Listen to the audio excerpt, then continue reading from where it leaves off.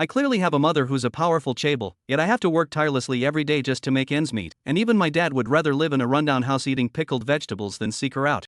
It's all because my parents divorced when I was young. My mom took my sister and disappeared, while I stayed with my dad, who raised me single-handedly. Whenever I asked about the reason for their divorce, Dad would tremble all over and refuse to say a word. Even when he suddenly ran off with all the money, leaving me with 99+ messages, I still didn't realize the impending crisis. After all, who would ve thought my own mother was a yandere?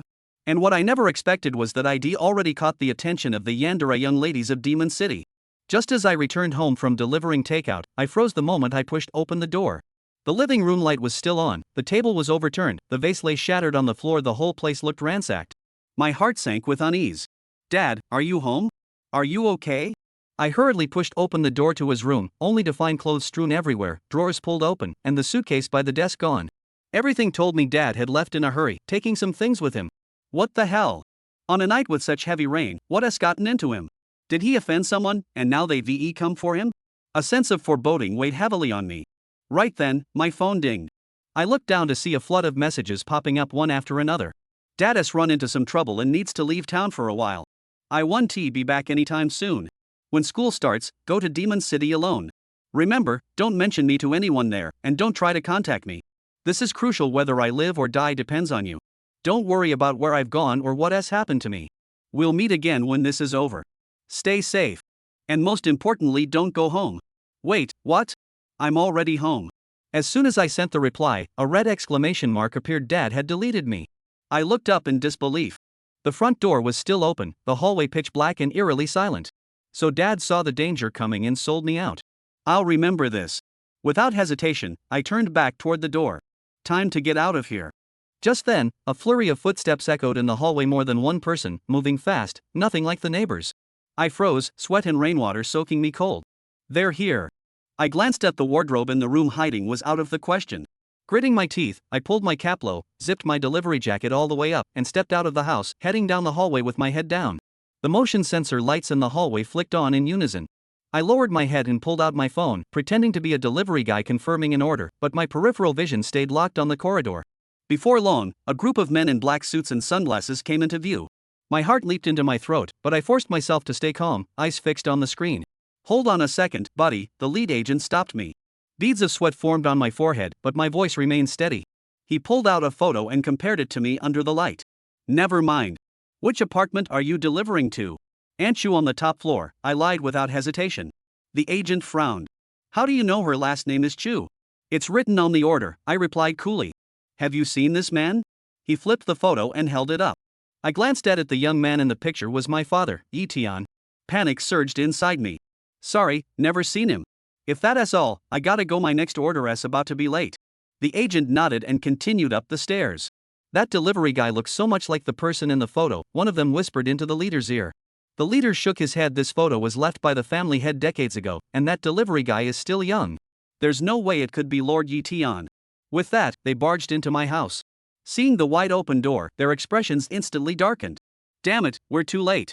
Lord Etian might have already escaped with the young master. They ransacked the entire house but found nothing.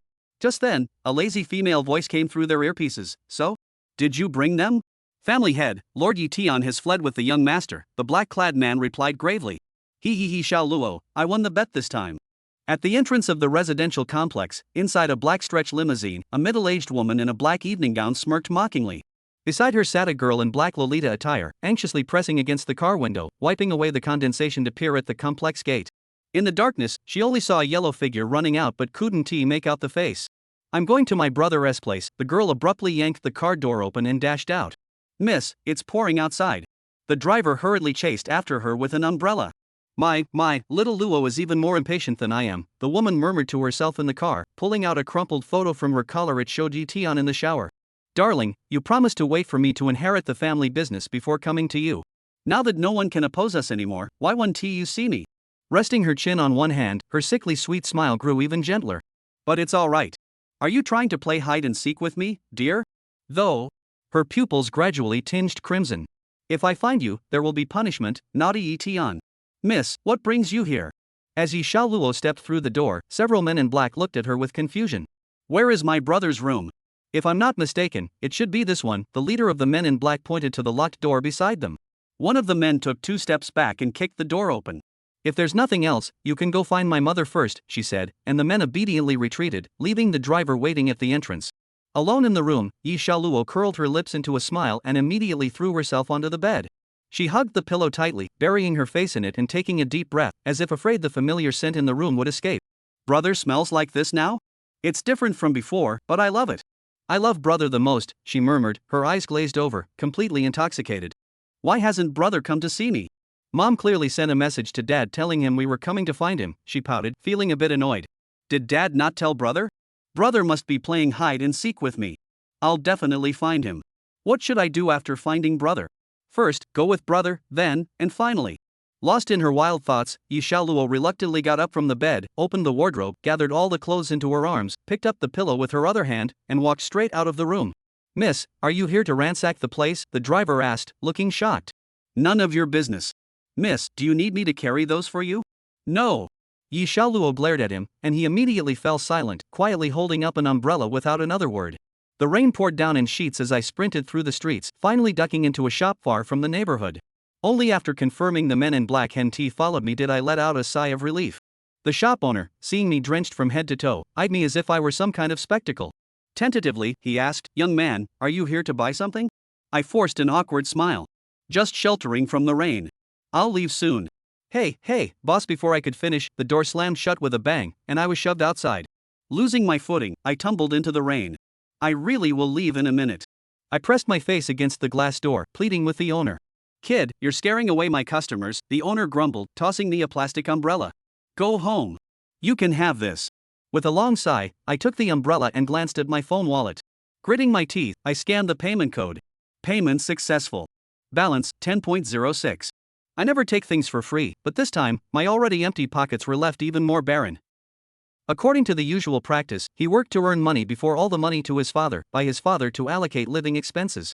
Now his dad is considered to have rolled up his money and ran away, and before he left, he seemed to have forgotten to leave a little bit for Jiang Knight, and this $10 is considered to be all of Jiang Knight's savings. TSK, Dad, I can't spare you. Jiang Knight snuggled under the bridge hole, shivering. He opened his feed letter and clicked on the contact with the note. Landlady.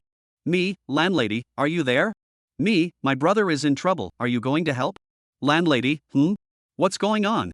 I'm homeless, can I borrow your room for a while? 1. Rent you according to the normal price can be charged, but may owe a period of time. I will certainly work hard to pay you back later. I will work hard to pay you back later. Landlady, yes, but what happened? The chartered housewife, where are you now? I will come over to look for you right away. 1. It's raining so hard, it's not convenient for you to come out, right? The chartered lady, tell me quickly, or I'll ignore you later. I'll tell you what, or I'll ignore you. Me, okay, I'll be in a sorry state. Me, locating. Why are you under a bridge? Wait for me, I'll be right over. The person noted as the landlady is not actually Jiang Knight's landlord, but his good brother, named Shenluoying, a girl. The two knew each other when they were young, and they often hung out together, and I don't know what happened, but they were assigned to the same class from elementary school, middle school, and high school. Moreover, Shenluoying, like him, got into Magic City University. Jiang Knight's grades were so good that when the school chose seats according to grades, Jiang Knight was always the first to choose a seat. Shenluoying was the second oldest in the class, and her grades were always a little bit lower than Jiang Knight's, so she was basically the second to choose a seat. Jiang Knight found this very strange, making him wonder if Shenluoying had secretly copied her answers during the exams. Shenluoying would always choose to be at the same table with him. Jiang Knight went to the front row, she also followed in the front row. When Jiang Knight sat in the back row, she also sat in the back row. Shenluoying, no matter what school she was in, her face value was considered to be at the school flower level, and she was relatively ladylike. She had quite a few suitors, but they were all rejected by her without exception. Jiang Knight is often pushed out to act as a shield, and after a long time, when others see the two of them, they subconsciously defaulted to them as a couple. Only Jiang Knight herself knew that she was shy and not good at communicating with others. Because of this, Shenluoying always sat at the same table with him, as well as pulling him out as a shield. This was what Shenluoying told him herself, and Jiang Yi believed her. After all, the two of them were childhood sweethearts in the truest sense of the word, and it could be said that the two of them knew each other well, and Jiang Yi had always treated her as the best of brothers. As for the reason why she was labeled as a landlady, it was because Shenluoying had several houses under her name, and her parents didn't seem to be in Chuan City, so Shenluoying relied on the rent to make ends meet. Soon, a cab drove to the bottom of the bridge. The car came down a pink-haired girl, holding a pink blanket in her arms. The person who came was none other than Shenluoying. She looked around and finally saw Jiang Knight, who was shivering underneath the bridge hole, and jogged over, draping the blanket over him. Jiang Knight? Jiang Knight was about to go numb from the cold, and this blanket made him feel much more comfortable. He raised his head and met Shen Luoying's beautiful eyes, and smiled sarcastically, almost froze to death. I, Jiang Knight, owe you a life. In the future, what needs to be despite what I say, I'll go up the Sword Mountain and down the Fire Sea. Okay, quickly stop talking. Shen Luoying hurriedly interrupted his flag, and looked at Jiang Knight, who was curled up in a ball, with a heartbroken face. She pulled up Jiang Knight's hand. Go home with me. Go to your home?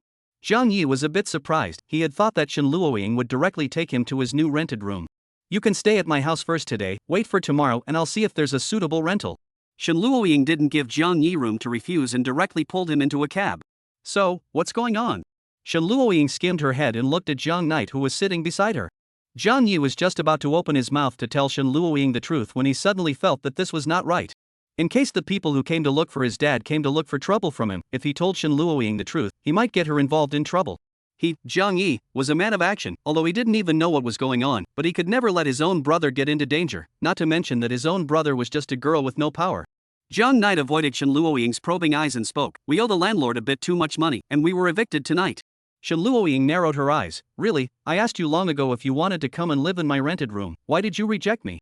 I don't even charge you rent anymore. What are you still dissatisfied with? After saying that, she skimmed her head and pouted, pretending to look sullen. I, Jiang Knight, will not earn my brother's small advantage even if I die, that's the bottom line. Jiang Yi spoke righteously, amusing Shen Luoying on the side. She sized up Jiang Yi with a bad smile on her face. Then, how are you going to repay me for saving your life? Jiang Yi pondered for a while and shook his head. I don't know, feel free to mention it, as long as it's something I, Jiang Yi, can do. This is what you said. Shen Luoying left Jiang Knight with a meaningful look. Jiang Knight didn't care. What bad thoughts could a good brother have? It was nothing more than asking himself to be a cow for her, which was what happened when he borrowed her money before. Chapter 4: Shen Luoying's Plan. Jiang Knight looked out the window through the car glass. The colorful neon lights melted away in front of Jiang Knight's eyes through the rain-soaked windows. Landlady, I really envy rich people like you. Jiang Knight couldn't help but lament. No need to look at the face of the customers or think about what exactly you're going to eat at the end of the month. What's that saying? Your life, my dream. A ghostly voice came from the side. Certain people obviously have the opportunity to live like this, but they don't know how to grasp it. Jiang Knight turned back and pointed at his nose, somewhat disgruntled. Are you talking about me? Are you kidding me? Other than winning the lottery, I can't think of anything that can make our family salty. Shen Luoying threw him a blank stare and stopped talking. The cab traveled for a long time and stopped by a large villa. Ha! Landlady, you moved? It wasn't the first time Jiang Knight had come to Shen Luoying's house. Their two families weren't very far apart, so when she was young, Shen Luoying often called out to Jiang Knight to come to her as a guest. At that time, Shen Luoying's parents would come back to visit her from time to time, and Jiang Knight was also very familiar with them, and the two families lived more like a family. I moved over after the college entrance exams. I asked you to come over to play, and you still don't want to. Jiang Knight snapped. It's not that I have to work part-time and don't have much time to come. Shen Luoying fished out a key from her pocket and handed it over to Jiang Knight. This is the key to this villa. You go in first and take a shower. Jiang Knight took it in confusion. Aren't you going home? I'm going to buy you some clothes. After a bath, you always have to change. But it's raining so hard, it's not too safe for you to go out by yourself. I cannot take a shower. Roll disgusting. Shen Luoying had a disgusted look on her face, handed Jiang Knight an umbrella, and then squeezed him out without mercy. Alright, you'll remember the money for the clothes and return it to you together at that time. Jiang Knight didn't think much about it. It's okay for a big man like himself to get a little dirty, but it's not good to dirty someone's home. After saying that, Jiang Knight walked towards the villa. Only Shen Luoying and the cab driver were left in the cab. Miss, next. Go to South Lake Apartments. This wasn't an ordinary cab, it was just a private car in the skin of a cab, and the driver was hired by the Shen family as Shen Luoying's personal driver. Shen Luoying wasn't just any ordinary chartered lady, but the eldest lady of the Shen family, one of the 4 great families in Magic City. Due to the Shen family's internal turmoil, Shen Luoying had come to Sichuan City when she was a child as a form of protection from her parents. Later, even though the family's internal conflicts had been resolved, Miss Shen decided to stay in Chuan City. Only, this was not clear to Jiang Knight. In Jiang Knight's eyes, the Shen Luoying he knew was just an ordinary rich woman. To Shen Luoying, she had always pretended to be poor in front of Jiang Knight. Let's see, what will my dear do? The corner of Shen Luoying's mouth hooked up slightly. Don't let me down with this arrangement. Saying this, she took out her cell phone, and on the screen was the very scene inside the villa. Jiang Knight took off his wet takeout suit and wrung it under the eaves to make sure it was no longer dripping before entering the villa. The lights of the villa were not turned off, and Shen Luoying seemed to have set out in a hurry. Zhang Yi looked at the huge chandelier above his head, then at the high-class lazy sofa in the living room, and took a deep breath. The decoration of this villa was even more luxurious than before, which opened Zhang Knight's eyes. Knowing that the chartered lady is rich, I didn't expect to be so rich. Zhang Knight's eyes were filled with envy. I also don't know how Dad is doing now. Zhang Knight looked out the window. The rain outside the house had no intention of stopping, instead it was bigger than before. My son doesn't ask you to give me any big villa, but how come you rolled away all my son's living expenses? Zhang Knight sighed. He circled around the first floor and couldn't find a shower room. So, he walked up the stairs to the second floor. A long corridor stretched out in front of him, with a number of murals hanging on the walls. He looked at the paintings in shock, not surprised at how good they looked, but, rather, they were all from Zhang Knight's hand. When he was in elementary school, Zhang Knight liked to draw, but his drawing skills were all over the place. It just so happened that Shen Luoying was good at drawing, so she often became Zhang Knight's drawing teacher. After painting, Shen Luoying would put them away for him. Zhang Knight didn't expect that she actually hung all these paintings on the wall. My dear, now, you can understand how I feel about you. Shen Luoying watched the scene with interest, expecting Zhang Ye's reaction. Sure enough, Zhang Ye's eyes reddened a bit. I didn't expect the chartered lady to be so sentimental. Zhang Knight was very moved, worthy of being my good brother. The voice reached Shen Luoying's ears, and the young girl's face instantly darkened. Under the mural was a room door as well as a window, and Zhang Knight looked through the window for the shower room. Strange, how come such a large villa doesn't have a shower room? Zhang Knight walked all the way to the end of the corridor without seeing it. Ding! Zhang Knight's cell phone rang. He opened it to see that it was a message from Shen Luoying. Landlady, I forgot to tell you, there's no separate shower in the villa, only in my room. Chartered lady, my room is on the second floor, the one with the light on is. Me, isn't this not good? Shen Luoying never replied. Zhang Yi looked up at the room with the light on, hesitated for a moment, then pushed the door in. The walls of the room were pink, and a giant teddy bear was placed on a large white bed. It looked like Shen Luoying was using it as a pillow. This. She still has it. Zhang Yi instantly recognized it as the birthday gift he gave her when he was a child. How did it break into this? Zhang Knight saw quite a few small holes broken in the teddy bear, only that they were all sewn up by Shen Luoying. That's right, oh dear. The corner of Shen Luoying's mouth slightly hooked. I have kept it until now. In order to show how much she cherished the bear, she even deliberately poked and prodded the bear, then carefully sewed it up for them and placed it on the bed. Now, you can understand my heart. Really, how old are you still hugging a bear to sleep? Shen Luoying. Is the point this? Next to the bed was a workbench as well as a computer desk with Shen Luoying's diary on it. The diary was open, and there was still writing on it. When did the landlady start writing a diary? Zhang Knight remembered that Shen Luoying didn't have the habit of writing a diary before. This was Shen Luoying's carefully prepared diary, which recorded every bit of her and Zhang Knight's life. My dear, after reading the diary, you will definitely be able to understand. Before the words were finished. Really, you don't know to put away the diary even after you finish writing it. Luckily the person who came was me. What if other guests came to the house and were seen by others? Zhang Knight helped her close the diary, thoughtfully helping her clip the pen between the pages. It's okay. Okay. Shen Luoying strongly resisted the urge to rush home. There's one last trick. Ding bell, ding bell. Zhang Knight was startled. He turned back violently and looked at the closet in the room. No, how did she put the alarm clock in the closet?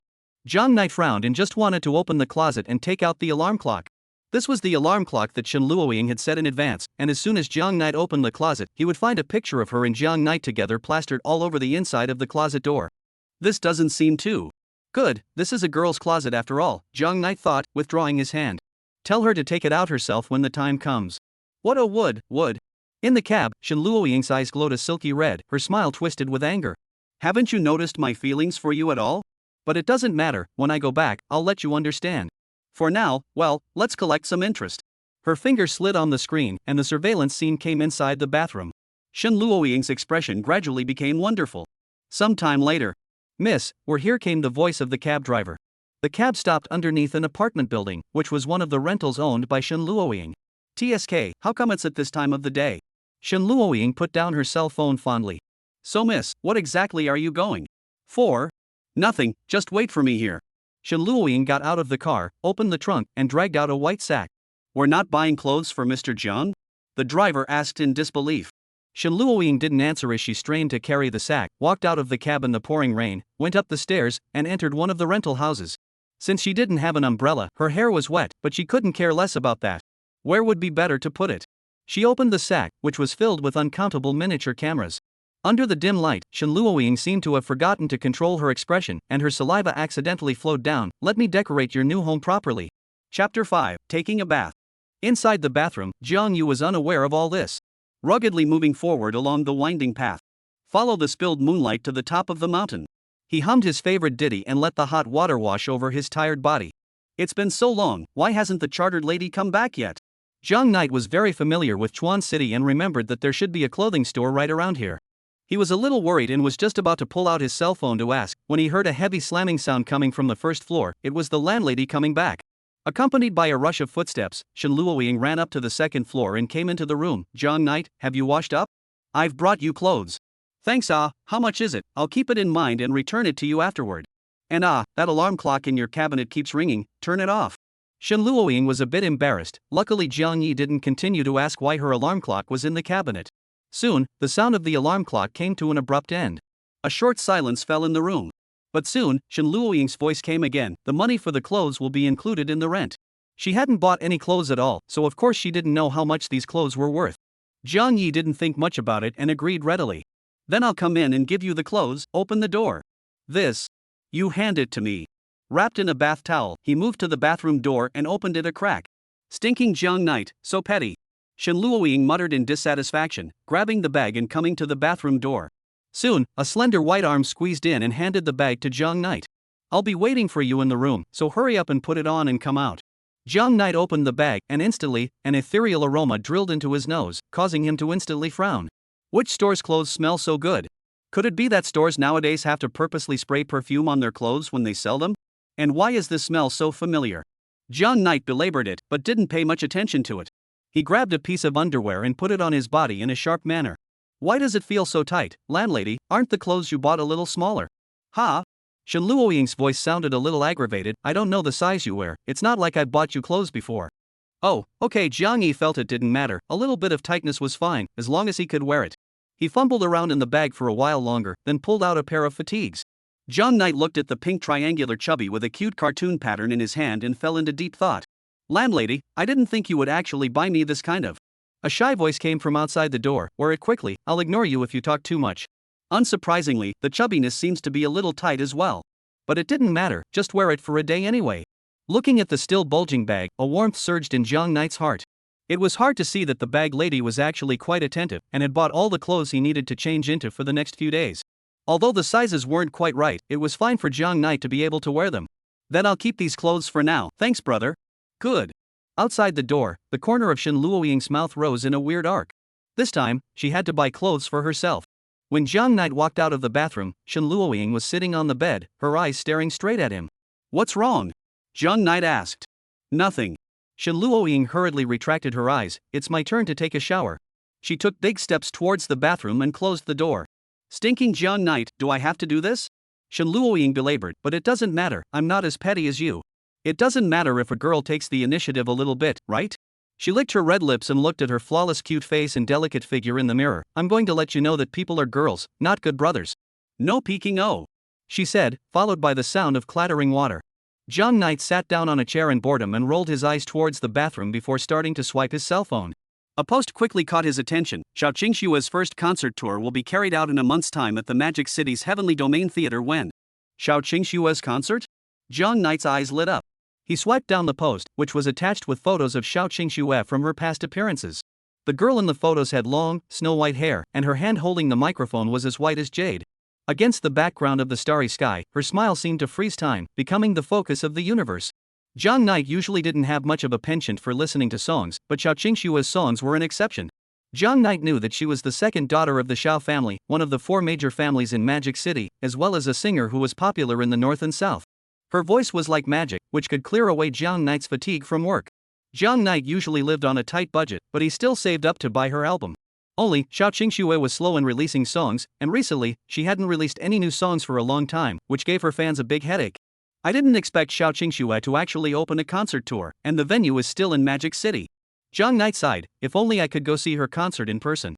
Jiang Knight still had to think about how to fill his stomach for the next meal, and spending money to go to a concert was even more unthinkable.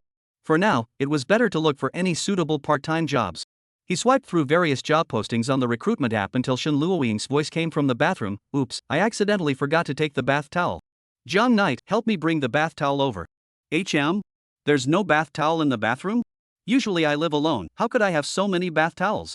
There's a spare one hanging on the balcony, so get it for me. Okay. John Knight got up, removed the bath towel hanging on the balcony, and walked to the bathroom door. Come in. Shen Luoying couldn't hear anything different in her tone. John Knight suspected that he had heard wrong. What did you say? Come in, Shen Luoying repeated. John Knight? Is the landlady so spontaneous? Or are rich people like this? John Knight's body felt like it was filled with lead, unable to move, staying in place at a loss for words. What are you waiting for? Come on in. Shen Luoying's tone was still flat, as if she was talking about an insignificant matter. That, although we are brothers, but brothers can't be this honest with each other. John Knight tried to speak as righteously as possible. Why? Shen Luoying snickered. Because you are a girl. So you know I'm a girl. Shen Luoying muttered delicately. Since this is the case. Shen Luoying revealed a bad smile. Click. John Knight heard the sound of the door handle turning. No, landlady, what are you doing? John Knight hurriedly closed his eyes and turned around. Shen Luoying lightly came behind him and came up to his ear and murmured in a low voice, What's wrong, John Knight? An ethereal aroma drilled into John Knight's nose. The room was heated inside. The young girl's words were accompanied by a gust of heat, like an invisible wave of electricity passing through John Knight's body. John Knight felt crispy and goosebumps all over his body. Isn't it not good to joke like this between brothers? What's wrong? We are good brothers. Shouldn't good brothers be honest? Shen Luoying's voice was soft and was a different person from usual. What you said about being open and honest and what I said might not mean the same thing. John Yi took a step forward, trying to escape. What is she doing? How do I feel that today Shen Luoying is a bit different? Only, before Jiang Knight managed to escape, Shen Luoying grabbed Jiang Knight's hand and, like a dancing elf, came to Jiang Knight in a spin, blocking his way. The room was lit up with warm lights, and the young girl stood on her tiptoes, her forehead pressed tightly against the teenagers. Jiang Knight, by now, don't you understand? The young girl's delicate voice was like it could seduce people. Jiang Yi froze, like a statue, without moving. Seeing this, Shen Luoying continued, Actually, Scene 2. Wait a minute. Landlady, I know. Jiang Knight closed his eyes, probed the young girl's forehead with his hand, threw the bath towel on the bed, and then pulled out his legs and ran. Thump, thump, he tripped over a chair and fell to the floor, but he didn't care about the pain, climbed up, and rushed towards the door. Only Shen Luoying, who didn't know what to do, was left in the spot. Thunk, the villa's door was closed, and Jiang Knight left. Chapter 6, You Have a Fever. Shen Luoying's gaze was dull as she looked in the direction Jiang Knight had left. Jiang Knight, it seemed, had rejected her. Her face suddenly sank. Ha! Jiang Knight, is this your answer? I clearly, have already made it this far. 2 lines of clear tears crossed Shen Luoying's cheeks, her eyes once again transmitting a horrifying red light. Anger and sadness filled her mind, and Shen Luoying's breathing began to become constricted. Jiang Knight. Jiang Knight. The young girl kept murmuring as she turned back violently, opening the closet and looking at the densely pasted photos inside, haphazardly pulling them off. Clutching the photos of the hand slightly trembling, she kept flipping through the photos in her hand, like a drowning person grasping the last straw, the strength of her hand constantly increasing, making a crease appear on the photos. On the photos were bits and pieces of their lives, from the time they met until they graduated from high school. Looking at these photos, the young girl's mood only got a little relief. Jiang Knight. Shen Luoying breathed heavily, a flush attached to her face. Why just don't you get it? Why are you running away from my feelings? I'm obviously close to telling you directly. Why are you running away? We've been through so much together, why did you reject me? Jiang Knight, I hate you. Shen Luoying turned her gaze to the teddy bear on the bed. She slowly walked over, picked up the teddy bear with one hand, and brought it to the side of the workbench. Copying an art knife from the table, she ruthlessly stabbed into the teddy bear's head. Cotton, like the blood of the teddy bear, gushed out of the teddy bear's head and spilled onto the table. Hate you, hate you, hate you, hate you, hate you. One knife after another, the teddy bear gradually became disfigured. Jiang Knight, why? Shen Luoying's scarlet eyes stared straight at the toy bear in his hands. Speak out, Jiang Knight. She kept shaking the Jiang Knight in her hand, hoping that Jiang Knight could answer her question. I know, you do not like me enough, so you cannot accept my feelings for you, is it? In fact, you understand everything, only pretending not to know anything, and then come to lie to me, have been lying to me, lied to me for so many years. Am I right, Jiang Ye? The river knight in her hand didn't move, acquiescing to the girl's question. I knew it, but it doesn't matter, dear. I'll slowly cultivate the feelings between us until I appear inside your world. I'm going to take over your entire world, and there's only me, and only me, inside your world. Shen Luoying's eyes were mesmerized, completely immersed in her own world. The teddy bear was held tightly in the young girl's arms, falling apart under her squeezing, the white cotton instantly bursting all over the place. Jiang Knight. Shen Luoying instantly slumped to the ground in agony, her trembling hands constantly scouring the ground for cotton, clumsily stuffing it into the interior of the teddy bear, only, all was in vain. Jiang Knight, don't leave me, I was wrong, I was wrong. Shen Luoying anxiously repaired the teddy bear, only the more anxious she was, the bigger the breakage on the teddy bear became. Finally, the teddy bear spat out the last bit of cotton in its stomach and turned into a fabric with numerous wounds. I was wrong, Jiang Knight, I shouldn't have let you leave me so easily. Ha ha, Jiang Knight, I'm going to make sure that you don't have the right to reject me. I'm going to make sure that you stay by my side forever, forever, forever. Honey, this is all because you forced me to. An inconspicuous locator had been installed on Jiang Knight's underwear, and as long as Shen Luoying turned on her cell phone, she could immediately learn his location. As long as he was found and a few bodyguards were dispatched to bring him back, Jiang Knight would be locked up in this villa forever and no one would be able to find him.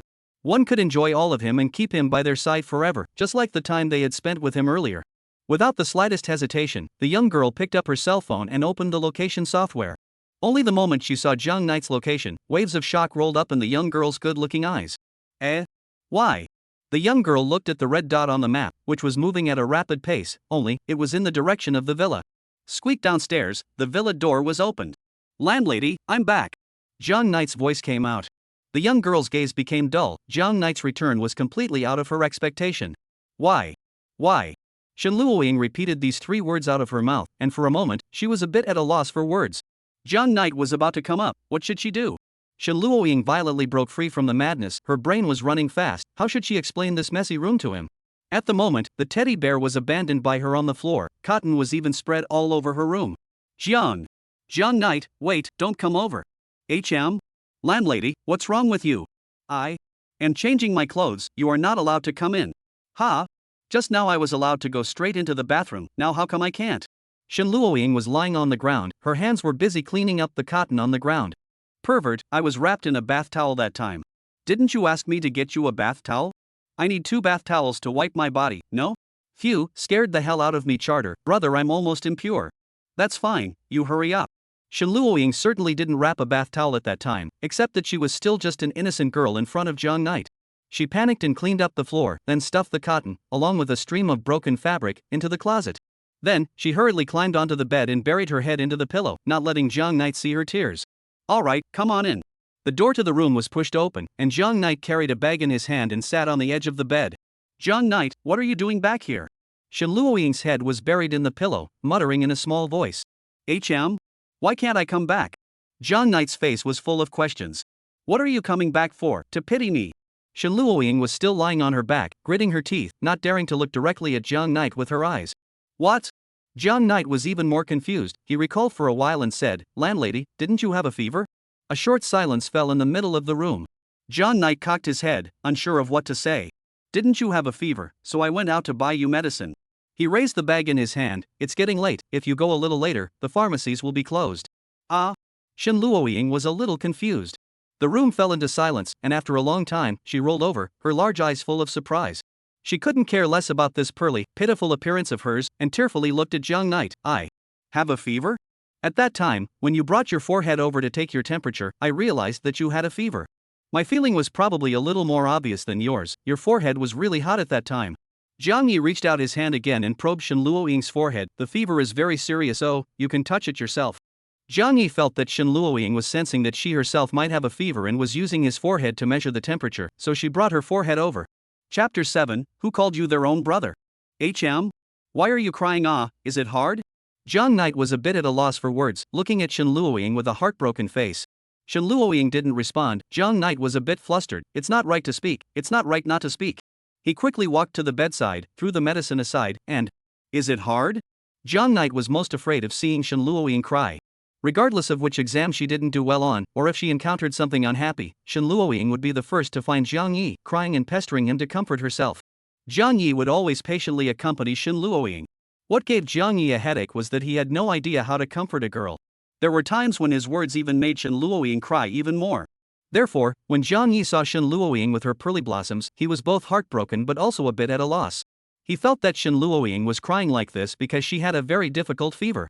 Thinking of this, he hurriedly organized his words, but didn't know what to say. I realized that you had a fever, so I rushed to buy medicine. I know you're not in good health. When you get wet, you catch a cold. When you catch a cold, you get a fever. If you don't take medicine, the cold won't get better at all. Shen Luoying didn't move. Her good-looking eyes were still staring at Jiang Knight's face, and her tears couldn't stop flowing down. Jiang Yi became more anxious. Did he say the wrong thing again? These words all sound like they are defending themselves, not useful at all. He is always like this, talking without any logic, saying whatever comes to his mind. The more he says, the more confusing it gets, and now he doesn't even know how to explain it. Shen Luoying must have gotten caught in the rain while buying clothes for herself or going out to look for herself, which meant she had a fever because of herself. This made Jiang Yi even more desperate to slap himself a few times. Shen Luoying must be blaming herself for why she didn't hurry up and buy the medicine back, but he didn't know how to explain, so he just apologized directly. Oops, chartered. Luoying, I'm sorry, I shouldn't have made you wait so long. Mainly, I only have $10 left, I can't afford to take a taxi, I can only run to the pharmacy to buy medicine for you. Many of the pharmacies in this neighborhood are closed, I ran to several before I could buy medicine for you.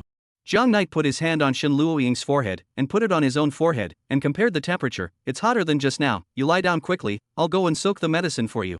He turned around, just about to get up to get the kettle, when the corner of his own coat was held in a deadly grip.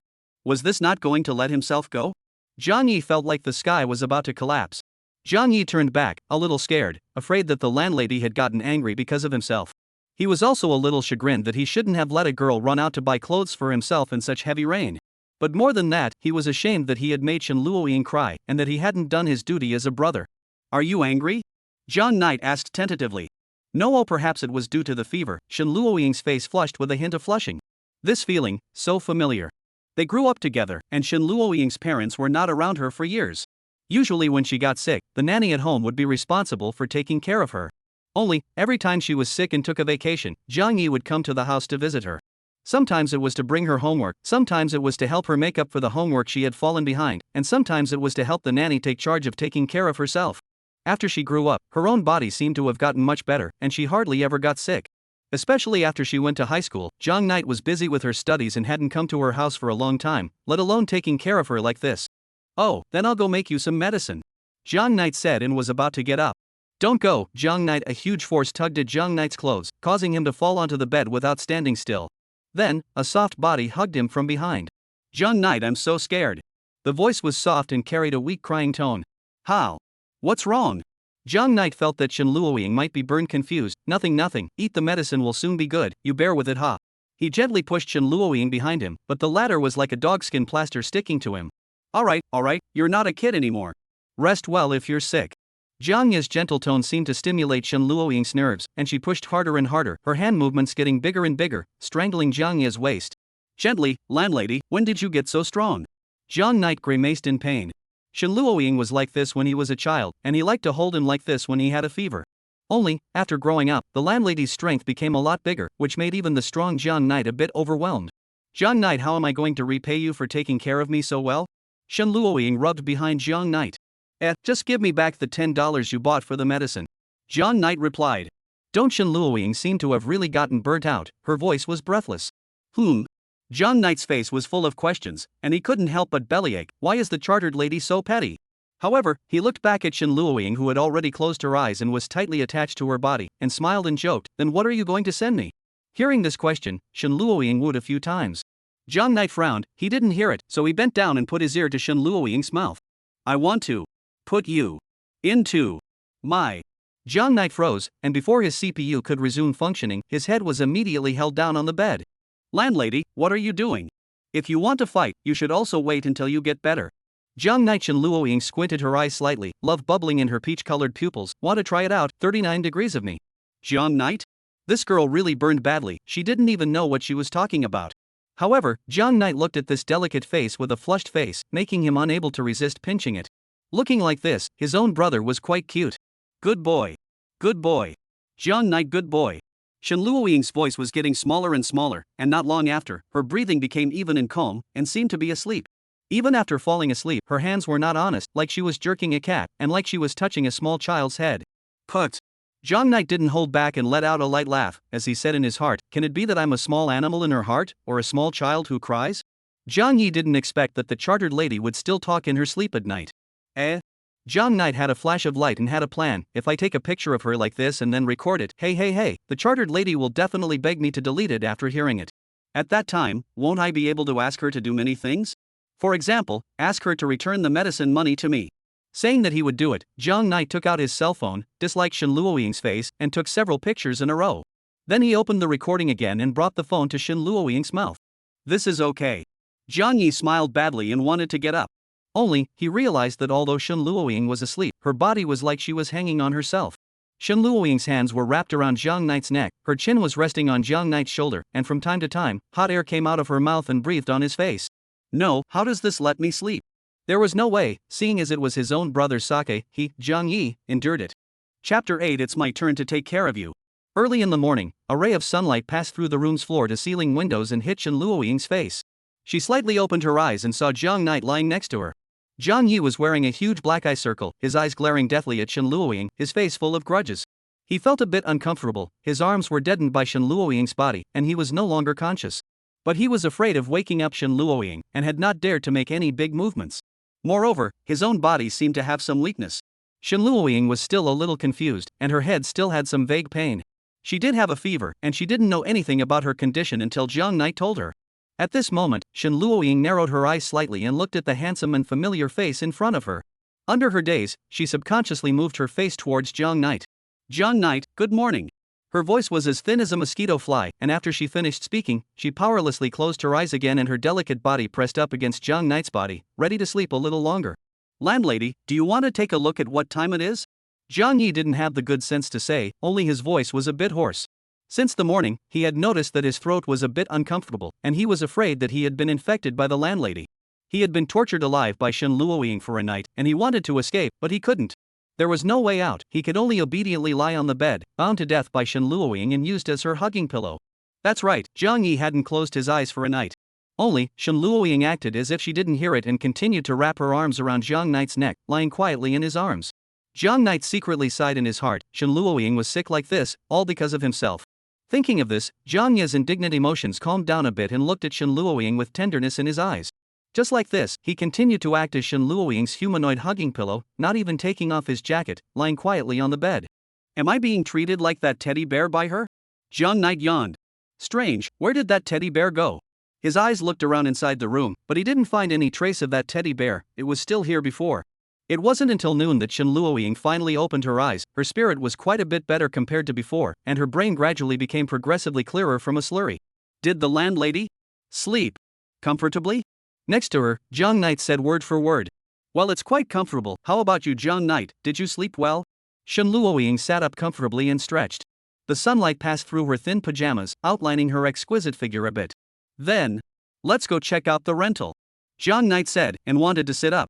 But just as he finished speaking, he was held down on the bed by Shen Luoying. Landlady, what are you doing? Are you sick?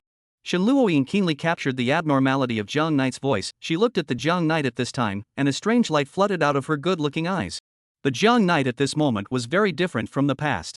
Jiang Knight always looked full of vigor in front of her, even yesterday, under the bridge hole, Jiang Knight was freezing and shivering. When Shen Luoying saw him, he didn't show the slightest bit of fatigue. Jiang Yi had always maintained the image of a sunny and cheerful big boy in front of her. And now Jiang Yi, lying quietly on the bed, his eyes were lifeless, and from his cheeks, to his nose, a hint of redness had risen.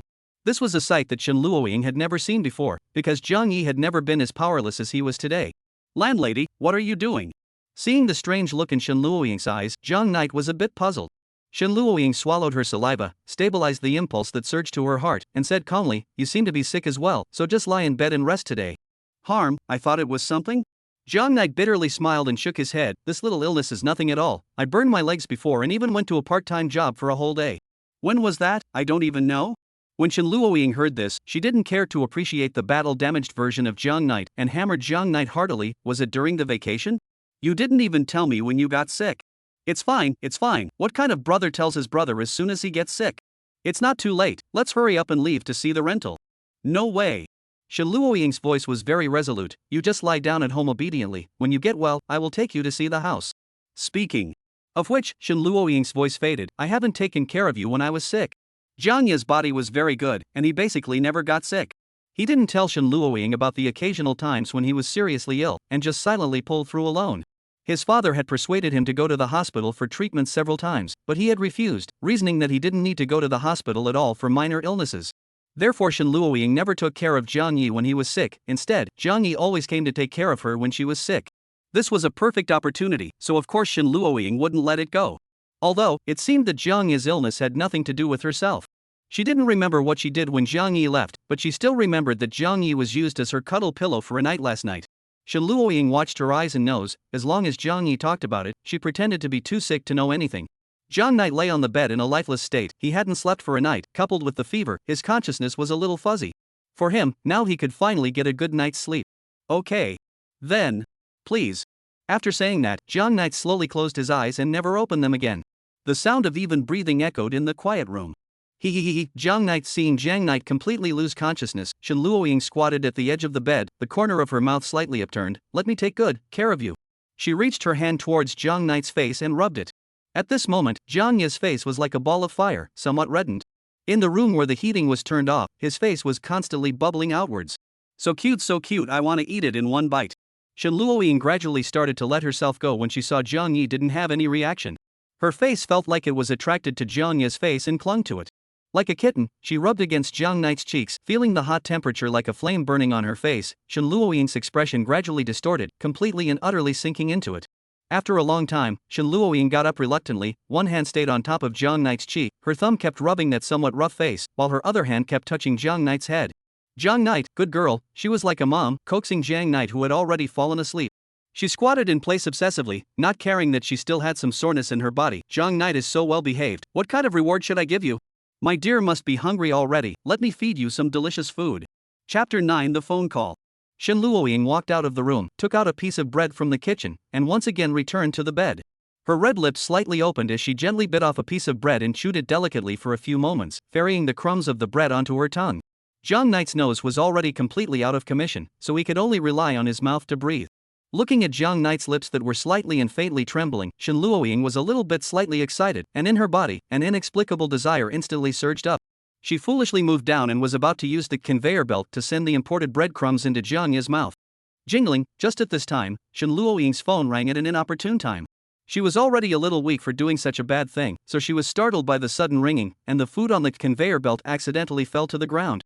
She froze for a few seconds, and her face instantly darkened. Who was calling her at this hour? She was a bit depressed. But it didn't matter, she wouldn't answer the call no matter who it was, and no one could ruin her good deed. Thinking that, she ignored the phone in her pocket and took another bite of bread, ready to repeat the same trick.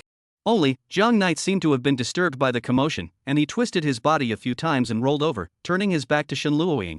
This caused Shen Luoying's plan to secretly feed him to completely fizzle out. Shen Luoying wanted to turn his body over, but she was afraid of waking Jiang Knight, and after hesitating for a while, she chose to give up. The corners of her mouth twitched a few times, then with a stern face, she walked straight towards the outside of the room. Her eyes were filled with resentment as she pulled out her cell phone, a call from her mother. Hello, Shen Luoying's voice was listless. Luoying, are you at home? A gentle female voice came from the other end of the phone. Aha! Both ends of the phone fell into silence, and after a few seconds, Shen Mother's voice came again. What's wrong, Luoying, not feeling well? No. Is there any trouble then? No. Mother Shen fell into silence, not knowing what to say. At this time another middle-aged man's voice came from the other end of the phone. It was Shen's father. That shouldn't be Jiang Knight bullying you, right? Only no. Shen Luoying pouted and muttered a few times. Jiang Knight is the best for me. Although the voice was small, Shen father and mother all heard it clearly. Mother Shen forced herself to hold back her laughter. You wouldn't be with Jiang Knight right now, would you? Ah.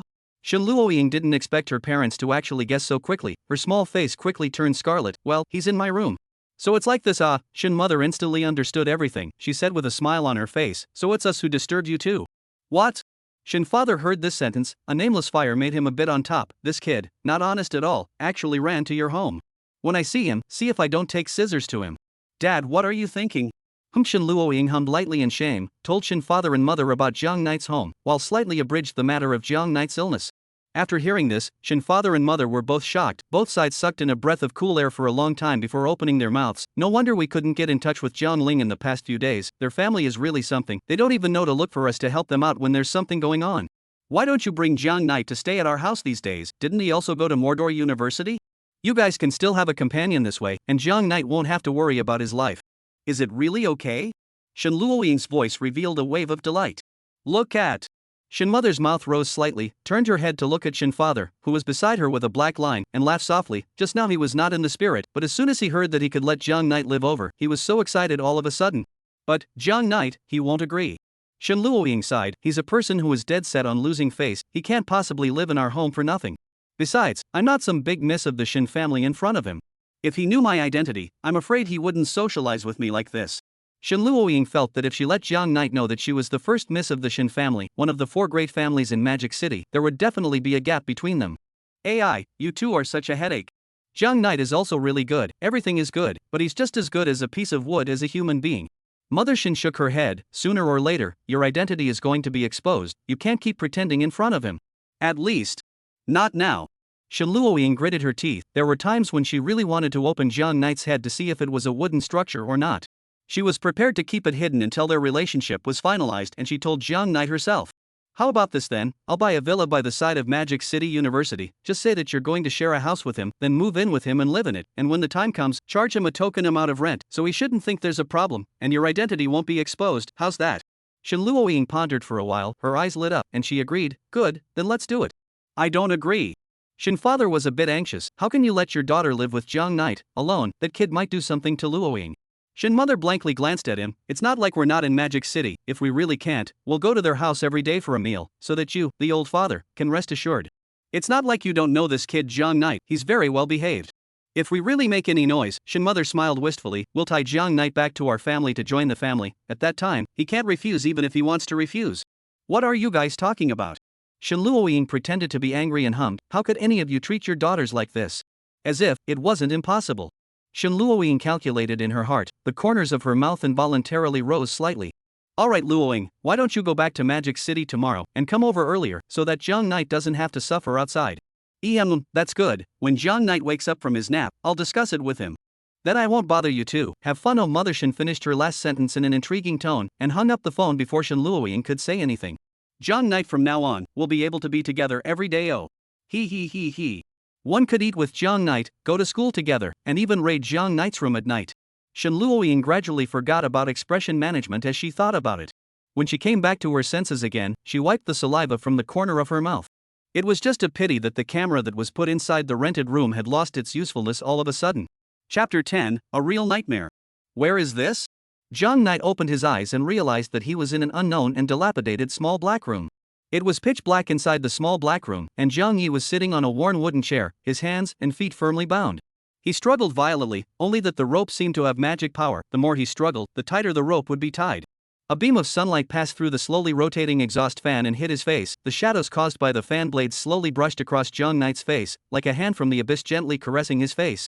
At the same time, the beam of light illuminated another figure beside him. Dad? Jiang Knight exclaimed, why are you here? Only, Jiang Ling didn't seem to have heard Jiang Knight's call. His eyes gazed ahead listlessly, his entire person as lifeless as a statue. Dad. Jiang Knight shook his body, driving the chair to move slowly in Jiang Ling's direction. 5 meters? 3 meters? 1 meter. Jiang Knight saw that he was about to come to his dad's side, and at this time, a black shadow covered his entire body, blocking the only ray of sunlight that shone down through the exhaust fan. An indescribably oppressive feeling swept over Jiang Knight's entire body. He felt as if something heavy was pressing down on him. In an instant, Jiang Knight's figure was unsteady and he fell to the ground. Save me, Dad. Dad? This oppressive feeling didn't subside, but instead became more and more intense. The rope that bound him also seemed to tighten more and more as the shadows enveloped him. Soon, all the light was swallowed up by the shadows, and Jiang Knight's world was plunged into a pure darkness. Not only that, Jiang Knight's mouth and nose felt like they were blocked by something that was depriving him of the right to breathe. The desire to survive prompted Jiang Yi to react. He wanted to break free, but due to the fact that he couldn't move his arms and legs, Jiang Yi could only keep shaking his head, hoping that this would throw off the unknown weight on his body. The current Jiang Knight was as if he was drowning, constantly struggling and trying to poke his head out of the water. Only, there seemed to be an unknown monster in the water, wrapping his entire body in its hands and pulling it towards the bottom. Jiang Yi couldn't fight against this force, and the only part of his body that could move was his head. Am I going to die here? Jiang Knight couldn't speak, his heart was screaming. I can't die here yet, Dad. Where's Dad? He looked around in horror, but where was Jiang Ling's figure around him? Everything in front of Jiang Ye's eyes seemed like a bubble phantom, constantly fragmenting. I can't die yet. Everything was futile. Jiang Knight seemed to have fallen into a deep sea without seeing the sky. His consciousness became more and more blurred, and then Jiang Yi violently opened his eyes, and the strength that erupted in that instant allowed him to successfully sit up from the bed, throwing Shin Luoying, who was originally pressed on top of him, out of the way. Dang! Shin Luoying fell heavily onto the floor, landing on all fours and letting out a wail. Who? Jiang Knight panted heavily, having just almost suffocated in his dream. How could he have such a strange dream? Jiang Yi hadn't had a nightmare in a long time, and even if he did, he would quickly forget about it after waking up. It was just that the dream just now, Jiang Yi felt both absurd and real at the same time. It seemed as if he was really tied up firmly by something, and then he was pressed down on the bed again, blocking his mouth and nose. Ha! Landlady, why are you sleeping on the floor? Jiang Knight discovered Shen Luoying, who had fallen on the ground, and was a bit puzzled. Shen Luoying slowly got up from the ground and smoothed the hair on her head. The blush on her face had not completely faded. She wiped the corner of her mouth with her sleeve and said sardonically, "It's nothing, I just fell." She wasn't going to tell Jiang Knight that she had just held him in her arms, pressed him underneath her, and then forcefully kissed him while he wasn't conscious. Like this? Jiang Yi narrowed his eyes and stared at Shen Luoying's constantly evasive gaze. Then, what is this thing? Jiang Knight picked up a few pink hairs from the quilt. This is my bed, it's normal to have my hair on it. Then why is it on my face too? Jiang Knight picked up a few more pink hairs from his own face. I wanted to try the temperature of your forehead to see if your fever had gone down. So, just slightly pasted my forehead to yours. So Jiang Yi felt as if there was a few things that made sense, but something wasn't quite right. Is the cold better? The two inquired of each other in unison. I'm fine. Shen Luoying carried a hint of squirming, her eyes lowered as she looked at the floor, one finger casually playing with the tips of her pink hair. Jiang Knight nodded. I'm also much better. That said, how long did I sleep? Without waiting for Shen Luoying to answer, Jiang Yi glanced at the wall clock and sucked in a breath of cool air. It was now 5 in the afternoon. In other words, Jiang Knight had been lying in bed for almost a day. Shen Luoying brought a cup of poured hot water from the bedside table and looked at Jiang Knight with a smile. I've taken care of you for a day. Jiang Yi sized up Shen Luoying, her head was oozing with fine beads of sweat, as if she had just gone through an intense exercise. It must be because of taking care of me that you're exhausted like this. Jiang Yi received the hot water and was a little heartbroken. Then, Shen Luoying said something about sharing housing with him. Of course I don't have a problem, sharing a room may be cheaper than living in a dormitory. Jiang Yi speculated and nodded his head. He didn't think too much about it, living with his good brother could also help each other out, not to mention that they were admitted to the same university, so going to and from school together every day would be quite nice. As long as they didn't stay in the same room as Shen Luoying, it would be fine.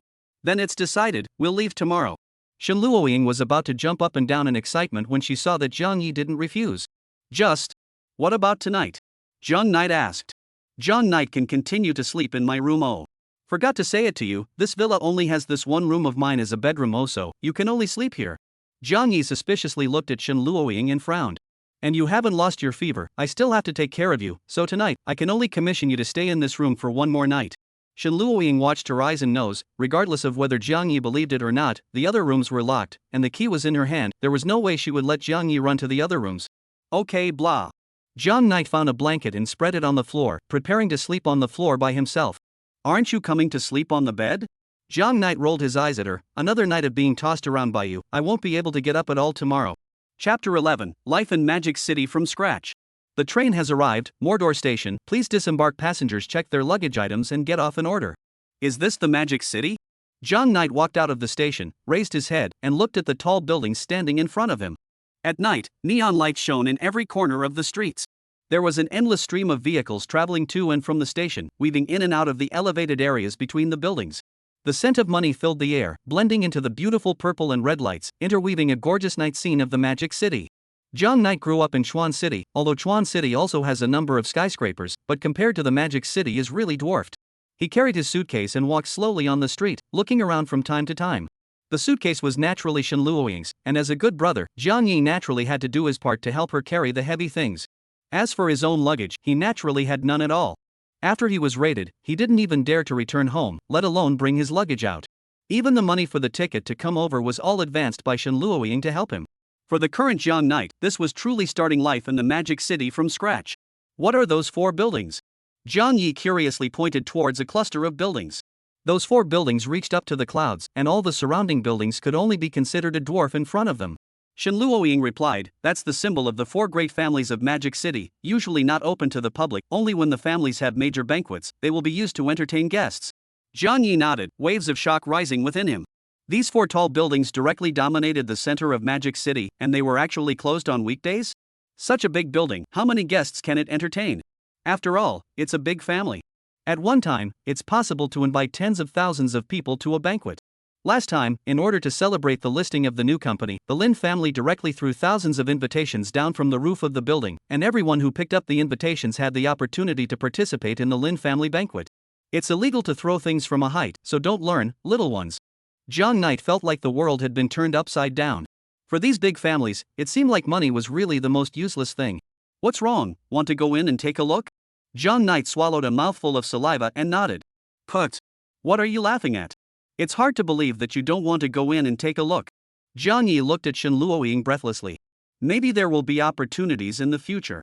Shen Luoying stretched out half of her hand and pulled on the corner of Jiang Knight's coat, and in no time, her hand was a little red from the cold. Mom and Dad have already rented an apartment for us, we can move there now. The duo hailed a cab. After the duo sat in it, they arrived in front of a small cottage. The house you said you rented is actually a villa? Jiang Knight gazed daggers at the 3-story villa in front of him. Right. Shen Luoying nodded. This villa is still relatively close to the school, 10 minutes of effort to get to and from school. Jiang Yi was a bit hesitant, and Shen Luoying instantly understood his concerns. Don't worry, the rent won't be expensive.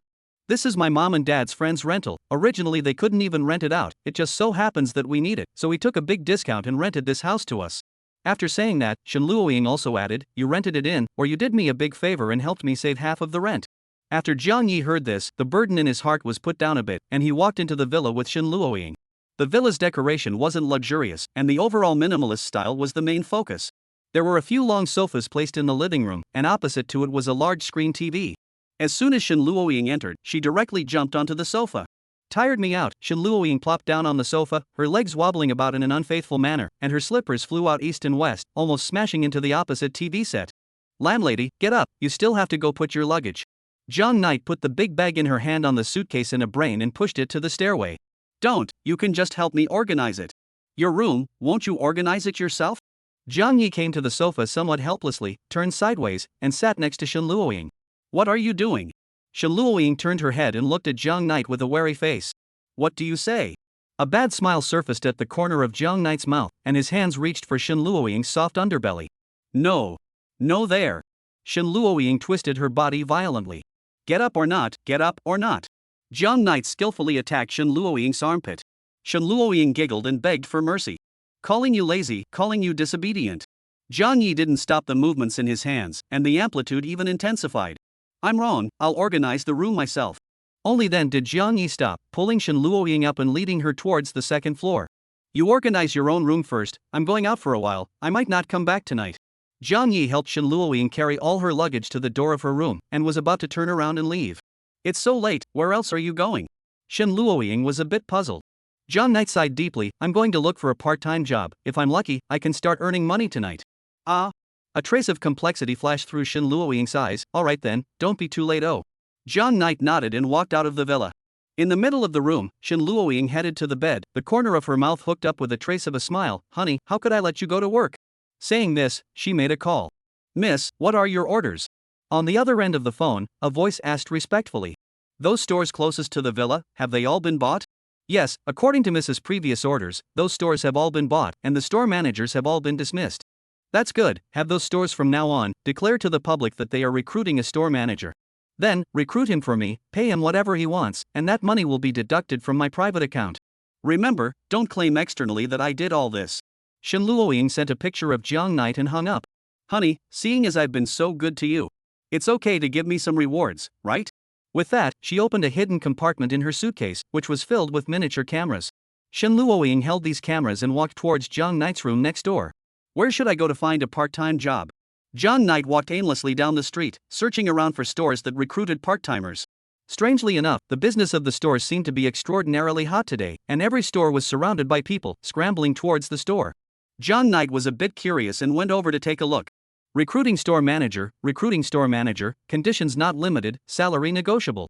A person dressed as a store clerk held up a large sign and yelled in all directions.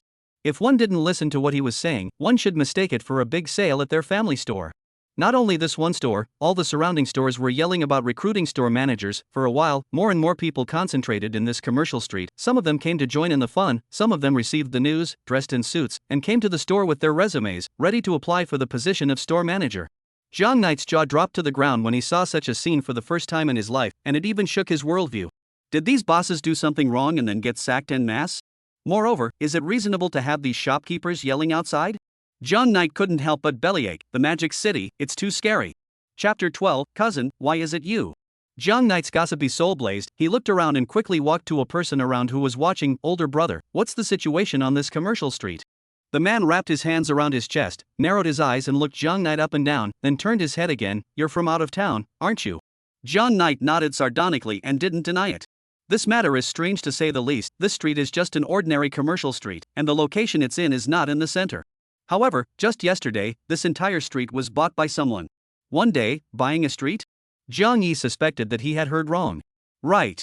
The man's brow furrowed. The main thing is, this street, all the store owners were all fired overnight. He pointed at a store owner in a clothing store who was arguing with a recruiter and said in a deep voice, that person I know, is the original owner of this clothing store. He's been running this store for more than 10 years and his business has always been very good, but it was yesterday that he was told from above that he was fired. You say, no one can accept that. Jiang Yi nodded and sympathized with him. It wasn't just this store. As Jiang Knight's pace deepened, he saw scenes he had never seen before in his life. All the surrounding stores, without exception, were yelling for store managers. From time to time, there were also sounds of abuse coming from the store owners who were suddenly fired, venting their anger. Some travelers were holding their cell phones, frantically snapping pictures, and the shopping street was instantly bustling with activity. After driving around and looking for a long time, Jiang Knight found a restaurant that had a posting recruiting dishwasher announcement and walked in. This restaurant was just a mediocre store on this commercial street, but today's business seemed to be exceptionally hot. A small box was filled with people, and it seemed that this box had been temporarily requisitioned to serve as the store owner's recruiting location. Inside, a suited interviewer sat in front of the desk, impatiently flipping through the resumes submitted. A long line formed outside the door, leading almost directly to it. They were nervously holding the small slips of paper in their hands, which were recorded in dense handwriting, and seemed to be some of the content that must be memorized for the interview. Jiang Knight had a bit of a headache. Generally speaking, positions like dishwashers were directly recruited by the store manager. Only, now that even the store manager was no longer there, who was he looking for to apply for the job? Young man, dinner? A waitress aunt next to him asked in a low voice. Oh, no, I'm here to apply for the job of dishwasher. Only, the store manager here doesn't seem to be here. Applying for a dishwasher, that's really unfortunate. Our boss didn't know what he did and was fired yesterday. If you want to apply for a dishwasher job, you can go to the interviewer and ask. Jiang Ye's eyes widened in disbelief. Isn't that where the store manager is interviewed? Auntie shook her head. I don't know what kind of nerves the top has, specially instructed that the jobs from the store manager down to the dishwasher are now under the responsibility of that one interviewer. Jiang Knight heard for the first time that the job of dishwashing was subject to an interview. It's just that. Just this outfit of mine, would it not be good to go for an interview? Jiang Knight glanced at the long line on his side. Every single person in it was wearing formal clothes with a bow tie and leather shoes. On the contrary, he was wearing a heavy cotton coat, and his hair was still a bit messy. In this appearance, I guess he would be kicked out as soon as he met the interviewer. Young man, these people are all applying for the store manager. In Magic City, trying to recruit a dishwasher can be harder than recruiting a store manager. Auntie disdainfully glanced at those people, low-eyed and overambitious. People nowadays want to get a better job in Mordor, and in the end, they can only end up in the dust. Our dishwasher's salary is not low, but no one comes, in the end, or feel not decent. Like Auntie, getting a stable job honestly is better than anything. She smiled towards Jiang Knight. Young man, I'm optimistic about you. That? Auntie. Jiang Knight asked tentatively, is there any requirement to do your waitressing business in Magic City? Auntie pondered for a while and said, the requirements are not very high. As long as you know more than 3 languages, you'll be fine. Jiang Knight gulped and had an urge to flee. I'm going to deliver the food, go for it ha. With that, the waiter left with quick steps. Is this the Magic City? I just want a job, is it easy for me? A hint of despondency flashed in Jiang Knight's eyes. He turned his head to look at the noisy interview box, and after hesitating for a while, he still joined that long line. He didn't believe that with his many years of dishwashing experience, he still couldn't be a dishwasher in this restaurant. The teenager straightened his cotton coat and pressed down his upturned hair, then stuck his hands in his pockets and puffed out his chest, following the example of the interviewers around him, trying to look as confident as possible. Just then, 2 arguing voices were born at the back of the line. Stop squeezing me, what's wrong with you? It was a woman's voice, which was laced with anger. Just you are here to apply for the job of store manager? It's not too late, go home early. It was a man's voice, sounding civil and weak, and with a bit of effeminate yin and yang. I'm applying for a store manager is none of your business. You're a college student with no hair growing, what's the point of yanking? Do you have an education? Do you have a diploma? Do you have turtle experience? The man let out a sharp clip sound with mockery. The man next to him looked at him, his brows couldn't help but wrinkle, unconsciously moving away from him. The man was about to continue when his voice came to a screeching halt, as if he had been grabbed by the throat. A big old man being such a pussy and cutting in line? Do you understand what you're inserting? Jiang Knight frowned. Why was this voice a bit familiar? He curiously turned around to look at the woman and his eyes instantly widened. The woman had a head of fiery red waist-length hair, wearing a leather coat on top and a pair of leather pants tightly wrapped around her slender legs. She directly grabbed the collar of the boy who talked back to her and was about to lift him up whole. "Let go of me," the civilized man shrunk his body, his voice getting smaller and smaller, reaching out his hand and feebly slapping the back of the woman's hand, like a shy and petulant little girl. "Cousin?" He beckoned towards the woman, and that woman sniffed and glanced towards Jiang Knight, instantly revealing a smile. "Little cousin?" The anger under her eyes instantly faded, and a smile crept onto her face. She loosened her grip on the man's collar and pushed with one hand, and the man fell to the ground without standing still. She was none other than Jiang Knight's cousin Jiang Ting, Jiang Ling's brother's daughter. In Jiang Knight's impression, after her cousin graduated from university, she came to Magic City and fought on her own. Only during New Year's Eve could Jiang Knight see her. When he was young, Jiang Knight was bullied by her. Although Jiang Knight was strong, the bloodline suppression engraved in his DNA made him lose many battles against his cousin. Only that his cousin would give him a big red packet on New Year's Eve, and sometimes, she would take advantage of Jiang Ling's inattention and run out to play with Jiang Knight during his study time. Jiang Knight was wrapped in her arms, and the knuckles of her index fingers were pressed against Jiang Knight's temples, turning them with force. "Why didn't you tell sister when you came to Magic City? Sister misses you to death." "It hurts," Jiang Knight grimaced in pain and managed to break free. "I'm going to college soon, I had planned to come back to see you after a while," Jiang Knight hurriedly explained. Just after saying that, Jiang Knight ate a solid brain crash. "Count on you having a bit of a conscience." Jiang Ting rubbed Jiang Knight's hair hard, messing up his freshly organized hair. "Don't old sister, I still have an interview later." "That said, old sister, are you here to apply for the store manager job too?" Jiang Ting heard this question and stopped her hand movements, her eyes unconsciously looking away. "When?" "Of course, old brother, are you also here to apply for a store manager?" Jiang Knight shook his head and put his head to Jiang Ting's ear. "Where do I have that skill? I'm here to apply for the job of dishwasher." He didn't dare to say it out loud, it was too embarrassing. Jiang Ting froze, then laughed somewhat stiffly. "I see. I thought no one would apply for a dishwasher, huh? At that time, if you become the store manager, remember to take care of your little old brother me." Jiang Knight raised his eyebrows. "Good, when the time comes, sis will cover you." Jiang Ting patted Jiang Knight's shoulder, only, her force became smaller and smaller. Chapter 13, Humiliate Me Severely. Ahem, these chapters are mainly to introduce Jiang Ting, the main character, and Hai, the negative character, who will be used later on. There won't be any facepalming in the future, it's all sweet everyday life. If you really have a problem with this kind of plot, you can move to chapter 17, the new female lead will appear soon. It hurts like hell, the man who fell to the ground covered his butt, and the black glasses on his face fell to the ground. Highly nearsighted, he became blind as soon as he left his glasses, and coupled with the fact that it was nighttime, he couldn't even find where he had dropped his glasses. In full view of everyone, his hands groped around on the ground carelessly. After a long time, he finally felt for his glasses, and after putting them on, the civilized man showed his teeth and glared at the sibling duo. "What's wrong? You're the one who jumped the queue first, don't you understand first come first served?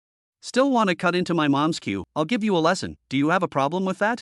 Jiang Ting raised his fists and looked down condescendingly at the frail man who was a head shorter than him.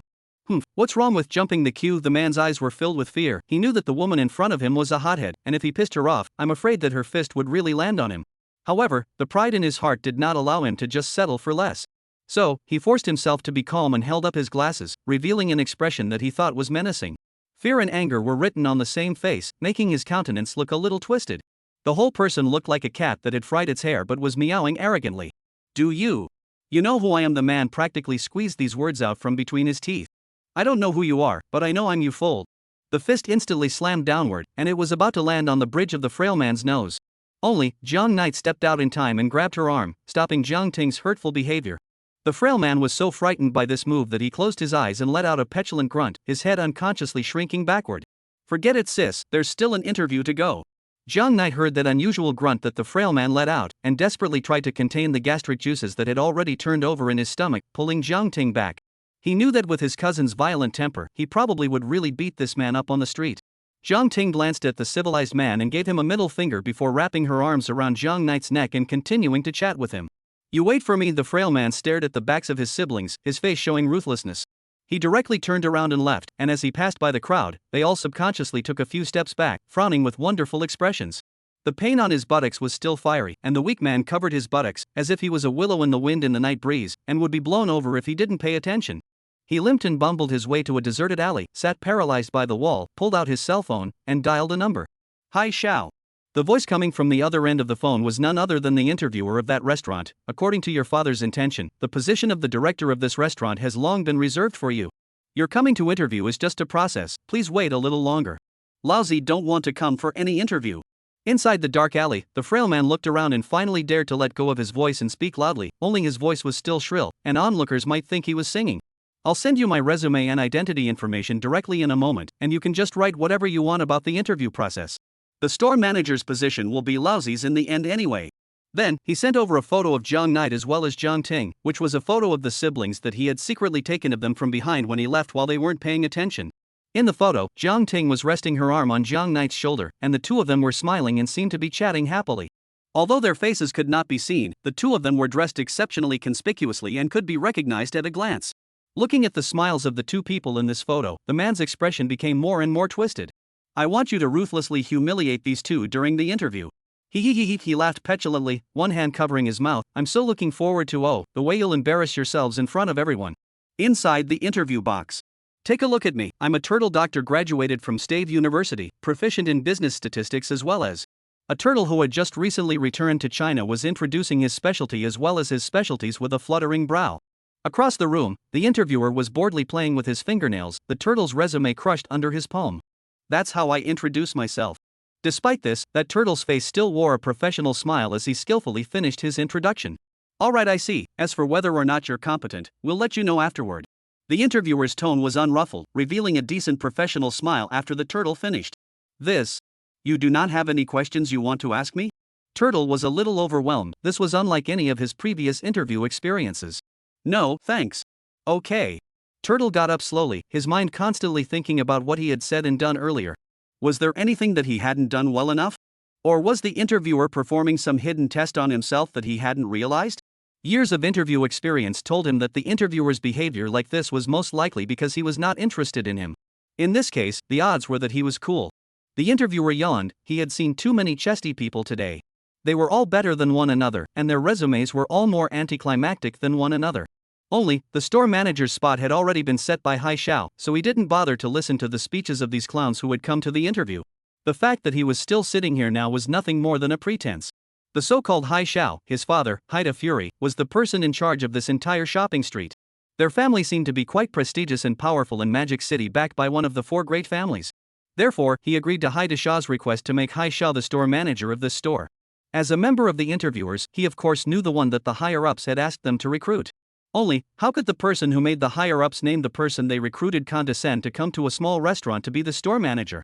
Therefore, he simply sold Haida Fury a direct favor. This is the favor of the Hai family, he thought with his feet and knew that it was worth a lot of money. When you come out to mix, you need to have power and a background.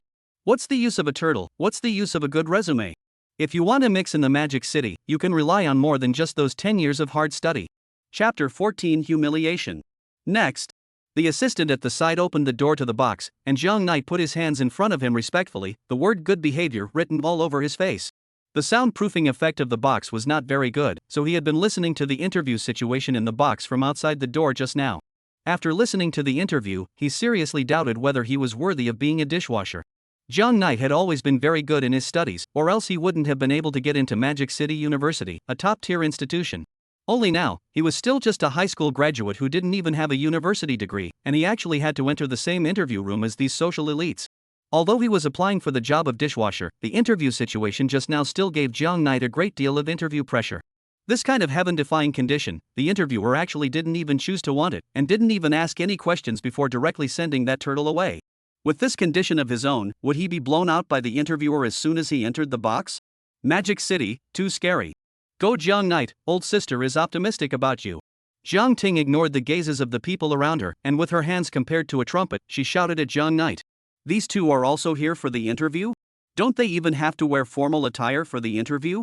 Either they're senior enough to go against the grain, or they're very familiar with the interviewer. The surrounding people analyzed each other one by one, and all of them turned their gazes to this young man who was about to be interviewed.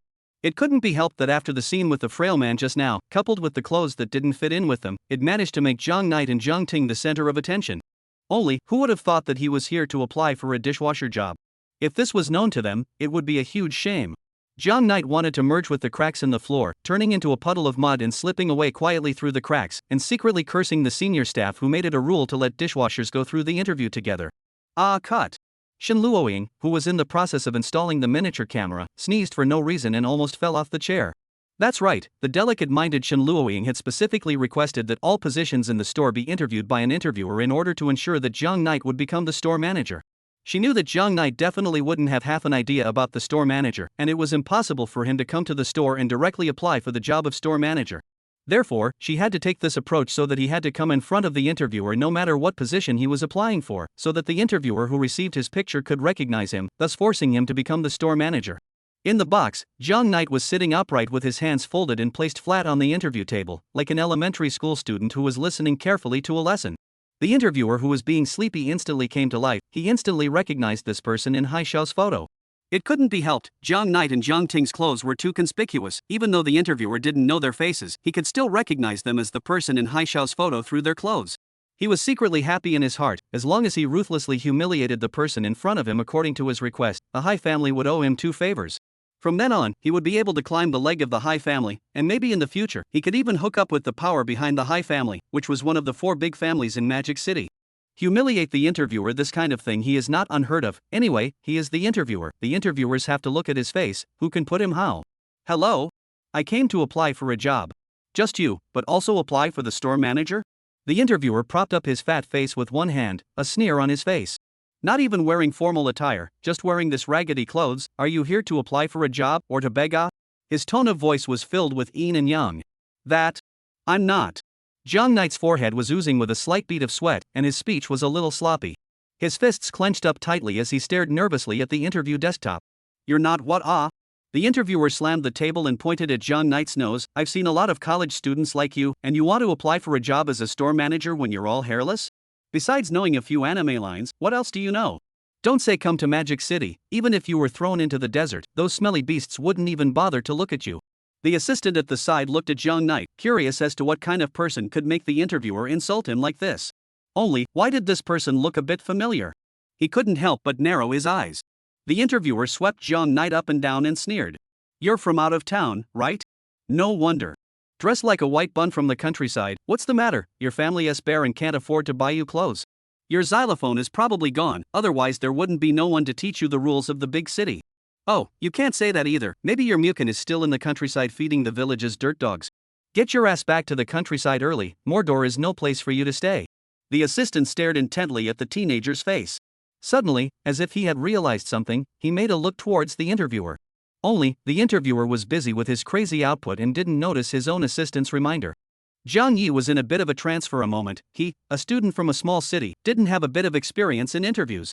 His own first interview was met with verbal abuse from the interviewer, and moreover, it was such an insulting insult. But, he reacted quickly and came right back to his senses. But, I'm still human at least, right? If a pig like you can stay in Mordor, why can't I? Which farmer's market did you run out of and steal a suit? Jiang Knight gave the interviewer a smile. Even if he did anything wrong, it only meant that he was not qualified for the job. Jiang Knight clenched his fists. He wanted to punch the interviewer in front of him to let him know that he, Jiang Yi, also had the most basic bottom line.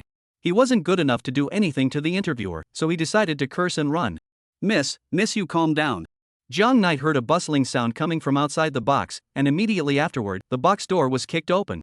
What are you hooking and screaming for? Jiang Ting shook off the hands that were pulling on his arm and rushed straight into the box. The interviewer's voice was so loud that almost all of the people waiting for the interview outside heard it, and Jiang Ting was naturally no exception. The interviewer's face was a bit gloomy. This person actually dared to talk back. However, as he looked at Jiang Ting who barged in, the smile on his face deepened a few points. Good timing. He just intentionally said it so loudly. Jiang Knight frowned and shook his head at Jiang Ting again. You're his sister, right? Both of you are the same. The interviewer took a sip of tea and slowly spat out 3 words, uneducated. I don't have you, Jiang Ting's eyes almost spewed fire, wanting to have a good fight with the interviewer. Only, once again, her arm was firmly tugged by a hand.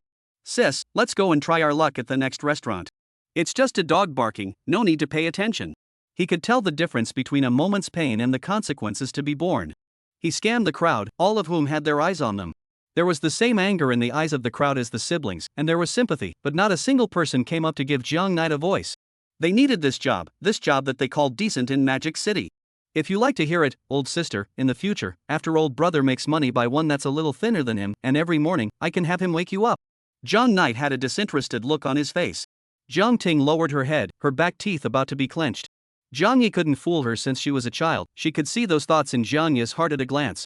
But in the end, she only spat out one word, go. If Jiang Knight wasn't there, she didn't care what he did, she was bound to give the interviewer a punch in the face. But Jiang Ting secretly glanced at Jiang Knight, who was pretending to look calm, and clenched her teeth. Her own cousin was still here, she couldn't do anything stupid. The commotion in the store attracted quite a few onlookers who pointed at the duo in the store. What happened? I don't know, it seems like someone's interview caused the interviewer to get angry and kick the person out. The interviewer got angry and kicked the person out? That person who came to apply for the job should be so bad. Seeing that the atmosphere had almost been set in place, among the crowd, a short figure walked out. He held up the black-framed glasses on his face, revealed a harmless smile, and let out his trademark effeminate tone, he, why are you leaving, don't you want this job? Chapter 15, Urban Dragon King Life from Max? After waiting in line for so long, only to be kicked out, isn't it a bit too bad? He, the frail man scanned the circle of onlookers, as if he was delivering a speech before the actor's opening. Jiang Knight stared at the frail man, and his brows couldn't help but furrow tightly. Why did this person appear again, and at such a perfect time? Let me introduce myself, my name is Hai Xiaojia, I'm the first son of the person in charge of this commercial street. He emphasized the word first son, and after he finished speaking, he stole a glance at the crowd. Looking at the envious gazes of the people around him, he nodded his head in satisfaction, and his voice couldn't help but grow a few points louder again. What do you want to do? Jiang Knight stared intently at Hai Xiao Fury's mouth, her eyes showing ferocity. Get the hell out of here, old lady is too lazy to bother with you right now. Jiang Ting vigorously pumped her arms that were firmly bound by Jiang Knight.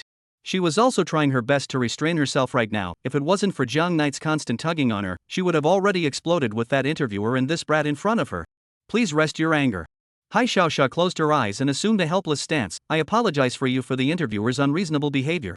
As the son of the person in charge of the commercial street, it's my problem that I didn't help maintain order on this street. This can't be your arrangement. Jiang Knight let out a cold smile and stared at this actor with excellent acting skills. You've misunderstood, I came here to apologize to you as well. And incidentally make some compensation to you. No need, sis, let's go. Jiang Knight used her afterglow to survey the surrounding crowd, ignoring his words, and tugged Jiang Ting's arm to leave this place of wrongdoing. Jiang Knight took a rough guess at the matter.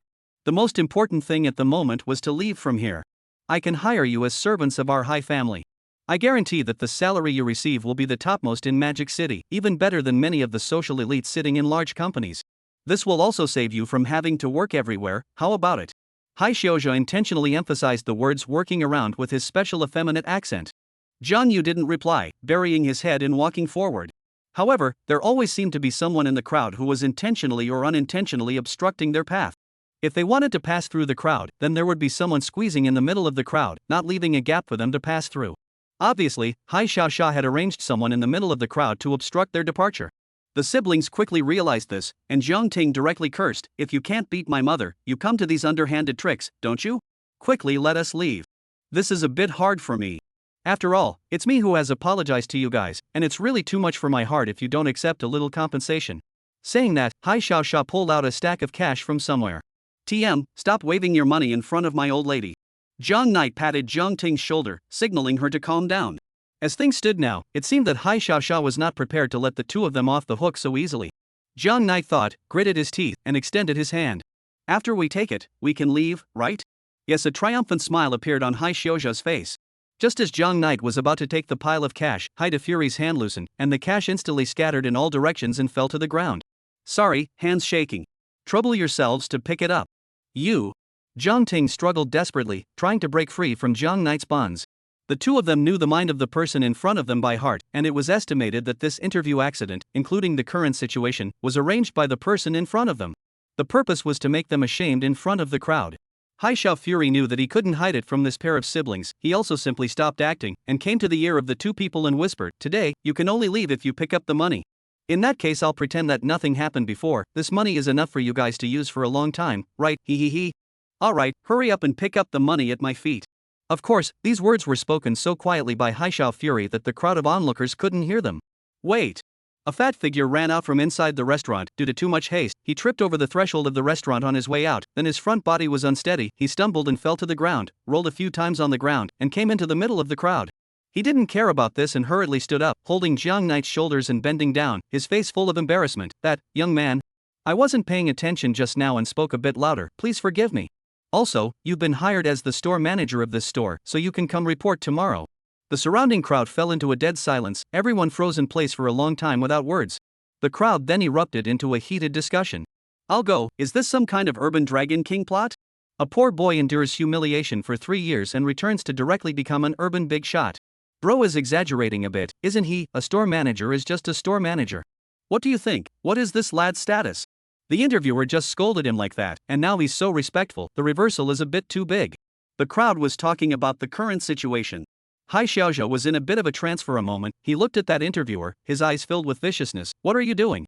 The interviewer glanced at him and continued to speak curtly, that, just now, it was a small person who had eyes without pearls and judged people by their appearance. You adults do not remember the small man, or else, when you see me in the future, treat me as a pile of rotten mud. A pile of hooked stone can also be. A few minutes ago, the assistant finally pressed on and reminded the interviewer. That poor boy, it seemed, was the one the above requested to recruit. The interviewer had indeed seen Jiang Knight's picture, but he hadn't expected at all that that person would actually come to the small hotel to apply for a job, and actually had a grudge against Hai Xiao. He hadn't even cared about Jiang Knight's face when he was wreaking havoc with the output before. This made the interviewer terrified, and after some celestial battle, he decided to give up this old face and risk a feud with the Hai family to flatter Jiang Knight. After all, Jiang Knight was the power behind the Hai family, that is, one of the 4 great families of Mordor named to take care of him, and if he offended him, and the slightest bit of wind came out of his mouth, 10 Hai families wouldn't be able to protect him. In front of the 4 great families, the Hai family is nothing more than an ant that can be lost at the snap of a finger. The interviewer, a veteran of the workplace, knew better. He now only wanted to slap himself a few minutes ago. A chance to reach the sky was in front of him, but he played himself into a dead end. Now, can only pray that this young man does not hold a grudge. Chapter 16, Can I slap him to make you feel better? Things came too suddenly, and Zhang Yi Zhangzhan was a little dazed as he looked at the interviewer who was on the verge of kneeling in front of him. Unconsciously, he loosened his hold on Jiang Ting. Jiang Ting rushed to the interviewer in a few steps, raised her palm, and after some thought, resisted the urge to slap him down. She wanted to whip the interviewer as well as Hai Xiaozhou, both of them over.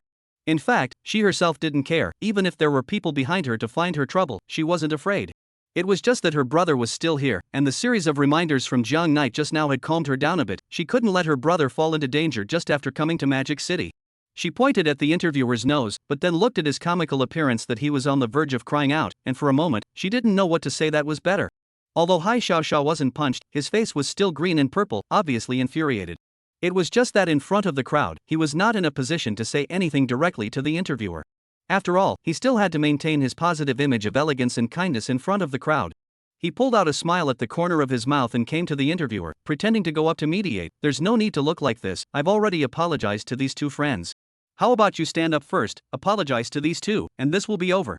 Even he detected a hint of something wrong. How could the interviewer's attitude change so much in an instant? His behavior like this was hitting his Hai Xiao's face. If something special hadn't happened, giving the interviewer 10 guts, he wouldn't have dared to disobey himself like this. The interviewer remained impassive, treating Hai Xiao Fury on the side as air, gazing at Jiang Knight with 2 tearful eyes, as if the 2 of them were some kind of dear friends who had met again after a long time. With a gloomy face, Hai Xiao Fury scanned the surrounding crowd, and he realized that more and more people were casting curious and envious gazes at Jiang Knight. After all, this teenager had been an outsider's identity just moments ago, and now he had suddenly transformed into a store manager, so he might have some unknown identity behind him. In Magic City, being a store manager was not that easy. Obviously, this teenager had a not-so-small background in Mordor, which was what allowed him to be internally designated as the store manager before he even had an interview.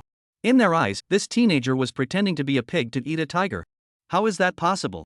Hai Xiaozhou's head was filled with black lines. This was completely different from his expectations.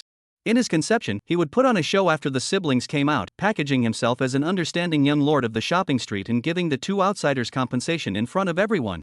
This will not only let them make a fool of themselves in front of everyone, but also can set off his gentle and elegant image. He was the protagonist of this farce, and both of their siblings were nothing more than 2 clowns. What are you doing? He smiled stiffly, crouched down, found an angle that the crowd couldn't see, and glared at the interviewer with a scowl on his face. His voice was as thin as a fly. I asked you to humiliate them, and this is how you humiliate them? The interviewer couldn't care so much anymore, and ignoring Hai Xiaozhou's obstruction, he flung himself on his knees in front of Jiang Knight amidst the crowd's gasps of surprise. If you still refuse to forgive me, please slap me a few times. He didn't want any of the modesty and dignity. Right now, staying alive was more important. He knew that after offending the 4 great families of Magic City, the families had 10,000 ways to put him to death. Want us to forgive you? You can. Jiang Ting came to her senses, although she didn't know what was going on. The wave of anger that was silted up in her heart finally found a vent. You first slap yourself 10 times. Slap, slap, slap. Without the slightest hesitation, the interviewer directly swung his own arm, fat palm after fat palm, heavily slapped on his own face that was full of horizontal meat. I deserve to die, I deserve to die. Is this okay with you? The 10 slaps ended, and the interviewer looked at Jiang Knight prayerfully. Jiang Knight didn't issue a word, and Jiang Ting added, slap him 10 more times. She pointed at Hai Xiao on the side. The interviewer's mouth opened wide, his fat head trembled, and his eyes were covered in blood. This. Height of Fury looked around, lowered his head, brought his head to the side of the interviewer's fat face, and glared at him viciously with slanted eyes in the dead center of the crowd's line of sight. I advise you not to do anything superfluous. I don't care how you have an epileptic fit, but if you dare to do anything to me, the Hai family won't let you off. The interviewer, who was in the middle of a celestial battle, shrank in fear at these words. It's fine, we'll cover you afterward. The corner of Jiang Ting's mouth revealed a bad smile. Hearing these words, the interviewer completely dispelled his worries, and a slap smacked heavily on Hai Xiaoxia's face. How could Hai Xiaoxia react? He was knocked over by the slap, and the black-framed glasses on the bridge of his nose fell heavily to the ground, shattering all over the place. His expression froze on his face and his ears buzzed. I'll go, is the plot this powerful? The crowd was also shocked by the slap, knowing that Hai Xiaoxia, as the son of Hai Dejia, the youngest master of the Hai family, had a superb status and his fame was ranked in the entire Magic City. Such a big shot being slapped by an interviewer, this was a plot they could only see in novels. Ka-ching, ka-ching. More and more people turned on their flash and recorded this dramatic scene with their cameras. After a few seconds, Hai Xiaoxia slowly came back to his senses. Looking at the countless cell phone lenses pointed at him, he finally couldn't hold back and revealed his truest face. No cameras, none of them. He tried his best to raise his voice, but his natural effeminate accent made him sound like a sulking and cursing woman. The smiling faces around him were like demons from the abyss, devouring his mind and soul. It's not over yet, continue, there are still 9 more slaps. Jiang Ting reminded. The interviewer clutched Hai Xiaoxia's collar with one hand and lifted his entire body in front of him. Slap, slap, slap, slap, slap. He shouted angrily as he smacked, it's all you, it's all you. If you hadn't told me to humiliate them, I wouldn't be in this situation. After smacking the remaining 9 slaps, he sardonically raised his head and revealed a fawning smile as he looked at Jiang Knight, whose head was filled with black lines. It's all because this Hai Xiaoxia forced me to treat you like this, it's all his fault. It's actually like this? The surrounding people were talking, all pointing their spears at Hai Xiao Fury, pointing their fingers at him. Under the double attack of physical and mental, Hai Xiao Fury's eyes went black and he directly collapsed. Young master! In the crowd, a few big men scurried out. They were the very people that Hai Xiao Fury had arranged to enter the crowd to obstruct Jiang Knight's siblings from leaving. They didn't even dare to utter a single breath when their young master was slapped just now. They were all just small people who were paid to do things and didn't dare to set themselves on fire. The teenager in front of them was definitely not something they could afford to mess with. Chapter 17 Alley Scare. Jiang Knight didn't know why the interviewer's attitude would change 180 degrees and suspected that the interviewer had recognized the wrong person. After all, he had no identity and no background, so how could he be taken care of by those big families when he first came to Magic City? Could it be that he was actually some rich kid that some powerful family had thrown out to practice? Nope. He slapped his face and pulled himself out of his fantasy. How could this kind of fictional plot be fulfilled in his case? Figuring out the matter at hand was the top priority. Who's recruiting me to be the store manager? He asked to the interviewer. You don't know? The interviewer's CPU raced. The man in front of him actually didn't know. Was he testing himself, or was there some other reason? Asking you, hurry up and answer. Jiang Ting urged. Before the interviewer could figure out how to answer, the crowd around him bustled once again. Is he the person that the above asked to be recruited? Many shopkeepers noticed the commotion over here and scrambled to gather around. You must come to our store. A dessert store clerk looked at Jiang Knight with a prayerful gaze. Jiang Knight's scalp tingled. I don't know how to make any desserts. It's okay.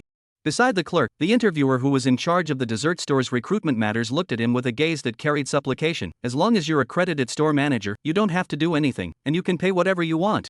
No way, please, you must come to our restaurant as a store manager. The interviewer was once again like a dog's skin picking at Jiang Knight's arm. Whether or not I can live depends on you. This is clearly what you deserve. What business is it of this lord's if you can live or not? The clerk of a makeup store trotted to Jiang Knight with their interviewers. Please be sure to come to our cosmetic store. We have a lot of beautiful women in our store, and you usually don't have to come to work very often. You can come whenever you want, is that okay? More and more interviewers swarmed to the store like zombies, and the surrounding eaters kept snapping pictures. After all, even the big companies in Magic City didn't have this kind of grabbing picture, right? They were getting more and more interested in Jiang Knight. Those interviewers knew that whoever was able to invite this lord in front of them to their store would receive strong support from the forces behind this street. For them as well as the store, this was a great opportunity to reach heaven in one step and explode overnight. Jiang Knight's head was spinning. He was nothing more than an ordinary student who hadn't even been to university. How could he possibly know how to run a store? Although the interviewers are verbalizing that the store manager does not have to come to work and does not have to do anything, he does not believe it. If something went wrong with the store, who would be responsible? He simply couldn't afford the responsibility himself. He, Jiang Yi, had never believed in getting something for nothing. I have to think about it again. Can you guys give me some time? Jiang Yi tried to make peace with the fact that no one would agree or refuse. However, these passionate and fiery interviewers as well as the shopkeepers didn't seem to hear him, all holding up their own contracts and crowding towards where Jiang Knight was. Not only them, the good eaters held up their selfie sticks, and some even rode on their friends' heads and snapped at Jiang Knight. Jiang Knight felt a sense of suffocation. He felt like he was about to be swallowed up by the crowd. Without hesitation, he pushed away the crowd that surrounded him with force and ran away. He ran away? Quickly chase after him.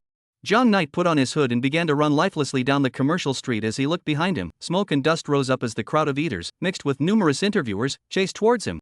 More and more people looked over in curiosity, and many of the store clerks in charge of the night shift leaned against the door, staring at the scene in disbelief. Is this some kind of zombie siege movie? Don't look, the interviewer told us to hurry up and get after it. Oh, okay. And so, more and more stores became empty, with shopkeepers and good travelers joining the vast crowd. What did I create? Jiang Knight gasped for air and looked around for a way to get out. An alley appeared in front of him, and he had a bright idea to drill in. He's gone into the alley, chase after him. The alley was small, allowing only one person to pass through, unable to accommodate such a huge crowd. Thus, many of the melon eaters could only stop here.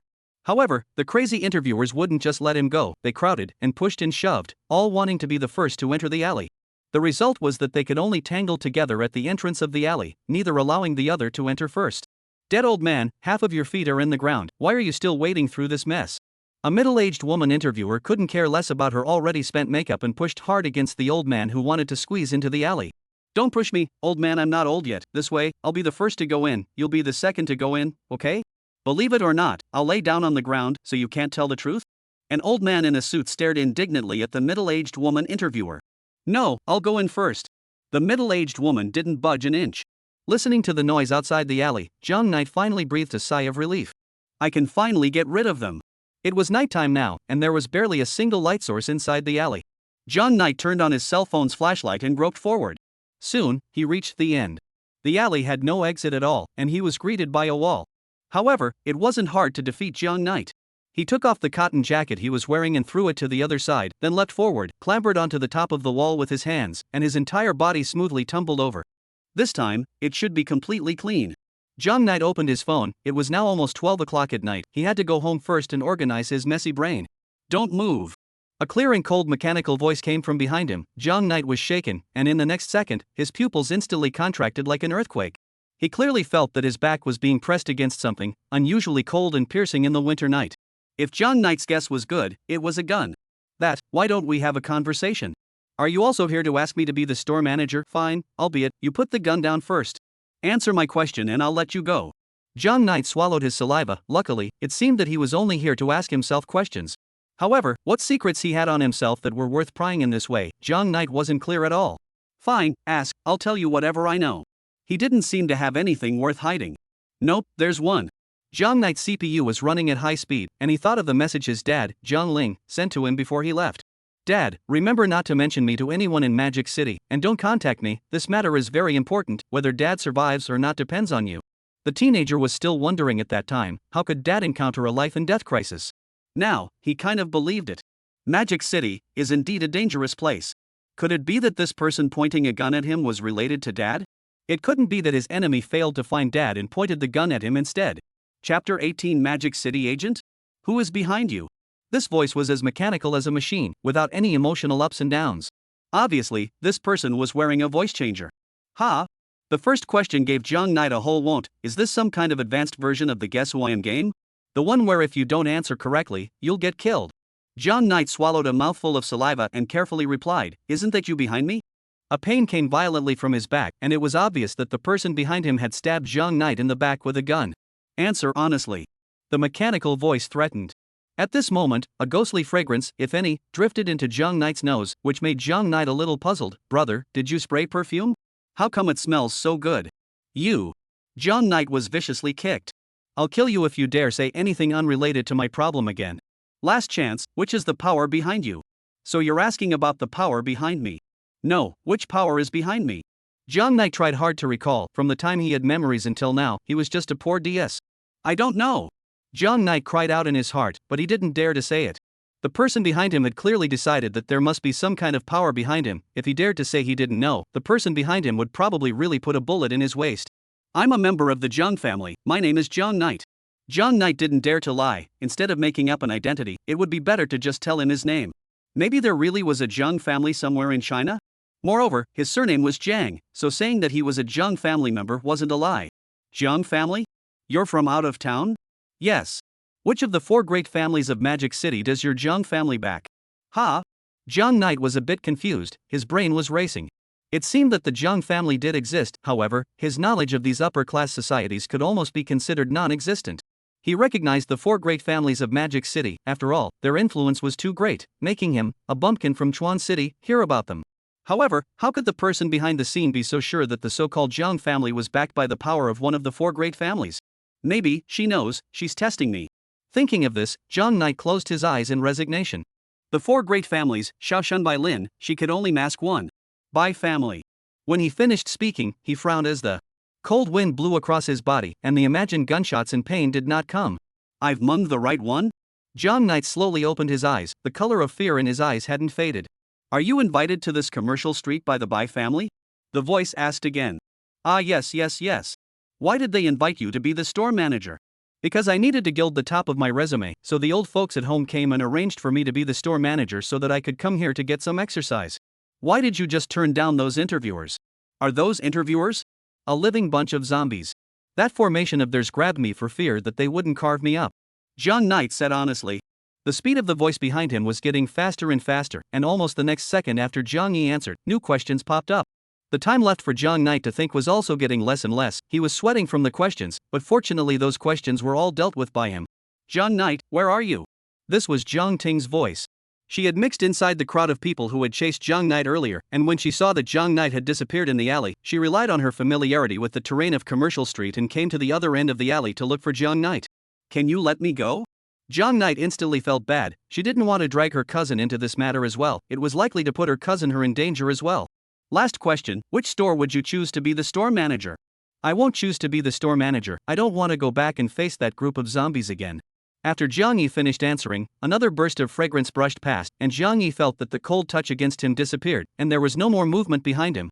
He cautiously looked backward, and there was nothing but that one wall. Am I meeting an agent from a movie? Zhang Knight felt a cold chill on his body, and he hadn't even had time to put on the clothes he had just thrown over. Zhang Knight, why are you here?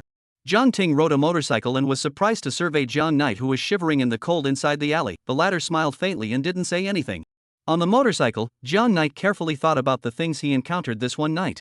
Older sister, is the Magic City really that scary? Zhang Ting shook her head. Older brother, you've really impressed old sister. You wouldn't have any special identity that you've been hiding from me, right? Which is which? He. I'm the little old brother you're familiar with, old sister. Zhang Knight smiled sarcastically. That's good, old brother. Sister, please ask you for one thing.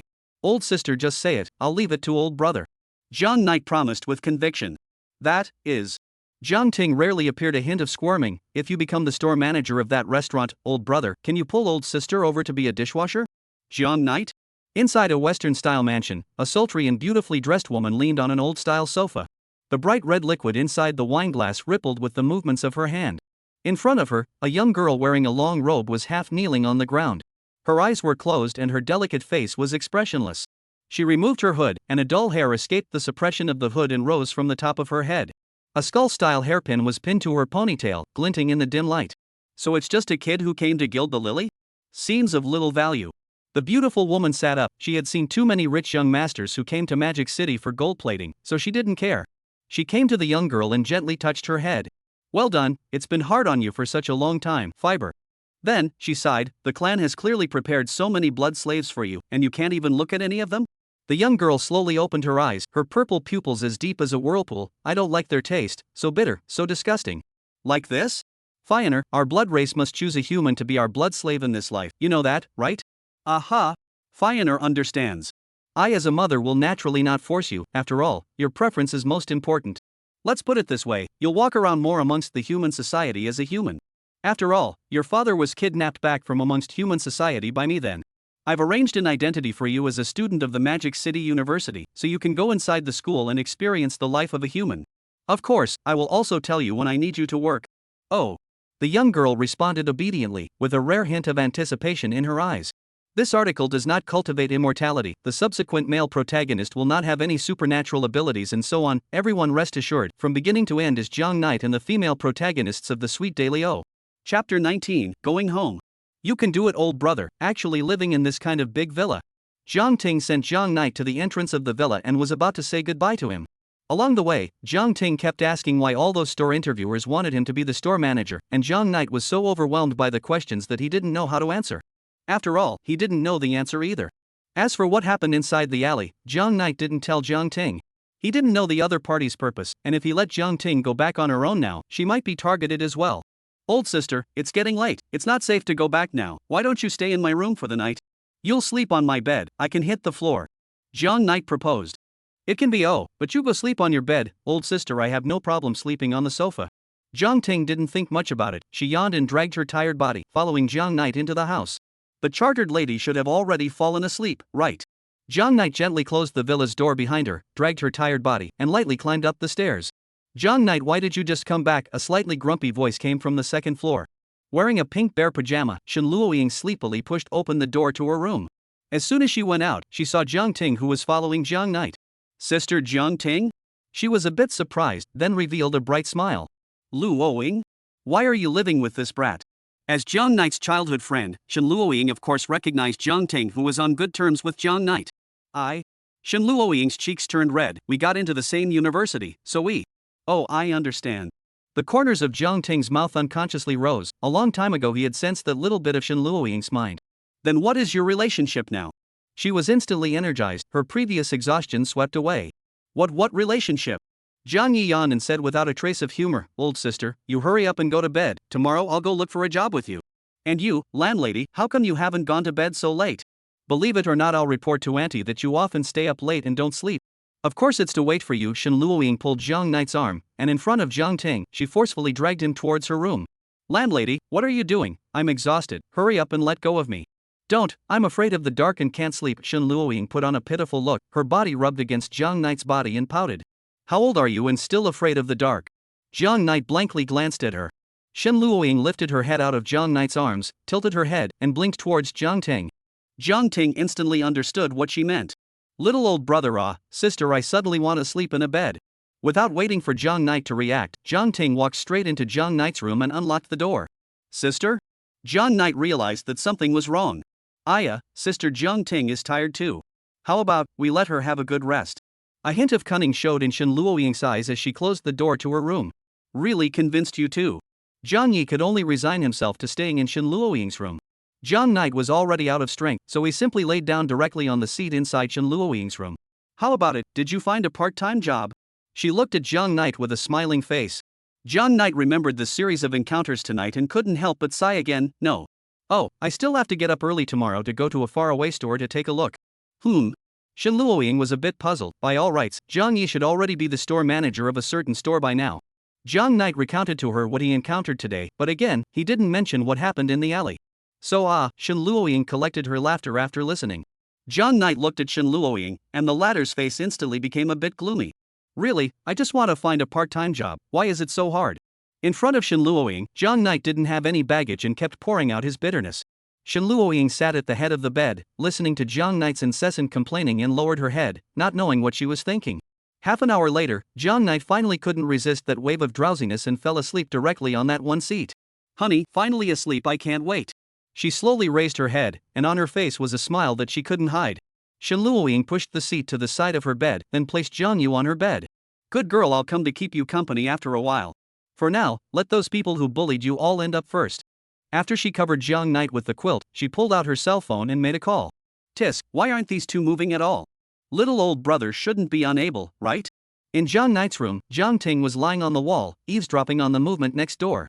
She had already started eavesdropping since she entered the room, only, she didn't know if the soundproofing effect of the walls was too good. She didn't hear anything. AI, it's so pointless. Jiang Ting sighed helplessly. She had felt since she was a child that Jiang Knight and Shen Luoying were really a match made in heaven, and she, Jiang Ting, liked to kowtow the most to her childhood sweethearts. Therefore, without the slightest hesitation, she had just forced Jiang Knight, her little old brother, to stay in Shen Luoying's room. She had expected something to happen between them, but in the end, it didn't go her way. No, I have to go take a look at what they're doing. Jiang Ting, as a female single dog, had never even seen a pig run, not to mention having eaten pork. She was curious as to what tricks Jiang Knight and Shen Luoying could play when they shared a room. Thinking about it, her waist wasn't sore anymore, her legs didn't hurt anymore, and she was pumped up. She quietly pushed open the door to her room, looked around with a sense of stealing, and then tiptoed to the door of the next room. The light from the room shone through the doorway, illuminating a corner of the hallway. Strange, don't they even need to turn off the lights when doing that kind of thing? Jiang Ting was a bit puzzled and pressed her ear towards the door. Starting tomorrow, I don't want to hear about the Hai family clan in Magic City anymore. And Hai Xiaojia, get him over here, I have my own use for him. Holy, is this Luo Ying's voice? Jiang Ting's eyes widened. This voice was completely different from the Shen Luoying she remembered. There was an inexplicable majesty to it. Hai Xiao Fury, isn't it that little white boy? Jiang Ting felt as if she knew something big.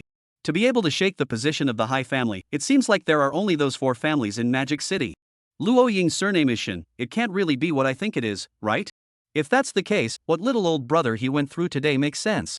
I'll go little old me. In the future, will my sister be able to eat and drink with you? What's the point of being a dishwasher? Jiang Ting quickly reasoned out the whole picture of the matter, and just as she was still imagining things, inside the room, there came Shen Luoying's voice again. Jiang Knight, I've done you another big favor. So? Shouldn't I collect a little payment from you? Oh. Is it coming? The corners of Jiang Ting's mouth couldn't stop rising, and now she couldn't wait to fuse her body with the door of the room. Chapter 20, My Sister-in-Law, a Horror Pervert? This chapter has been greatly deleted. The original battery is not a photo. Night, quiet. Shen Luoying hadn't been in close contact with Jiang Knight for several hours, and Jiang Knight was about to run out of energy yet. This led to, Shen Luoying didn't have much energy throughout the day. Honey, you always go out for the whole day. I won't be able to support myself if this continues. Shen Luoying disliked her cell phone to Jiang Knight's face, an obsessive smile hanging at the corners of her mouth as she took several pictures in a row. She could only rely on this method to replenish Jiang Knight's energy when he wasn't around. She put these batteries away and took out another piece of clothing, personally putting it on for Jiang Knight. Jiang Yi was really too tired, and with Shen Luoying's skillful movements, he wasn't woken up at all. Suddenly heard a thud, something fell on the ground. Shen Luoying instantly came back to his senses and looked behind him. The door of the room was wide open, and Jiang Ting was sitting in the room, rubbing her buttocks in pain. She had been listening too fascinated, causing her body to push too hard, destroying the door lock. The two women's eyes locked together before they coincidentally glanced away. That, just sleepwalked, sorry to bother you guys. Jiang Ting smiled sarcastically and stood up. She wanted to quickly escape, but couldn't resist the curiosity within her, so she secretly glanced towards the bed. Wait, why was Jiang Yi asleep? Jiang Ting's brain raced as she looked at Jiang Knight, who was sleeping soundly on the bed. She had just thought that the sound of clothes breaking was Jiang Knight's doing, but now it seemed that the sleeping Jiang Knight was the victim. Wouldn't that mean that Shen Luoying, she was actually a... You know all about it? Shen Luoying lowered her head, her voice was as thin as a mosquito fly. Great. Probably know all about it. Jiang Ting eyes and nose, as long as he is not embarrassed, the embarrassment is not himself. Well. Shen Luoying's head was about to go up in smoke. When she did this kind of thing, she was actually discovered by Jiang Knight's cousin. If she told Jiang Knight, don't worry, I definitely won't tell him. Jiang Ting raised her hand and swore to the heavens. No. Can't let Jiang Knight know. Shen Luoying kept muttering to herself as if she didn't hear. The temperature inside the room suddenly dropped a few degrees, and the heater seemed to have lost its usefulness. Luoying, this matter is actually quite normal. Jiang Ting's face was covered in fine beads of sweat as she righteously explained, the two of you have always had a very good relationship, and sis has always been very optimistic about you. Therefore, sister, I will never betray you. Even if you are a pervert, it doesn't matter, sister forcefully supports you too. No way.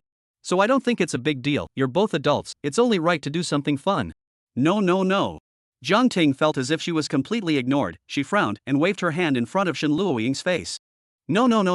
Shen Luoying was like a machine that had recorded audio in advance, repeating the words over and over again. Can't let darling know, absolutely not. Shen Luoying raised her head violently, her eyes locked onto Jiang Ting like a demon from the abyss, the corners of her mouth raised in a strange arc. She slowly stood up as she picked up the scissors that were placed on the floor. Da-da-da-da, Shen Luoying's bare feet made a dull ringing sound as she stepped on the wooden floor. Jiang Ting couldn't help but shiver. She felt that at this moment, Shen Luoying was like a doll that had been played with. She retreated backward step by step, while Shen Luoying brought the scissors in her hand and pressed against her step by step. Jiang Ting's back had long been drenched in sweat. She simply did not know why on earth the gentle and lovely Shen Luoying she remembered had turned into what she was now. What to do, if this continues, I will be silenced. To escape? Escape where? Jiang Ting knew that in Magic City, trying to escape from the clutches of the Shen family, one of the four great families, was as hard as heaven. Shen Luoying now seemed to have completely lost the possibility of communication, and the words in her mouth became more and more slurred. Jiang Ting could only hear the two characters Jiang Knight repeating in her mouth over and over again. Jiang Ting pushed her way to the door and directly rushed out regardless. D-d-d-d-d-d-d-d. Shen Luoying's footsteps were unhurried, following Jiang Ting out of the room. Jiang Ting flew down the stairs and rushed towards the front door of the villa. Running first, it was always right to run first. No matter what, if she didn't run, she, Jiang Ting, might have to account for herself here today. It wasn't that she hadn't thought of resisting, only that Shen Luoying's current appearance really made her feel a little creepy. She could feel a strong killing intent emanating from Shen Luoying's body. She took 3 steps and rushed to the front door, frantically turning the door handle above. Dead door, quickly open ah. Jiang Ting struggled to turn the door handle, but it was as if it was welded shut, not moving at all. What's going on? How come it won't open ah? Jiang Ting looked back. Shen Luoying had already descended the stairs, her eyes swept around the living room and locked onto Jiang Ting's position. Her peach-colored pupils were bubbling with a ghostly red light in the darkness as she walked slowly in Jiang Ting's direction. The window. Yes, the window. Jiang Ting was in a hurry and fell. She immediately grimaced in pain, rolling and crawling as she moved to the floor-to-ceiling window in the living room. She reached out her hand and turned the handle that controlled the window switch.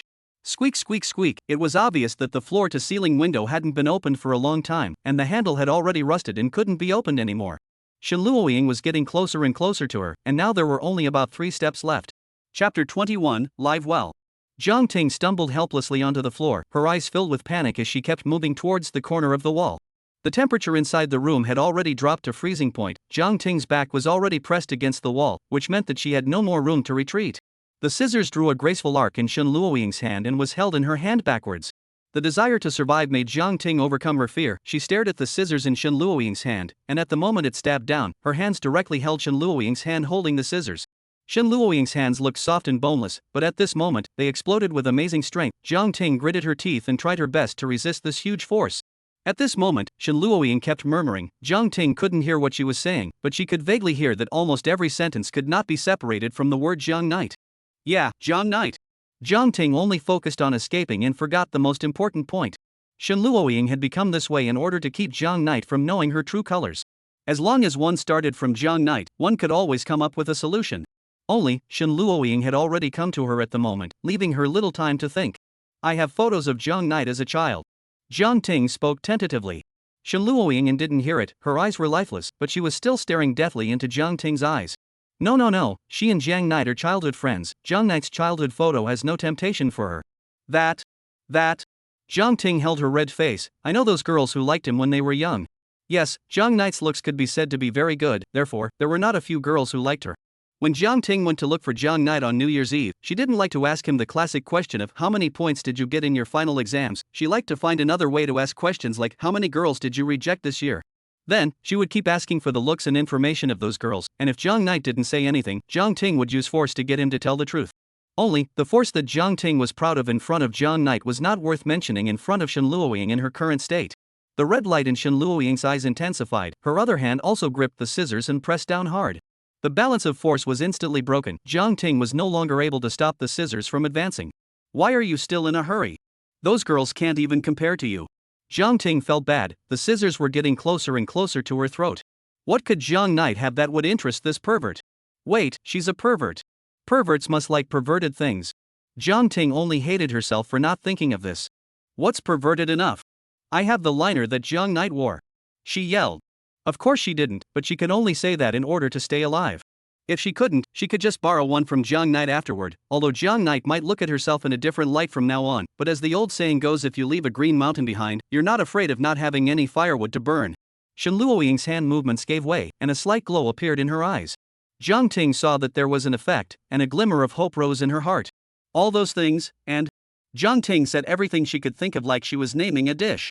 Only, Jiang Ting's mouth was quick for a moment, and her brain was a bit groggy, and she said a word that she shouldn't have said. Jiang Knights. Shen Luoying's CPU frantically processed this information, lowered her head and looked at her. Like an AI encountering a good human asking what its brother's husband's name was, and fell into a long thought. Jiang Knight. How could? Shen Luoying looked like she remembered something, and her whole body unconsciously trembled. Ha ha ha. I know, it's another woman who gave it to her. Shen Luoying's brain was like it was dead, and she kept chanting something under her breath. At this moment, Jiang Ting knew what was called despair. She should immediately become Shen Luoying's tool to vent her anger. No, I can't die yet. The scissors had pierced her skin, causing her to feel a stabbing pain. Older brother, I'm sorry. She closed her eyes and shouted, it was Jiang Knight who stole it back from your house. Jiang Knight? Stole it back? Yes. Jiang Ting breathed heavily and continued, last time he went to your house as a guest, when he came back he brought back a piece and was afraid that his father would find it, so he put it in my place. He also said that he likes you the most. Jiang Ting's words were like a C-pin, completely stabilizing Shen Luoying's mind. Ha ha ha ha, the scissors fell to the ground with a snapping sound. I also like Jiang Knight the most. Jiang Knight who Shen Luoying looked like she had used up all her energy and directly planted herself on the ground, huffing and puffing. Jiang Ting leaned against the corner, tears almost bursting out. Who would have thought that the girl who sweetly called her sister in front of her was actually a pervert with superb fighting strength behind her back? Older brother, you are blessed. Jiang Ting slowed down for a long time and finally had a trace of strength to stand up. She carried Shen Luoying into her room and placed the scissors in the drawer again. She looked back at the sleeping duo and pursed up a bitter smile. She felt around in her room and found the switch that controlled the villa's gate, then rode her motorcycle and left the villa as fast as she could.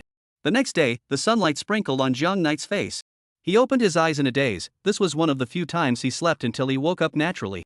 Just like last time, he was held tightly by Shen Luoying, firmly bound to the bed. Bad, I still have to look for a part-time job today. As if he remembered something, he struggled to break free from Shen Luoying's bondage and pushed open the door to his own room next door. Sis, are you up? He shouted, and no one answered him. Strange, could it be that old sis went ahead by herself? But it's also true, I got up so late, old sis shouldn't have waited for me and left first by herself. He pulled out his cell phone and saw the feed letter his old sister had sent him. Zhang Yi looked at the message time of 1 a.m. on it as well as the content of the message and fell into deep thought. Female demon, older sister has to leave first, I'll see you later, when school starts, remember to take the time to come and see me fist. Female demon, Luo Ying is a very good girl. Get along with her during college and don't make her angry. Pounding. Female demon, and live well. Cheering. Chapter 22 Xiao Qingxue? Jiang Knight in the room, Shen Luoying called out petulantly. She had just woken up, and was still in a daze. She only remembered the events of the night, but after she seemed to have put away those batteries, a wave of drowsiness swept over her head, so she fell asleep while hugging Jiang Knight. She had completely forgotten about the things that happened between her and Jiang Ting. Honey, why did you run out by yourself again? She muttered and opened her cell phone to feed the message. Dear, I'm going to look for a part-time job first. I made one for you for breakfast and put it on the table. Remember to eat it yourself when you get up. If it is cold, remember to put it in the microwave oven for a while. Shen Luoying happily climbed up and came downstairs to the dining table. Sure enough, there was a serving of skinny pork congee with eggs still steaming. She was about to pick up the dishes when another beep came from the feed letter. Mommy, something happened to the Hai family, did you do it? Me, who told them to bully Jiang Knight, humph. Mommy, hey, you child, your mind is full of Jiang Knight. Mommy, you can't do that next time. You should get ready for the start of school. Mommy, speechless. Me, oh. Me, pictures. Me, Jiang Knight made me breakfast. Mommy. Meanwhile, on the other side, Jiang Knight was wearing a heavy outfit and a scarf, wrapping himself up tightly. He glanced at the news as soon as he climbed up today, and luckily, he didn't make the news because of yesterday's incident. It was probably squashed by some big shot. After all, making this mess on Commercial Street would not be good for the forces behind Commercial Street. But he didn't dare to guarantee that those melon eaters would not secretly spread his image. Having encountered that kind of thing himself in the alley, he didn't dare to be the slightest bit careless at all. So he put on a lot of clothes, fearing that he would be recognized by others. Just like that, he walked aimlessly on the street, looking around for advertisements recruiting shopkeepers. Only, he searched for a long time, but found nothing. When he finally came across a job to distribute flyers, Jiang Yu was directly dissuaded by its recruitment requirement of must know 3 languages. Looks like we're going to return without success again today. Jiang Yi shook his head and sighed, feeling a bit hopeless.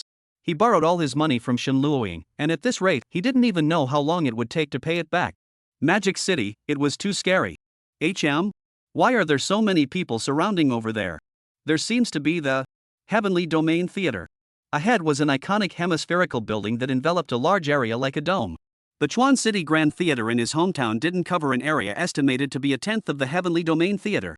Although it was a theater, its height was also far from comparable to those residential buildings around it. The modernized architectural style also made the Heavenly Domain Theater a considerable visual impact. This was the first time that Jiang Knight had witnessed the entirety of the Heavenly Domain Theater, and his heart was fiercely shocked. In front of the theater's main door, many security guards stood in a line. In front of this line of defense was a black crowd. That's not right, I remember that Xiao Qingshua's concert isn't today. Jiang Knight remembered the information he saw on the internet about Xiao Qingshua's concert not long ago. He curiously came forward and tapped a person's shoulder. What for? The man turned around, and Jiang Knight was surprised to find that the man was holding a bouquet of flowers in his hands. What are you? Jiang Knight was a bit surprised. Are you also here to see Xiao Qingxue? A touch of fascination surfaced on the man's face. Ha? Xiao Qingxue, is she coming today? Jiang Knight was a bit expectant. He loved listening to Xiao Qingshue's songs, and was considered one of Xiao Qingshue's fans. Yeah, she's going to hold a concert here soon. She's here to inspect the venue today. IXXX, don't you dare defile Goddess Xiao like that.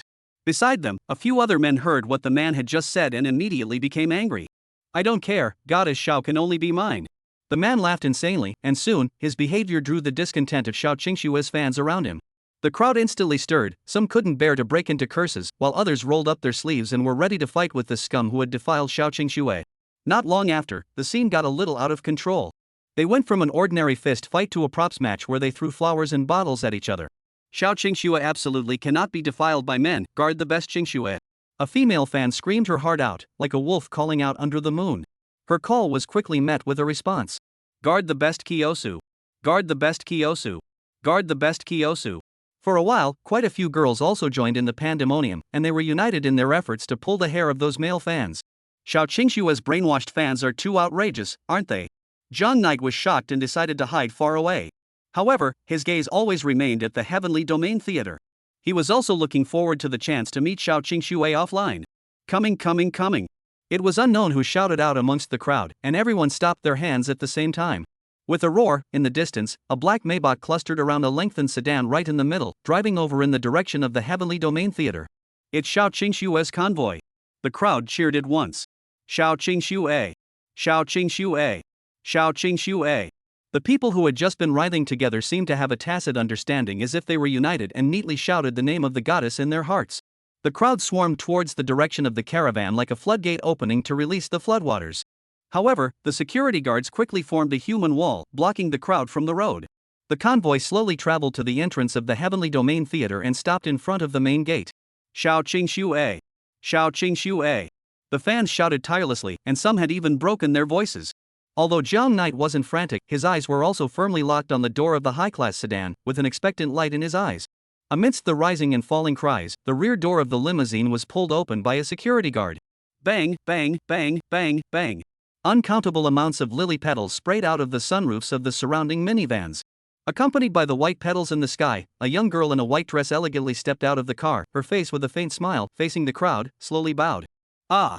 Among the crowd, there were already fans who started screaming. Ambulance! Call an ambulance! There were already fans who were so excited that they were unconscious. Jiang Yi looked at Xiao Qingxue, who was set off like a fairy by the sky of flower petals, and for a moment, he was also a bit dumbfounded. He had only seen Xiao Qingshue's appearance in photos, but he didn't realize that the real Xiao Qingxue was even more beautiful than the photos.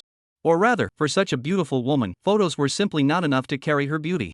After Xiao Qingxue interacted with her fans briefly, she entered the Heavenly Domain Theater surrounded by a group of security guards. Jiang Yi was just about to leave, only, right at this moment, an unbelievable scene appeared. The Heavenly Domain Theater was strictly forbidden for fans to enter at this time, but, on Jiang Knight's side, many fans tumbled in one after another. Some were carrying cell phones, some had black cameras hanging around their necks, and it was clear that they all wanted to go in and take pictures. Jiang Knight knew that Xiao Qingshue's fans were crazy, but this was the first time he had seen such crazy fans. There was an old man who went in rather hastily and accidentally bumped into him, and without even saying an apology, he rushed towards the fence. Jiang Knight viewed such a spectacle for a few moments and was ready to leave this place of wrongdoing. It was getting late, so Jiang Knight was going to go have lunch first. He touched his coat pocket but didn't rummage for his cell phone. He frowned, lowered his head, and rummaged through both pockets. WC, where's my cell phone? Chapter 23, Don't Do It Again. John Knight stared at the old brother who had just bumped into him. It must have been that person who stole his cell phone.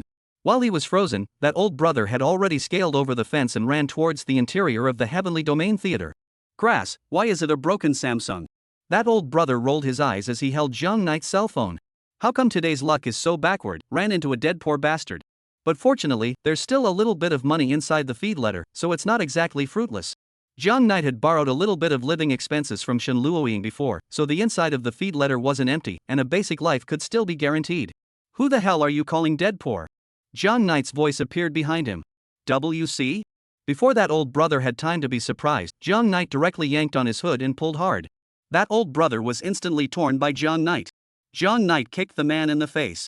Give it back to you, give it back to you. Don't step on it, big brother, don't hit the face. 5 minutes later, John Knight took his own cell phone, made an assisted run, and flipped over the fence.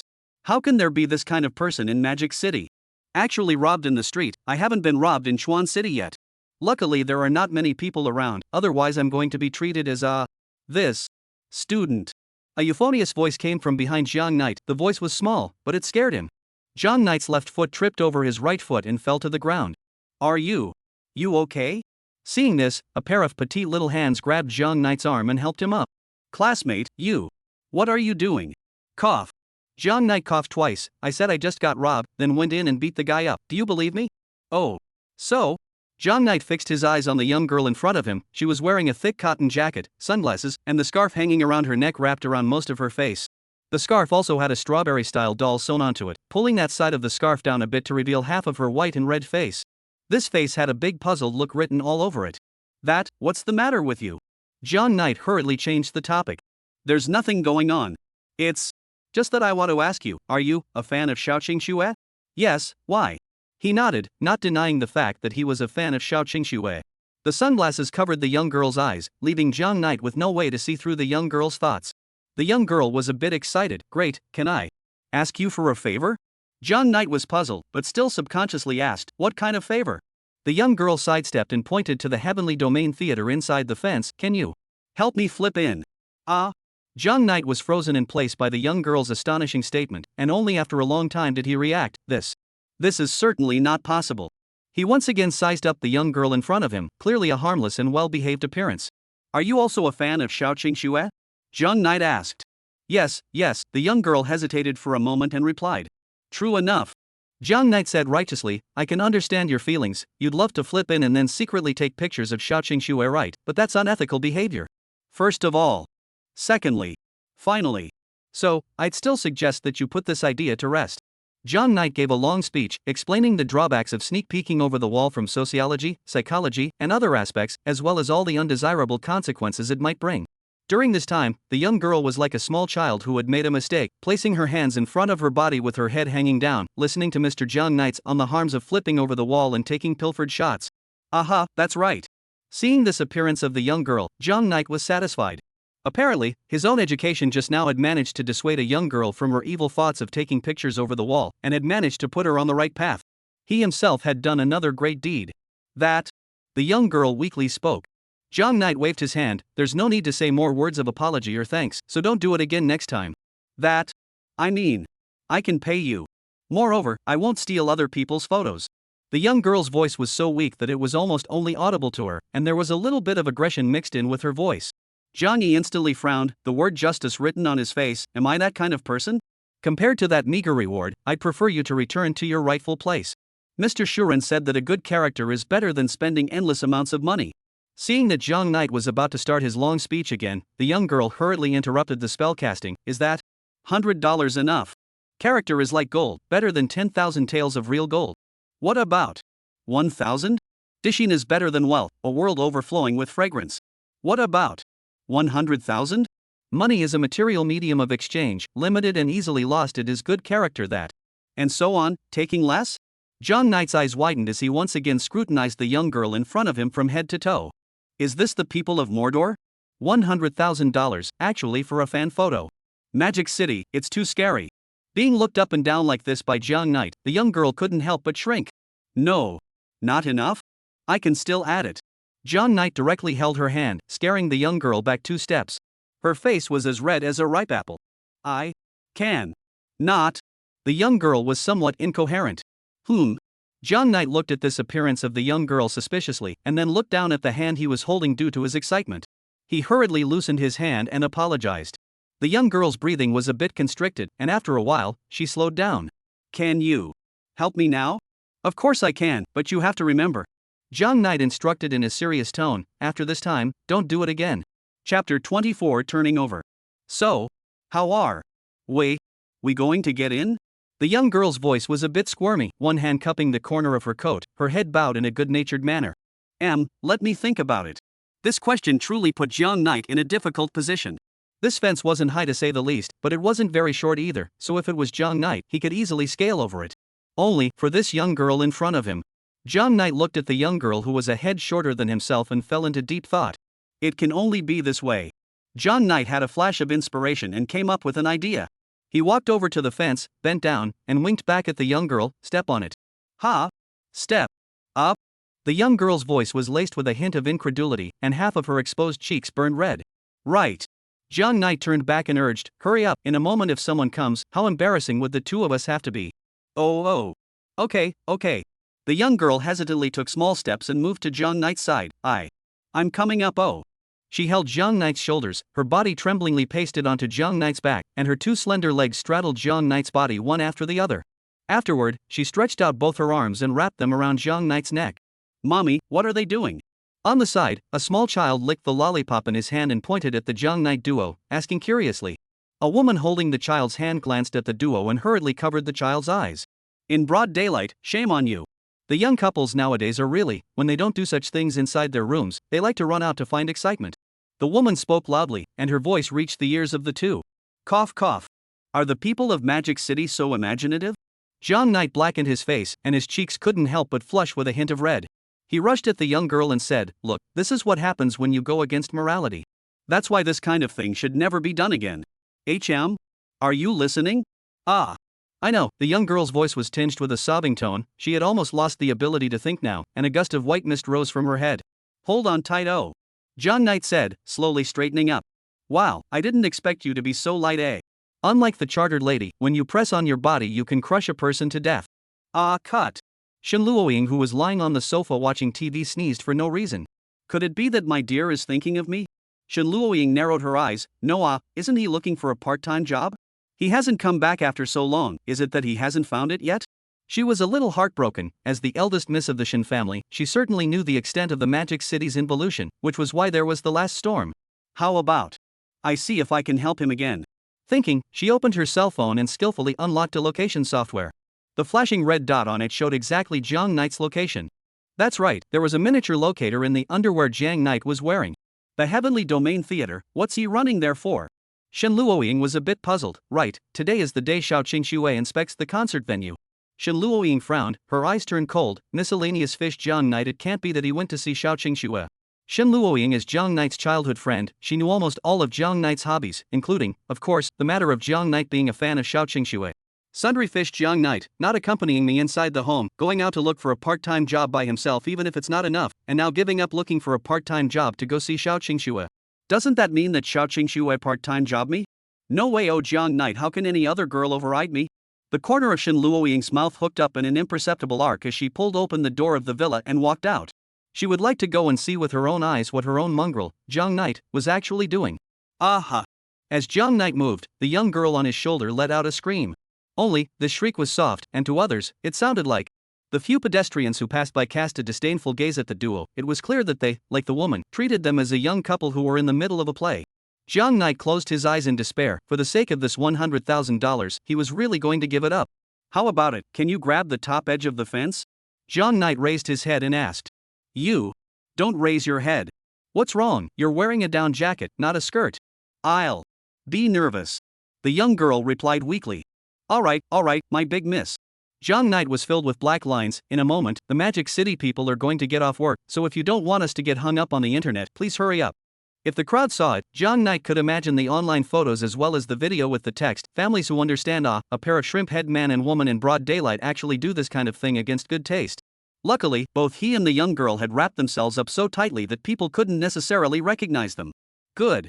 Well, The young girl stepped on Shogun's shoulders and climbed the fence without any problems. She sat on the top edge of the fence and slowly moved, adjusting her legs to the other side of the fence. All right. Jong Knight backed up a few steps and leapt over the fence. He checked around and confirmed that there were no security personnel staking out the area before stretching out his arms towards the young girl. Okay, now I'll hold you down. No. No. Said the young girl, squirming. My sister and I said not to talk to boys. Jong Knight helplessly propped up his forehead. Okay, I'll carry you down again. This girl is obviously so shy. How could she still think of flipping in to take pictures? Jong Knight felt a bit puzzled, but he didn't think about it so much. After all, $100,000 was beckoning him. He thought, and a greedy smile appeared at the corner of his mouth. Then, I'm coming down. Oh. The young girl wrapped her arms around Jong Knight's neck and jumped on Jong Knight's back in one leap. Jong Knight's back seemed to be rushed by something, soft and flexible. Under the impact of this violent softness, Zhang Yi was unsteady and fell to his knees head-on. The young girl then rode on top of him under this misadventure. Ah. Right. Sorry. The young girl apologized repeatedly. It's fine. Zhang Yi didn't think so, but as soon as he turned around, his face fell into a deep gully. Cough. Zhang Knight hurriedly turned back. Even for someone as shameless as him, at this moment, he was a bit overwhelmed. Obviously it doesn't look that big. Could it be the reason for wearing a down jacket? While Zhang Knight was still rambling, the young girl had already gotten down from behind him. Thank you. Classmate. The young girl solemnly thanked him. It's nothing. Do you still need to take you to the photo shoot? Take what pictures? The young girl tilted her head and asked with some confusion. Weren't you going to come in and take pictures? But when did I say that I came in to take pictures secretly? Zhang Knight's expression froze. This young girl really didn't seem to have said the purpose of her flipping in.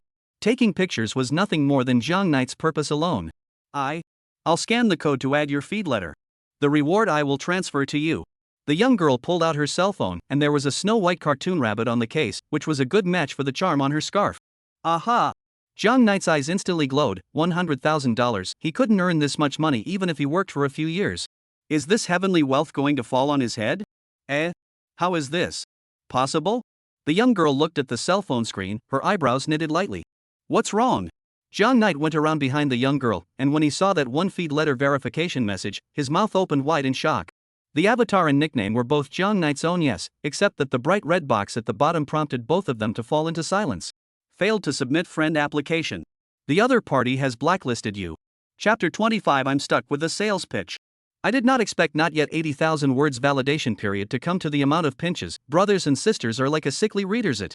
Can you ask brothers and sisters for some hyped in paragraph reviews? If there can be free for love power words, the front forget, the back forget, the author will do anything. This.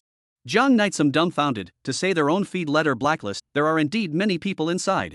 Most of them were people selling online classes or insurance, and there was no shortage of people that Zhang Knight looked at with displeasure.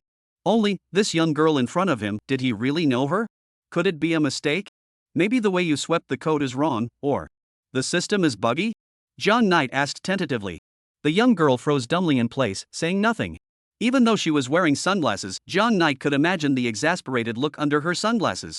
Zhang Knight shrunk his neck and hurriedly pulled out his own cell phone. Let me add you. He took the cell phone in the young girl's hands and swept the code with his own feedmail account. Unable to add the other party as a friend. The other party is in your blacklist. No way, she's really in my blacklist? Zhang Knight flipped through his blacklist, and the young girl's account was indeed in there. Strange, do I know her? Zhang Knight looked at the young girl in front of him again and again, circled around her and shook his head helplessly. Did I know you before? Zhang Knight opened his mouth. He was a bit curious. He had never been to Mordor. How could he have crossed paths with this Mordor person? The young girl didn't answer. She just raised her head and stared blankly at the teenager. What is your name? The girl opened her mouth. My name is Zhang Knight, M. Excuse me, have we met before? He should rarely blacklist people. Tianqing online class, plumbing repair, penguin game charging, all area insurance. Zhang Knight's blacklist was clear of all these things. You're not a salesman, are you? Zhang Knight asked. The young girl didn't answer and lowered her head, like a child who made a mistake, lowering her head and not moving. Hiss. Zhang Knight was a bit puzzled. Tell me about you. Your family is obviously so rich. Why do you want to do sales promotion, this line of thankless things? Zhang Knight felt that the only possibility he had was that this young girl had sold something to him. Otherwise, how could he have blackballed someone for good reason? He looked at the young girl, ready to come and give her a bitter moral education, only, before the words came out of his mouth, Zhang Knight looked like he was choking, unable to say a single word for half a day. Because he saw 2 lines of tears from the young girl's sunglasses under the quiet flow. Ah! Jiang Knight was most afraid of girls crying, he simply didn't know how to comfort people. I don't mean. That, Jiang Knight hurriedly said, placing his hand on the girl's shoulder. The young girl's shoulders shook. Jiang Knight's CPU went into overdrive once again, thinking about his next wording. After thinking for a long time, he gave up thinking and released the young girl's account from the blacklist. The two added their friends normally. Don't take what I just said to heart. Actually, working part-time is quite difficult. It should be the same for you in this line of work. It's just that, personally, I'm not too used to dealing with sales pitches. Jiang Knight hoped that saying these words would make the young girl feel better. He looked at the young girl, but was surprised to find that the young girl seemed to be crying even more, and there were faintly intermittent sobs coming out of her scarf. Jiang Knight closed his eyes in despair. Instead of letting him comfort the girl, he should have let him go to 10 jobs a day. Now that he had gotten people angry, Jiang Knight no longer thought about the $100,000. Jiang Knight turned around with heartache and was about to leave. Right at this moment, the corner of his coat was clutched by the young girl's hand in a death grip. Please. Wait. A moment. Jiang Knight turned around and saw the young girl lifting her head and staring straight at Jiang Knight, the top of her half-exposed face covered with tear stains. I finally found you, the young girl sobbed and spoke. What? The young girl's voice was so small that Jiang Knight didn't even hear it. Do you know how long I've been looking for you? Since elementary school, I've always wanted to see you with my own eyes. The young girl buried her head into the teenager's arms. Jiang Knight was startled and subconsciously pushed the teenager away, backing up. No way, the corner of his mouth twitched. Are all the sales pitches so fierce nowadays? It's been on me since elementary school, and then it's been on me until now. Jiang Knight only felt creeped out. He didn't dare to imagine what kind of things a sales pitch that persistent could do. When he was in elementary school, this young girl should have only been in elementary school as well. Actually, I came out today to work part-time. Jiang Knight snapped, I'm actually already penniless, catching me all the time is going to drag you down. It doesn't matter. Half of the young girl's cheeks were colored with a slight blush. I've been yours for this entire life.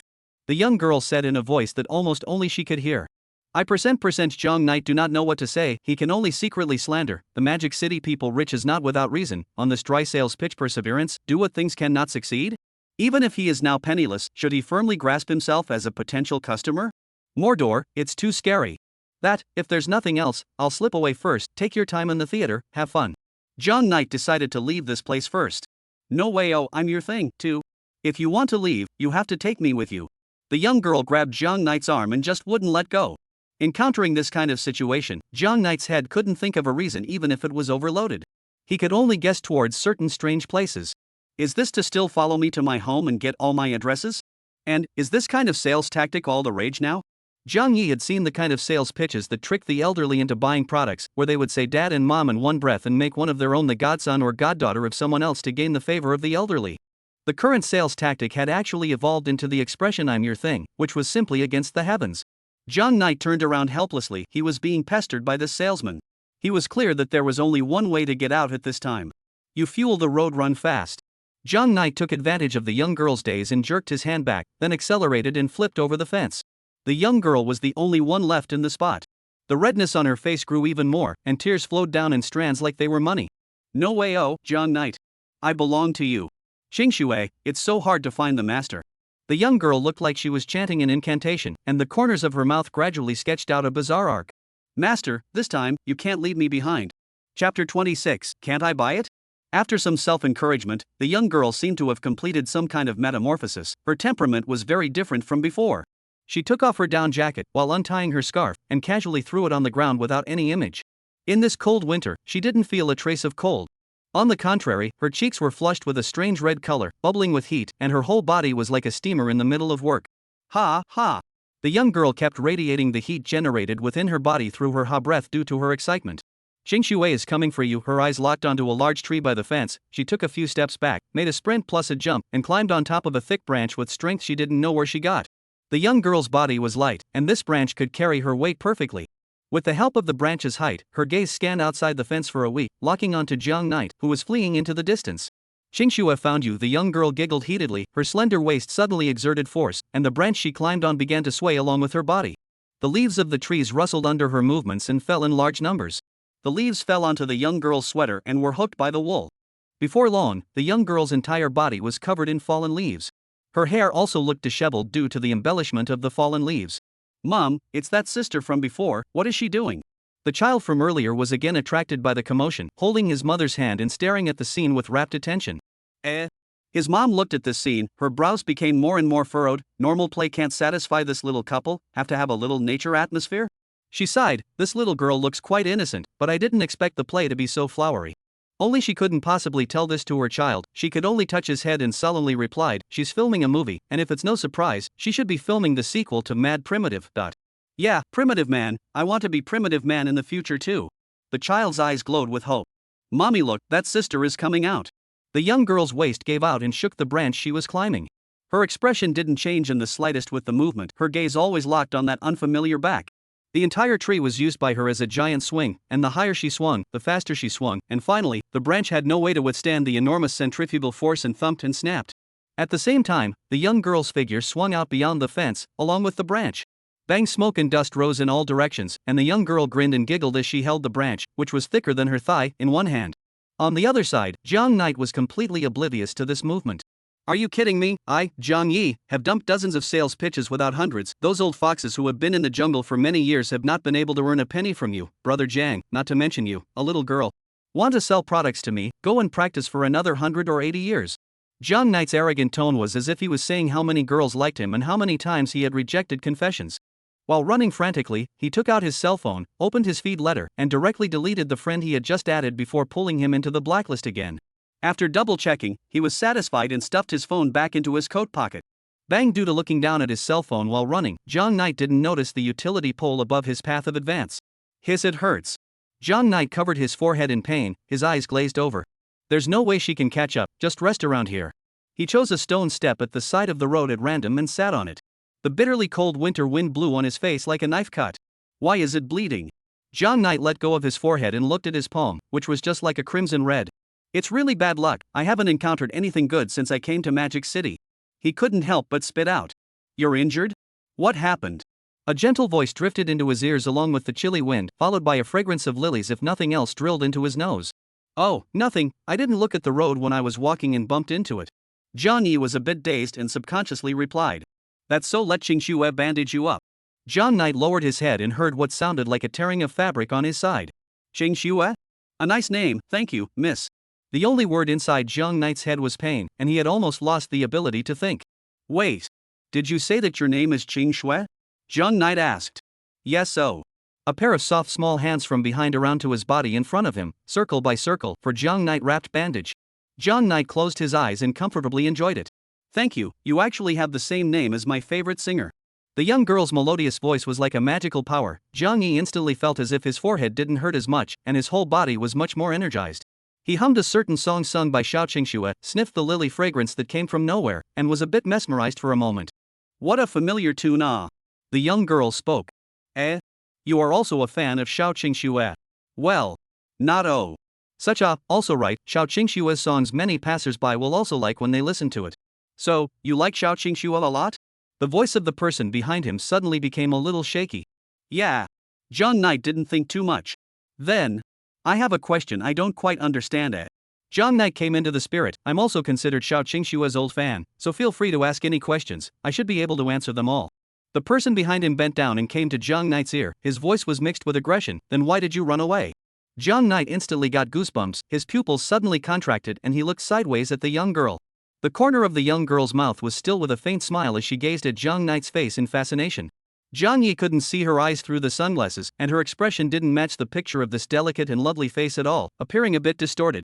At this moment, Jiang Yi was scared, not in the sense of being scared of the young girl stalking of him, but rather the instinctive fear that creatures have when they see something scary. He stumbled and fell down the stone steps. He couldn't get up in time, so he sat on the ground, rubbing his hands on the ground, his feet stomping on the ground, driving his body back and forth. The young girl did not react, still wearing a smile, looking at the panicked Jiang Knight. After retreating to a certain distance, Jiang Knight realized that the girl was holding a thick branch in her hand, and instantly understood everything in his mind. Holy, is this person a gorilla, swinging out directly with the help of a tree branch? That, classmate? No, big sister, I'm wrong, you are selling something. Insurance? No problem, I'll buy it. I'll buy another one for my dad. If it's an online class, it's even more of a problem. So many of my best friends are lonely at home during winter vacation, so it's a good idea to buy some online classes for them to kill time. Only. As long as you are willing to let me go, I'll buy it, okay? Chapter 27 Conditions for Love. Like this, the young girl straightened up, placing one finger to her mouth and resting her other hand on her cheek. Then I'll sell myself to you, okay? The young girl squirmed, her voice a little wiggly. No problem, no matter what you market, I'll. John Knight's voice ended abruptly. Wait, what did you say you'd market to me? Of course it's myself, really. Why? Why do I have to say it twice? The young girl's voice was getting smaller and smaller, seeming to revert back to the shy little girl from before. These words dry burned John Knight's CPU, and he kept trying to understand the meaning of the young girl's words. What do you mean, selling you to me? John Knight lowered his head constantly shaking as he tried his best to organize his thoughts. What kind of things did your family's sales company teach you? First saying I'm your thing and then selling me to you? Still not willing to give up on finding me after all these years, it's really hard on you. John Knight couldn't help but spit out. You. The young girl was suddenly stunned in place when she heard these words. The branch in her hand also fell to the ground, raising a puff of dust. You. Turned out to know it all. The young girl's tears couldn't be stopped. I've been looking for you, wanting to see you in the middle of the real world. As long as I can be with you, any more efforts, any more grievances, Qingshui can swallow them alone. Caught off guard, the young girl dragged her body and staggered towards John Knight. What exactly do you want? John Knight sighed. Take Qingshui away, will you? No matter what you do to Qingshui, what you want, Qingshui will agree. The young girl buried her head in John Knight's arms, sobbing secretly. Okay, you say, what are the conditions? John Knight felt a vicious chill and lifted her up from her arms. First things first, I don't have much money with me, and I'm here to look for a part-time job today. After I give you the money, you can't stare at me from now on, understand?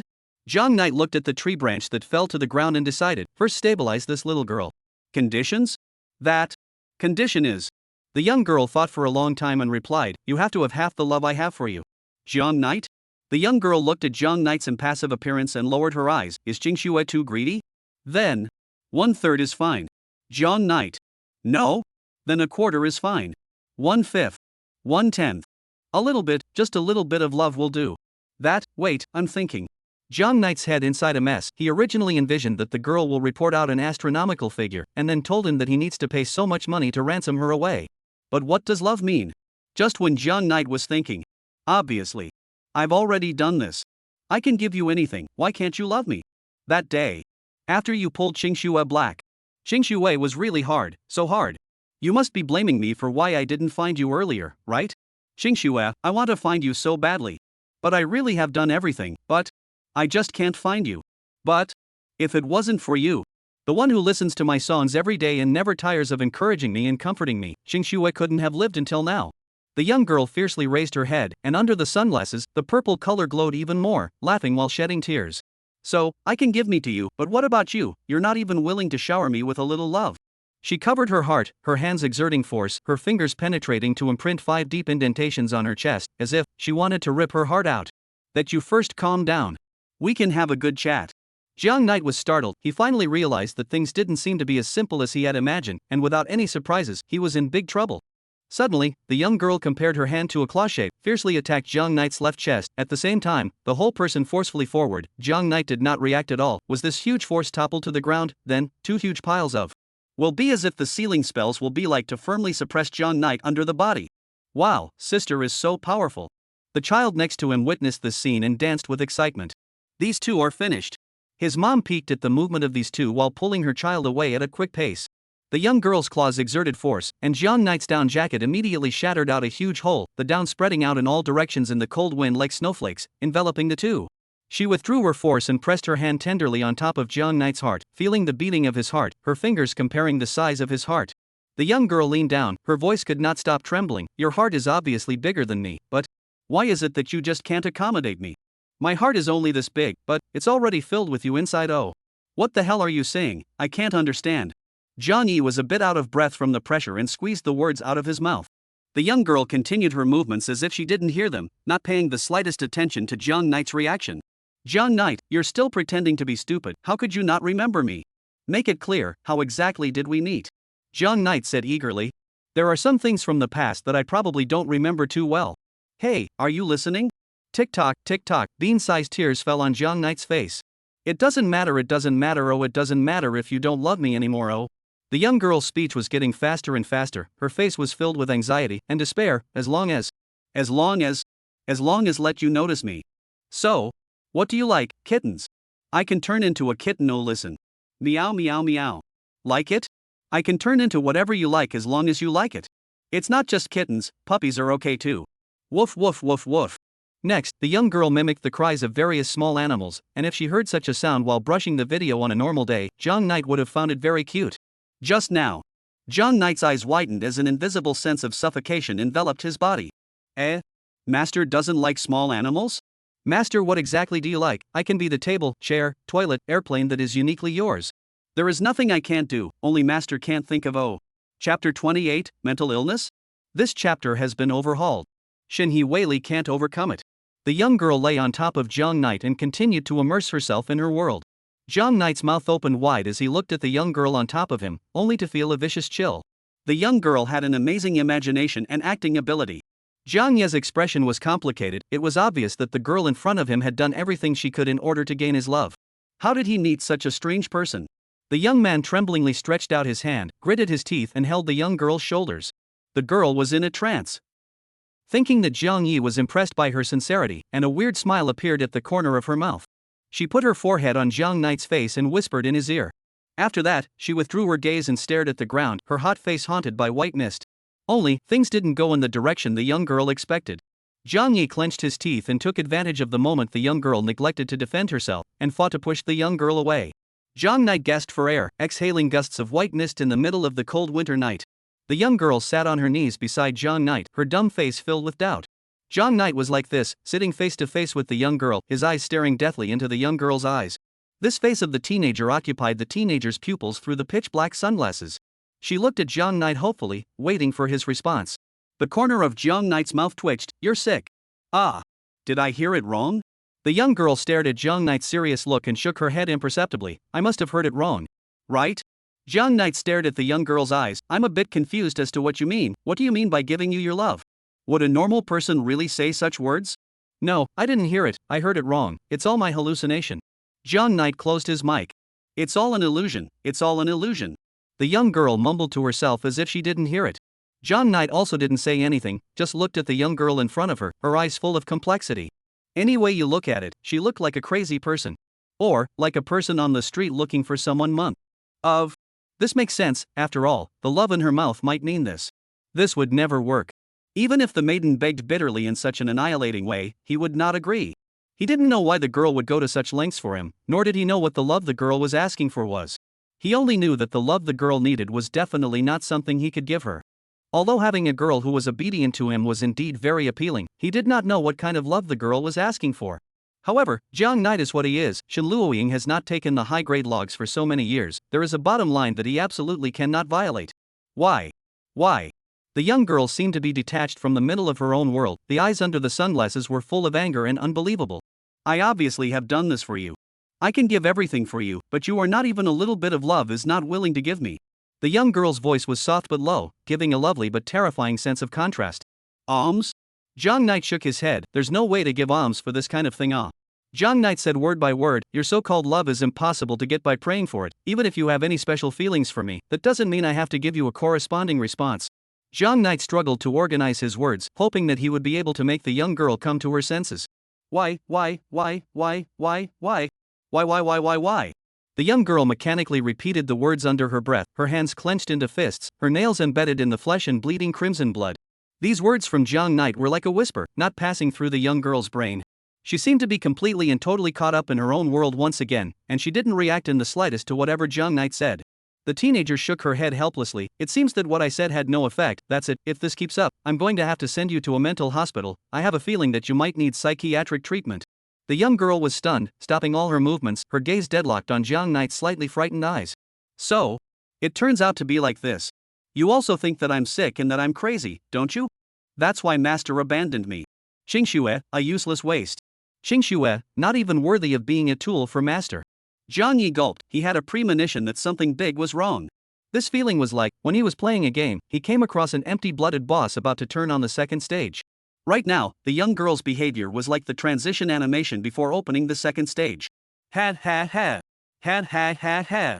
Had ha ha ha. The corner of the young girl's mouth grinned in an even more terrifying arc accompanied by a light laughter like a transformation spell. The whole person was like a hellish evil ghost that was murmuring. What to do? Jiang Knight felt a completely different feeling from before. He felt that he was now in extreme danger. If he didn't handle it well, there was a possibility that he would be accounted for here today. Then I can only take another step back. The young girl gripped the thick branch in her hand tightly, and threads of blood flowed down the branch. Her lips were also bitten through, and blood flowed down her graceful jawline in strands, slowly dripping onto the ground. It doesn't matter if I can't get your love now, I just need to get your body. The young girl held her cheek with one hand, blood smeared across her face by this action. She now looked like a murderous demon who had just finished his deed and was examining his next prey. It doesn't matter. It doesn't matter, oh. Just lock the master up and let the master stay with Qingxue. Whatever master wants Qingxue to do, Qingxue will learn. Although, Qingxue is a waste that doesn't even deserve to be a tool. But, as long as I can stay with you for a while. Jiang Knight only felt creeped out. He only felt that the young girl in front of him might actually have some problems with her brain. Forget it, what's there to communicate with a mental illness? It was probably clear to Jiang Knight that this person was purely and simply a mental illness. He secretly made up his mind to stabilize this young girl first, and then find a chance to call the mental hospital to come and take her away. He had just talked to a psychotic with so much reasoning. Jiang Knight felt that he didn't even need to waste his words. When the young girl said that condition of what love or not, he or she could call the mental hospital. Cough cough. Okay, I love you okay. Jiang Knight decided to stabilize the other party first, so that she wouldn't do anything too drastic. Hearing these words, the eyes of the young girl under the sunglasses slowly widened, froze in place, and the branch fell to the ground with a snap. What did you say? The young girl staggered a few steps to Jiang Knight's body, holding Jiang Knight's shoulders, burying her head in Jiang Knight's arms, raising her head in a pitiful manner, very different from before. Jiang Knight took a deep breath. I love you, it's okay.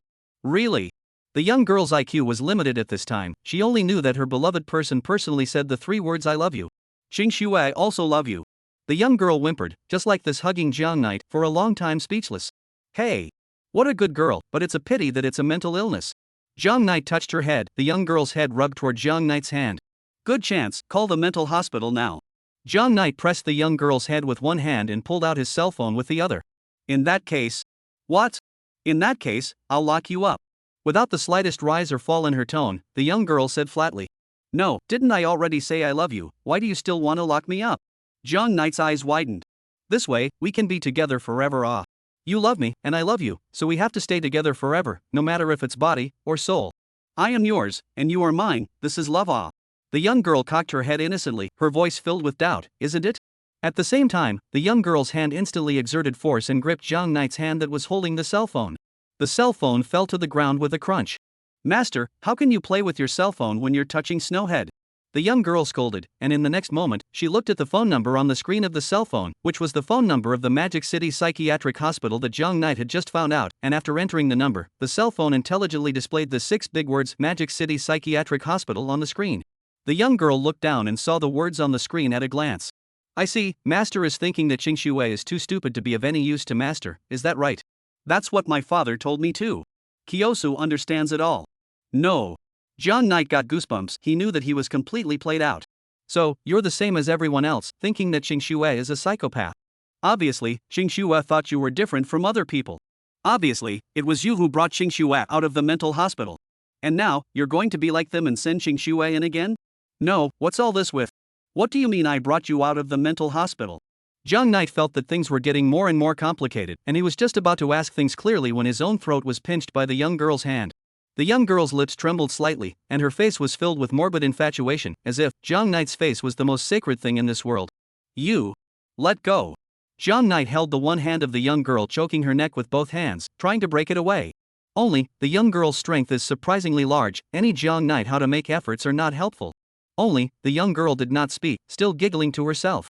Chapter 29, Fleeing to Kill. That. Jiang Knight revealed a harmless smile with good behavior written all over her face. Can we reconcile? The tree branch under the young girl's swing was currently lying quietly on the ground, and with a stomp of her foot, she stepped on the front end of the branch. The branch immediately flew into the air, traced several perfect circles in the air, and was steadily grasped in the young girl's hands. The branch seemed unable to withstand the maiden's grip and cracked several times. That, not to. Jiang Knight's legs trembled as he backed up. He felt that this young girl, who was a head shorter than him, was radiating an unrivaled pressure at the moment.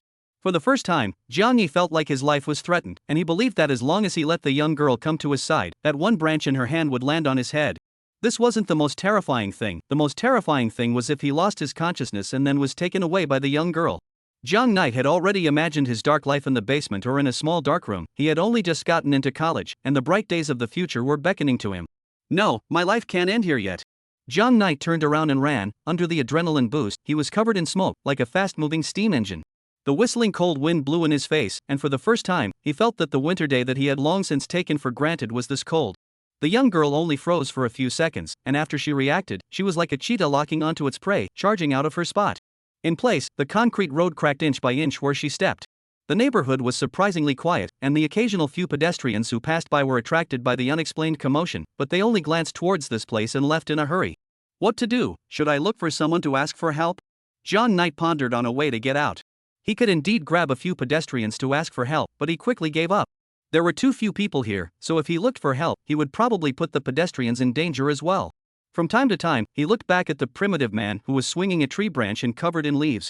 Now she is definitely not something that can be dealt with by adding a few strangers. Jiang Knight gritted his teeth. His current speed had far exceeded that of his high school self, but the girl behind him seemed to be even faster, and the distance between the two of them was closing at an extremely fast speed. The only way to get to the main entrance was to go around the fence of the Heavenly Domain Theater. There were more people there, and gathering the strength of the crowd, they should be able to take down this madman. Dead legs, count on me to beg you, run! Jiang Knight shouted in his heart. As long as I can reach that place. Almost there, almost there. The national flag flying at the main entrance of the Heavenly Domain Theater had appeared in Jiang Knight's field of vision, which made the physically and mentally exhausted Jiang Knight feel hope. Just hold on a little longer, a little faster. The teenager tensed his body, squeezing out the last ounce of strength that existed in his body. Only, a huge force suddenly came from behind him. The teenager was already out of strength, he was unsteady, and he fell towards a small bush. He turned his head back, the color of despair drenched his eyes. In his field of vision, the young girl rushed at him, smiling wryly. Jiang Yi fell on his back into the small bush, and then, the young girl lunged hard and firmly pressed Jiang Yi underneath her. The fear of death completely enveloped Jiang Knight, and heavy shadows appeared in his vision. Under Jiang Knight's gaze, the young girl directly rode on top of him. Her soft legs were pressed against his face, erupting with a shocking strength that prevented Jiang Yi from moving. Jiang Knight had lost all his strength and means at this moment, and could only close his eyes and welcome the end of his life. Snap, snap, snap. A drop of tears smashed down on Jiang Knight's face. Am I still alive? Jiang Knight unbelievably slowly opened his eyes. Is Master afraid of me? The sunglasses slipped off the young girl's face and smashed onto the bridge of Jiang Knight's nose. Jiang Knight saw a blurry face, and at the moment, his vision was a little blurry due to his extreme fear. I'm sorry, Master, Qingxue shouldn't have done this to you. Qingxue should have listened to her master's words. But, Qingxue really loves you so much. I'm afraid that if Master leaves, he'll never come back. But even so, the young girl's stunningly beautiful face caused Jiang Knight to faintly freeze. The twisted expression hung on her clear and delicate face, creating a sense of contrast that made him hair-raising. The original turquoise blue eyes were also tinted purple-red at the moment due to a special reason, and the line of sight stayed motionless on Jiang Knight's face. I thought you would be different from others. You said that Qingxue's voice was cute. You said that Qingxue's songs were very good. You said that Qingxue is the hardest working girl you've ever seen. You said that you like my lively and cheerful look the most. You said that Qingxue's illness would be cured one day, and that at that time, Qingxue would become a big singer, and that you would find me, then sit on the stage and applaud my singing.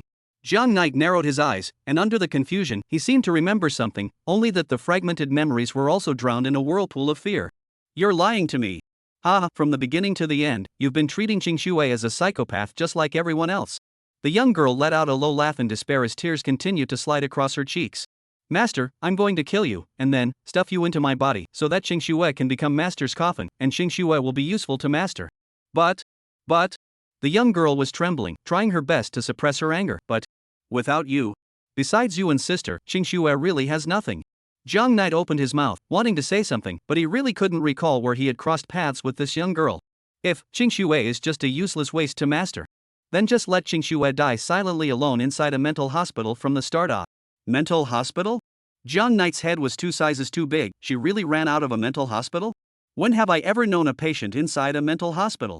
So, what the hell should I do? The young girl placed her hands on Jiang Knight's neck, trembling, but didn't pinch down hard. What the hell should I do? Please, Master, answer me. The young girl seemed to have lost all her strength, and her figure staggered. Her hands gradually left Jiang Knight's neck and hung down powerlessly. The young girl just opened her eyes and didn't move. Are you okay? Jiang Knight asked tentatively. Wait.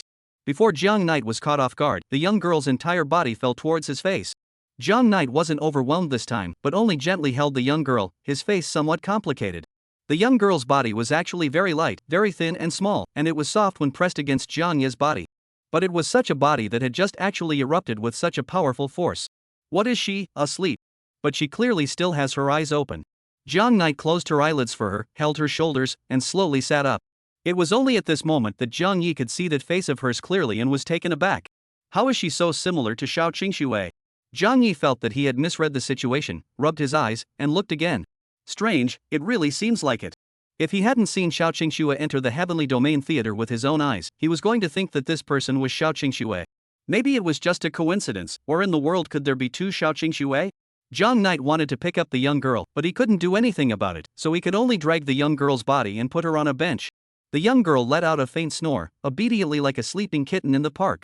That'll be the end of it, won't it? Just leave her now and she'll never find me again. I'll disappear from her sight completely, and then. Jiang Knight was just about to leave when he suddenly felt a weak force tugging at him, preventing him from leaving. He turned back, and the sleeping teenager subconsciously clutched the teenager's sleeve with far less strength than earlier. This is the normal strength of a young girl, right? For some reason, Jiang Knight moved a trace of compassion. But it was only a trace of compassion. He couldn't possibly do that much for a mental patient he didn't even know. Do you really know me? Have I really helped you? A lot of things from his childhood, Jiang Knight had forgotten. The young girl didn't respond, and the setting sun reflected on her white and soft face. If it's true, if I once really unintentionally influenced this girl, what would happen to her if I left her behind? Jiang Knight imagined the empty, helpless eyes of the young girl after she woke up. Jiang Knight imagined that she was silently staring at the gray ceiling of the hospital room. Jiang Knight imagined that she was like a walking corpse, trapped in her memories day after day. He felt that it no longer mattered whether or not he had ever helped her. Jiang Yi thought that he should be able to do something for her, the kind that wouldn't affect him. Even giving the young girl a false hope was better than nothing. She won't be able to find me in the future anyway, so why don't I just help her? Chapter 30: The Young Girl's Cell Phone. The young girl's hand was bruised and battered, the shocking wounds hanging on her white and tender hand were particularly obvious. Wisps of blood were still bubbling up from among the wounds, coloring her palms red. This guy, can't he really feel any pain? Jiang Yi frowned as he looked at her hand full of wounds. If such wounds appeared on him, he would probably have fainted from the pain already. The wound might even worsen if nothing was done about it. It was imperative to bandage her to prevent inflammation. Only, his down jacket had been opened up a few big holes by the young girl earlier, and the down inside was almost falling out. There was still a sweater and a liner left inside himself, and the sweater was not suitable for bandaging the wound, so after thinking about it, it was better to sacrifice his liner. Hey! Have to borrow money from the chartered lady to buy another one again. Jiang Knight didn't think much about it and pulled off a small piece of fabric and tied it around the young girl's injured hand. This should be about right. Jiang Knight scanned the young girl's whole body. Fortunately, she only had a more serious injury to her hand, and the rest of the body was at most bruised and not in the way.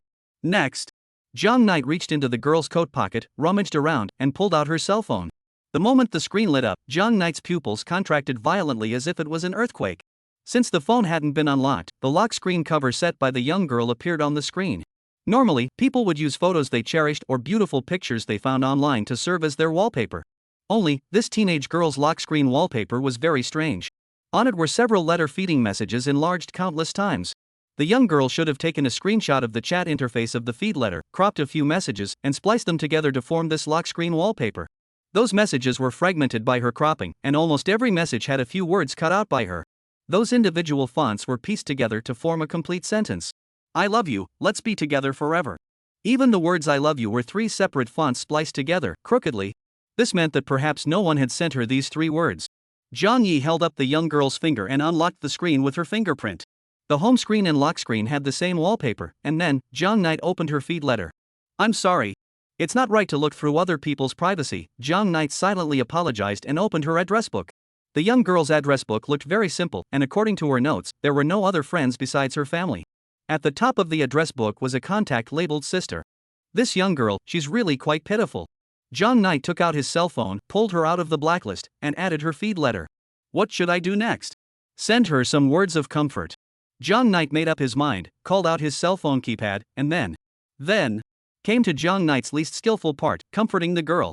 Is this some kind of skill that must be learned? Why is the usage rate so high? Jiang Knight had a headache and scratched his ears for a long time before finally typing down a few words. I'm sorry, because of some reasons, I can't give you the so-called love for now. But I believe that putting aside all of that, we can become very good friends. You're so beautiful, there would be many people who would want to get to know you and encourage you if they wanted to. So, if you agree, I'll be your first friend Law. My name is Jiang Knight, I'm honored to know you, come on, you'll be fine. That's it, Jiang Knight thought. Jiang Yi was relatively straight talking and didn't know how to beat around the bush with words of encouragement. These words were all from Jiang Knight's heart and should be able to revitalize this young girl. Well, one last thing. Jiang Knight thought to himself that the part of helping the young girl was over, and next, he wanted to satisfy a small curiosity of his own. If I really knew her before, then the chat logs between us should still be there. Jiang Yi was curious to know what his earlier self had said to her. He took the young girl's cell phone and flipped upwards. Loading. Jiang Yi swallowed a mouthful of saliva and stared straight at the screen. Loading. Loading. The phone flashed a white light, and the feed letter software directly flashed back.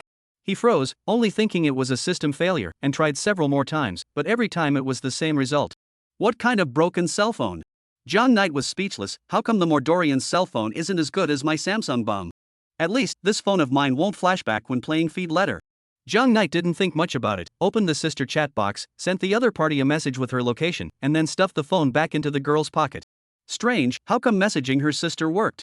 As the sun set in the west, Jiang Knight tucked in his broken coat pocket and dragged his tired body towards the distance. His shadow was lengthened by the setting sun, connecting with the sleeping young girl. It's so cold, it's so cold. In the Heaven's Domain Theater, a woman in a white dress was anxiously circling the lounge. In order to maintain your beautiful image in front of the public, sister, I still wear a skirt in winter.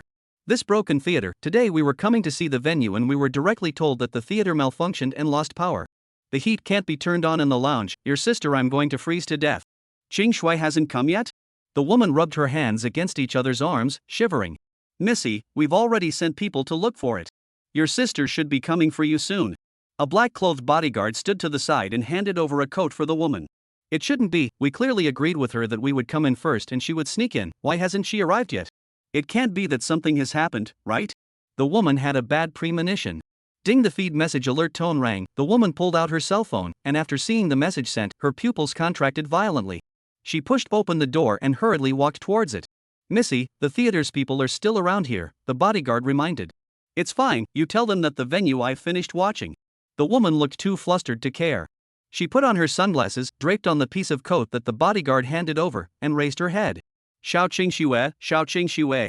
At the entrance of the theater, the audience had been tirelessly shouting here for almost a whole day. When they saw the silhouette walking out from inside the theater, their gazes were cast over in unison. Only, after they saw the woman in this outfit, they took her as if she was Xiao Qingxue's bodyguard and didn't pay too much attention to her. The woman slipped out of the theater, swept a roadside shared battery car, directly turned the electric gate to the bottom, and sped off in the direction of her cell phone's location. Chapter 31, The Dream Above. Qingxue, Dad is back. Let's go, get out of here. What am I, where am I? The girl slowly opened her eyes, and as she entered her eyes, daylight poured gently onto her face through the glass windows of the villa. She was lying on a large, soft bed with a few old-looking Muppets on it. A rush of footsteps came through the door, and before the young girl could react, her bedroom door was violently pushed open. Bang! The door of the room hit the wall hard, and wisps of white wall dust slowly drifted down from the wall. The young girl raised her head in confusion, her gaze resting on the girl outside the door who had the same face as her. The girl was clearly about the same age as her, yet she was much taller than her. This was the young girl's twin sister, Xiao Qingying. Qingxue, come with me, it's almost too late. Xiao Qingying's face carried extreme fear, as well as the anger that she had ruthlessly suppressed between her brows. Her sister did not move, her hands gripping the bed sheet tightly, her eyes lowered, as if she was making some sort of choice in her heart. Frozen? Why? Seeing the younger sister did not move, the older sister a few steps forward, a pull on the younger sister's arm. If you don't go, when Dad finds you, you will be. Sister's words to say halfway as if choking, that kind of scene, she just think of will feel a want to vomit impulse. But, don't but, if you continue to stay here, you will only become that venting tool. Sister, I have saved a lot of money over the years, sister will give you all the money, you escape to a place where he can never find you. Sister's speech became faster and faster, and her eyes gradually flooded with the slightest of crystallized tears. Count on sister to beg you, okay. Doesn't Qingxue love to sing? Sister can discuss with those studios and provide Qingxue with the resources to make her debut. Qingxue will definitely be able to become a big singer in the future. What will my sister do if I leave? The younger sister raised her head, her empty eyes dully meeting her sister's anxious eyes. Don't worry about me, I'm still useful to Dad, Dad won't do anything to me. But where can I run to? Anywhere, even if you get caught by the traffickers, you can't be worse off than if you stayed. Sister finally lost control of her emotions and bean-sized teardrops dripped down her face. I'm sorry, sister. There was no emotional ups and downs in her sister's words. Xingxue is too stupid to help dad. Xingxue is useless. No, it's not like that. Xingxue, you misunderstood me. No, this is not the time to talk about this. That is coming back. Let's hurry. Squeak, a door opening sound came from downstairs. Oh no. Sister gritted her teeth. It's too late. Xingxue, obey. No matter what sound you hear next, don't make a sound, okay? Count on sister to beg you. Sister begs you for the last time. Sister's red eyes, legs slightly trembling, her face squeezed out a stiff smile, stood up and slowly backed away. It's okay, Xingxue, things will soon pass. Xingxue, don't be afraid. Don't be afraid. Snap, duh. The door of the room was gently brought on by her sister, and inside the room, the young girl sat under the covers, biting her lips. Can't cry out. If you cry, you'll be scolded by dad. Xingxue, you can't cause trouble for dad and sister. Xingxue, you can do it. The corner of her sister's mouth was bitten and a few drops of blood oozed out.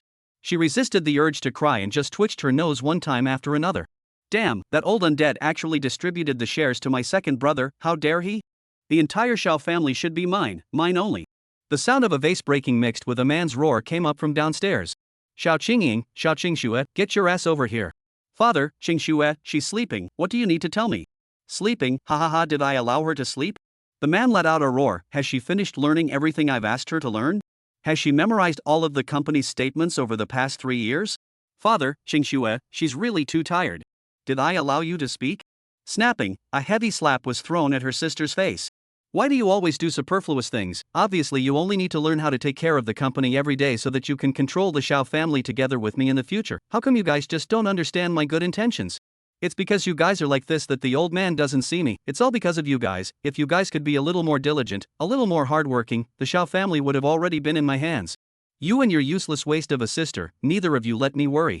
I give you guys a big villa to live in and buy you good food every day, and this is how you repay me? Father, I'm sorry, Xingxue, she's already working hard. It's my fault, I didn't follow father's teachings, you punish me. Sister's voice came. Good. Ha ha ha ha, have guts, worthy of being my Shaoling Tian's daughter, ha ha ha ha. Xingxue is useless, Xingxue is useless. The voice from downstairs clearly reached her sister's ears. If Xingxue can work harder, she won't let her sister suffer so much. But Xingxue really doesn't know how to run a company, she really doesn't understand all that you and I in business. Xiaoling Tian often brought the two sisters to various business receptions, and every time, Xiao Qingxue was like a transparent person, cowering behind Xiao Qingying. She couldn't understand what those people at the banquet were talking about, and in his opinion, the smiling faces above the banquet were as terrifying as the skeleton evil ghosts from hell. But Xingxue can still do one last thing for sister. No way, Xiao Qingxue's turquoise blue pupils trembled slightly as the previous scene of horror surfaced in her mind. She gripped the bedsheets in death. I'll be killed, I'll really die. She closed her eyes, tears seeped out from within her tightly closed eyes and fell onto the bedsheets. But this is the only thing Xingxue can do for sister. Xingxue can't do anything, but Xingxue still has this body. As long as I take the beatings for my sister, she won't be in pain anymore. Xingxue, then she becomes useful. Downstairs, the belt lashed at Xiao Qingying's skin one by one, and in an instant, Xiao Qingying's skin surged with a trail of red blood. The scabs of blood left behind earlier were torn open once again, but Xiao Qingying had long since grown accustomed to it and endured it without a word. Sister! Xiao Qingying's eyes snapped open and she turned her head to look at the stairway. Xiao Qingxue's thin body was curled up into a ball, nestled in the corner of the stairway like a kitten. What are you doing here? Xiao Qingying glared at her. Hurry back, please, hurry back. That's what you said, your sister, she's asleep? Ah ha ha ha, the man laughed excitedly. Let her go, I'm at your disposal. Xiao Qingying's voice was mixed with despair. She could endure the skin and flesh, but she absolutely couldn't endure her sister being hurt like this. Who am I to spare her? Ha ha ha ha, you all deserve to be punished, you all deserve to die. So, what are you doing here? The man opened his mouth, his eyes filled with teasing. I. Xiao Qingxue murmured in a low voice, I want to be punished for my sister. Xiao Qingying looked at her sister in despair, violently sat up from the ground, rolled and crawled to her sister's side, and tightly embraced her into her arms. She couldn't say a single word. I want to do something for you. Xingxue doesn't want to be a useless child. Chapter 32, Dreams Middle. Xingxue, sister doesn't need you to do anything for me. Sister's voice was hoarse as she rubbed the girl's delicate and soft face. Sister only needs you to be happy every day and be able to sing on stage as you please. Sing? Ha ha ha ha ha. The man's face twisted as he kicked away Xiao Qingying, who was dead set on protecting Xiao Qingxue. He showed his teeth and pointed at Xiao Qingshue's nose and cursed, "What's the use of singing? Can singing put the Xiao family in control? Can singing make you a human being? Day in and day out you only know how to sing. If those hours you spent singing were used to learn about business, you wouldn't have become a waste like you are now. From now on, you're not allowed to sing a single word without my permission, do you hear me?" The man raised his belt and smiled broadly as he jerked it at the young girl's thin body. "Don't!" Xiao Qingxue fell to the ground and roared with her heart and lungs torn out. The belt lashed at Xiao Qingshue's back, and the girl's figure couldn't withstand such a huge force, constantly shaking. Her eyes were closed and blood slowly flowed down from the corners of her slightly hooked mouth. Qingxue is not a useless child anymore. The belt lashed one after another on top of Xiao Qingshue's skinny body. The young girl gritted her teeth and collapsed to the ground before she could hold on for a few moments. I know, Qingxue is the best behaved." Xiao Qingying was lying on the ground, moving little by little towards her sister's direction.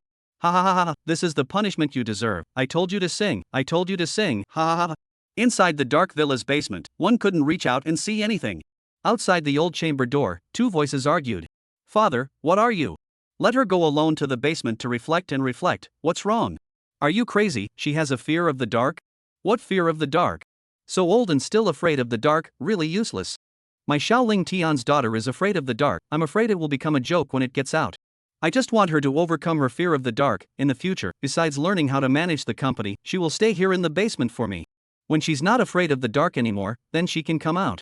The man vented and was in a much better mood. He hummed a song and returned to the middle of the room that belonged to him. "Qingxue, don't be afraid, sister will find a way to get you out. Sister, don't worry, Qingxue is fine. Oh. Don't be afraid, just talk to sister, sister will always be with you." Inside the basement, Xiao Qingxue was breathing heavily. The boundless darkness was like bottomless seawater, engulfing her. Her hands were clenched and beads of sweat soaked the wounds on her body. "It's okay. Oh." Qingxue secretly brought her cell phone in.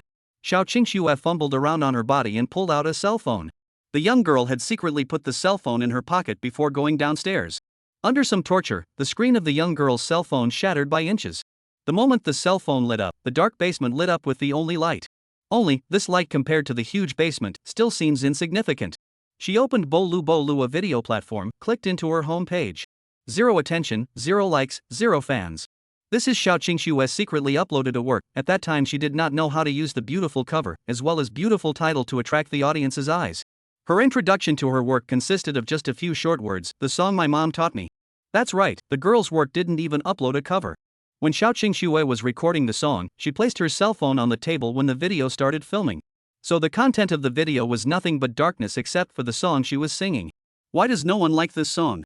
When mom sings it, it's obviously very nice. It must be because Siyuki doesn't sing well, so no one likes it. In the basement, the girl lifted her broken shirt and quietly wiped her tears. "Mom, it's Kiyosa who's useless, I'm sorry." Ding, just then, a beep sounded. "Jiang Knight big handsome man, kudos for your work." Jiang Knight big handsome man, I go, this video is black from beginning to end. Jiang Knight Dajo, I thought there was a high-powered reversal in the back, so I clicked in. River Knight handsome, but what's this background music? It's so good, is it sung by Up themselves? The girl stared blankly at the screen, her fan count turned to 1. River Knight big handsome boy, followed you. Is River Knight handsome guy, Up a newcomer? There's only this one entry. River Knight handsome boy, Up don't be lazy, quickly update, fans are waiting for it. The girl froze, and a hint of delight gradually appeared in her eyes. I'm not sure if you're going to be able to get a good deal on this, but I'm sure you're going to be able to get a good deal on this. River Knight handsome, so sad, am I not a human being? The girl was instantly at a loss for words. She tapped her hands on the screen. A short sentence was written and deleted by her, deleted and written again. Me, I'm sorry, I didn't mean it like that. Me, can you not be angry? What compensation do you want? I can give it to you. I'm sorry, I didn't mean it like that. I'm sorry, I didn't mean that. Can you not be angry? What do you want compensation? I can give you. If you want to make it up to me, sing some more songs, they're really good.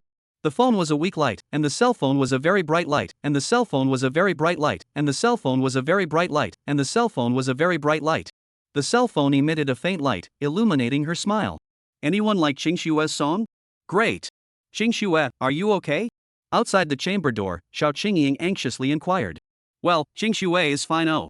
Ignoring the severe pain, the girl trotted to the door. Qingxue has a fan. Really? Xiao Qingying's tone revealed a hint of delight. I told you Qingxue you could do it. Aha! Only, just after the words were said, Xiao Qingxue's body began to tremble again. But sister, when do I have to go out? It's so dark here, Qingxue is so scared. Xiao Qingxue's tolerance for darkness was about to reach its limit. Xingxue, you just met this fan, you have to thank him properly before you can. How about, you now, sing a song for him? Xiao Qingying proposed. Sing a song? Good. The young girl's voice trembled and her eyes were empty. The young girl opened her cell phone video, and the dark background of the basement was the same as the background of her first video. I'm going to start singing oh. Only, her voice didn't come out for a long time as if it was stuck. The boundless darkness eroded her sanity, making her almost forget how she should speak. Winding forward along the rugged path. Follow the spilled moonlight to the top of the mountain. Outside the door, Xiao Qingying sang softly, only, her voice was hoarse and she sang very hard. It couldn't be helped that Xiao Qingying was born with a pentatonic voice and was tone deaf. I will keep my promise with you seriously. I will seriously keep my promise with you. Until we see eye to eye. Until we see eye to eye. Lyrics adapted from The Last Journey. The author can't write lyrics, forgive me, haha. Two similar yet very different voices mingled together. Driven by her sister, Xiao Qingxue opened her mouth and sang along in a small voice. At first, her voice was small, and then later, it was as if she had forgotten the darkness around her and completely threw her body and mind into it. After Xiao Qingying sang halfway, she smiled to herself and closed her mouth wisely. The soft and raw singing voice echoed in the basement and did not dissipate for a long time. After Xiao Qingxue uploaded the video, she yawned and lay down in a cardboard box, falling asleep in a daze. I don't know what she was dreaming about, but the corners of her mouth had been filled with a happy smile. She slept so deeply that the beeping of her cell phone didn't even wake him up. John Knight, big handsome boy, kudos for your work. John Knight, big handsome boy, updated so fast? In the beginning there was noise next to him, but there was none behind him, so you can pay attention when up recording. But it's so good, it's simply the best song I've ever heard. Chapter 33, The Dream Below. The next day. Why, the old master let the second brother, he became the chairman of the company. It's all you guys, you two losers. The man yelled as he tore his heart out. He held the belt, his face red. The living room was in a mess, broken beer bottles fell on the floor in a messy manner, and the whole room was filled with the smell of alcohol. The dim light hit the bodies of the two young girls, accentuating the wounds on their bodies even more shockingly. Xiao Qingying, you get dressed and follow me to the company. Xiao Qingxue, you continue to stay in the basement and give me a good introspection. The man tugged Xiao Qingying's hand and casually picked up his coat from the sofa and draped it over himself. It's okay, Qingxue, if you feel scared, just sing, I'll be back soon. Xiao Qingying touched his sister's head, and the latter nodded obediently. Xiao Qingxue was locked into the basement, and then the only light lit up in the basement. The familiar darkness enveloped her once again, and her body began to tremble uncontrollably again. Only, she giggled at the screen of her cell phone. Me, I wrote myself another song, oh, can you help me listen to it to see how it goes? John Knight, big handsome man, up master so spoiled powder? The company's website is a great place to find out more about the company's products and services, and it's a great place to find out more about the company's products and services. I'm not sure if you're going to be able to get a good deal on this. Her mouth is still hanging with a trace of blood, but the corners of her mouth can't be restrained from lifting up. Day 3. In the basement, a few new wounds were added to the young girl's body. The young girl ignored these. She opened her cell phone. Today she was going to do something that meant a lot to her. She stared at the screen of her phone, her fingers trembling slightly. After thinking for a long time, she gathered her courage and sent a message. Me, can I be your friend? The young girl stared at the screen tightly. At this moment she was even more nervous than before she was whipped by her father. My fan River Knight, it's so strange, why do you ask? My fans River Knight, puzzled. Me, I want to make friends with you, and I'd like to exchange songs with you in the future. Me, is that okay? My fan River Knight, actually, I don't know much about songs, and I usually listen to them less. The young girl lowered her eyes, and tears came out of her eyes indisputably. Me, okay, I know. Me, I won't force you to be friends with me. 1, I'm sorry. My fans River Knight? My fans River Knight, I mean, I'll have to ask you for advice in the future. My fan, River Knight, also, if you want to be friends, don't ask people questions like, can I be friends with you? I thought we were already friends, sad. Me, so, we'll be friends from now on? My fan, River Knight, haven't we always been friends? The young girl burst into tears, hugging her cell phone with a happy smile on her face. From then on, among the girl's contacts, there appeared a person whom she labeled as her friend. The 4th day. What do you think of the lyrics here? My friend Young Knight, if it were me, I'd change it to. Me, okay, I'll change it right away. My friend Zhang Yi, don't, I'm just making a suggestion, you don't have to change it if you like it, Qingxue. 1, really? I don't think it's too selfish. My friend Zhang Yi, how can she be selfish when she's willing to share her song with me? I just think, Qingxue can have her own ideas, you don't have to ask me all the time. Me, my own thoughts? My friend Young Knight, yes, the songs Qingxue wrote are all very good. I'm not as good as you at singing. Shame on you. Me, really? The young girl hesitates for a moment. Me, thank you, I've been told that I can't do anything, that I can't even learn the simplest things. My friend Jiang Knight, how can that be? Xingshua's voice is so lovely, if she develops it properly, she can definitely become a big singer. My friend Jiangyi, it's no use becoming a big singer. Dad said that singing is a bad idea. My friend Jiang Knight, how can that be? My dad told me that even if I go begging on the street, he will support me as long as I want to. I want to sing, but my dad won't support me. My friend Jiang Knight, it's okay, I support you. Day 7. Me, I'll tell you a secret, don't tell anyone else. My friend Jiang Yi, oh? What's the secret? I'm actually afraid of the dark. The doctor at the hospital told me that it's called acrophobia. I've never heard of it. In fact, I'm also afraid of the dark, but I have my father with me, so I'm not afraid. My friend River Knight, Xingshua can talk to your dad, don't feel ashamed, I'm a boy like that, huh? Me, my dad doesn't want to accompany me. I can't tell you, I can't tell you, I can't tell you. I can't tell you, because my dad won't let me tell anyone else. I can't tell you, because my dad won't let me tell anyone. My friend Jiang Yi, well, then, if you're afraid of the dark, come to me, I'll accompany you. 1 month later. Why, did the old man give the whole company to second brother? You guys talk, why don't you try harder anymore?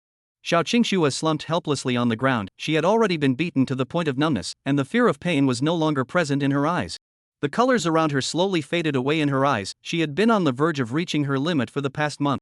Bang! The door of the villa was heavily pushed open, and several people wearing police officer uniforms rushed in. Immediately rushing in were Xiao Qingying and her uncle and grandfather. Beasts, assholes. The old man knocked Xiao Ling Tian to the ground with a slap. Xingxue, Xiao Qingying rushed over and hugged her sister's body as she lost her voice. The young girl did not respond, and blood soaked the entire floor. Mr. Xiao Ling Tian, we suspect that you are suspected of making false accounts and committing domestic violence. You are now under arrest according to the law. Several officers glanced at the two sisters and closed their eyes in unison. Impossible, how did you guys know? Xiao Ling Tian looked horrified, as if she remembered something. She turned her head and glared at Xiao Qingying, who was bandaging her sister's wounds. It's you. His second brother shook his head. If it wasn't for Qingying, she followed you around to collect evidence, you would have been able to hide this from us. Several doctors carried a stretcher and carried away Xiao Qingxue. Her second uncle patted Xiao Qingying's shoulder with a complex expression. According to our agreement, you help me look for the evidence of your father's forgery, and after it's done, I'll give you a sum of money that's enough for the two of you to spend the rest of your lives. Xiao Qingying's face was stagnant and she did not reply. Her second uncle sighed heartily. Let's put it this way, your sister-in-law and I don't have any children so far, so from now on, you'll follow us for the rest of your lives. After I retire, the company will be handed over to you guys. From now on, you guys will be the first and second misses of the Xiao family. How is my sister doing? In the ward, a doctor walked out, and outside the ward, Xiao Qingying anxiously greeted her. Your sister will not be in danger, please rest assured on this point. But the doctor frowned. Miss Xiao, she is now suffering from very serious depression. Moreover, being in the dark for a long period of time has exacerbated her fear of the dark. The dark environment may trigger a series of physiological problems, and even bring about a life-threatening situation. Although I don't know what the reason is, it's already a miracle that she was able to hold out in the darkness until now. Never let her fall into the darkness again. 1. Am I there? 1. Qingxue is having a hard time. 1. Can you talk to Qingxue? 1. My sister left, saying she had something to do and wouldn't be able to come back until the evening to keep me company. 1. She said if I'm bored, I'll come and talk to you. Me, are you there? Is she here? 1. Am I there? In the hospital, the young girl was lying on the gray hospital bed, her turquoise blue-eye pupils seemed to be covered in a layer of fog, staring blankly at the ceiling, motionless. Ding! The young girl instantly sat up, her eyes regaining their luster. Within the somewhat dim ward, the young girl's eyes were like jewels, reflecting excitement. Jiang Knight, yeah, what's wrong with Qingxue, are you sick? Jiang Knight, I'm sorry, it's time for the final exams, I may not have as much time to chat with you. Me, I'm in the hospital now, the doctor said I need to stay for observation for a while. I'm in the hospital now, the doctor said, I need to stay for a period of time for observation. I'm not sure if I'm going to be able to get a good deal on this, but I'm sure I'm going to be able to get a good deal on this. The time is not early, my father urged me to go to bed, good night-o. The young girl wanted to continue sending messages, but she thought about it and gave up. No, can't disturb Jiang Knight's rest. Night, quiet. The young girl closed her eyes, how could she not sleep? A faint voice rang out from outside the door, the nurse on the night shift was brushing the video to touch the fish. Today, Up will take you to talk about what it means to love. What are the manifestations of love? First, love is a resistance that prevents one from separating from the other. Love is a kind of dependence, like one's own gravitational pull to keep oneself away from the other person. At the same time, if one loves the other, one wants to give everything one has to the other. The young girl listened in silence. Don't want to let the other person leave. Make yourself inseparable from the other. And give him everything I have? She imagined that one day, Jiang Knight would no longer care about her. No way, no way. The young girl shook her head, all these thoughts deleted from the center of her head. Qing Shuai can't leave him already? Does Qing Shuai love him? To love someone, you must want to take the other person for yourself. That upstart continued, to love someone, you must bravely go after them, entrust yourself to them completely, and use all means to get them. Jimays, let's pursue the love in our hearts. The maiden didn't even hear what came next. The young girl squinted her eyes and had a sleepless night. Me, Jiang Knight, will you leave me? My beloved Jiang Knight, I don't know. Oh.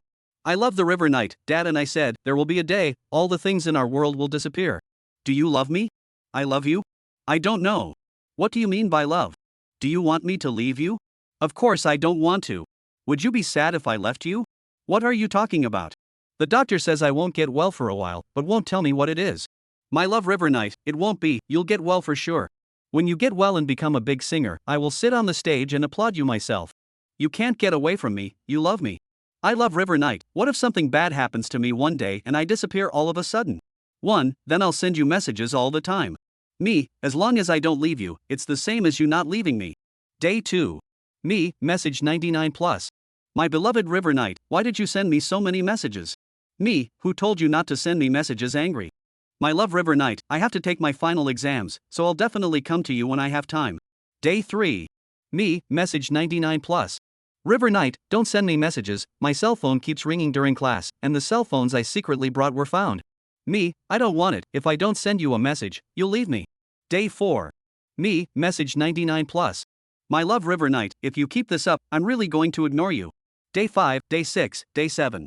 Me, message 99 plus. 1 month. 1, message 999 plus. The other party has blacklisted you. 1 year. Me, message 9999 plus. Why, I obviously didn't leave you, I've always been with you. The young girl's turquoise blue eyes tinted a shade of purple. I know it, I haven't given you everything I have, so you don't believe I love you, do you? She let the message log back to the day before. 99. I see, as long as I become a singer, I can meet you in person, right? The corners of the young girl's mouth curved in a sickly curve. I'll find you, I'll always find you. And then, you'll be my master. Qing Shuai will heal well and work hard to become the most powerful and great singer. Even if I let Qing Shuai search for a year, 10 years, 100 years, I will definitely find you. Qing Shuai is the one who loves you the most, so Qing Shuai will keep you by my side forever. First of all, I have to cure my depression, it must be cured first. The young girl put on a mask for herself, and at night, she would stand in front of the mirror and secretly practice smiling. Gradually, she learned how to smile and how to show a smile that satisfied the doctor. As long as she didn't mention anything related to Jiang Knight, she was a soft and cute girl. She welded the mask to her face, fusing it with her flesh and blood. She had fooled the doctor, her sister, and even herself. After observing her for a long time, the doctor declared her depression cured. Only, every time she stood in front of the stage, the young girl had an inexplicable panic. She couldn't look directly at the smiling faces of the audience on the stage, she couldn't stand the sight of the crowd focused on her. To her, and to everyone else, it was nothing more than a greater degree of shyness. So, in order to fulfill her sister's wish, her older sister, who became Xiao Qingxue, appeared in front of the crowd for her, creating an optimistic and cheerful image for her. She practiced singing hard and released album after album, which was loved by her fans. Normally, Xiao Qingxue was a fragrant and soft little social terror. But at certain times, she would become incredibly crazy, at which point even her sister would wonder if she was really Xiao Qingxue. Privately, she searched for Jiang Knight like crazy, only that his information seemed to be secretly protected by some force, and Xiao Qingxue didn't get what she wanted. Such obsession once made her sister very worried, and she took Xiao Qingxue to a mental hospital. Only, the doctors there couldn't do anything about it. Sister, I'll open a concert. Well, then I'll continue to be your understudy. No, I'm talking about a concert where I personally take the stage. That's the only way he'll come to me. He's just saying it off the top of his head, why do you really believe it? The young girl lowered her head and was silent. I believe him. This is my agreement with him. Qingxue, you can't go on like this. It's fruitless to go on like this, it's just a waste of your energy. The young girl shook her head. No, oh sister, I can't let her leave Qingxue's because that's love. Oh. If you love him, you have to be with him forever. Qingxue, it's absolutely not okay for you to be like this. Go. Sister will take you to a better mental hospital for a checkup. Sister, even you think I'm crazy? The young girl slowly turned her head and looked expressionlessly at her own sister. No, Qingxue, I'm just dreaming a dream. The young girl stared blankly out the window. When the dream wakes up, he'll come back to see me, right? 10 years. A dusky sunset. On the recliner, the young girl slowly opened her eyes, and in front of her, her sister struggled to shake her. Qingxue, wake up. What's wrong with you? Xiao Qingying looked at Xiao Qingxue, who was covered in blood, and her eyes were filled with shock and panic. Sister, I had a long dream. It seems like I just saw him in my dream. Stop talking, get in the car, I'll take you home. Xiao Qingying pulled her sister up to a high-grade sedan, which she had just sent someone to drive over. Sister, lend me the computer. She used the computer to log on to feed letter. Simply by opening the feed letter, the computer emitted a burst of buzzing that. Me, message 999999 plus. Master, I'm sorry, because of some reasons, I can't give you the so-called love for the time being. Xiao Qingxue didn't clean up the chat logs, the computer couldn't handle such a huge amount of messages and the temperature rose dramatically. Jiang Knight had previously blacked her out, so he didn't receive these messages. 10 years of time had made Jiang Yi almost forget about the little girl named Qingxue. The little girl, however, still remembered him. Sister, I seem to have found him. This dream, it was really long and scary. The purple color in the young girl's eyes had long since faded, and her pupils, which were as beautiful as jewels in turquoise blue, shone brightly. Chapter 34. Tie it up and give it to him. Xiao Qingying looked at her sister in the rearview mirror. Her heart was incredibly complicated. It should be considered a good thing that her sister had found the person she was looking for. She listened to the back row as her sister chattered about what she had just experienced with Jiang Knight. Sister, you say, will he hate me now? Xiao Qingxue raised her head, tears glistening in her eyes. Those words from Jiang Knight were like sharp knives, ruthlessly stabbing the young girl's heart. Sister, why isn't he willing to shower me with a little love? Obviously I love and adore him. Xiao Qingxue's voice was thin and mosquito fly, and when she said the word love, her face was like a red sun, bubbling with heat. Xiao Qingying froze. For a long time, she slowly opened her mouth. Why do you think he loves you? I send him messages every day. And then? Xiao Qingxue lowered her head and didn't speak. Right, you didn't say anything to him. In his eyes, what kind of person are you on the other side of the screen? A pretty, gentle little girl, or a crybaby who just cries and cries? She gulped. Or maybe, a mental patient who only goes crazy? For so many years, you've always remembered him, but he doesn't remember you. Xiao Qingying closed her eyes. She didn't want to tell her sister these truths, it was too cruel for her. However, this was the reality, a hurdle that her sister had to step over. Xiao Qingxue lowered her head, her two hands clenched tightly together. But, what should I do? Xiao Qingxue bit her lips. Probably, there is no way for me to leave him anymore. Sister, you've been looking for him for so many years, why can't you go further? Love doesn't come through praying. Xiao Qingxue looked up blankly. He remembered that Jiang Knight seemed to have said the same thing. You've been trapping yourself in the past. No matter how you say it, the past has already passed. The current him is a brand new him. And you, too, are no longer that shy little girl. You are now the beloved singer, Xiao Qingxue. Qingxue, Xiao Qingying sighed softly. Forget all about the past. You can work hard and make the current him fall in love with the current you are. Moreover, he seems to be your fan. In that case, it seems like he might have fallen in love with you already? Xiao Qingxue lowered her head, pondering. But, the Xiao Qingxue in front of the public has always been you, sister. The only thing that Jiang Knight can hear is just my voice. What he likes is probably just sister's character, sister's appearance. Even if it's my singing voice that he likes, but he will definitely hate me if I treated him like that before. After a long time, she nodded. I understand. Xiao Qingying was surprised as she looked at her sister through the rearview mirror. Really? Do you know how to make him fall in love with you? Qingxue knows. Xiao Qingying had tears in her eyes. Had her own sister finally gotten the hang of it? She had thought that Xiao Qingxue would say something like, I love him, so he must love me now, or something like that. She revealed a relieved smile. It seems that people grow up after all. Her good sister could finally let go of the past. Then tell me, what should we do next? Xiao Qingxue blushed scarlet and thought seriously. Xiao Qingying wore a smile and looked forward to her answer. Qingxue knows. Tell me? Xiao Qingying was curious as to what way her sister, a love idiot, would come up with to rip off Jiang Knight. Qingxue has memorized his look, so he's in Magic City right now, so I'm going to find him first. Aha! Xiao Qingying nodded, and then? Then, I'll dress myself up properly. And then? Xiao Qingxue's face was flushed and bubbling with heat. Then, I put myself into an express box and mailed myself to him using the Against the Wind Express. After he opened the express box, I'll sing whatever song he wants me to sing. He's a fan of mine and will love my songs. That's right, that's it, I'm going to be his exclusive octave box. Xiao Qingxue looked like she had triggered some kind of switch, her eyes were mesmerized, and white mist continuously hailed out of her mouth.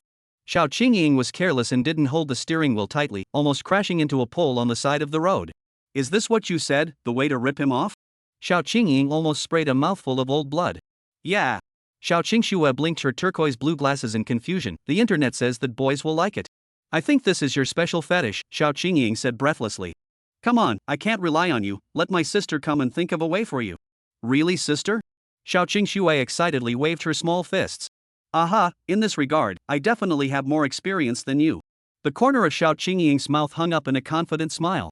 But, doesn't elder sister not have a boyfriend as well? We are twins, and elder sister is only a few minutes older than me. Cough cough cough. Xiao Qingying choked on her own saliva. Although elder sister doesn't have a boyfriend and isn't much older than you, elder sister is still very knowledgeable in this area.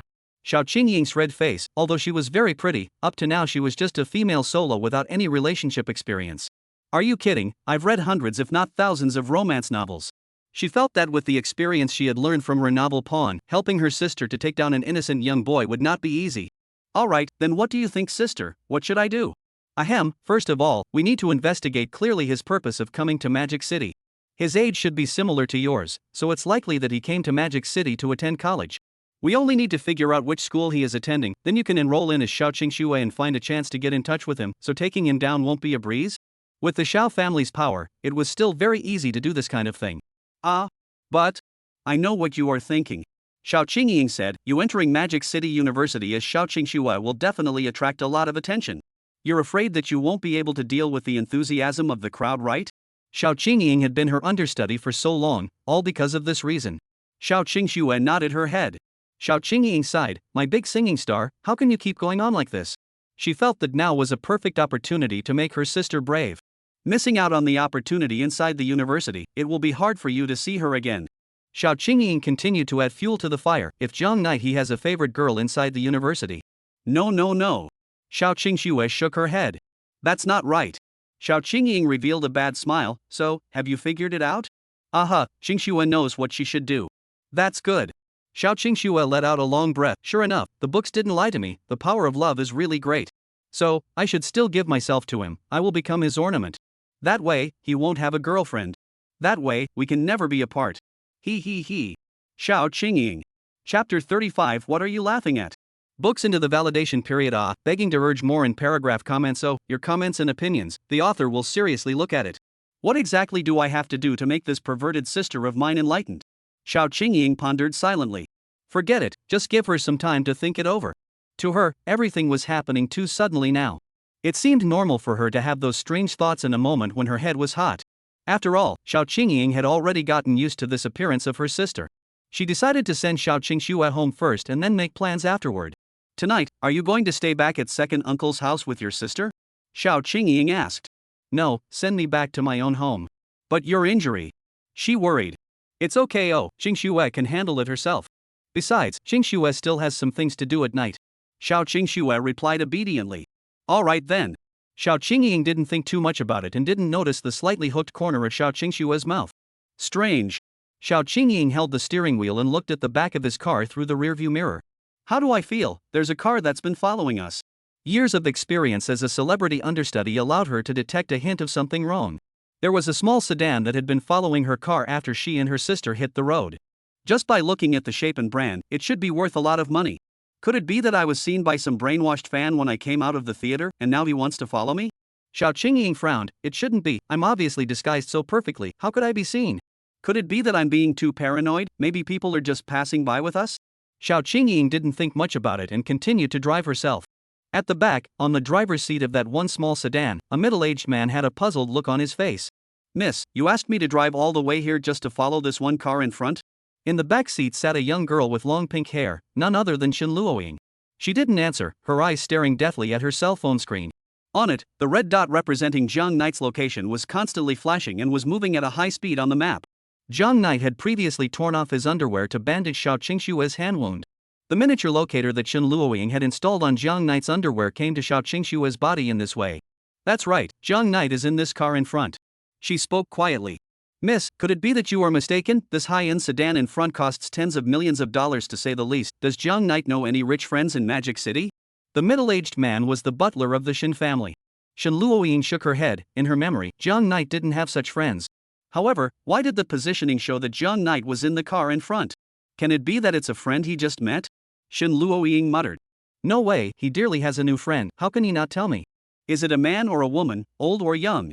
His friend's ID number, phone number, home address, how many people are in the family, what color is the chubby, all of these I need to know. When you go back, check the license plate number of this car for me, I need to know the owner's full information. Shen Luoying gritted her teeth and said indignantly. The housekeeper smiled without saying anything. What are you smiling at? Shen Luoying grimaced. I'm not laughing. The housekeeper forced down the urge to laugh out loud, his face somewhat distorted. Liar, you're clearly laughing.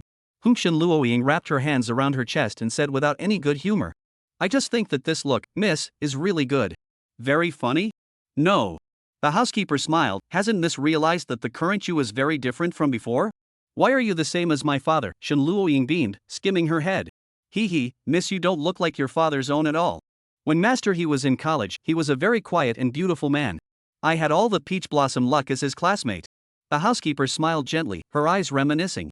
Know why I didn't tell your father about what you did? Shen Luoying swallowed her saliva. When she was studying in Chuan City, Shen father let the butler stay in Chuan City and asked him to take care of the young Shen Luoying.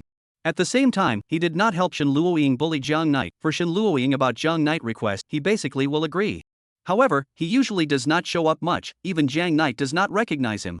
Previously, Shen Luoying had abducted Jiang Knight to her family's villa with his help. The cab that brought Jiang Knight to the villa, as well as those cameras installed in the rented room, were arranged by him. At the same time, the housekeeper didn't tell Shen's father and mother about all this. In their hearts, Shen Luoying had always been a well-behaved child. No matter what, this really shouldn't be something a butler should do. Why? Shen Luoying gulped. Because. The butler's voice was low. Because that bastard Shen, when Shen Luoying's father comes to flirt with me every now and then, why I'm not married, why I don't have a beautiful daughter like him. I hate it, so I want to get back at him and let him see his precious daughter, the only good girl in the family, mesmerized by Jiang Knight. That's why I'm helping you chase Jiang Knight. I want to see the way that bastard let out a loud cry on top of your wedding. I want to see his desperate look after he learns that you and Jiang Knight are kissing, sticking, and rolling in bed. Ha ha ha ha ha ha ha. If it wasn't for him back then, if it wasn't for all the girls around me being attracted to him, would I still be single at over 40 years old? Ha ha ha ha ha. Shen Luoying's jaw dropped to the ground in shock, while at the same time blushing. You and my father are really close. Good P. When I find an opportunity, let me sneak inside the kitchen and add a bag of salt inside his rice bowl. Let him say that the weight of the girlfriends I've talked to combined isn't as heavy as the salt he's eaten. I'll let him eat enough. Ha ha ha. But Shen Luoying couldn't help but laugh as well. What are you laughing at? The housekeeper collected his laughter and looked at Shen Luoying in the rearview mirror with a serious face. I didn't laugh. Shen Luoying hurriedly held her breath hard. Her expression was pained and her face was red. You're clearly laughing, humph, the housekeeper said in her tone. Ha ha ha ha ha. Shen Luoying didn't want to laugh either. This is really can't hold it. The butler right ahead, and Shen Luoying's fuzzy smiling face was printed on the windshield. Miss, you really have changed a lot. The butler looked at his own young lady's smiling face and shook his head slightly. The next 2 chapters were sanctioned by Shen He. Everyone wait a moment, after coming out to ensure that the brothers are satisfied. No, all understand, he. 37 chapters often appear not to review the situation. You can directly skip to see 38 chapters. Does not affect the development of the story. The author will try to change out. Chapter 36 Cheating. Xiao Qingshua's villa had a separate garage, and Xiao Qingying and Xiao Qingshua's car stopped at the villa. It was located in the outskirts of Magic City, and there were a lot fewer vehicles on the roads compared to the center. This was where Xiao Qingxue usually lived. There was a separate recording studio in the house, which was convenient for Xiao Qingxue to record her songs. Except for certain special circumstances, Xiao Qingxue would usually not go out. She would stay in the house by herself, silently writing and singing songs. Due to Xiao Qingxue's fear of darkness, the lights in this room were basically on. The location of the villa was relatively remote, so Xiao Qingxue did not have any neighbors. At night, her house as well as the few streetlights scattered along the road became the only source of light in this area. Qingxue, I'll send you here first, see you later. Xiao Qingying was concerned about her sister's injuries before she drove and left the house. After she left, another small sedan secretly parked not far from this house. Miss, do you need me to accompany you? The butler asked. No need, you go back first. Then, miss you. Don't worry about me, I'll take a taxi back myself. The butler knew Shen Luoying's small mind, nodded and drove off alone. Jiang Knight. Shen Luoying looked at the red dot on the screen, the corner of her mouth rose slightly. How can you sneak home with another friend? Earlier, I asked you so many times to come to my villa to play, but you refused. Her face flushed, her peach eyes gradually transforming into a deep red. You only just met this friend, and you actually went to the house to play with someone else. Ha ha ha. Shen Luoying laughed wryly. My dear, I'll give you one last chance. Oh, a chance to confess and be lenient. She opened her feed letter and sent a message to Jiang Knight. 1. It's so late, why aren't you back yet? A few minutes later, Jiang Knight replied to her. Dear, I found a suitable part-time job. I'm preparing to apply for a job now, so I might not be back tonight. Jiang Knight, the last chance was wasted by you. Oh. Honey is not honest at all. Shen Luoying gritted her teeth, the corner of her mouth hooked up in a weird arc. Let me see what my dear is doing first. She opened the positioning software and opened the 2 operation settings. As the eldest miss of the Shen family, how could she possibly use an ordinary locator? This locator was customized by Shen Luoying, who had her housekeeper specially find someone to customize it. Not only did it have a locating function, but it was also enriched with all sorts of other strange functions. She had just turned on the surveillance and listening function. She put on the headphones and her eyes were dead set on the cell phone screen, itching to let herself drill into the screen and reach the other side of the screen. A few minutes ago, inside the villa, Xiao Qingxue sat in front of the dresser. It was said to be a dressing table, but she basically didn't put on much makeup during the week, and the only useful object on the dressing table for her was a small mirror. On weekdays, the young girl would follow the usual practice of practicing her smile in front of the mirror. This habit, she had insisted on for 10 years. She needed to work on hooking up the corners of her mouth in front of the mirror to make her smile look more calm and gentle. Only today, it was as if she had never performed the practice before, and her smile was very stiff. It wasn't because she was unhappy, but because she simply couldn't suppress the upturned corners of her mouth. Qingxue wasn't dreaming. She entered that special state again, and in the mirror, her pupils were translucent with purple light. I really found you. Inside her head, she pondered her sister's suggestion.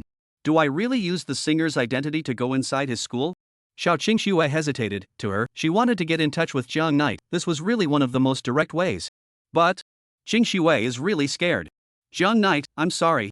For so many years, Xiao Qingxue had been trying to overcome this problem, only that the fear of being the center of attention seemed to have been deeply embedded into her DNA, unable to be erased. Her family thought she was like this because she was shy.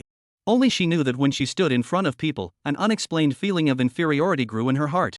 Crowds of people praising her or shouting for her would subconsciously create a strong sense of resistance in her.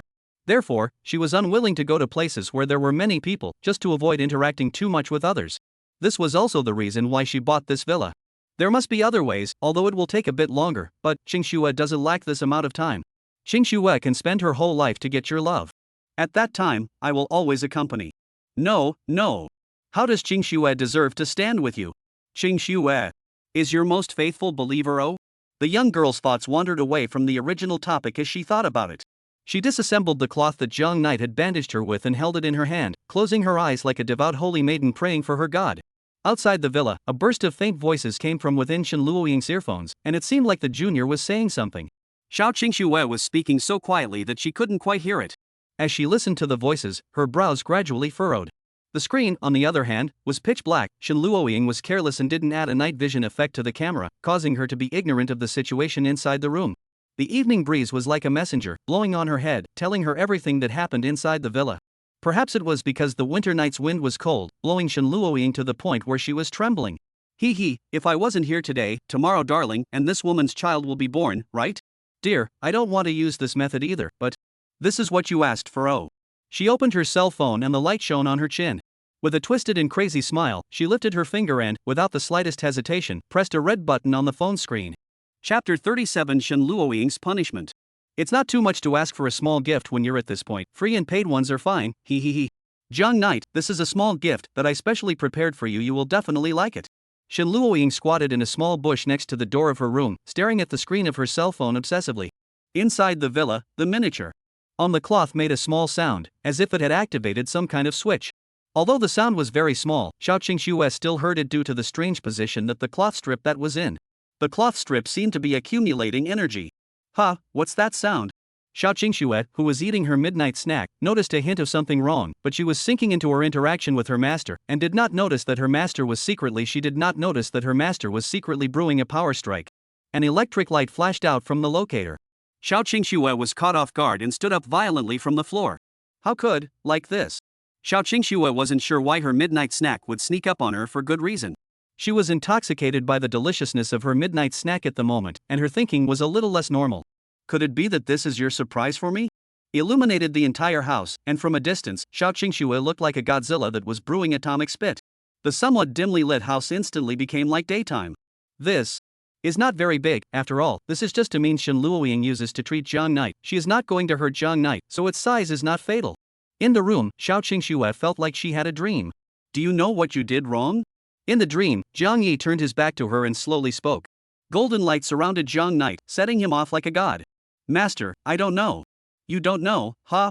Jiang Knight still had his back to her. Not knowing is the biggest fault. Qingxue knows her fault, ooh. No, I have to teach you a lesson. Jiang Knight's voice carried an undeniable majesty. In the dream, Jiang Knight was like a godly man, just moving his fingers. Strange, why would it be this woman who made the sound? Outside the villa, Shen Luoying's head was full of black lines. She glanced at the lights that were on inside the villa. Her house is obviously on. Why is my screen pitch black? Shen Luoying fell into thought. The more she thought, the more she felt something was wrong.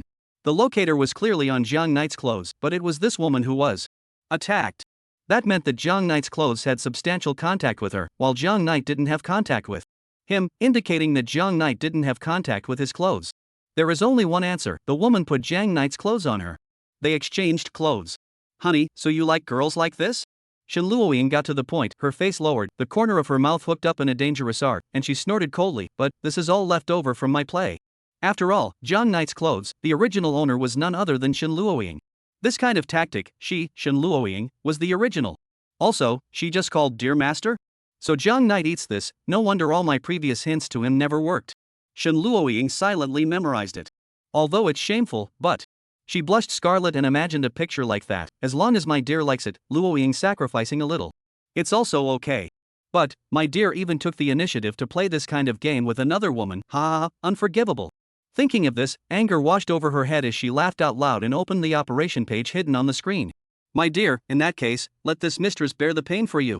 She pressed a button on the screen, the corner of her mouth curling into a bad smile. Originally, I wasn't going to use this mode. Who told you to seduce my dear? Dream. Qingxue hurts so much, it's so hard. But no amount of pain is as bad as my love for you. She struggled to raise her head, the corner of her mouth with an intriguing smile. Why? Jiang Knight with the holy light turned his head in surprise, staring at Xiao Qingxue in shock. Is it really necessary for you to go this far for me? Xiao Qingxue endured the pain and used amazing perseverance to keep her lips, which were already unconscious, closed. She clenched her lips tightly, not letting go even in death. As long as it's your test, I can endure it. As it happened, just then, her wish came true. A miserable smile appeared at the corners of her mouth as she endured the pain. Although she could no longer speak, she was crying out desperately inside. Again. Again. The more punishments I receive, the more it reflects my love for you. Keep going, don't stop. Only, although she was a man in the dream, in reality, she was somewhat unable to support herself. Xiao Qingxue was like a miscellaneous fish that had been salvaged from the shore, lying on the ground. Hashtag hashtag at hashtag, disorganized and unidentified sounds came out from amongst the headphones. It can actually still make a sound. Shen Luoying's lips were bitten out by her with a trace of blood. It seems that it is not enough. Shen Luoying had completely lost her mind at this time. Without the slightest hesitation, she unlocked the security lock. If the safety lock is forced on, the positioning device may suffer damage. Is it confirmed to be on? Shen Luoying smiled broadly and pressed the confirmation button. Suffer death, Junior. Jiang Knight can only be mine. Sure enough, this operation seemed to have worked. Shen Luoying could no longer hear the Junior's voice. This Junior should be in pain right now. Ha ha ha. Shen Luoying laughed excitedly. The thumping sound of some object hitting the floor frequently came out from amongst her headphones, and she immediately guessed a generalization. You should be hating Jiang Knight right now. After all, he was the one who gave you the clothes to wear. That's right, no one can take River Knight from me. All girls who have thoughts about my dear must be punished. Shen Luoying acted like a villain, making her own declaration of victory. In a short while, the master seemed to have lost his last strength and means, completely surrendering. Let me hear, what will you say? Shen Luoying was very much looking forward to the way their relationship broke down. Jiang Knight, the young girl murmured softly. The corners of the young girl's mouth were tingling with laughter, and her body was hot and bubbling with heat. I love you. After saying that, Xiao Qingxue collapsed on the floor, completely losing consciousness. Cough cough, there is no way, the author can only change it to this, otherwise it is not a thing to keep locked up here and not be able to get out. Oh. Chapter 38 Shen Luoying who lost her mind. Outside the villa, Shen Luoying froze in place, not reacting for a moment. She just said, Jiang Knight I love you? Ha. Shen Luoying's lowered eyes flared with a morose red light. It's not that she hadn't thought about confessing to Jiang Knight, only, she thought she had already made it obvious enough. Shen Luoying is not the kind of person who will play straight ball. A sentence, you still do not understand my heart for you, is already Shen Luoying's limit. Unexpectedly, this mistress had only known Jiang Knight for a day and actually said such words. Jiang Knight, don't promise her, only I can love you in the world, and only I can love you. Shen Luoying still retained the last shred of sanity. Jiang Knight, reject her, quickly reject her. A certain obsession in Xiao Qingshue's heart had already transformed into her subconscious mind, which could manifest itself even when she was in a comatose state. In other words, Xiao Qingxue didn't need that so-called awake consciousness at all. Her love for Jiang Knight that was born out of instinct would manifest in her body out of instinct. Jiang Knight, I love you. Jiang Knight, I love you. Jiang Knight, I love you. Even though she was completely unconscious, these 5 words continued to pop out of her mouth intermittently and repeatedly. Outside the villa, Shen Luoying's spirit was suffering inhuman torture. Honey, why don't you reject her? Yet? Hurry up, hurry up. Every time Xiao Qingxue said it, Shen Luoying's sanity value would decrease a bit. She tried her best to control herself. No, I can't let Jiang Knight see me like this. If she finds out, he'll hate me.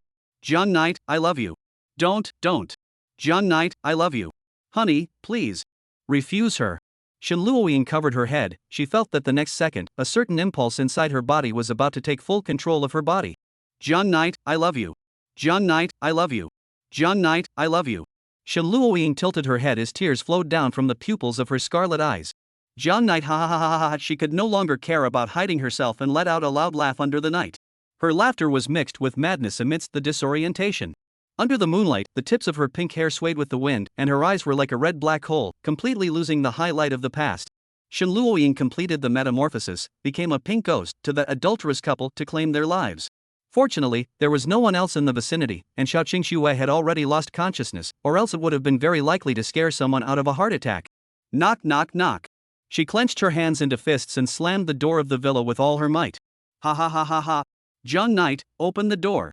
No one answered her. Jiang Knight, don't be afraid, I won't hurt you, open the door. No one answered her. Ha ha ha ha ha ha. Jiang Knight, I'll give you one last chance. I'm going to count to 3, if you don't open the door. She cocked her head. There is going to be a horrible punishment. With one last pinch of intelligence left in her, she opened her cell phone and dialed the housekeeper's number. Jiang Knight, I love you. Jiang Knight, I love you. Xiao Qingxue wouldn't snore when she slept because these 5 words had replaced her snoring. The more she slept and died, the more she would keep repeating these 5 words. Ha ha ha ha ha ha ha ha. Finally, at this time, Shen Luoying wouldn't even speak anymore as she laughed out loud one after another. Miss, is there something wrong? On the other side of the phone, the housekeeper's voice came. Ha ha ha ha ha ha ha ha ha ha ha ha. Shen Luoying did not say anything, she just laughed madly in a single breath. Butler? Miss? Have you encountered something happy? Ha ha ha ha ha ha ha ha ha. Miss? The housekeeper felt bad, she knew this state of Shen Luoying's too well. Shen Luoying was usually still very well behaved, at least in front of strangers. She was a well-behaved and beautiful little girl. The only person who could make Shen Luoying lose her mind was Jiang Knight. The housekeeper guessed the general picture of what happened, but was still a bit unbelievable. It shouldn't be. Didn't Jiang Knight just make a new friend? How could that girl Luoying be like this? Could it be that? The housekeeper had a gossipy smile on his face. Luoying, I told you a long time ago, if you don't confess before it's too late, Jiang Knight may not belong to you in the end. Hey, it's the same as your dad back then. He turned the car around and sped towards the villa he had just been in. Ha ha ha ha ha, honey, you forced me to do this, ha ha ha ha ha. Shen Luoying pulled out the Jiang Knight battery she had with her from her pocket. After a refill of energy, she jumped onto a large tree on the side of the villa with amazing strength. With her legs bent, she stepped on the tree branch and leapt towards the villa's balcony. The branch she stepped on thumped and broke, falling to the ground and smashing a large pit in the grass below. Shen Luoying drew an arc in the air and actually arrived at the edge of the balcony. Immediately afterward, she stretched out a hand and climbed on the edge of the balcony. Soon, 5 more fingerprints appeared on top of the concrete parapet of the windowsill. Slosura, the cement guardrail was shaken by a huge force, and a mouth was broken out hard. Shen Luoying's hands were covered in blood, but the smile still remained on her face. Ha ha ha ha ha ha ha, honey, I'm coming for you. Her other hand also grabbed the concrete guardrail, and with both hands exerting force, she drove her body to easily tumble over within the guardrail and onto the villa's balcony. The door of the balcony was transparent, and through the glass door, she saw Xiao Qingxue, who was already unconscious. Ha ha ha, is this the junior? Ha ha ha ha, where did the darling go?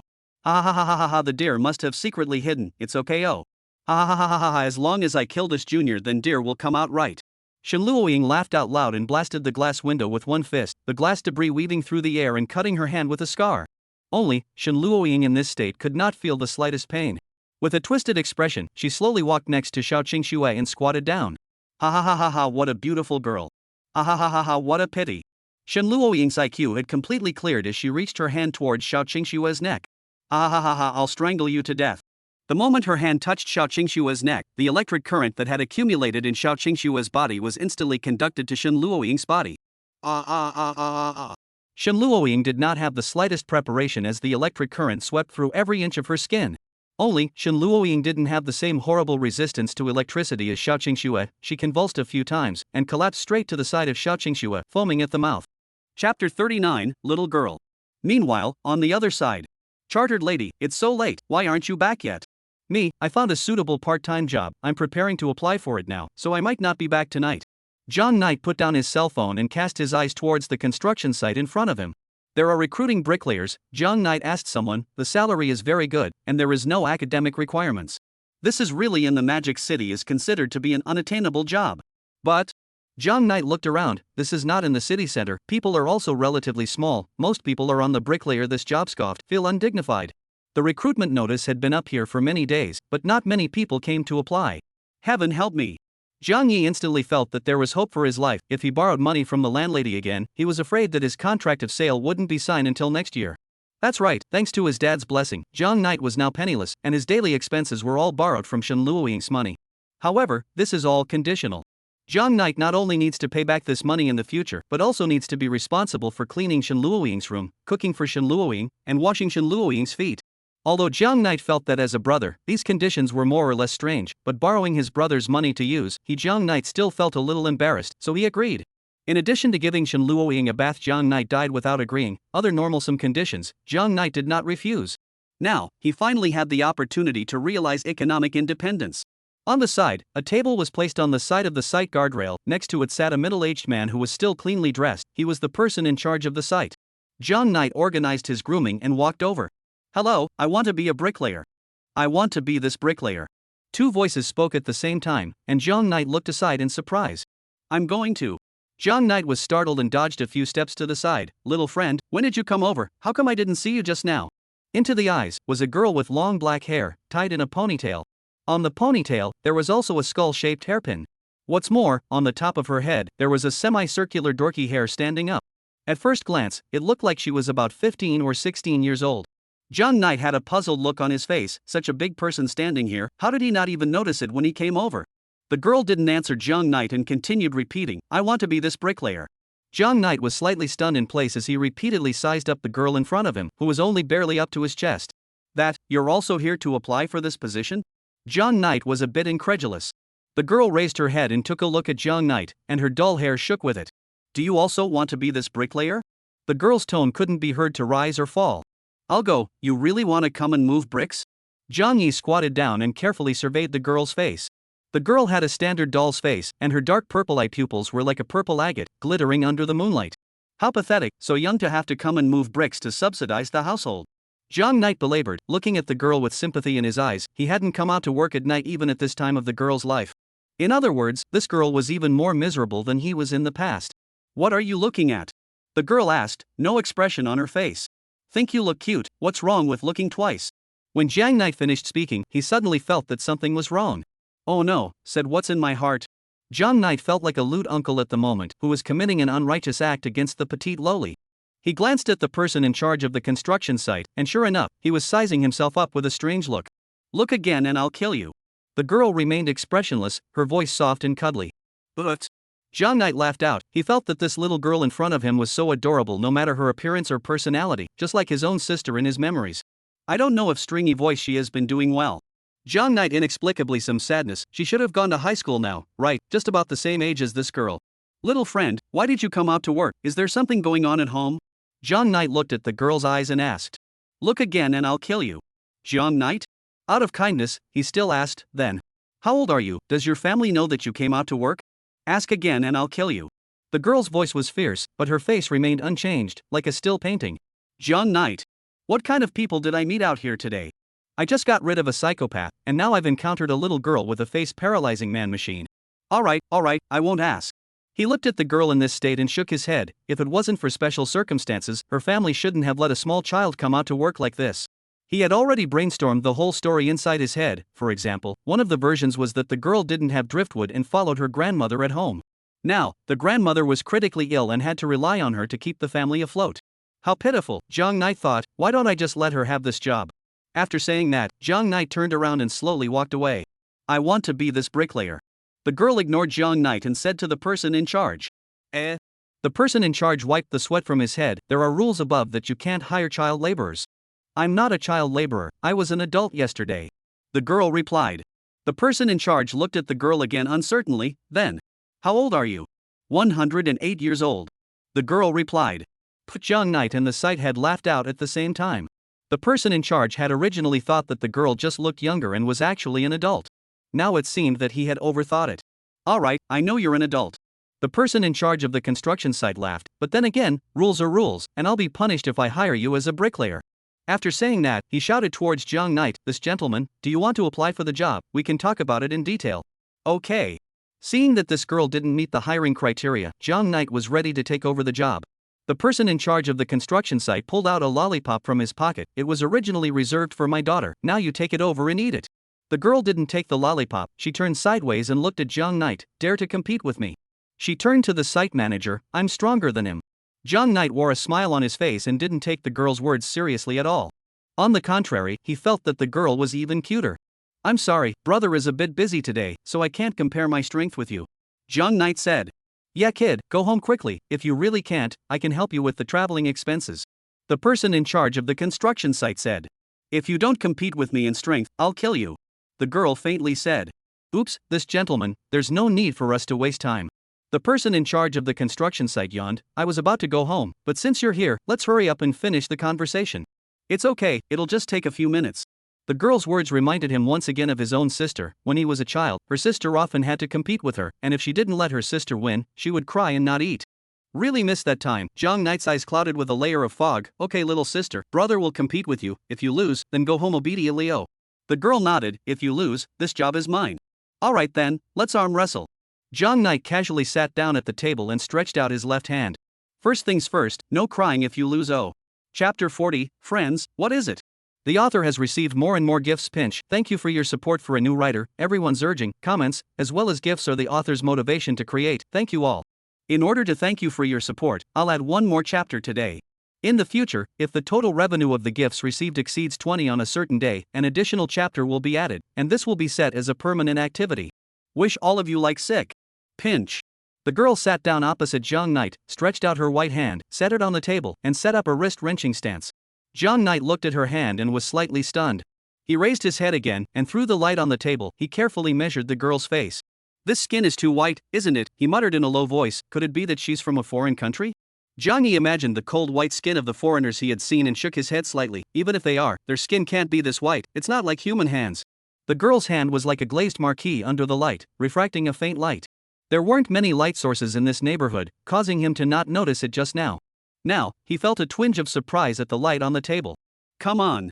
The girl's voice was unruffled as she shook her small hand. Jiang Knight didn't think too much about it and extended his own hand, coming close to the girl's and comparing it slightly. His palm was almost 2 knuckles larger than the girl's, and if the girl made a fist, Jiang Knight was completely confident that he could wrap her entire palm tightly. Bullying such a little girl, I'm really. Jiang Knight shook his head slightly. For a certain moment, he felt like a social scum who bullied the weak. Just as well, it's so late, let her go home early. Jiang Knight held her hand, a cold feeling spread in his palm. He felt that what he was holding was not his palm, but a big ice cube. I'll go, is this really a living person? Jiang Yi looked up at the young girl's face again, a pair of eyes, a nose, 2 ears, and a mouth. That's right, this is a human being. Have you seen enough? Look again, and I'll kill you. The ghostly voice came again. Is this the only sentence you know? Jiang Knight bellyached. He felt that describing the girl with a human machine was overestimating her. After all, AIs don't even reply to users like this.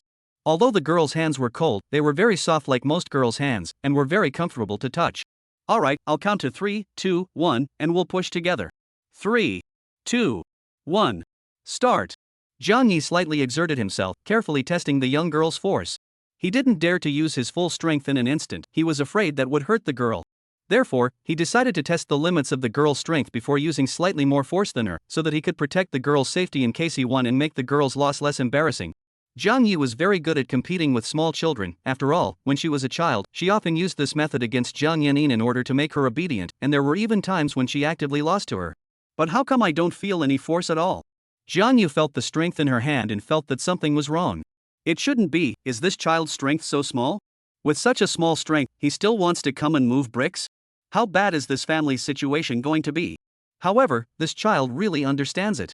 John Knight had a complex mood, feeling both sympathetic and touched at the same time.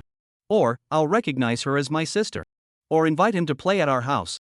John Knight thought, although he doesn't look too smart, but this kid is so cute, not only me, the chartered lady will surely like it too. He raised his head with a kind smile on his face and asked, "What's your name?" John Knight had asked once earlier, only the girl didn't answer. I must not have acted kindly enough. He thought, I need to act like a brother should. Ask again and I'll kill you. The dull hairs on top of the girl's head stood up a bit, not drooping down on her head like before. The girl's reaction was within John Knight's expectations. He thought for a moment and added, "So, are you willing to be my friend?" On the side, the person in charge suspiciously sized up John Knight, as if he was looking at a pervert who was plotting against the girl. Cough cough. John Knight noticed the interviewer's reaction and coughed twice somewhat awkwardly. Friend, what is it? Great, this kid finally stopped yelling about killing people. John Knight nodded in satisfaction, however, he quickly reacted and stared in shock. No, what did you just say? You don't know what it means to be a friend. The person in charge was also astonished. His daughter, who had just started kindergarten, knew what a friend was. How could she not know what it meant to be a friend? Friend, what is it? The girl's face was expressionless, however, her dull hairs moved, comparing a question mark on top of her head. John Knight held his forehead with his other hand, momentarily unsure of how he should answer. Having a normal person explain what it meant to be a friend was already an abnormal thing. John Knight was certain that this girl must have a very miserable family. Otherwise, even if a normal person didn't have friends, they should not know what a friend was. A friend is. Oops, how can this be explained? John Knight's CPU was running wildly. It's the person who builds a deep bond with you in life. Oh, the young girl paused for 2 seconds and asked again, feelings, what are they? John Knight? Head? Really? John Knight was silent as he looked at the young girl's cold as ice face. He instantly understood, she's not a face paralyzer, but she truly has no desire to make expressions. With all the buffs added, John Knight's desire to protect out of his heart reached its peak. Such a simple girl in the middle of society, I'm afraid that she won't be eaten up. John Knight thought. He decided that he must protect the girl in front of him. John Knight couldn't wait to carry her straight to his home so that she would never be harmed. Such a simple girl in the middle of society, I'm afraid that she'll be eaten up by people. The person in charge thought, staring at John Knight with an unkind face. It was obvious that the teenager in front of him had misgivings about the girl. Feelings are what you think about a person, or something. Zhang Yi tried to explain. The girl listened and nodded her head as if she understood. I see, let's continue the match. John Knight nodded, he was about to forget about the wrist wrestling thing. Okay, brother is going to push harder, be careful. John Knight's wrist was slightly harder, this amount of strength should be enough. Chapter 41, Squaring Wrists. John Knight slightly exerted a little bit of strength. At the same time, he carefully observed the young girl's expression. If she felt pain, John Knight would immediately withdraw his hand. Only, out of his Zhang Yi's expectation, the girl still had a light-hearted look, with a blank face, unable to see what she was thinking. The girl's hand didn't move at all, and wasn't affected by Zhang Knight's power in the slightest. Actually really has some strength, it's brother who underestimated you. John Knight slandered and increased his strength some more. Will this be too heavy? He was a little worried. After all, when he was wrenching with the landlady, he had used about the same amount of strength as he was using now. The landlady's strength was considered relatively large amongst the girls, and this little girl shouldn't be able to withstand such a force. However, the little girl's hand remained steadily in the air, just like a statue. What are you doing? Screw faster. The person in charge stared at Zhang Knight's hands clasped with the little girl, his face lowered. He suspected that Zhang Knight was doing something demented in the name of arm wrestling. Is this the only strength you have? The little girl spoke faintly. Can you do it or not? I'll go. Hearing these words, a nameless fire surged into Zhang Knight's heart. After all, this involved the underlying code that was engraved into a boy's DNA. A man can't say no. You can positively accuse a boy of wherever and wherever not doing well, but cannot directly ambiguously say you cannot. Moreover, if a person who is not as good as you say you can't, the effect is doubled. In addition, the person in front of Zhang Knight was a girl without any power. Zhang Knight's face was scarlet, not because he used a lot of strength, nor was he shy because he was holding the girl's hand, but simply, red warm. It's just a little kid, I can't get angry with her. Right, calm down, take a deep breath. Zhang Knight tried his hardest to keep a kind smile on his face, but the surge of anger in his heart that had nowhere to be vented surged up to Zhang Knight's head, making his face suffocate and turn red. Wisps of hot air drilled out from inside his nose, and right now, he was like a steam engine that was exhausting its air. He thought in his heart that he couldn't be affected by a child's words, but the strength of his hands involuntarily increased. There was no way around it. For a bloodthirsty lad like Zhang Knight, this one bottom code was impossible to violate. Only, to his surprise, the little girl still wasn't affected by his power, and both sides were still in a state of even strength. No way, does she really have this much strength? John Knight's eyes were filled with disbelief. Wait, I shouldn't lose, right? A bad thought surged into Jiang Knight's head as she looked at the skinny girl in front of her. No way, how could I lose? During Jiang Knight's high school years, there weren't many students in his class who could take him down. Even if the gym class representative came, it didn't help. Except for his dad Jiang Ling and Jiang Ting, who had a restraining relationship with him, he, Jiang Knight, had never met an opponent in the matter of arm wrestling. Do you still have any strength left? What did you say? Jiang Knight didn't react. Do you have any remaining strength? Jiang Knight? Jiang Knight looked furiously at the little girl in front of him, who was expressionlessly surveying herself. If this is your limit, I'm going to end the match. The little girl seemed as if she was talking about something unimportant, as if she could make Jiang Knight lose at any time if she wanted to. Open. What kind of joke? Jiang Knight gasped. Combined with this girl did not put in Jiang Knight in his eyes at all? Good. Very good. Little friend, today brother will give you a lesson. Jiang Knight's eyes for the girl's sympathy has evaporated. Nameless fire took away his sanity, the rest, only for the desire to win. Jiang Knight no longer held back, using all his strength and going all out. He imagined that the next second, the girl lost the match and then cried out. Thinking about it, an inexplicable thrill washed over his every cell. That's right, for such children who don't know the sky and the earth, they should be educated ruthlessly. The obsession for victory caused Jiang Knight to tickle the corners of his mouth as he shouted. End it. The end. End. End. Jiang Knight looked at the duo's hands incredulously, his pupils gradually dilating. The position of their hands hadn't changed in the slightest. Ha, too tired today then. Ha ha ha. Seeing this scene, the person in charge couldn't help but open his mouth. How much longer do you guys have to play? Hurry up and end it for me, my wife and kids are still waiting for me inside the house. He stared at Jiang Knight unkindly. Jiang Knight raised his head to look at him, and their eyes met. Between them, Jiang Yi's head was covered in sweat, his eyes were wide and he shook his head frantically at the person in charge.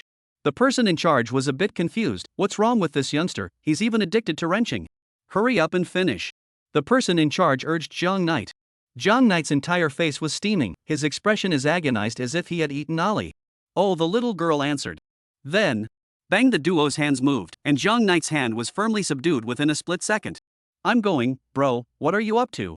The person in charge finally broke his defense and cursed. I say you, are you here to apply for a job or to play with her? Lousy me. The words have not finished. Click. The wooden table cracked a large seam from the center, then split directly into two halves. At the same time, inches of cracks appeared on the legs of the table, and it directly crumbled. Rumble, the table collapsed. Jiang Knight violently pulled his hand out of the young girl's hand. He felt that his bones were about to be cracked whole. At the same time, blood flowed out from within his cut from the wood shavings, coloring the back of his hand red. The little girl sat mute as she stared at the back of Jiang Knight's hand, looking at the blood flowing from it, not knowing what she was thinking. You. The person in charge's pupils quaked. One did not stand still and fell to the ground. Jiang Knight stared at the little girl in front of him. What exactly are you? No. This is not at all a human being can have the strength, right? Jiang Knight covered his hand full of blood and gritted his teeth. I shouldn't have encountered a ghost, right? Jiang Knight could only imagine this one possibility. The little girl slowly stood up and walked towards Jiang Knight's direction step by step. You don't come over. Jiang Knight's legs trembled a little, slowly retreating towards the wall. For the second time today, he felt that his life was threatened. The little girl just silently looked at his hand, her throat imperceptibly wriggling a few times. After a long time, she raised her head, looked squarely into Jiang Knight's eyes, and spoke. Let's be friends. Chapter 42. My friend, it smells good. It's too late to explain, get in the car. When the person in charge of the construction site saw this, he scattered his legs and ran. When he crossed over to the little girl ignored him and just looked at Jiang Knight. On the spot, only Jiang Knight was left, as well as the little girl who was slowly approaching him. Let's be friends. I'll go. How can there be ghosts in this place in Magic City? Jiang Knight leaned against the wall, one hand dead against the wall, itching to learn the art of piercing through the wall right away, or to become one with the wall. He remembered what the little girl had said earlier. I'm 108 years old. Any more, and I'll kill you. Hoping these words were true, huh?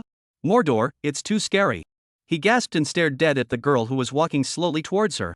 He remembered the life-suppressing stirring ghosts he had once seen in the middle of anime. Some of them would also ask this question, and if they answered willingly, they would become the stirring ghost's plaything. If they answered unwillingly, they would be killed by the stirring ghosts and pass away on the spot. So, it was a situation of certain death. Dead brain, think of a way, only, his mind was blank. WC, think of a way, hurry to run. But, how to run? Although he was running fast, he wasn't confident enough to compare his speed with the ghost. Seeing that Jiang Knight did not respond, the girl repeated once more, "Are you willing to be friends with me?" "There's no way." "Well, I'm willing." Oh. Jiang Knight struggled to make a bemused smile. "Really, that's great." The girl was still expressionless, but the dull hair on the top of her head kept shaking, like a puppy wagging its tail. So, I'll take you home to your house, so get out of the way and I'll show you the way." The girl cocked her head in confusion. "But why is your voice a little shaky?" "Because I'm so happy and excited to be friends with you, brother." Jiang Knight watched his eyes and nose. "Nope, you're lying." The little girl moved closer towards Jiang Knight again. "I've killed a lot of people. Before they died, the expression on their face was the same as yours." At close range, a cold wind accompanied by the unique aroma of the young girl's body drifted into Jiang Knight's nose. "So, you're afraid of me, right?" The little girl's voice was soft, but it was like a demon's whisper in Jiang Knight's ears. "Ha ha ha. You? What are you saying? Why can't I understand?" "Of course I want to be friends with you. I even asked you before, have you forgotten?" The girl thought about it and nodded. "Yes, oh, you also asked me if I wanted to be friends with you." Right, so I do want to be friends with you." Jiang Knight had no way out. The front path was blocked by the little girl. He had no way to escape. Now he could only try to use his mouth to sensitize the night ghost. "So, are we friends now?" That's right. Jiang Yi nodded his head. "Great, let's play then." The little girl's voice grew hollow. "Yeah, how do you want to play?" Jiang Knight thought of ways to stall for time. By the time the sun rose, this ghost should be gone, right? Just get through the night. The little girl licked the corner of her mouth. "Let's lick each other's palms." Saying that, the dull hairs on her head slowly stood up, forming the shape of a love heart. Jiang Knight? What kind of strange way of play is this, licking palms? However, Jiang Knight didn't think much about it. What the ghost said, he just did as he was told. After all, for him right now, surviving was most important. He nodded and agreed. "Then, I'll go first." The girl's tone was rare and excited as she took 2 steps forward and directly held Jiang Yi's injured hand. An icy cold touch traveled down his arm to Jiang Knight's brain, causing him to shiver. At the same time, he detected a hint of something wrong. The girl now, and just a moment ago, were like two ghosts. The girl's eyes were filled with infatuation, staring at Jiang Knight's hand as if she was looking at a worldly treasure. "Ha ha ha ha." Wisps of hot air hailed out from her mouth, the frequency getting faster and faster. The amplitude grew larger and larger. The white mist lingered next to Jiang Knight's palm, causing Jiang Knight's cold palm to feel the slightest bit of warmth. "I'll go. How can a ghost have a temperature?" Jiang Knight opened his mouth wide in disbelief. Immediately after, the girl gently lifted Jiang Knight's hand to her mouth, then slowly closed her eyes and gently kissed it. Where had Jiang Yi ever experienced this kind of feeling? The moment the girl kissed up, his body shivered as if he was electrocuted. He subconsciously wanted to take his hand back, but the girl's hand was like a vice-like grip on Jiang Knight's wrist. Immediately afterward, an indescribably soft touch came from his palm there, as if there was something, one after another, like a dragonfly pointing at Jiang Knight's skin. This reminded Jiang Knight of how a pet cat always licked the water inside the bowl with its tongue, one after another, when it was drinking water. "It's quite comfortable." Jiang Knight momentarily sank into this fantastical feeling. "Nope, what am I thinking?" After a few minutes, Jiang Knight pulled his thoughts back from the ninth cloud. "Is it okay?" Jiang Knight asked. As if she hadn't heard, the girl came closer again, holding Jiang Knight's wrist with one hand and holding Jiang Knight's fingers with the other, placing Jiang Knight's palm flat in front of her. Then, she changed her angle, and as if she was spreading sauce on bread, she slowly and carefully brushed it on. His Jiang Knight sucked in a mouthful of cold air. "This is too much." Miraculously, his palms didn't hurt anymore, and all that oozing blood was licked clean by the girl. "Is it over?" Jiang Knight thought. Soon, the young girl opened her eyes, her scarlet pupils staring straight at Jiang Knight. "It's great to be friends with you," she gasped with mesmerized eyes. "Why? Friend, you smell good." "Jiang Knight?" Without waiting for Jiang Knight to react, the young girl once again repeated her previous actions, but this time the target was clear, precisely the wound on the back of Jiang Knight's hand. The softness was accompanied by tingling, causing Jiang Knight to feel a pang. The girl pressed hard on his wound, and soon, her wound was oozing out a trace of blood. "Wait, you wait first." The young girl's movements worked, and blood once again flowed out of Jiang Yi's wound that was barely healed. Then, she greedily ate her midnight snack. No matter how Jiang Yi talked, she was as if she couldn't hear, obsessively using her meal. Chapter 43, Let's Play Hide and Seek. Strangely enough, Jiang Yi's wound was obviously bleeding, but he didn't feel the slightest bit of pain. On the contrary, this tingling sensation was strangely comfortable. Moreover, Jiang Yi felt that his head was starting to become drowsy, as if he was going to completely fall asleep in the next second. "Why do I feel comfortable even though I'm injured? Something's not right. I shouldn't, it's an amour. No, what am I thinking?" He looked over to the little girl who was licking her wounds, and casting away the distractions, a guess quickly came to his mind. Could it be that I'm feeling this way because of her? She has some sort of special ability that can paralyze my senses? John Knight instantly felt creeped out when he thought of this. That's right, this little girl in front of him was definitely not a human, but an evil spirit that was plotting against him. The reason why she didn't immediately reveal her nature was because she wanted to boil a frog in warm water and enjoy the thrill of playing with her prey. He almost fell into her trap. If he continued like this, he was afraid that he would faint and fall into her dish. Zhang Yi forced himself to calm down, frowning, and immediately began to think of a way to break the situation. Only, the girl didn't notice the change in Zhang Knight's demeanor as she buried her face in the back of Zhang Knight's hand, the dull hairs on her head excitedly drawing circles in the air. This ghost, it seems like it doesn't look too smart. Why don't I try the same thing I did earlier with my sister? Zhang Knight possessed a wealth of experience in dealing with his own sister. After all, when he was young, his own sister clung to him every day. Especially when he was at home, his sister could appear from anywhere, including but not limited to Zhang Knight's closet, under Zhang Knight's desk, under Zhang Knight's comforter, the bathtub in Zhang Knight's bathroom. Thus, in order to gain free space for himself, Zhang Knight summarized his experience in one attempt after another. Having just started elementary school, he had a wealth of experience in controlling girls. Zhang Knight consolidated it into a whole collection of experiences and named it 100 Means to Tame a Wild Pro Sister. Article 21. If your sister disturbs you while you're studying, you can pretend to play a game of hide and seek with her. Let my sister be the one who hides, and after the game starts, I can use the catching time to study. Her sister could hide for a whole day when she hid. Zhang Knight's method was tried and true, at least until his parents divorced and his sister left. Her sister always thought that she was the one who hid so well that her brother couldn't find her. That's right, use this method. Zhang Knight patted the girl's shoulder. Wake up, let's play other games. The girl looked like she was drunk, her eyes were mesmerized and she didn't pay any attention to Zhang Knight. Wake up, wake up. Zhang Knight tried many times, the girl just ignored him. Just as Zhang Knight was pondering, he saw the dull hairs on top of the girl's head that were constantly turning. What's this? Why is her hair moving? Zhang Knight was a bit curious for a moment and reached out his hand. Just as Zhang Knight's hand was about to touch the dull hair, the girl opened her eyes violently and shook as if she had been electrocuted, then forcefully slapped Zhang Knight's hand back. There, no touching, she said expressionlessly. Why? Ask again and I'll kill you.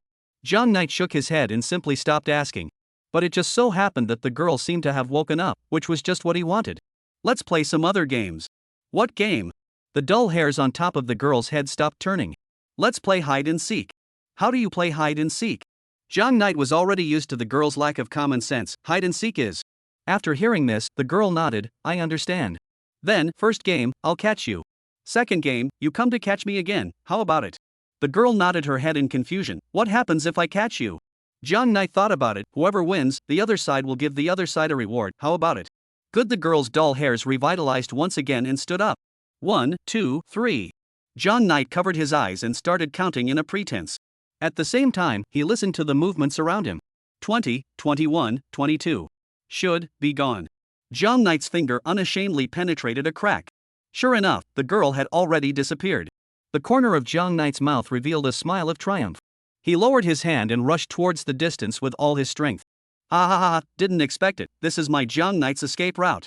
Zhang Knight let out a loud laugh as he ran. His palms gradually regained their senses, and the drilling pain was etched into his head, only that the thrill of escaping from death made him forget about it for the time being. The lights around him gradually increased, just a few more kilometers ahead and he would be back in the center of the city. As long as I can reach that place, I, Zhang Yi, will be completely safe. The girl hid next to a large pillar within the construction site, revealing her own little head as she searched for traces of Zhang Knight. Obviously, she was hiding very well, and Zhang Yi couldn't find her at all. What reward should I ask for in a while? The little girl's face was expressionless, but the dull hairs on her head began to sway from side to side. 5 minutes passed. Why hasn't my friend come yet? Did I hide it too well? That's right, usually when I'm doing quests, there's no one to spot me. She thought, should I give him some tips? Her figure flickered like a black lightning bolt and instantly disappeared. That ghost should be gone already. By the parapet, a sneaky figure carefully looked east. He was precisely the person in charge of the construction site. I just ran in a hurry and left my bag here. There were very important things in the bag concerning this entire construction site project. If he lost it, the people above him would definitely be able to rip his head off. That's why he risked his life and turned back to look for his bag. Right, it's the front.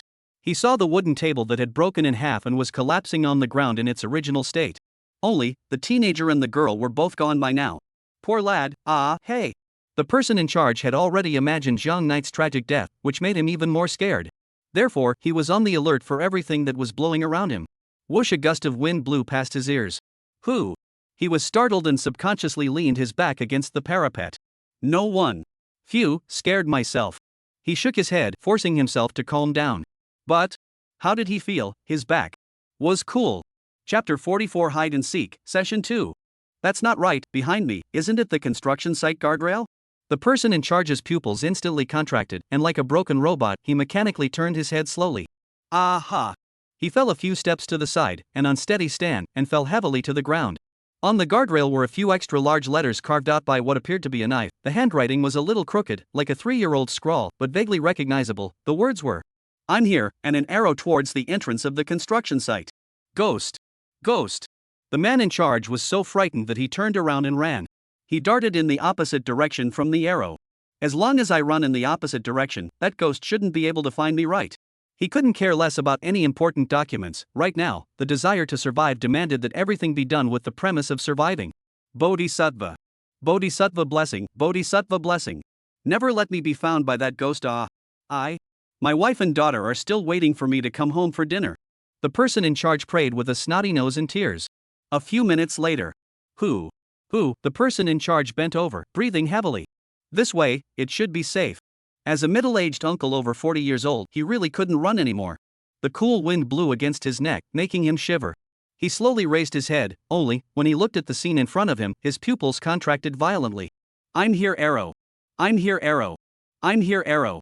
On the tree trunks, on the ground, on the walls, there were such carved words everywhere. In order to make it easier to see these words, they were painted in bright red, as if someone was writing in blood. A strip of writing was like a big invisible net that enveloped the person in charge. Aha! The person in charge rolled his eyes and fell straight to the ground. On the other side, the girl sat on a large tree with her head hanging down. The trunk of that tree was marked with an upward arrow. Strange, where's my friend? She thought darkly, could it be that I'm still hiding too well? 10 minutes passed. 20 minutes passed, and young knight still didn't appear. Does this mean that I won? Thinking of this, the girl's dull hair instantly branched out. She jumped down from the big tree and clapped her hands. Then, the second game of hide and seek, it's going to start. Oh, it's my turn to catch you. Her dorky hairs began to twirl once more, and her figure instantly disappeared from the spot. What's going on today? Why do I feel like I'm running away all the time? Young knight was running while frantically spitting inside. But luckily, I have a great life. No matter what, I survived. Ha ha ha. If he sent today's experience to those friends of his, he himself would be able to play hard to get in front of them. Just with you, a brat with no hair growing, you want to eat me? Are you kidding? At this moment, he had already arrived at the city center. That's right, he had run those kilometers at twice the speed of his usual physical test, and at this moment, he was like a candle in the wind, and at any moment, he could fall to the ground and pass away on the spot. Find a place to rest a little. Young knight dragged his tired body, holding onto the wall, and walked into a restaurant. Today's situation is special, so let's be extravagant and have a late-night snack. Normally, young knight wouldn't go for a late-night snack at all. He didn't have that financial condition after all. But today was different. Having come back from the dead twice, no matter what, he had to eat a late-night snack to reward himself.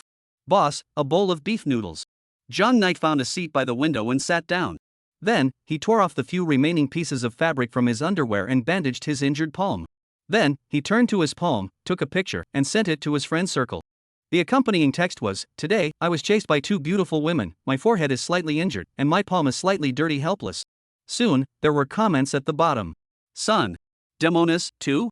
How come the chartered lady didn't react? Young knight was a bit surprised. Usually when he sent out a friend circle, the chartered lady was always the first to like and reply. He treated Shen Luoying as his best buddy, so of course he wanted to pretend in front of her. Beef noodles are here. The boss brought a bowl of beef noodles to the table. Maybe she's asleep. Young knight didn't think much about it, picked up the beef noodles, and started spinning furiously. It's so delicious, I've never had such delicious beef noodles before. Perhaps he was too tired. Young knight actually felt that a mediocre bowl of beef noodles could be this delicious. Knock knock knock. The window on Young knight's side was knocked a few times. Young knight ignored it, he thought it was due to the wind. Knock knock knock. Which bear child is knocking on the window? Young knight was a bit dissatisfied. This bear child was disturbing his noodle-eating mood. This store owner doesn't care. It's so delicious, it's so delicious. This was just a small interlude. It didn't stop Young knight from continuing to spin the noodles. Knock knock knock. Aya, still knocking. Whose kid, so uneducated? Young knight squinted his eyes and glanced out the window. A little girl was lying on the window, one hand knocking on the window and the other pushing on it. Her face was pressed against the window, her eyes staring straight at Young knight. It really is a little kid, and it feels a bit like that ghost. AI, it really is once bitten by a snake, 10 years in fear of a well rope, I'm hallucinating. John Knight tilted his head and downed the noodle soup in one gulp. Click, click, click. The window next to him made an unexplained rattling sound. Wait, it can't be, it's what I think it is. Ha, how can it be? This is the city center, there are so many people, even if it's a ghost, it's impossible to put me here. Bang, the window produced several cracks and shattered. You lost, I found you. The girl's face was expressionless, but her dorky hair was wagging rapidly, like a happy puppy wagging its tail. Ah ha ah. With strength he didn't know where it came from, Jiang Yu rushed out of the store. All the customers next to him stopped moving, and it was as if time had stood still. Hey, you haven't paid yet. The store manager was furious, pointing at Jiang Knight's departing back and cursing. And you, destroying my window, pay up. The shopkeeper turned his head and stared at the little girl who had suddenly intruded with a bad expression. Although you're still small, but you can't deny it. Oh, the big guys are watching, call your parents over. However, the store owner didn't expect that in just a blink of an eye, this little girl disappeared from inside his field of vision. Where did she go? The shopkeeper rubbed his eyes. In the restaurant, everyone rubbed their eyes. Holy, where is everyone? The store instantly exploded, with people talking about what had just happened. The store owner reacted and looked in Jiang Knight's direction. However, where was Jiang Knight's shadow in the same spot? Chapter 45, Feeding You Good Food. Everyone sit tight and hold on, we're sending out the bus. Jiang Knight was running alone on the street. The long-distance run before had already drained almost all of his physical strength. Now he was hanging on to his breath entirely by adrenaline. Why can this ghost still find me? Jiang Knight looked desperate, his two legs mechanically alternating steps. I'm hero. Ahead, the little girl appeared a few meters in front of him as if she had flashed, her scarlet pupils glowing with a faint red light under the streetlight. I see. Jiang Knight hurriedly turned back, folding back in the direction he came from. It's no use. Oh, the smell of fresh blood on you smells good. No matter how far you run, I can know where you are. So, the game of hide and seek, it's me who wins. The girl twirled her dull hairs, her voice soft and sticky. Jiang Knight was drained of his last ounce of strength and stumbled and collapsed next to a streetlight. What's wrong with this youngster? Young, slightly ran a few steps, why can't he do it? Who is this little girl next to him? Is she his sister? So cute. Yes, he seems to be playing hide and seek with his sister. I'm so envious, I'd love to have such a cute sister. Help, ah. Jiang Knight leaned powerlessly against the streetlight, his heart was screaming frantically, but the only thing that responded to him was the indifferent cell phone camera and the flashing lights that came from time to time. Let's go, you said you were going to give me a reward if I won. The girl approached Jiang Knight expressionlessly, tugged on Jiang Knight's collar with one hand, and gently dragged Jiang Knight on the ground, slowly walking towards the shadowy alley in the distance. Wow, what a powerful little sister. I also want to be dragged by such a cute little sister. This young man is also really, his eyes are like a stranded and then sun-dried stray fish. If I were him, I would be absolutely thrilled to death. The crowd was pointing at the image, and the surroundings instantly became lively. They all felt that this was Jiang Knight's sister pulling Jiang Knight to play a little game between brother and sister. After all, how could such a cute girl have bad intentions? People don't have the same sorrows and joys as each other, and at this moment, Jiang Yi was thinking about his aftermath. Soon, the girl dragged him and came to the alley. Reward, I want a reward. The red light in the girl's scarlet eye pupils increased. What to do? Jiang Knight's clever brain began to run rapidly. With the adrenaline boost, he quickly figured out a logical loophole. Who said you won? Jiang Knight leaned against the wall and spoke faintly. The girl remained expressionless, only the dull hairs on her head then became a question mark. I caught you, so I won. No. Jiang Knight shook her head slightly. You did catch me, but we're staying together now. Doesn't that also mean I caught you? After all, I didn't say how long the first game would last. So now, I've caught you too, and we both lost. The corner of Jiang Knight's mouth hooked up into a bad smile. The girl cocked her head, pondering Jiang Knight's logic. After a long time, she nodded. What a hateful human, but what you said isn't a problem. So, we both lost. That's right, we both lost, so how about the rewards just cancel out? The girl froze, and the dull hairs on her head drooped as if they had lost their vigor. So, we're both clear, can I leave now? Jiang Knight's heart instantly lit up with hope when he saw the girl in this state. He looked at the girl hopefully, as long as she nodded, he would have survived. There. The dull hair on top of the girl's head branched out. Since we both lost, let's each give the other a reward. Ha! Damn, why didn't I think of this? Jiang Knight wailed inwardly in pain. It's troublesome to prepare gifts and stuff, you have to know what I want before you go to the store to buy it. So let's just offset the gifts. The girl shook her head. It's not troublesome. Oh, I've already thought of what I want to give you. Under Jiang Knight's shocked gaze, the girl slowly knelt down and sat beside him, her two slender and graceful jade legs unreservedly displayed in front of Jiang Knight. She patted her thighs. You can lie up now. What are you doing? Jiang Knight stared blankly at the girl, his CPU was a bit unable to function for a moment.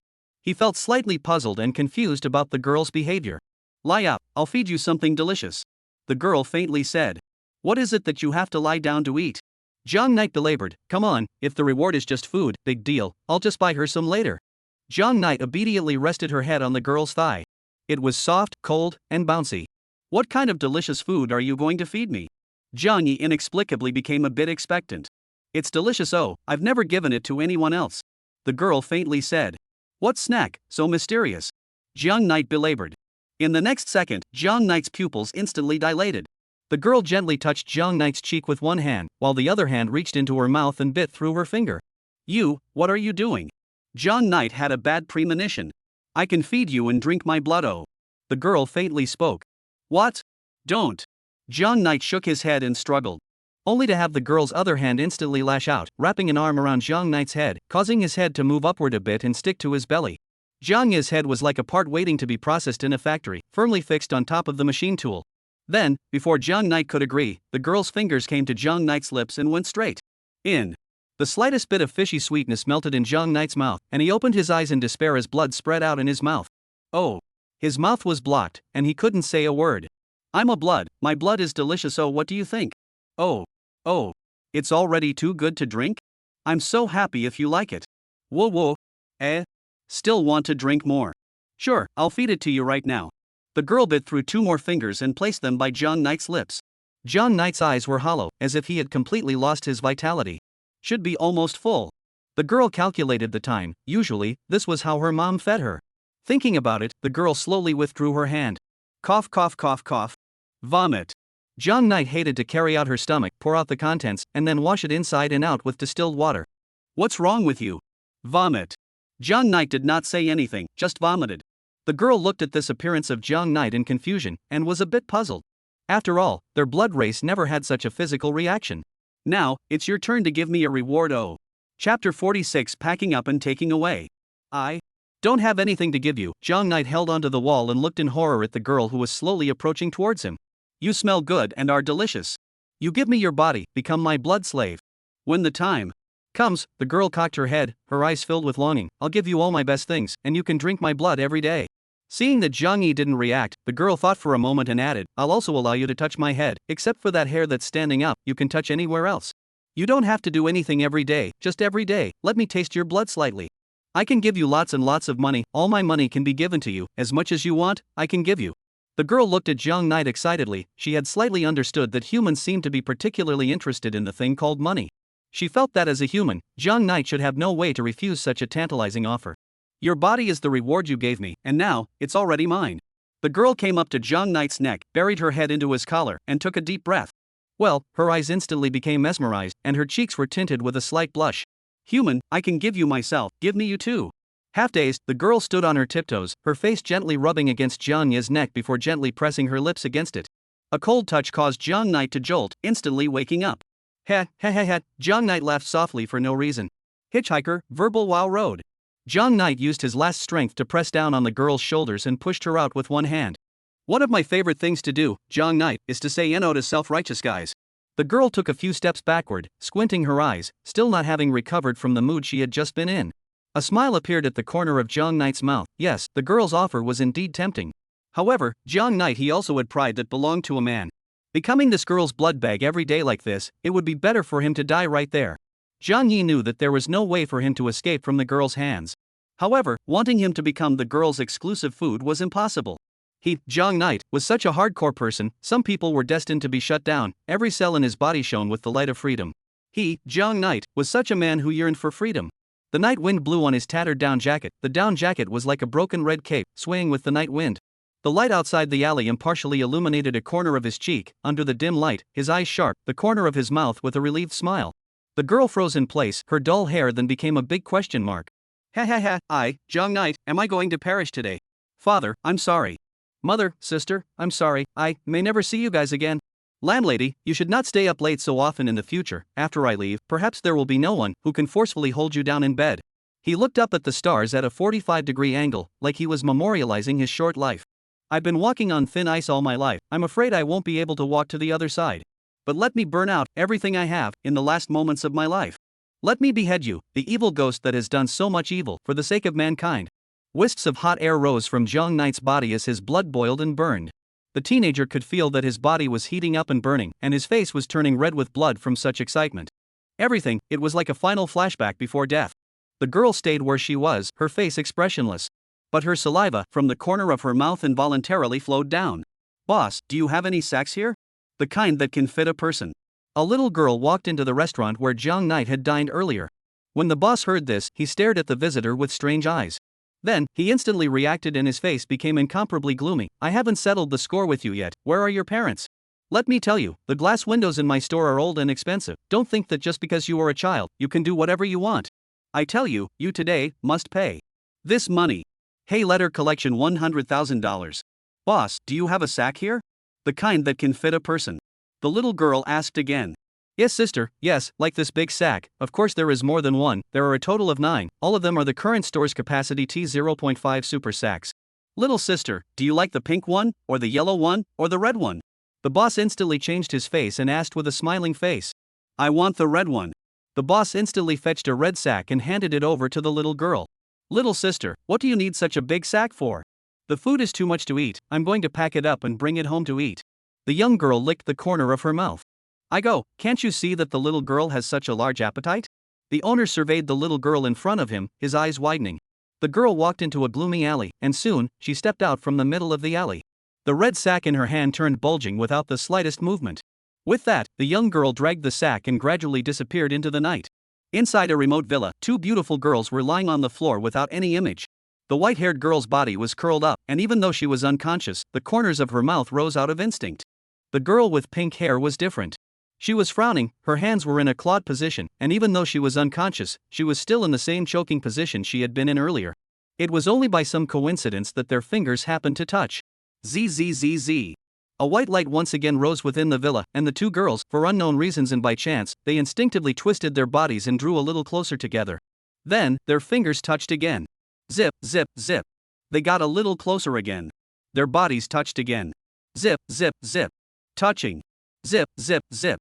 Soon, Xiao Qingshua's accumulated power was thus exhausted. "Master, is there no more?" Xiao Qingxue beamed, her face full of unhappiness.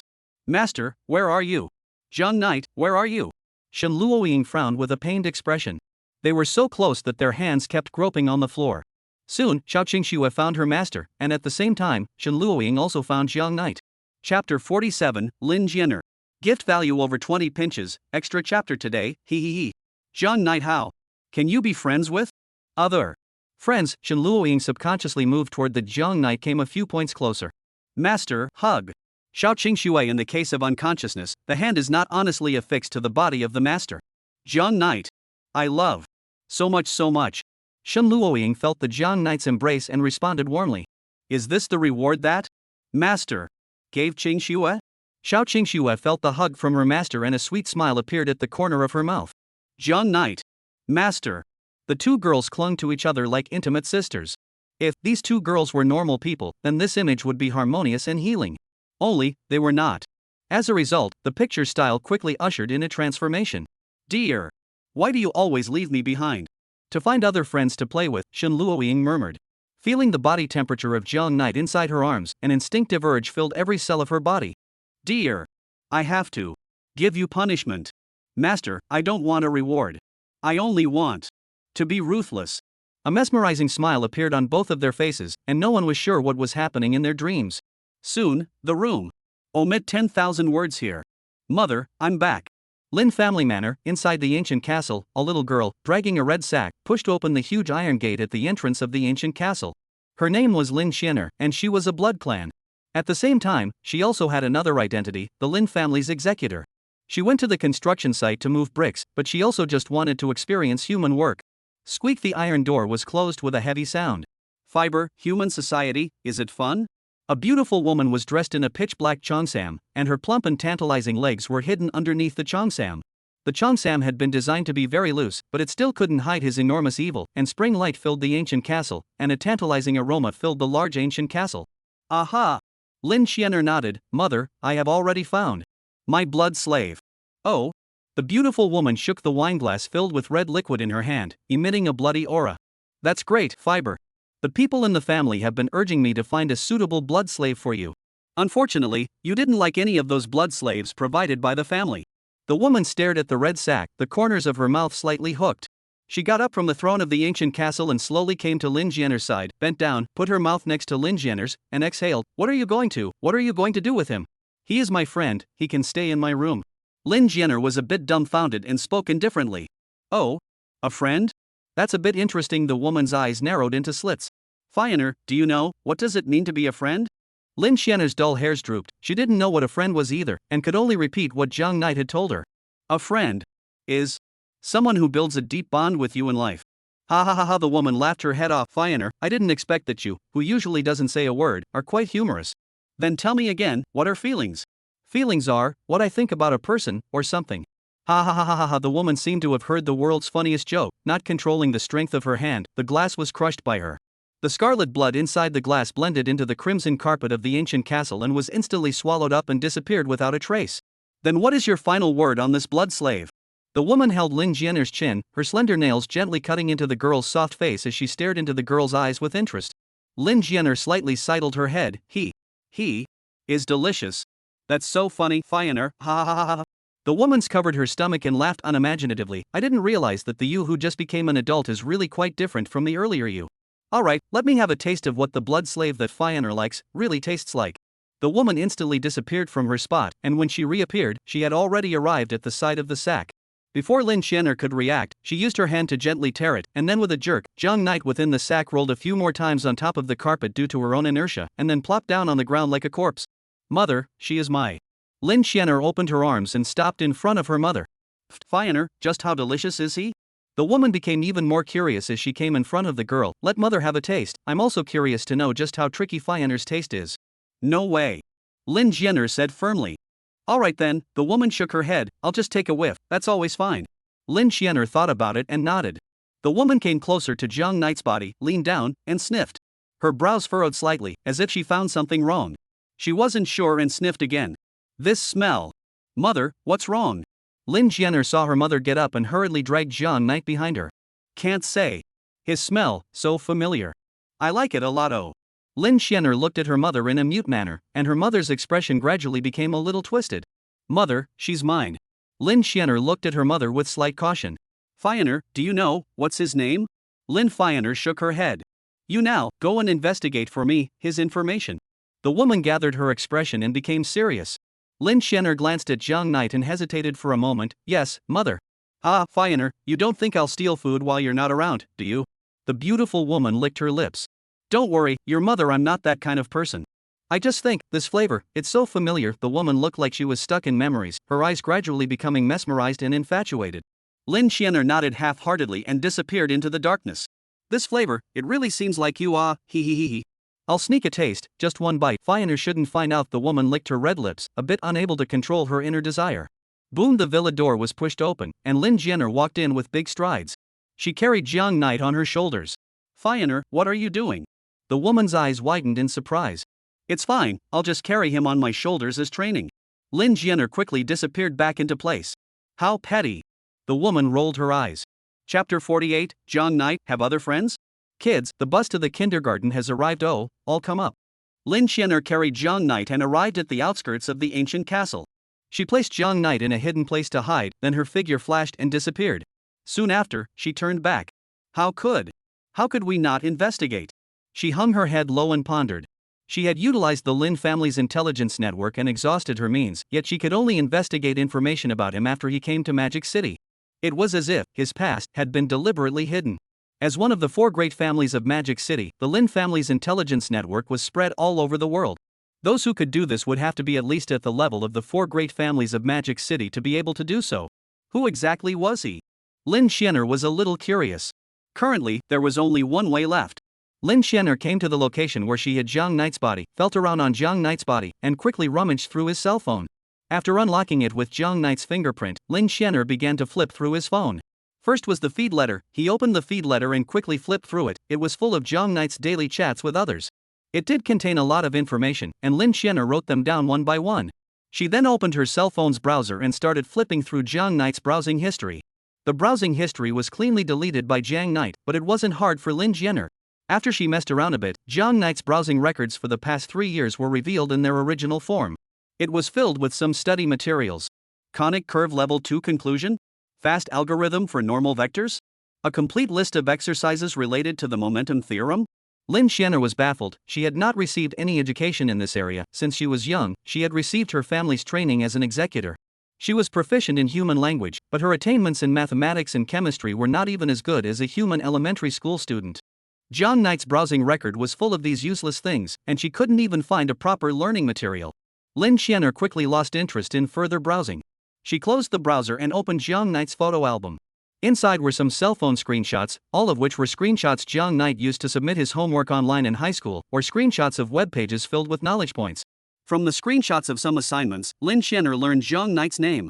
Jiang Knight didn't have the habit of cleaning up his photo albums, and usually didn't take many pictures. The last time he tried to take pictures of Xiao Qingxue, he also failed due to some uncontrollable reasons. These screenshots were kept in their original form, and almost took up his entire album. There were only a few pictures that were sandwiched amongst the many screenshots that stood out. Within the pictures, a girl with pink hair was lying on a bed with a reddish color. These few pictures perfectly displayed the sleeping posture of the young girl from all angles, and were precisely the pictures that Jiang Knight had secretly taken when Shen Luoying had a fever. Originally, he wanted to use the photos to coerce Shen Luoying to return the medicine money to him, but until now, it hadn't come in handy. Who is she? Said Lin Xianer, staring blankly at the girl in the photo. Jiang Knight, sleeping with a girl? The girl froze in place. Mother said that when a man and a woman sleep, they will touch each other's bodies. Moreover, one party would suddenly have an animalistic outburst and eat the other party. Obviously, Lin Xianer didn't pay attention to the meaning of the word eat. The dull hairs on her head stood up as she seemed to have thought of something. Then, could Jiang Knight have already been eaten by her? At the thought of this, Lin Xianer's body involuntarily began to tremble. Jiang Knight has been eaten by someone else. Jiang Knight's body has been touched by another human being. As soon as Lin Xianer thought of this possibility, the purple pupils of her eyes contracted for a rare moment, then gradually shifted towards scarlet red. No, maybe it was Jiang Knight who ate her. Lin Xianer thought of another possibility, but this possibility was equally unacceptable to her. No, Jiang Knight can't drink human blood, she can only drink mine. I can't let a lowly human taint the quality of his blood.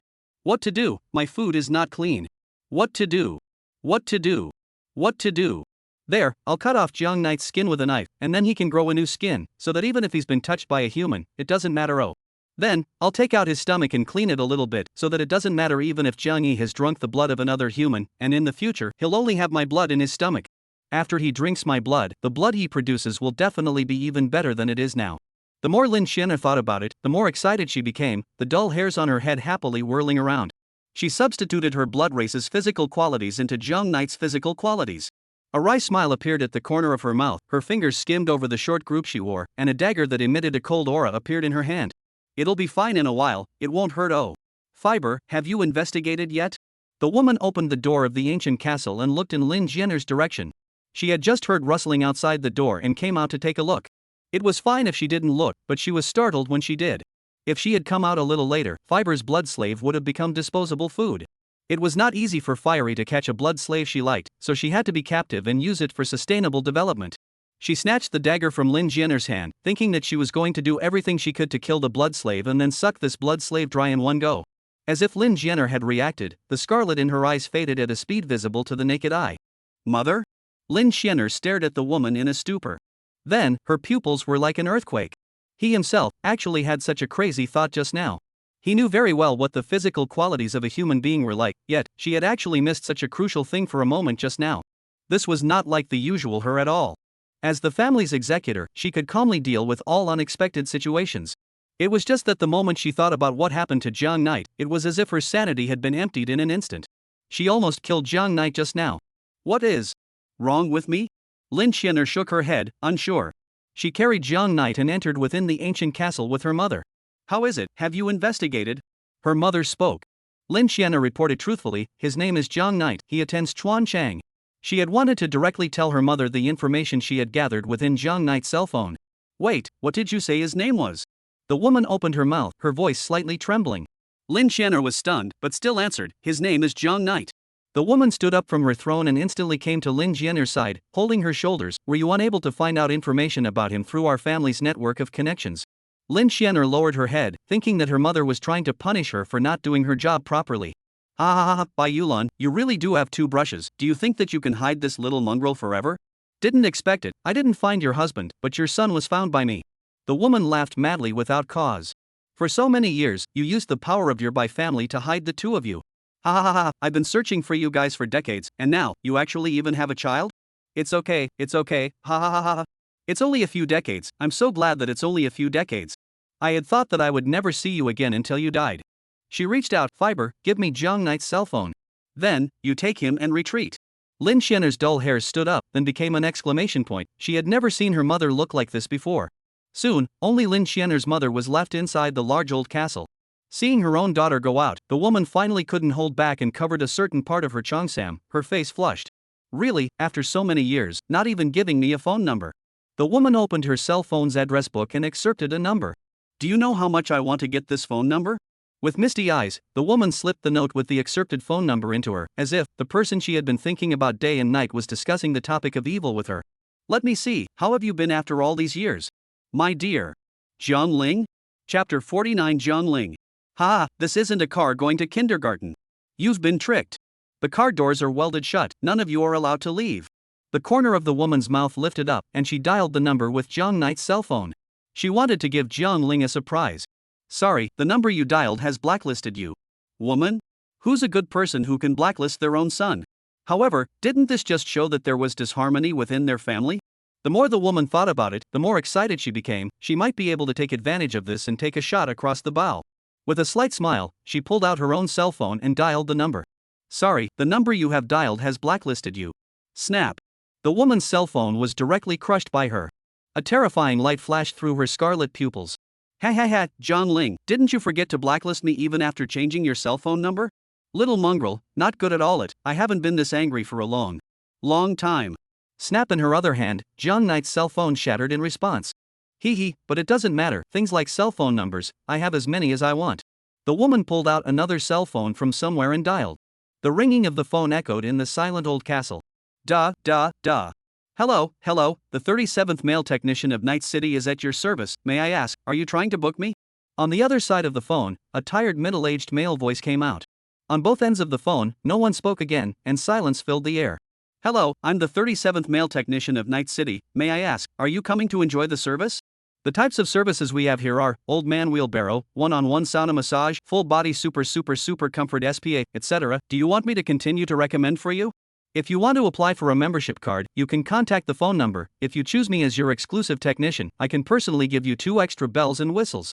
Long time no see. Jiang Ling? The woman spoke with some hesitation. Yes, I am number 37 male technician Jiang Ling. May I ask who you are? On the other end of the phone, the middle-aged man's voice froze for a moment. My dear, I finally found you. The woman laughed excitedly, and under her excitement, she shivered violently. This voice, how does it feel so familiar? WC, it's you, how the hell did you find me? Jiang Ling exclaimed, about to hang up the phone. Honey, you wait first. Your son is in my hands. Oh.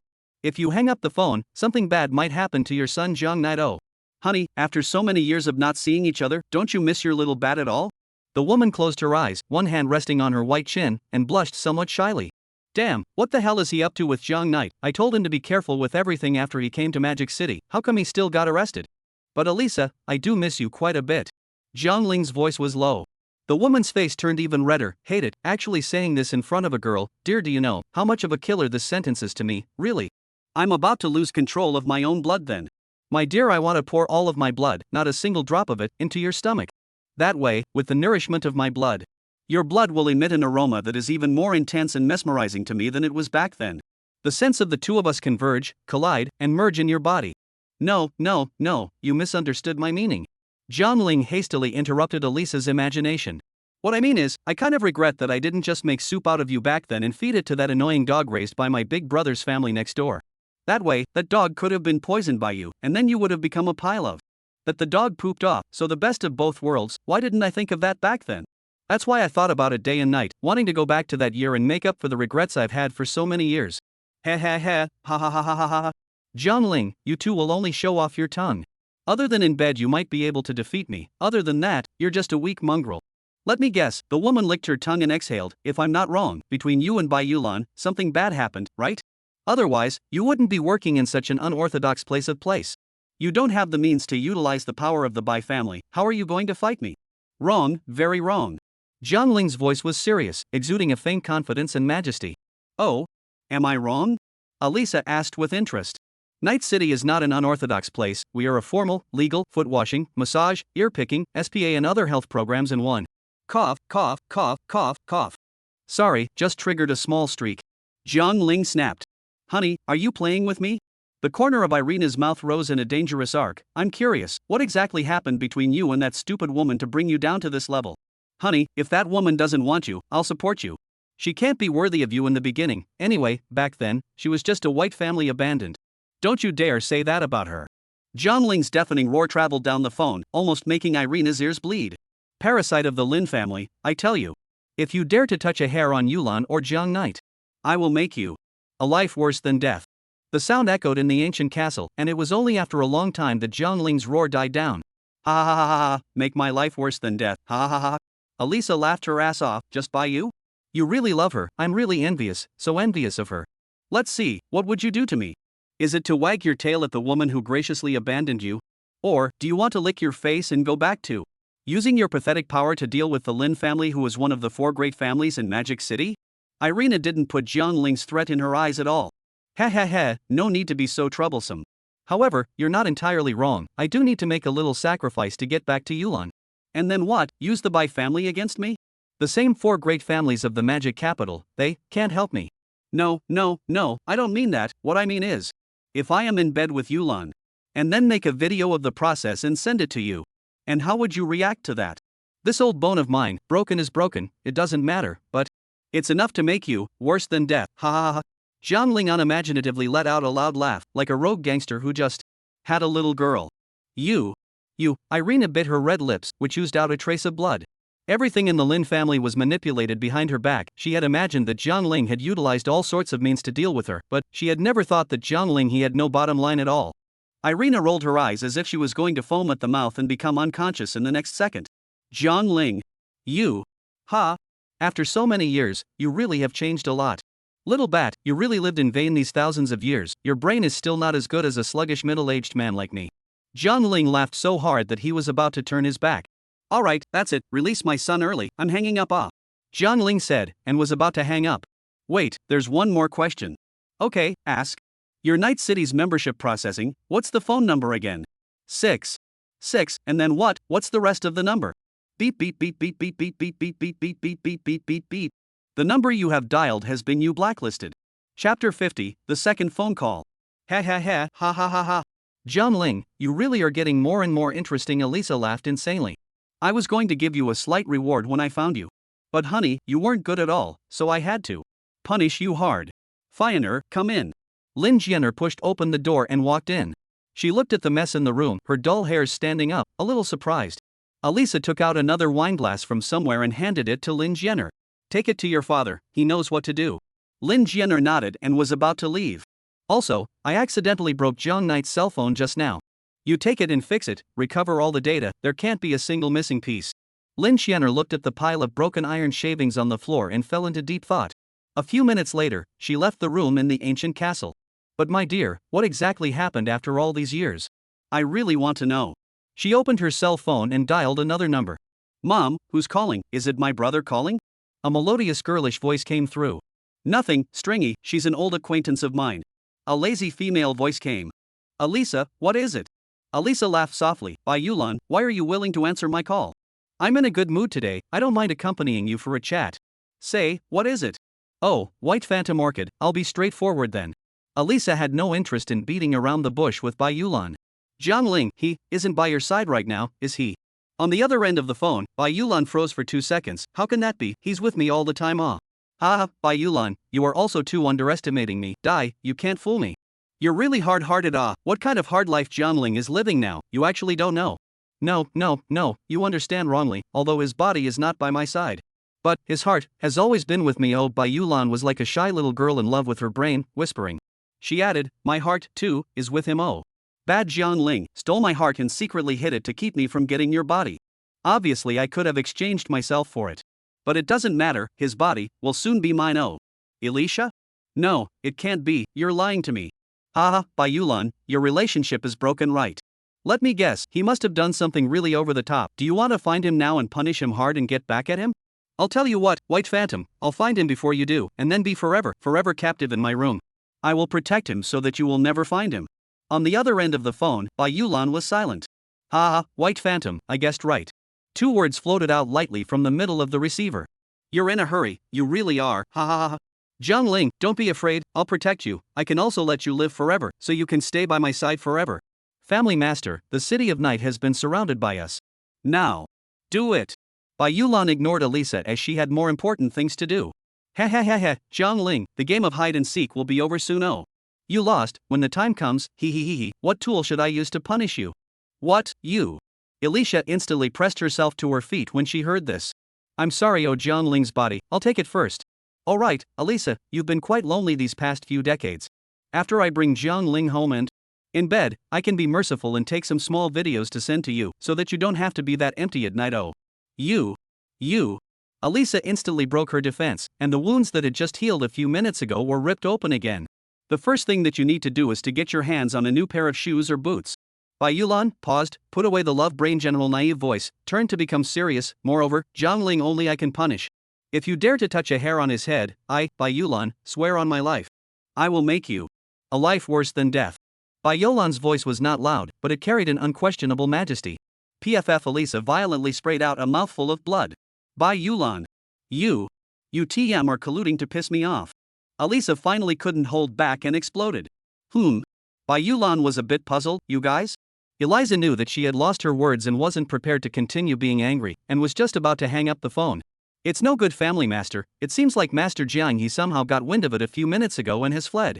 However, our people have already found him, he is now at the Tianjiang Bridge, the bridge has been blocked off by us, we will be able to catch him soon. Where is brother? Have you guys found brother?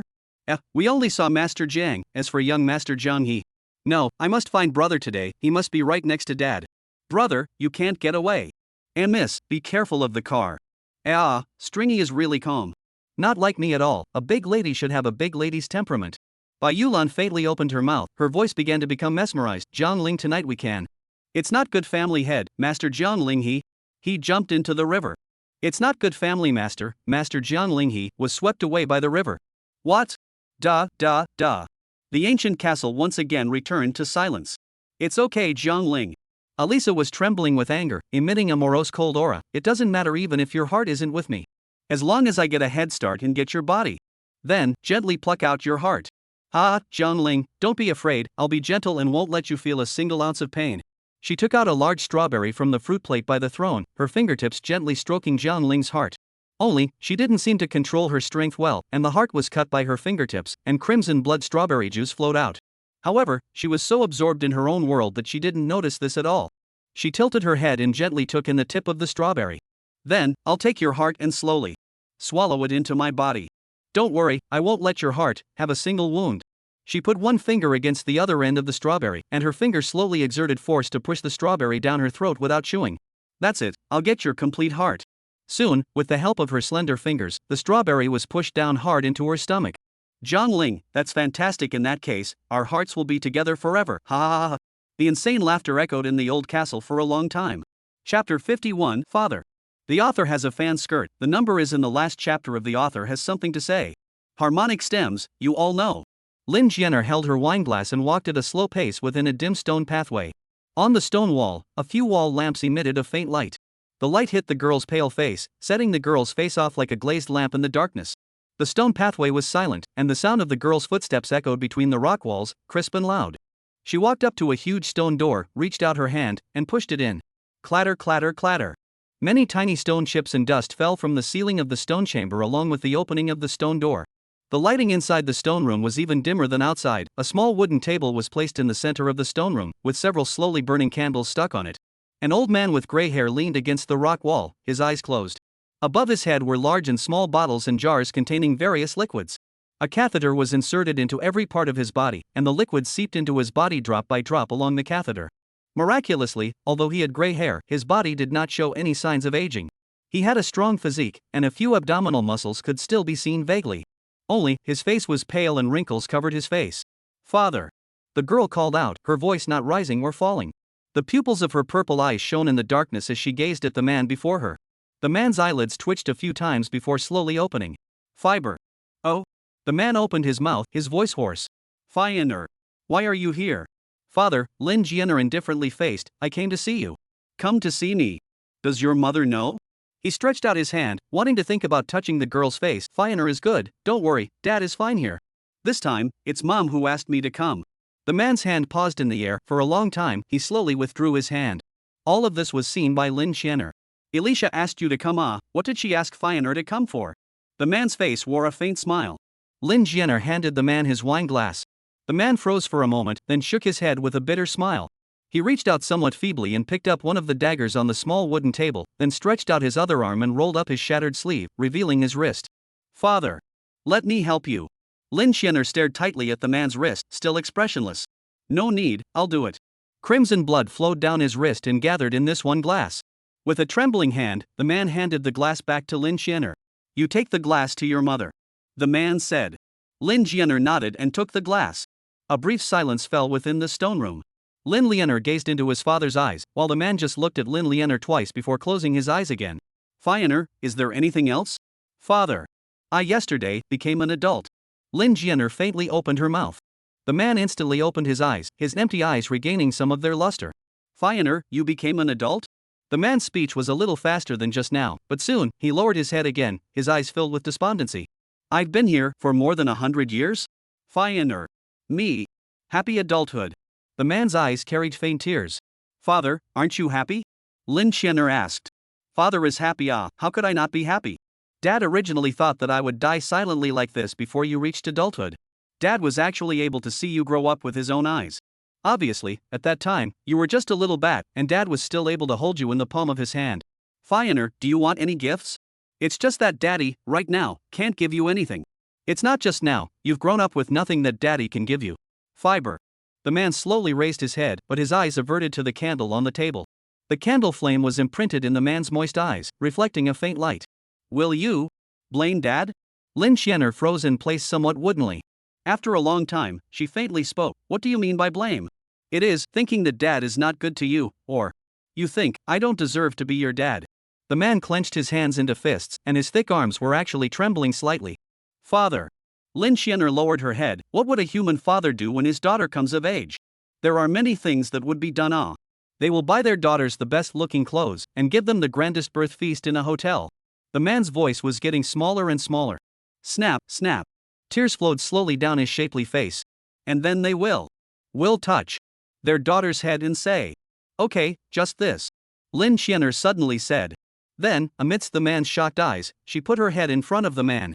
Finer, what are you doing? The man froze. Within the pupils of his eyes, Lin Jianer's indifferent face was imprinted. I'm an adult, and father can touch my head as well. The man froze for a long time, then slowly extended his hand. The hand slowly lifted to mid-air, at which point, Lin Jianer grabbed the man's wrist and placed his hand on her head. And then what, father?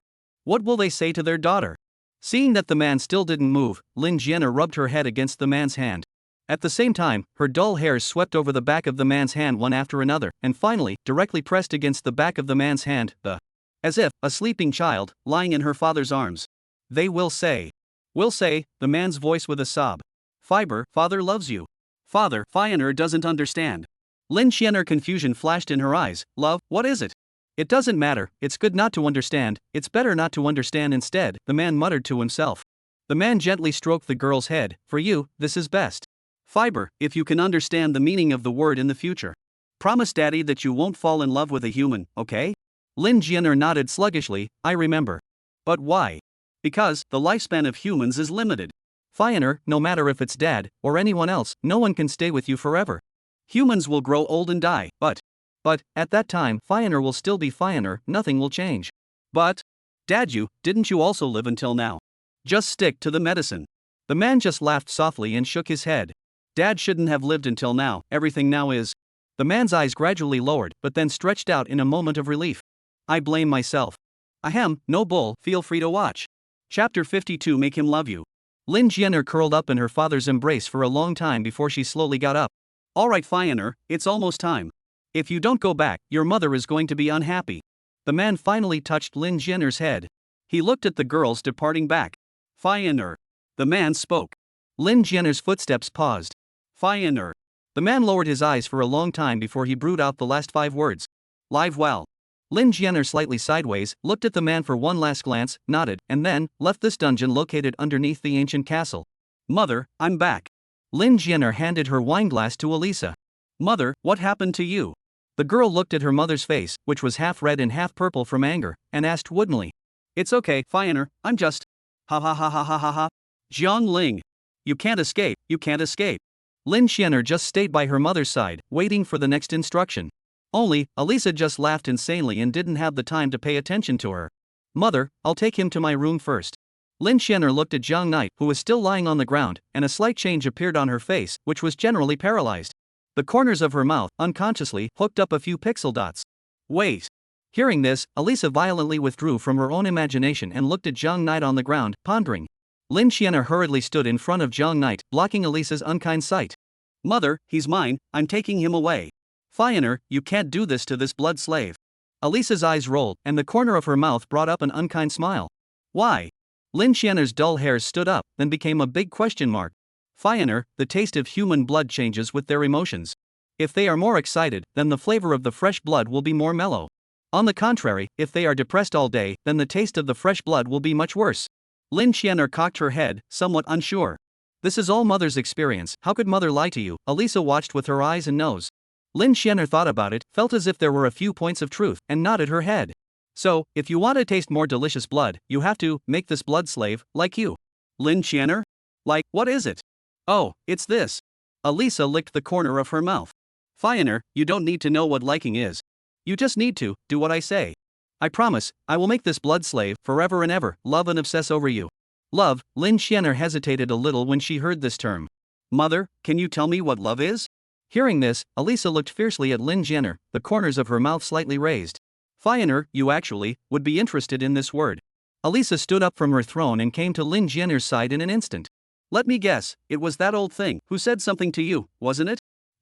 This old fellow really doesn't listen. Elisa pushed again, the blood she had just picked up spreading and scattering across the carpet along with the crumbs of broken glass. It's been a long time since I've gone to see him, it seems that it's necessary for me to, personally, go there. She bent down and leaned in to whisper in Lin Jianer's ear. You don't need to know what love is, you only need to know that if you do as I say, this boy will always follow you and be by your side forever.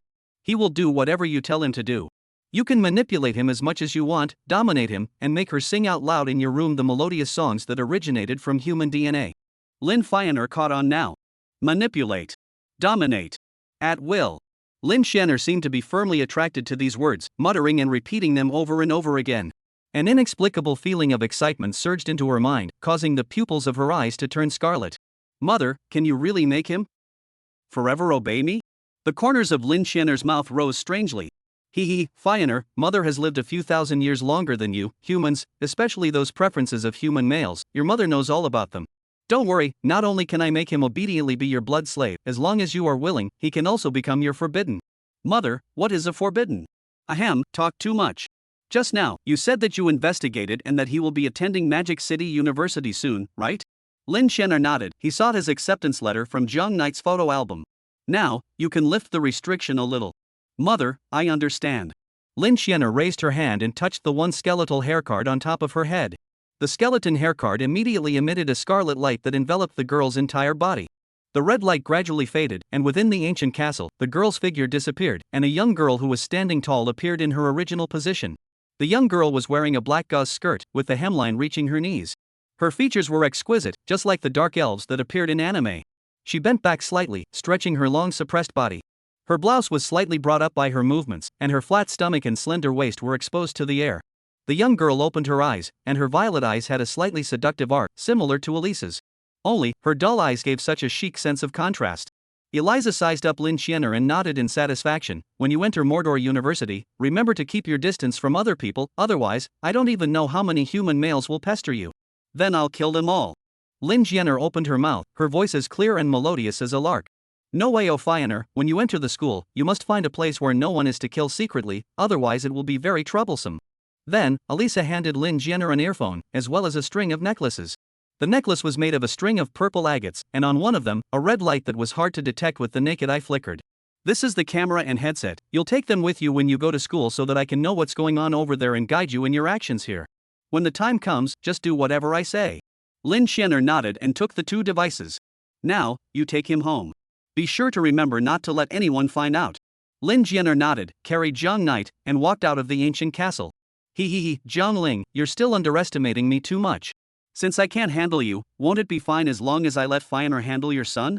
When your son is madly infatuated with Fiber, will the two of us who are parents still be afraid that we won't have a reason to be together?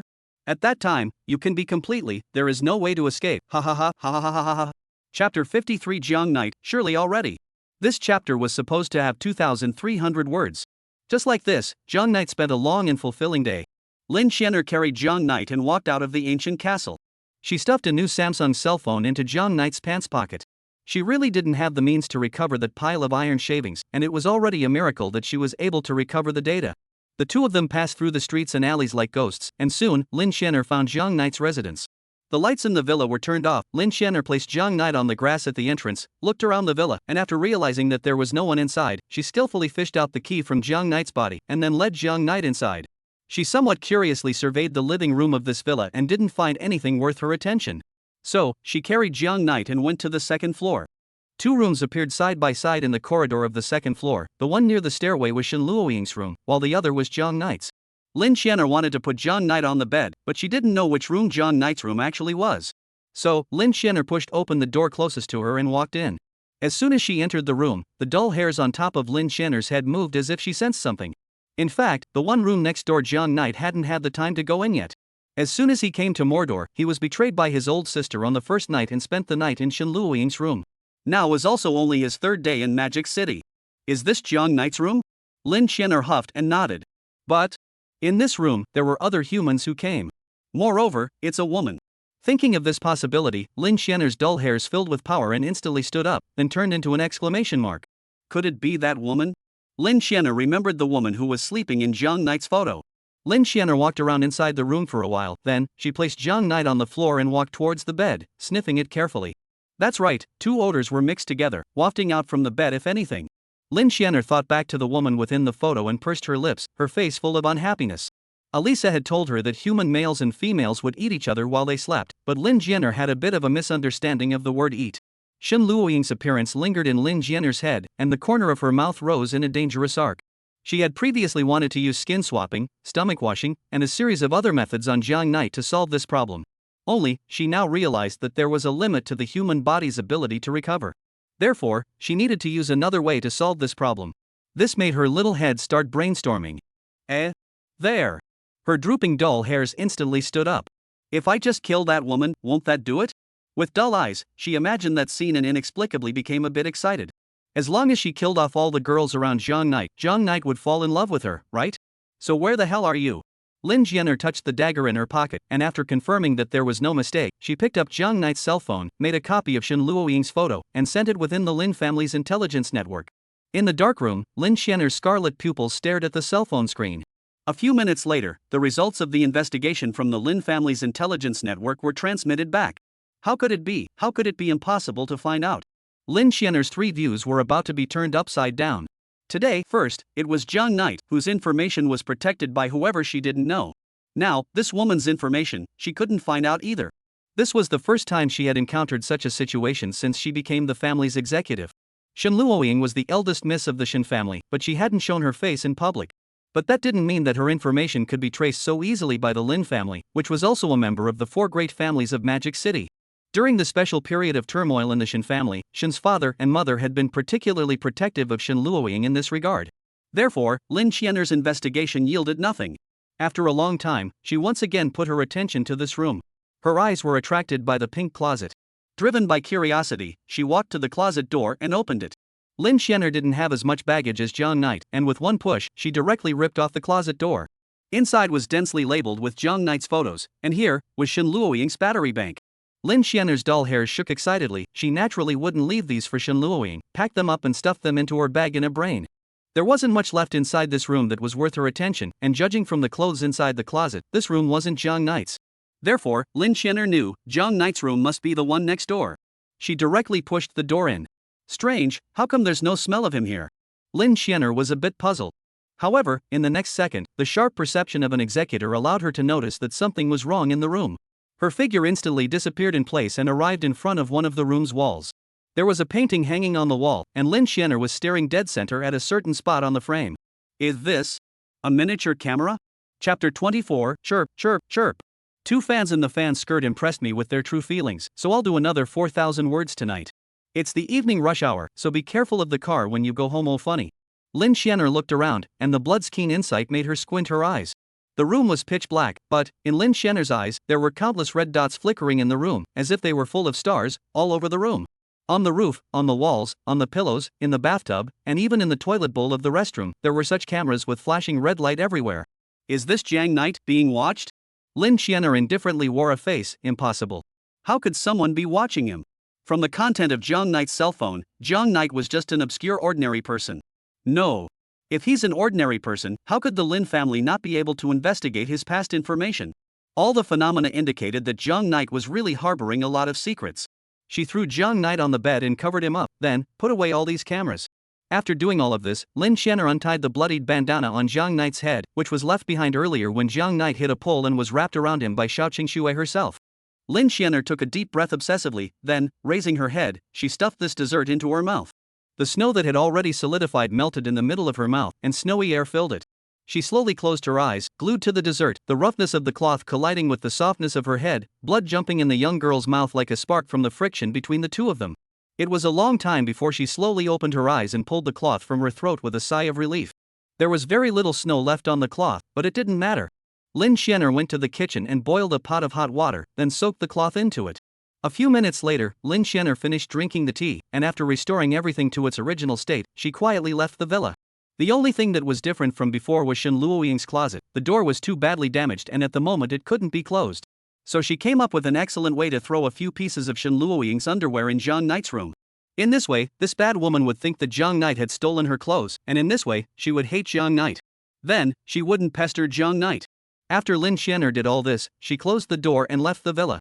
And at this moment, a faint light had appeared in the sky. The sun was about to rise. Chirp, chirp. Chirp, chirp. The early bird gets the worm. The two industrious birds climbed up early in the morning, ready to start their day's routine. They stopped above the treetops. Chirp, chirp, chirp, how strange, why is this branch gone? It was obviously there yesterday. One bird said. Chirp, chirp, chirp. Can't you see, the branch fell to the ground. Chirp, chirp, chirp, why did the branch fall to the ground? Jojo. I don't know. Jojo, look, the glass door of that house seems to be broken. Chirp, chirp, chirp, we can go in and see if there is any good food.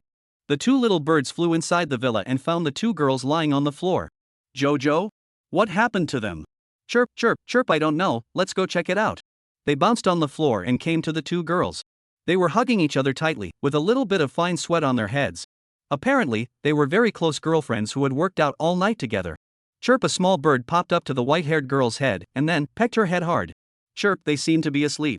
Chirp, chirp, chirp, really, let me see. So, another bird jumped onto the pink-haired girl's head and like a hard-working woodpecker, began to peck the young girl's head. Just then, a soft hand suddenly came from behind it and grabbed the naughty bird. Chirp, the naughty little bird was unable to dodge and was firmly grasped in its hand. Ha ha ha ha, Jiang Knight, I caught it, oh. Begging for mercy, it won't be loosened. A gush of flushing inexplicably surfaced on Shen Luoying's face, as if she had grabbed the world's treasures. She moved gently, her thumb stroking the little bird's head one after another. Chirp, the little bird above the white-haired girl's head saw its companion being grabbed and let out a sharp popping sound. With a flap of its wings, it was ready to fly to Shen Luoying's hands and rescue its companion. Hey, master. Master. Punishment is finished, it's time to give Qingxue some rewards, oh. Before the little bird could fly, it was firmly held in Xiao Qingxue's hands. Fantastic. Master. Qingxue started up, oh. Xiao Qingxue's neck rose and she was about to send the bird she had just grabbed into her mouth. Chirp, chirp, chirp, don't eat the little bird, mouth teeth. The little bird makes of the little bird exerted all its strength, twisted its body, broke free from Xiao Qingxue's hands, and then flew away without looking back. Shen Luoying's hand, like a little doll, at Shen Luoying's mercy. Jiang Knight, this sparrow, it feels so good in my hand. Master. Is so petty. Chirp, as a free bird, being stroked by a human like this was just too insulting to it. It twisted its body and frantically pecked at Shen Luoying's tiger's mouth. Chirp, good opportunity. Taking advantage of Shen Luoying's inattention, the little bird in its hands seized the opportunity and broke free, and after a long chirp, it went away. This is the story of how husband and wife were originally birds in the same forest, but flew separately in the face of great difficulties. While Shen Luoying rolled over, and the early morning sunlight shone on her face through the broken balcony floor window. Tears flickered above Shen Luoying's eyelashes. Her eyelids moved, then, slightly, she opened her eyes. The early morning sunlight reflected into her peach-colored pupils, and in her eyes, the world was first a blur, then, it gradually became clear. She tried to stand up, but felt a little sore all over. It reminded her of the 5,000-meter long-distance running training in her high school days, and now, she felt even harder than she did then. Ha! Behind her, Xiao Qingxue yawned and rubbed her eyes before slowly sitting up. Shen Luoying turned back, her eyes resting on Xiao Qingxue, and for a moment, she was in a bit of a trance. Xiao Qingxue squinted her eyes, as if she was still adjusting to the changing light in the room. However, the moment she saw Shen Luoying, the pupils of her eyes instantly dilated. Who are you? Who are you? The duo looked at each other in disbelief, and it was obvious that they seemed to have forgotten some of the things that happened last night. Chapter 55, Rivals. Today added 2 more chapters. For this sake, can the author ask you all for a little power generation with love, he. How did you get inside my home? Xiao Qingxue panicked and took a few steps backward, her cute and small face carrying a great deal of surprise and panic. Other than facing her family and Jiang Knight, it was just a fragrant and soft little social fear. Shen Luoying was similarly caught up in thought when she heard this question. She didn't seem to know, either, how she had gotten in. She didn't remember anything. The two looked at the shattered floor-to-ceiling window together again. What is going on? Xiao Qingxue was even more confused. She was fine, treating herself inside the home. After waking up with a sleep, how did a stranger appear in the house? Moreover, how did this ground of glass slag come about? Shen Luoying lowered her head and looked at the dotted wounds on her hands. Did I do this? Shen Luoying thought back to last night's experience, as if she remembered something, her eyes lowered, her face with a huff, pointing at Xiao Qingxue's nose. You're that junior? Little junior? Xiao Qingxue panicked and waved her small hand, lowered her head, not daring to meet Shen Luoying's eyes. Are you mistaken? I didn't do this kind of. Wait, Shen Luoying stared at the familiar face in front of her. You are Xiao Qingxue? As Jiang Knight's childhood friend, she certainly knew about Jiang Knight's only favorite one singer. What? I don't know. What Xiao, what Qing, what Snow? Xiao Qingxue looked at her eyes and nose and snapped. She didn't dare to show her face in front of the public, and now, in the face of this uninvited guest, she was even more unlikely to recognize her identity. She felt that the person in front of her was a brainwashed fan who had come to cause trouble. Although she had been a big singer for a few years, she didn't have the slightest experience in dealing with this kind of situation. Well, I'm mistaken? Shen Luoying's impression was that Xiao Qingxue's character shouldn't be like this. However, this person in front of her was clearly Xiao Qingxue's appearance. So that's how it is, so that's how. I understand. Shen Luoying stood up and stared at Xiao Qingxue unkindly. You're the one who's seducing Jiang Knight, right?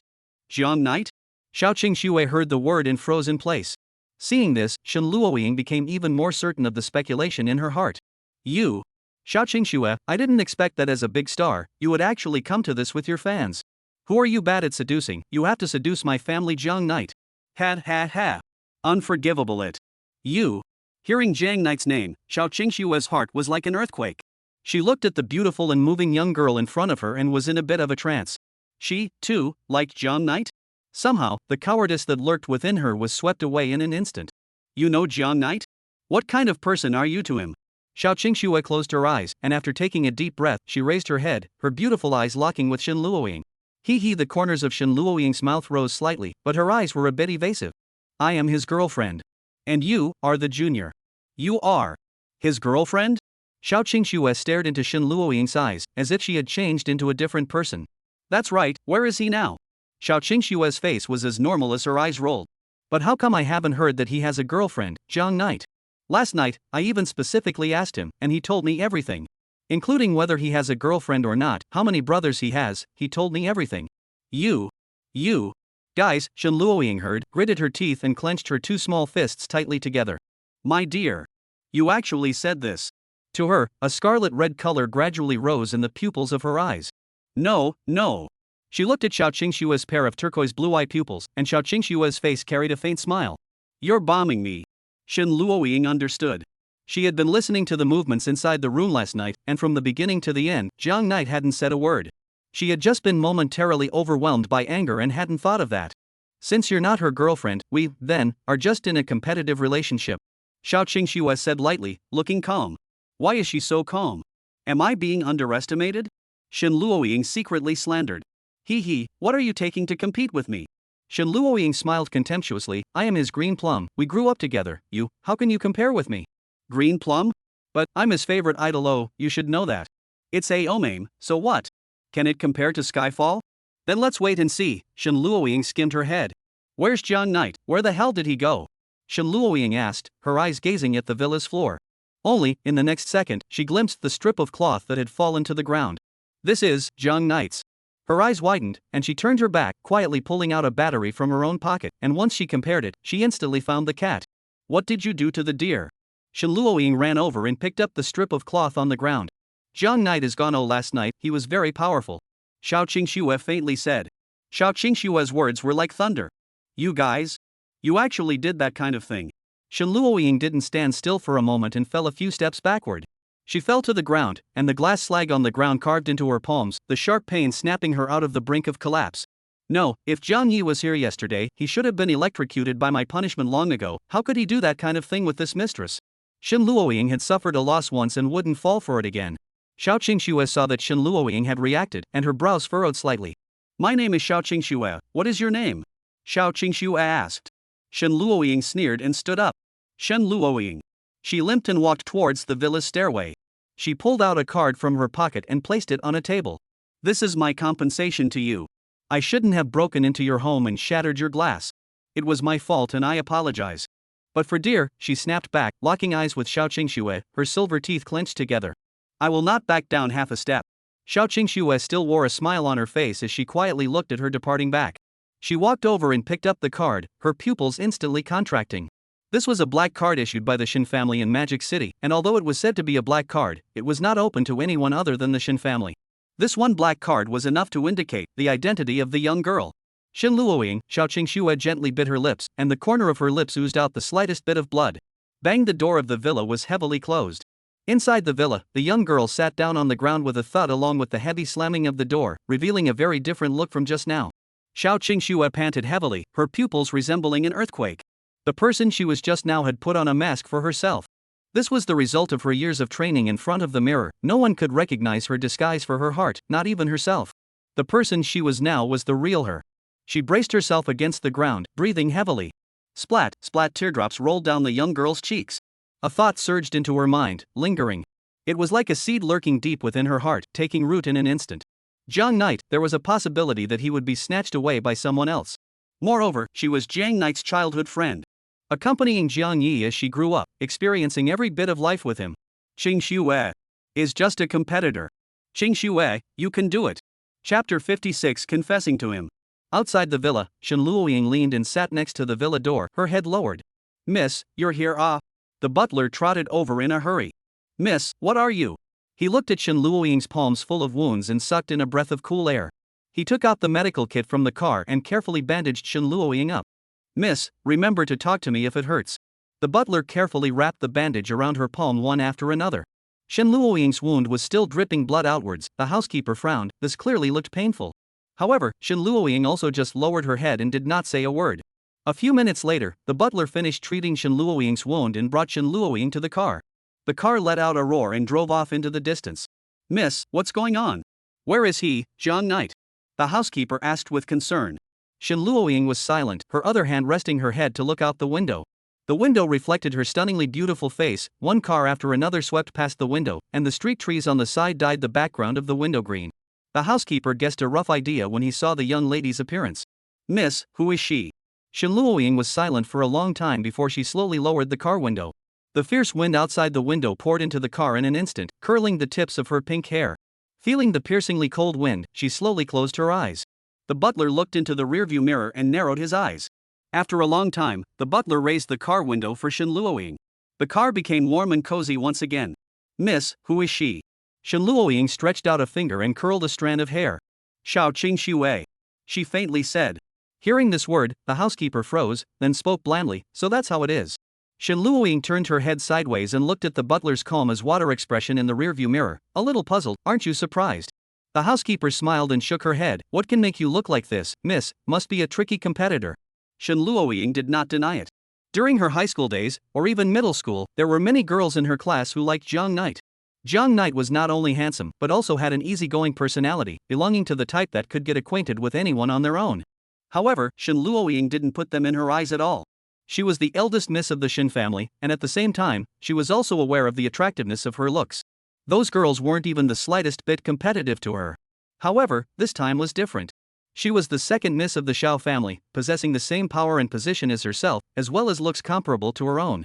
Such a girl, like herself, liked Jiang Knight. Shen Luoying thought that as long as she kept following Jiang Knight around, under softening her, Jiang Knight would definitely be able to slowly come to understand and then fall in love with her, confessing to her, and everything would just be a matter of time. But now, she lowered her head, not knowing what she was thinking. Miss, have you ever tried to chase Jiang Knight? How is it possible that I haven't chased? I've put a locator inside his clothes, I've put a camera in his house, and I've added to his drinks. Cough, cough, cough. The butler was shocked. He felt that his own young lady didn't have any misunderstanding of the word chase. Miss, what I mean is that you can send a bouquet of flowers to Jiang Knight, send him his favorite gift, or confess to him directly. Shen Luoying's face swished red. How could I? How could I possibly confess to him?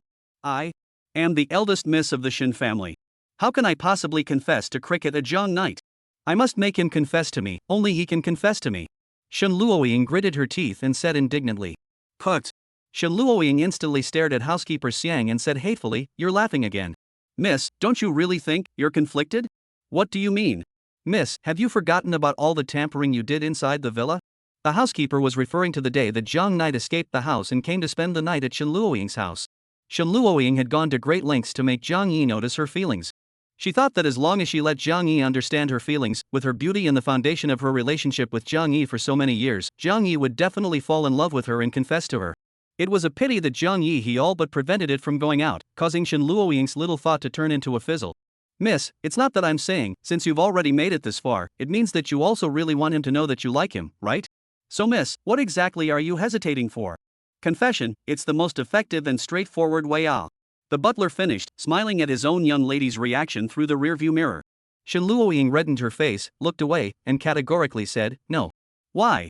She is only treating me as a brother now, but not liking me. If he rejects you. The vehicle drove into a dark tunnel, with wall lamps after wall lamps arranged regularly on both sides. Shen Luoying's face was illuminated sometimes brightly and sometimes darkly by the dim light. Inside the car, the butler couldn't see his lady's face. I'm so afraid that he and I won't even be brothers. The butler shook his head and sighed deeply. Miss, it's not that I'm talking about you, he was just about to continue persuading his own miss. But, as long as it's not this. Shen Luoying whispered, It's not impossible to let me show him a little more of my heart a little more. The butler was silent. I must let him like me, even if he is more mute, more oil and salt. When saying these two words, Shen Luoying's tone is full of complexity. That time. Shen Luoying clenched her fists. The sedan whistled and drove out of the tunnel, and the early morning sunlight gently brushed the young girl's face, driving the tears raised from the corners of her eyes. I'll confess to him. Chapter 57, The Crouching Dragon, Feng Xiao. But how do I make him like me? Shen Luoying opened her mouth sullenly. Miss. The butler had complicated eyes. Shen Luoying's fondness for Jiang Knight was something he really saw in his eyes one by one. For so many years, he was entrusted by Shen father to stay in Chuan City and take care of the young Shen Luoying. The bits and pieces between her and Jiang Knight, the housekeeper still remembered clearly. Moreover, whether it was Shen father and mother, or him, they all felt that Jiang Knight was a very good boy. Because, he really made Shen Luoying change a lot. The housekeeper fell into reminiscence. The Shen Luoying before, and now, were two completely different people. It was just that this should have been a match made in heaven, but so far, it hadn't come to fruition. Now, another outsider had come to compete with her. If this went on, it was possible that her own young lady might really give Jiang Knight away. For so many years, the butler had long considered Shen Luoying as his goddaughter. How could he possibly be willing to see his own daughter fall into emotional shackles? With all the buffs added, the butler just couldn't stand to watch. He decided that he must help Shen Luoying. Ahem. He lightly coughed twice. Actually, I can help you in this matter. You? Shen Luoying glanced at the butler and said disdainfully, Don't. I don't need others to help me, I can take down Jiang Knight myself. Obviously, she didn't believe the butler's words at all. If you can, then why isn't Jiang Knight yours now? The butler said. That is just because I'm not serious. If this young lady is serious about chasing him, crickets at Jiang Knight. Shen Luoying's voice was getting smaller and smaller. This was all within the butler's expectations. After so many years, could he not understand his own young lady's dead-set character? He raised a confident smile. Do you know how your father chased your mom back then?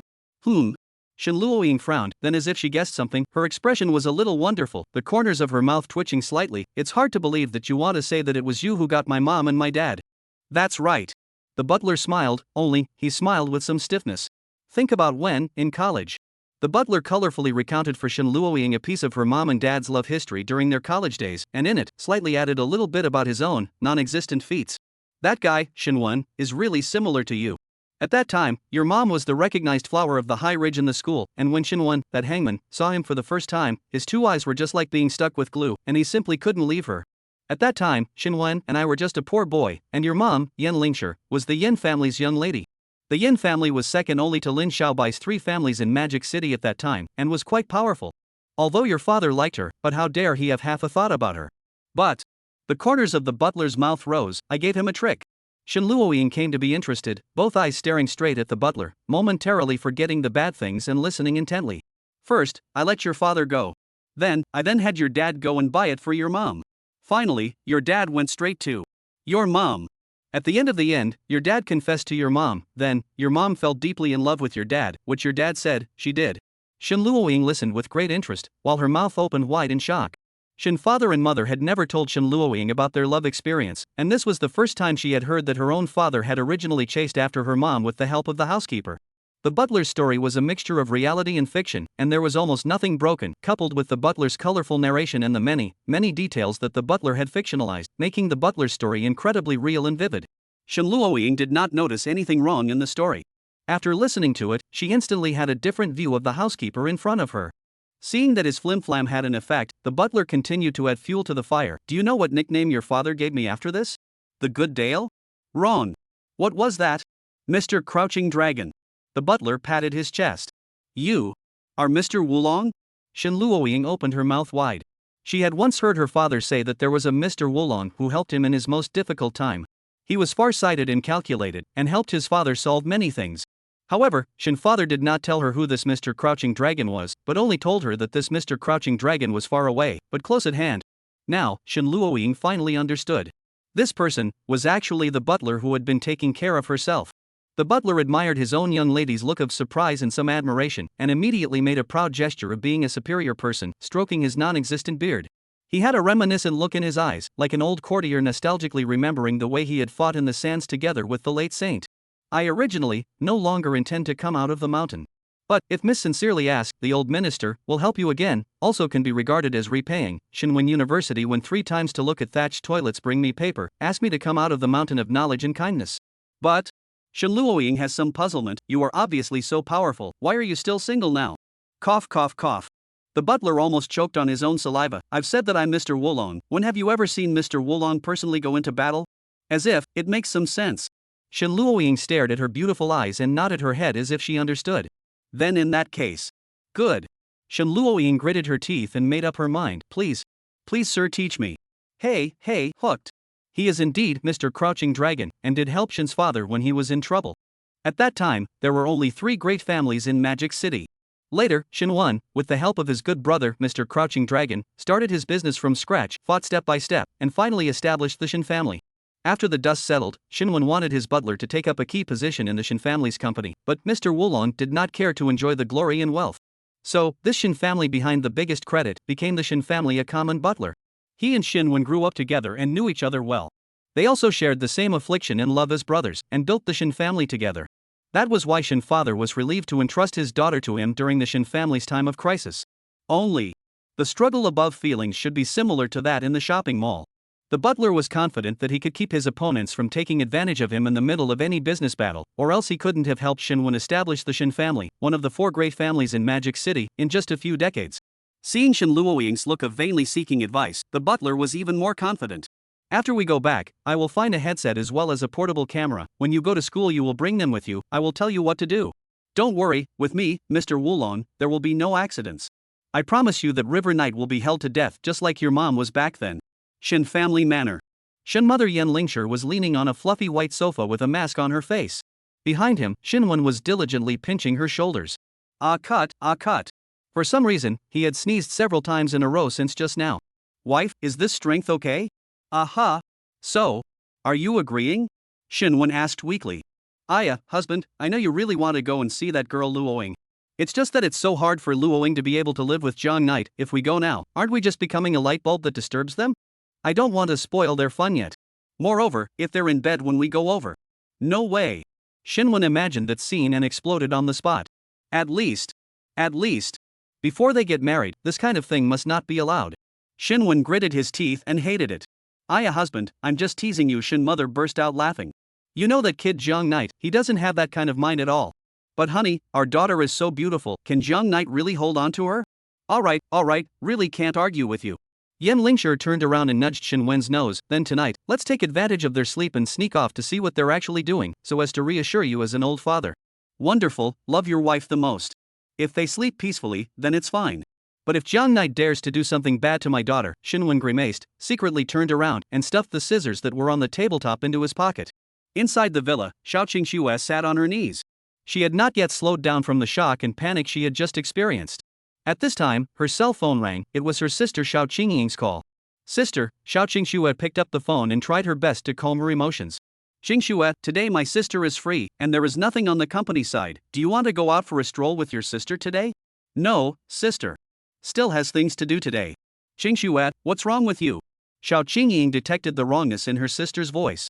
Sister, Xiao Qingxue took a deep breath. I decided that I'm going to go to Magic City University as myself. Xiao Qingying felt very strange. Obviously yesterday, she had not convinced her younger sister with her good words. After a night's sleep, her own perverted sister became enlightened and wasn't prepared to use the delivery method to win Jiang Knight's favor? Sister, I'm so scared. What? I'm so afraid that Jiang Knight will be snatched away by someone else. Xiao Qingxue sobbed in a small voice with a crying tone.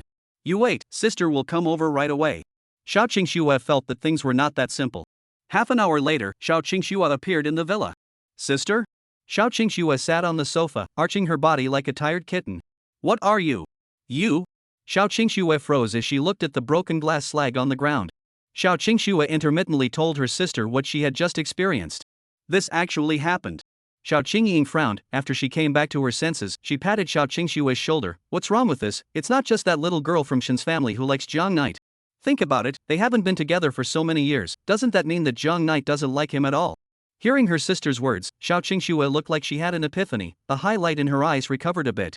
But you're different, Qingxue, you're a big singer now, and Jiang Knight, he's your fan. As long as you slightly seduce slightly reveal a little bit of your heart, pinning down Jiang Knight isn't easy. Xiao Qingying took her sister into her arms and patted her back like she was coaxing a frightened little pet.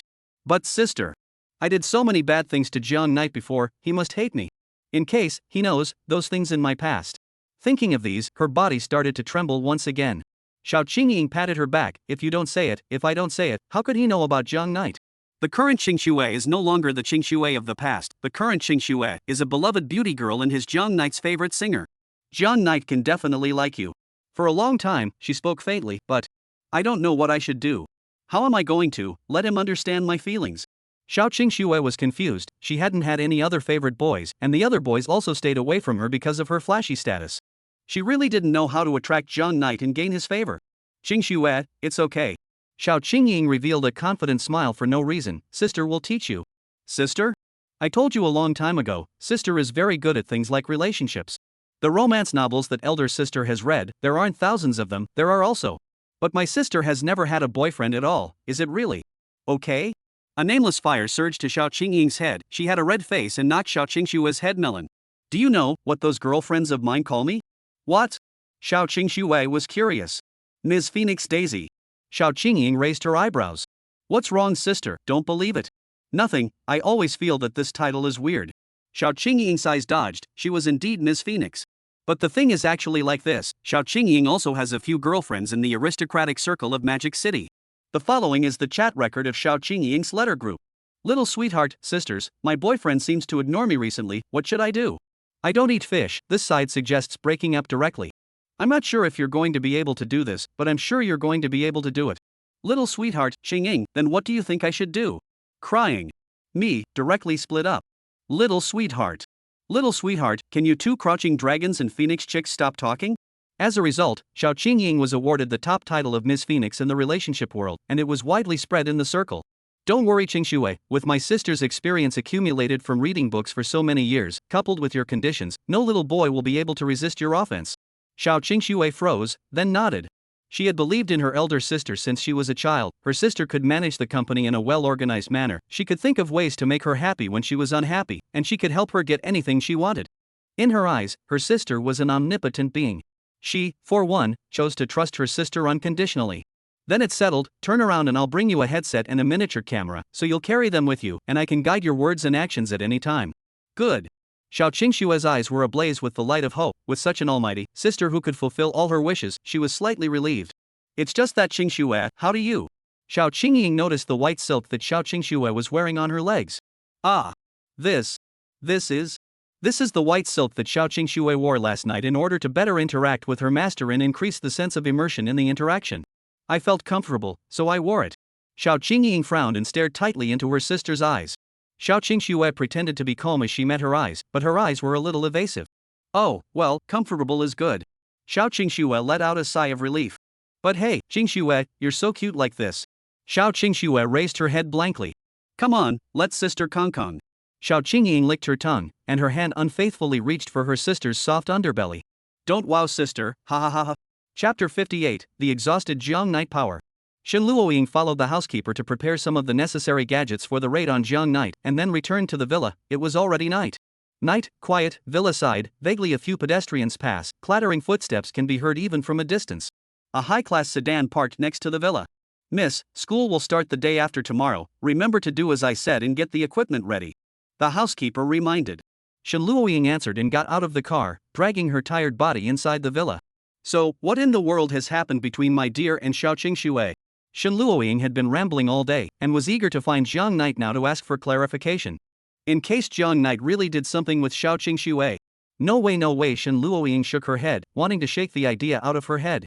But the less she thought about it, the more she thought about it, the more ungrounded Shen Luoying felt. Although Jiang Night didn't have that kind of thing with Xiao Qingxue, but during this one day, would he secretly go shopping with Xiao Qingxue, go to the movies, go to the amusement park? Honey, I must find you and ask for an explanation. Shen Luoying pushed open the villa door and walked in. Strange, how come the lights are all off? Shen Luoying was a bit strange. She turned on the lights and realized that Jiang Night's slippers were already gone. Is darling back already? She looked forward to it and quickly ran upstairs. The hallway was dim, and there was no light on in Jiang Night's room. Shen Luoying came to Jiang Night's room door and quietly pressed her ear against it. The faint snoring of Jiang Night came from inside the room. My dear has actually fallen asleep. Then what should I do? Should I not disturb my darling's sleep? But, I really want to know. If she didn't know today, Shen Luoying was afraid that she wouldn't be able to sleep tonight.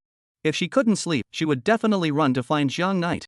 Then Jiang Night would also be kept awake by her. In other words, she could only be forced to wake Jiang Night up and ask for clarification in order for both of them to have a good night's sleep tonight. Hey, honey, it's all for you to have a good night's sleep. Shen Luoying convinced herself with strange logic, turned the door handle, and was ready to go in. Only, after she tried several times, the door handle just wouldn't budge. Why did you lock the door, dear? Shen Luoying beamed. Did you secretly do something bad behind my back? She knew that Jiang Night didn't have the habit of locking the door when he slept. Only, Lin Xianer didn't know that in order to perfectly hide the traces of her visit, so she used some small means and unlocked the door from the outside when she left. Dear really, how lady-proof too, muttered Shen Luoying. But it doesn't matter, luckily I was prepared. Shen Luoying had her housekeeper secretly do something to this villa long before she moved here. Including but not limited to, the gate door lock mechanism that once prevented Jiang Ting from escaping, as well as, the spare key to Jiang Night's room. Honey, I'll come find you once I've gotten some energy. She yawned. She was really tired today, whether it was the war of words with Xiao Qingxue in the morning, or following the housekeeper to prepare the gadgets this day, it had left her exhausted. More importantly, she hadn't had a chance to talk to Jiang Night for the whole day, and she was about to run out of Jiang Night's power. She was ready to go back to her room to find a spare key, then lie on Jiang Night body to charge for a while, then wake up Jiang Night and ask about today's events. Doing what she said, she went back to her room and turned on the light. There was nothing strange inside the room. Shen Luoying came to her closet. That's right, her spare key was hidden in the closet, pressed under her clothes. She came to the closet expectantly and reached out to touch the door. Boom! The cabinet door suddenly collapsed. Shen Luoying was startled and took a few steps backward. Then, she saw her empty closet. The corner of her mouth twitched and she frowned. A thief in the villa? However, nothing else of value in the villa had been stolen. The only things that had disappeared were the things inside the closet. She came back to her senses, but realized the unimaginable point. Her spare key, along with her clothes, had disappeared. When Lin Xianer took away her clothes, she also took the spare key that she had hidden in her clothes with her. In that case, she wouldn't be able to charge it directly on Jiang Knight. Luckily, I was prepared. Shen Luoying fumbled in the closet. Where are my batteries? She searched for a long time, but didn't find her stockpiled batteries. What to do? What to do? Shen Luoying covered her chest and gasped. Shen Luoying needed to regularly replenish Jiang Knight's energy. Previously in high school, they were at the same table, which was more convenient. When they were on vacation, Shen Luoying would ask Jiang Knight out to play from time to time. At the moment, the Jiang Knight energy inside her body was already depleted, and without Jiang Knight energy. It's okay, there's one last way. Shen Luoying was like a person who had been walking in the desert for several days and found an oasis that could quench her thirst. She could realize remote charging. How? How can this be? Her cell phone screen, all the surveillance equipment came with 3 words, no signal. One last means of charging, and it was gone. Dear, I'm dying it with the last trace of Jiang Knight's energy depleted. Shen Luoying looked like she had shut down, lost all her strength, and lowered her head. Dear. Dear. Dear. Dear, I need your. Shen Luoying still had her eyes closed and mumbled unconsciously. She slowly opened her eyes, her scarlet pupils bubbling with a morose red light, just like a long hungry beast that had smelled its prey. And the prey was now right next door to her. Thunk, the door of the room was pushed open, and a fragrant breeze whisked through the corridor of the villa. A red light flashed, and she arrived in front of Jiang Knight's room door. Jiang Knight was still huffing and puffing, not realizing in the slightest that something was wrong. The night was quiet, and one could vaguely hear the sparse chirping of insects within the grass outside the villa. Only, a voice broke this silence. Gada gada. Gada gada gada. The door handle of Jiang Knight's room door began to shake for unknown reasons, just like the image of a stern ghost turning the door handle in a horror movie. The amplitude and frequency of the sound grew larger and larger. Click click click. Even the door of the room appeared a hint of cracks. Honey! Bang! The door handle was yanked down hard by a huge force. Accordingly, a large doorway broke where the door handle originally existed, and a piece of the room door was directly yanked down. I'm coming, oh! As soon as the words fell, a scarlet eye suddenly appeared outside the doorway. Chapter 59, Framing. This chapter underwent a major deletion. There's no way, Shin He can't be overcome. This chapter originally had 2,000 words. Creak, the door of the room was pushed open, and Shen Luoying arrived in Jiang Knight's room. With a smile of excitement on the corner of her mouth, she suddenly made a flying leap towards Jiang Knight's bed. With a bang, the bed let out a wail, but Jiang Yi was still in a coma after being blood-sucked and didn't wake up because of the commotion. His comforter was emitting a slight heat, making the surrounding temperature out of place in the cold room, and was the only source of heat in the room. To Shen Luoying, this place was a bonfire in the middle of the icy sky and snow, with fragrant food roasting on the bonfire.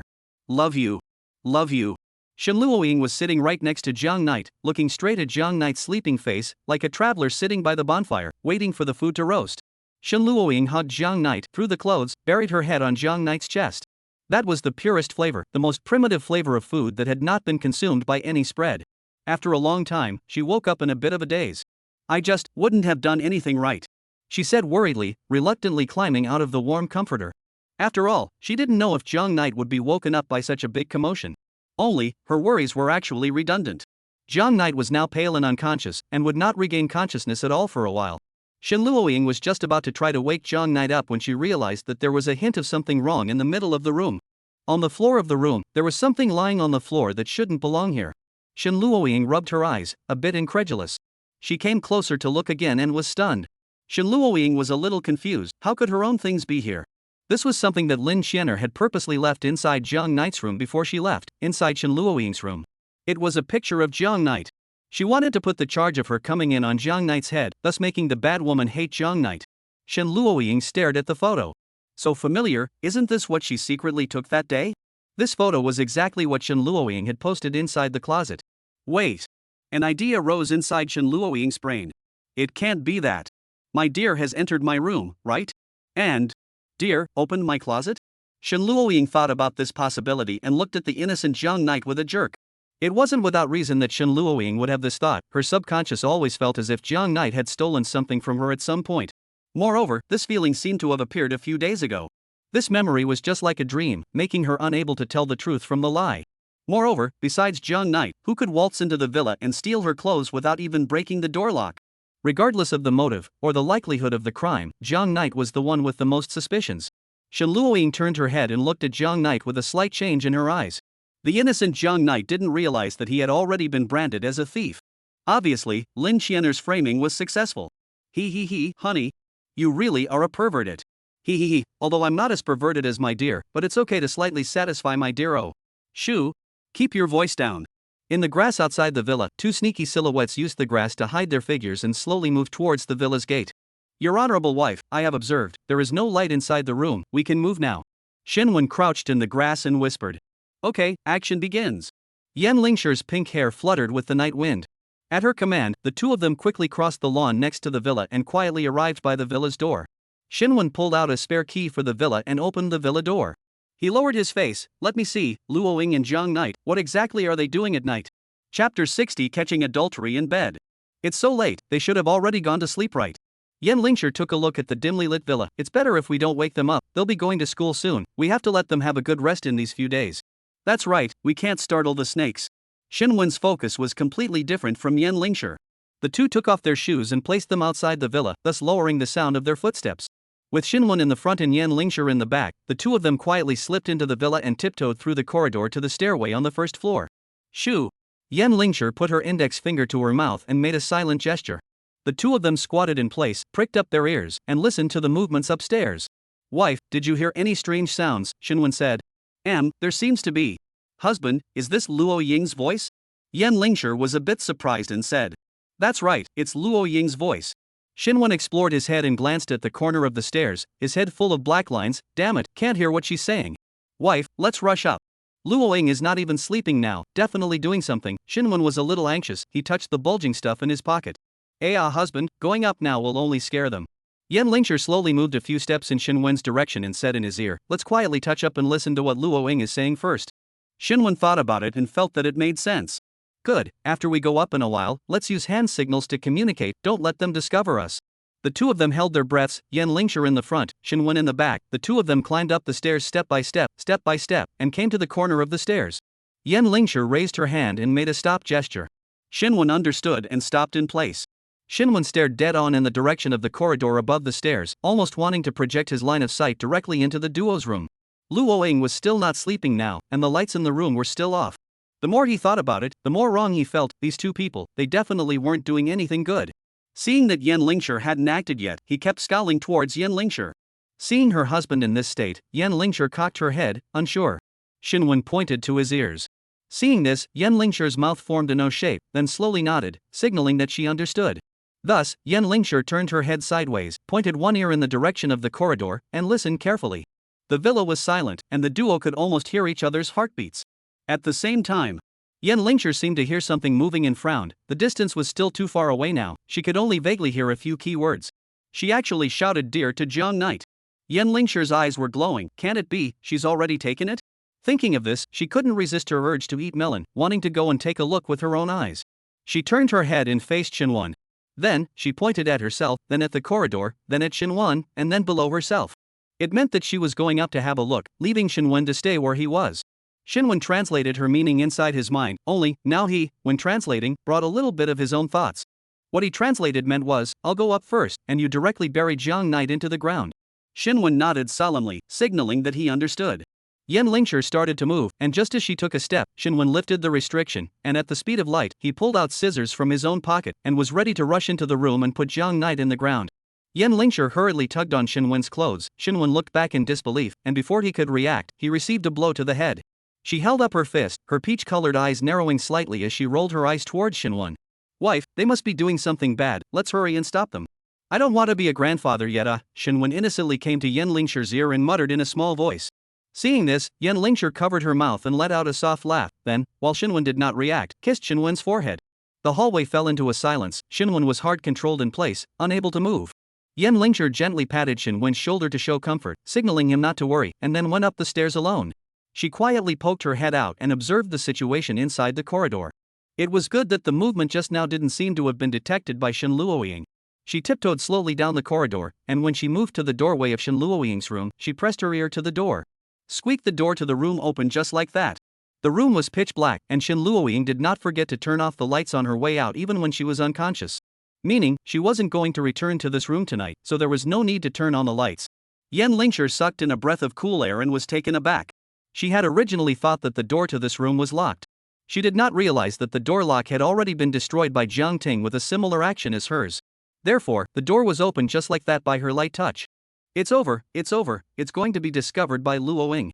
Yan Lingshur ventriloquized as she held her breath and stared at the door of the other room in the corridor. Only, nothing happened. Shen Luo Ying was still whispering something, seemingly already intoxicated, not noticing the movement outside in the slightest. Thus, Yan Lingshur continued to act, feeling the darkness, slowly exploring towards the source of the sound. Before long, she touched the door of Jiang Knight's room. Only, due to the darkness in the corridor, she couldn't see her feet. At a certain moment, her foot seemed to have kicked something, and that something collided with the wall at the end of the corridor, making two clunks. Inside the room, Shen Luoying's voice came to an abrupt end. There's no way out, it's now. Yan Lingshur pushed hard, and the door of the room opened in an instant. Before Shen Luoying could react, Yan Lingshur leapt into the room with an arrow step and turned on the light. In Jiang Knight's comforter, Shen Luoying violently poked out her small head. The two pairs of peach-colored eyes looked at each other, both with great surprise in their eyes. Mommy, you. Listen to my explanation. The scene fell into silence for a moment. Mommy. Actually. Luoying, tell mommy properly. Yan Lingshur put her hand on Shen Luoying's shoulder, her beautiful eyes staring at Shen Luoying's eyes that kept dodging. Shen Luoying stammered, but couldn't think of how to explain. Mommy. Me. Why are you up there? Yan Lingshur asked. A moment of silence passed. Mommy, what did you just say? Shen Luoying suspected that she had misheard. Just then, another voice came from the corridor. Wife, Luoying, I heard you guys talking. Oh, I'm coming up. Luoying, Jiang Knight will be your good sister from now on. You guys have to get along well. Oh. Luoying, don't worry, he won't have any pain, it'll be over in an instant. Chapter 61. Mother and daughter together. Shen Luoying was so scared that she shrunk towards Jiang Knight's side. Mom. You listen to my explanation, things really aren't. Ahem, I understand. Yan Lingshur smiled, casting a meaningful look toward Shen Luoying. Jiang Knight, he's sick, you're taking care of him, right? Yan Lingshur winked towards her daughter. Ah. Shen Luoying was dumbfounded and hadn't reacted yet. Ahem, Yan Lingshur gently raised her hand and pointed out the door. In the corridor outside the door, Shen father stepped on heavy footsteps, walking towards the room step by step. Ah. Oh, I get it. Shen Luoying came to a sudden realization and looked at her mother Sama with a hopeful face. Yan Lingshur narrowed her eyes and nodded at Shen Luoying. The two of them reached a subtle tacit understanding in an instant, a tacit understanding that belonged exclusively to the mother-daughter duo. Jiang Knight, where is it? Shen Wen's figure suddenly appeared outside the door, the scissors firmly held in his hand, emitting a bit of cold aura in the darkness. Hush, husband, lower your voice, our family Luoying is taking care of Jiang Knight. Shen Wen mortared in place, looking at his wife's honor with an incredulous face. What did you say? Our family, Luoying, is taking care of Jiang Knight? Yes, Dad. Shen Luoying ran to Jiang Knight's bed and touched Jiang Knight's pale face. Look, Jiang Knight, he did a part-time job for a day, and now he's so tired that his face is white. So, I wanted to secretly take care of him, after all. Before, he took care of me like that. Shen Luoying's eyes flickered, her face couldn't help but burn a little. Shen Wen stared at this appearance of her own daughter, she thought. Shen Luoying was blushing because she was shy. Luoying, are you really just taking care of Jiang Knight? Shen Wen asked again. Shen Wen, our family Luoying is so well behaved, how could she possibly do something out of the ordinary? Yan Lingshur spoke at the right time. Right, Dad, how could I possibly bully Jiang Knight? Shen Luoying blinked her tearful eyes. Shen Wen froze, and then, as if he had discovered something, his eyes instantly clouded over, pointing at the unknown object that was showing a corner from the bottom of the bed. So what do you think? What is this? The two women looked in the direction Shen Wen was pointing and felt bad. It was Shen Luoying's underwear. Due to the time constraints, the evidence did not have time to be hidden before Shen's father was already standing at the door. Ahem, husband, this is actually. Yan Lingshur had a red face, and for a moment, she didn't know how to cover for her baby girl. Actually, the two of them like this didn't. This is actually Jiang Knight's clothes. I see that he sweated more today, so I wanted to help him change one. Shen Luoying faintly opened her mouth. Jiang Knight's clothes? Shen Wen sneered and rolled his eyes at the mother-daughter duo. Luoying, this is yours, right? This size, no matter how you look at it, it won't be worn by Jiang Knight. This is Jiang Knight's O. Before, when Jiang Knight's family had an accident and came to my house to spend the night, I went out to buy a change of clothes for Jiang Knight and didn't pay attention to the size. The underwear I bought was smaller. Dad, if you don't believe me, you can ask Jiang Knight O. Who knows if the two of you are colluding to trick me? Shen Wen didn't believe it at all. Whether it's true or not, I'll know if he's wearing underwear or not. Shen Wen slowly walked towards Jiang Knight's direction. What about Luoying? Yan Lingshur tugged on Shen Luoying's sleeve and whispered. It's okay, Mom. Because. Shen Luoying had a red face and didn't continue. Shinwen turned over Jiang Knight's collar and stretched his neck to take a look, then his eyes instantly widened. Jiang Knight, he really didn't wear underwear. Due to Jiang Knight's wonderful encounter yesterday, his clothes, for various unknown reasons, had been divided up among the major powers and completely disappeared from the world. Dad, I really don't know what you're thinking. Shen Luoying rolled her eyes at Shenwen. Luoying, you're actually, really taking care of Jiang Knight. Shenwen muttered. That's right, Dad, now you believe it. Shen Luoying and Yan Lingshi both breathed a sigh of relief at the same time. But, Shenwen suddenly got agitated for no reason. Why, Luoying is obviously my daughter, but she has never taken care of me. I also want to experience what it's like to be taken care of by my daughter. Damnable Jiang Knight, why can I enjoy Luoying's care ahead of me? Wicked Jiang Knight brat, old me will take you. Here, Shenwen stuck the scissors into Jiang Knight's comforter. Dad, calm down. Shen Luoying exclaimed and went up to pull Shenwen's sleeve. Jiang Knight, ready to become a girl? Shen Luoying couldn't pull her dad at all, seeing that Shenwen was about to succeed. Bang Yan Lingshi raised the fist in her hand. Hubby, you're not ashamed to do this in front of our child. Under the education of love, Shenwen's eyes gradually became clear and transparent, completely honest. Ahem, Luoying, in fact, we just came to see you. Yan Lingshi grabbed Shenwen's ear and pulled him toward the outside. You go wait for me outside first, I still have some things to say to Luoying. Shenwen nodded his head sardonically and took the lead to go downstairs. In the room, only the sleeping Jiang Knight was left, as well as the two pink-haired girls. Mommy. Me. Hey, Luoying, this is actually no big deal. Yan Lingshi's peachy eyes reflected her own daughter's tearful look, as if she had seen herself when she was young. That's it, what Mom wants to tell you is. When you do that kind of thing, you have to consider Jiang Ye's feelings as well. Oh. Can't always be you on top, got it? Mom. What are you talking about? Shen Luoying was really about to cry out. He and I are just. I've said it all, Luoying, there's no need to explain. When Mom was young she also. Yan Lingshi coughed twice. Anyway, take precautions. Shen Luoying didn't have a chance to retort at all. That's it then, I'm leaving. Have fun with Jiang Knight. Yan Lingshi turned sideways and winked at Shen Luoying. That. Mommy. Shen Luoying raised her head, her eyes glancing away. I don't have any more clothes. Oh, Mommy understands. Yan Lingshi nodded. Isn't it just sending Jiang Knight a bit of clothes? When I was chasing after your father back then, I even sent him my. Shen Luoying sidled her head. Shouldn't it be Dad who chased you? Oh yeah, it was Shenwen who chased me. I messed up and forgot. Yan Lingshi looked at her eyes and nose. Then. Clothes? Don't worry, I'll buy you a few more sets here. Luoying, I didn't expect you to really look like me. Yan Lingshi said for no reason before leaving. In the future, no matter what you want to do to Jiang Knight, I will support you. Yan Lingshi shook her long pink hair, her peach-colored eye pupils becoming even more vibrant and colorful in the night. Chapter 62 The Daily Routine Between Brothers. Have I died? Did I die in the battle to destroy the evil spirits? I'm sorry, Father. I'm sorry, human. River Knight, wake up. Jiang Ye, wake up. I made you something delicious, get up and try it. Why do I hear the voice of a landlady? Is this the legendary walking horse? Jiang Knight, if you don't get up, you're going to be given your punishment. The punishment of a landlady? Maybe I can't experience it. Then, after I die, the money I owe you will only be returned to you by my dad to pay you back. Right, why didn't I think of that? Obviously Dad rolled my money away. When the time comes, I will directly empty Dad's small treasury, together with return her not on the line? Jiang Knight was lying on the bed, and the corner of his mouth couldn't help but reveal a touch of microfiliality. Jiang Knight, this is what you asked for. Shen Luoying lay on the bed, gazing at Jiang Knight's sleeping face and swallowed her saliva. Seeing that Jiang Yi hadn't turned on his computer yet, she decided to utilize a bit of means to force him to force it on. Shen Luoying grabbed Jiang Knight's quilt and lifted it with force. The cold winter air soaked Jiang Knight's entire body in an instant, and his body began to tremble involuntarily. Then, Jiang Knight violently opened his eyes. Jiang Knight, why did you kick the quilt off?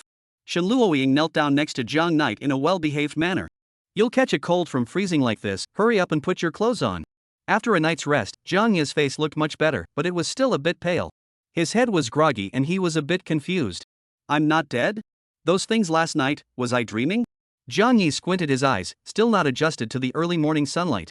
Could it be that I've been too tired in the past 2 days? Jiang Knight thought, feeling more and more that his experiences in the past few days were more or less unreal, as if the usual that he had been accustomed to for a long time had suddenly been lifted up by a shocking wave. But it didn't matter, no matter what, he was still alive. Magic City, it was too scary. So cold, so cold.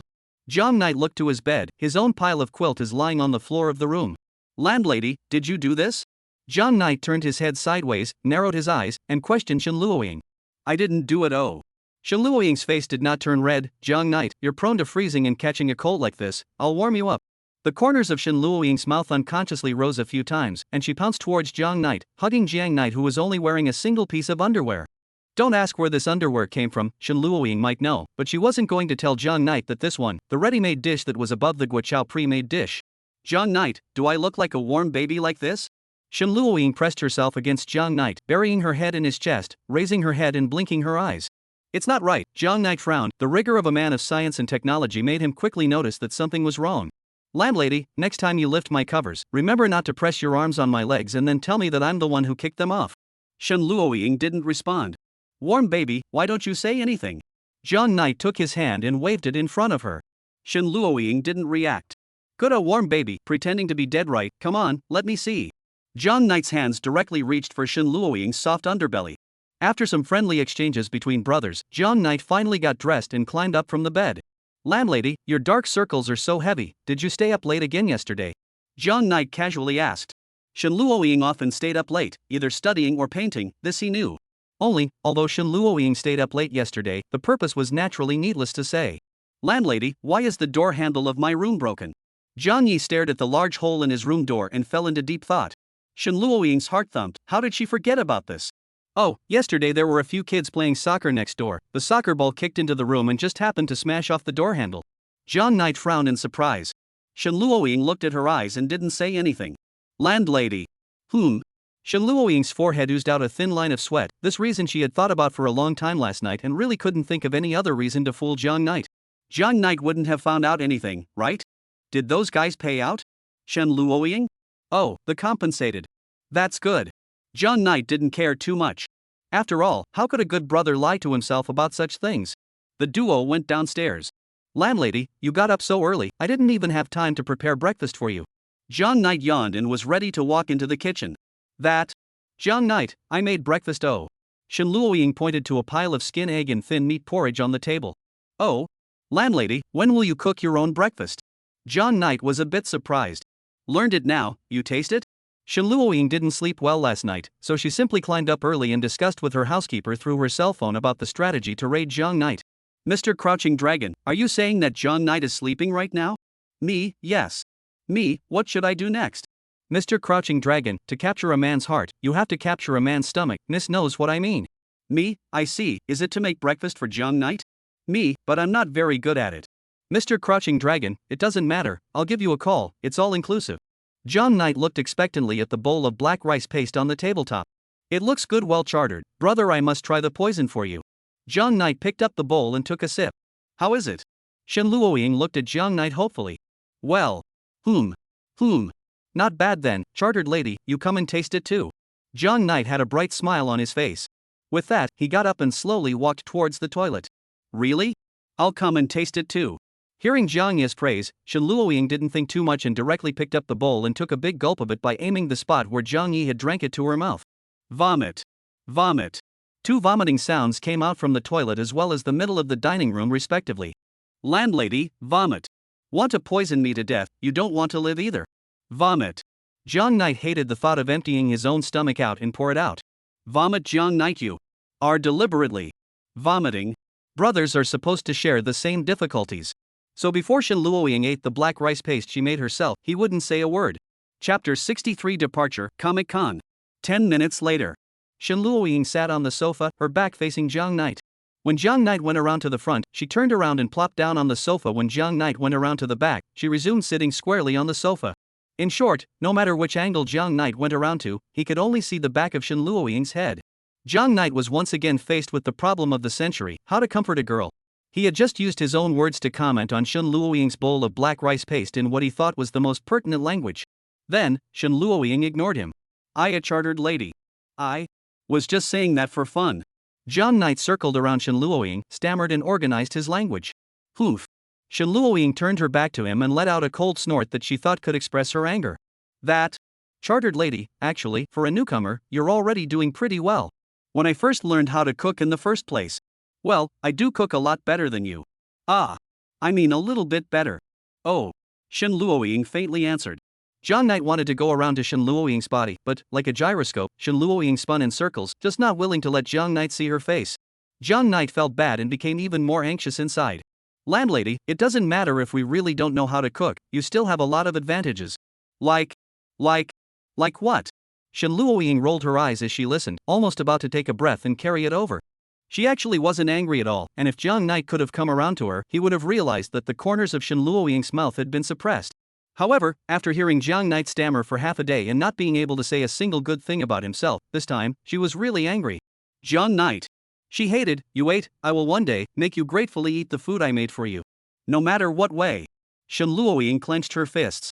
You'll like it, I'll use your favorite things and cook your favorite flavor. Good-o, then I'll wait.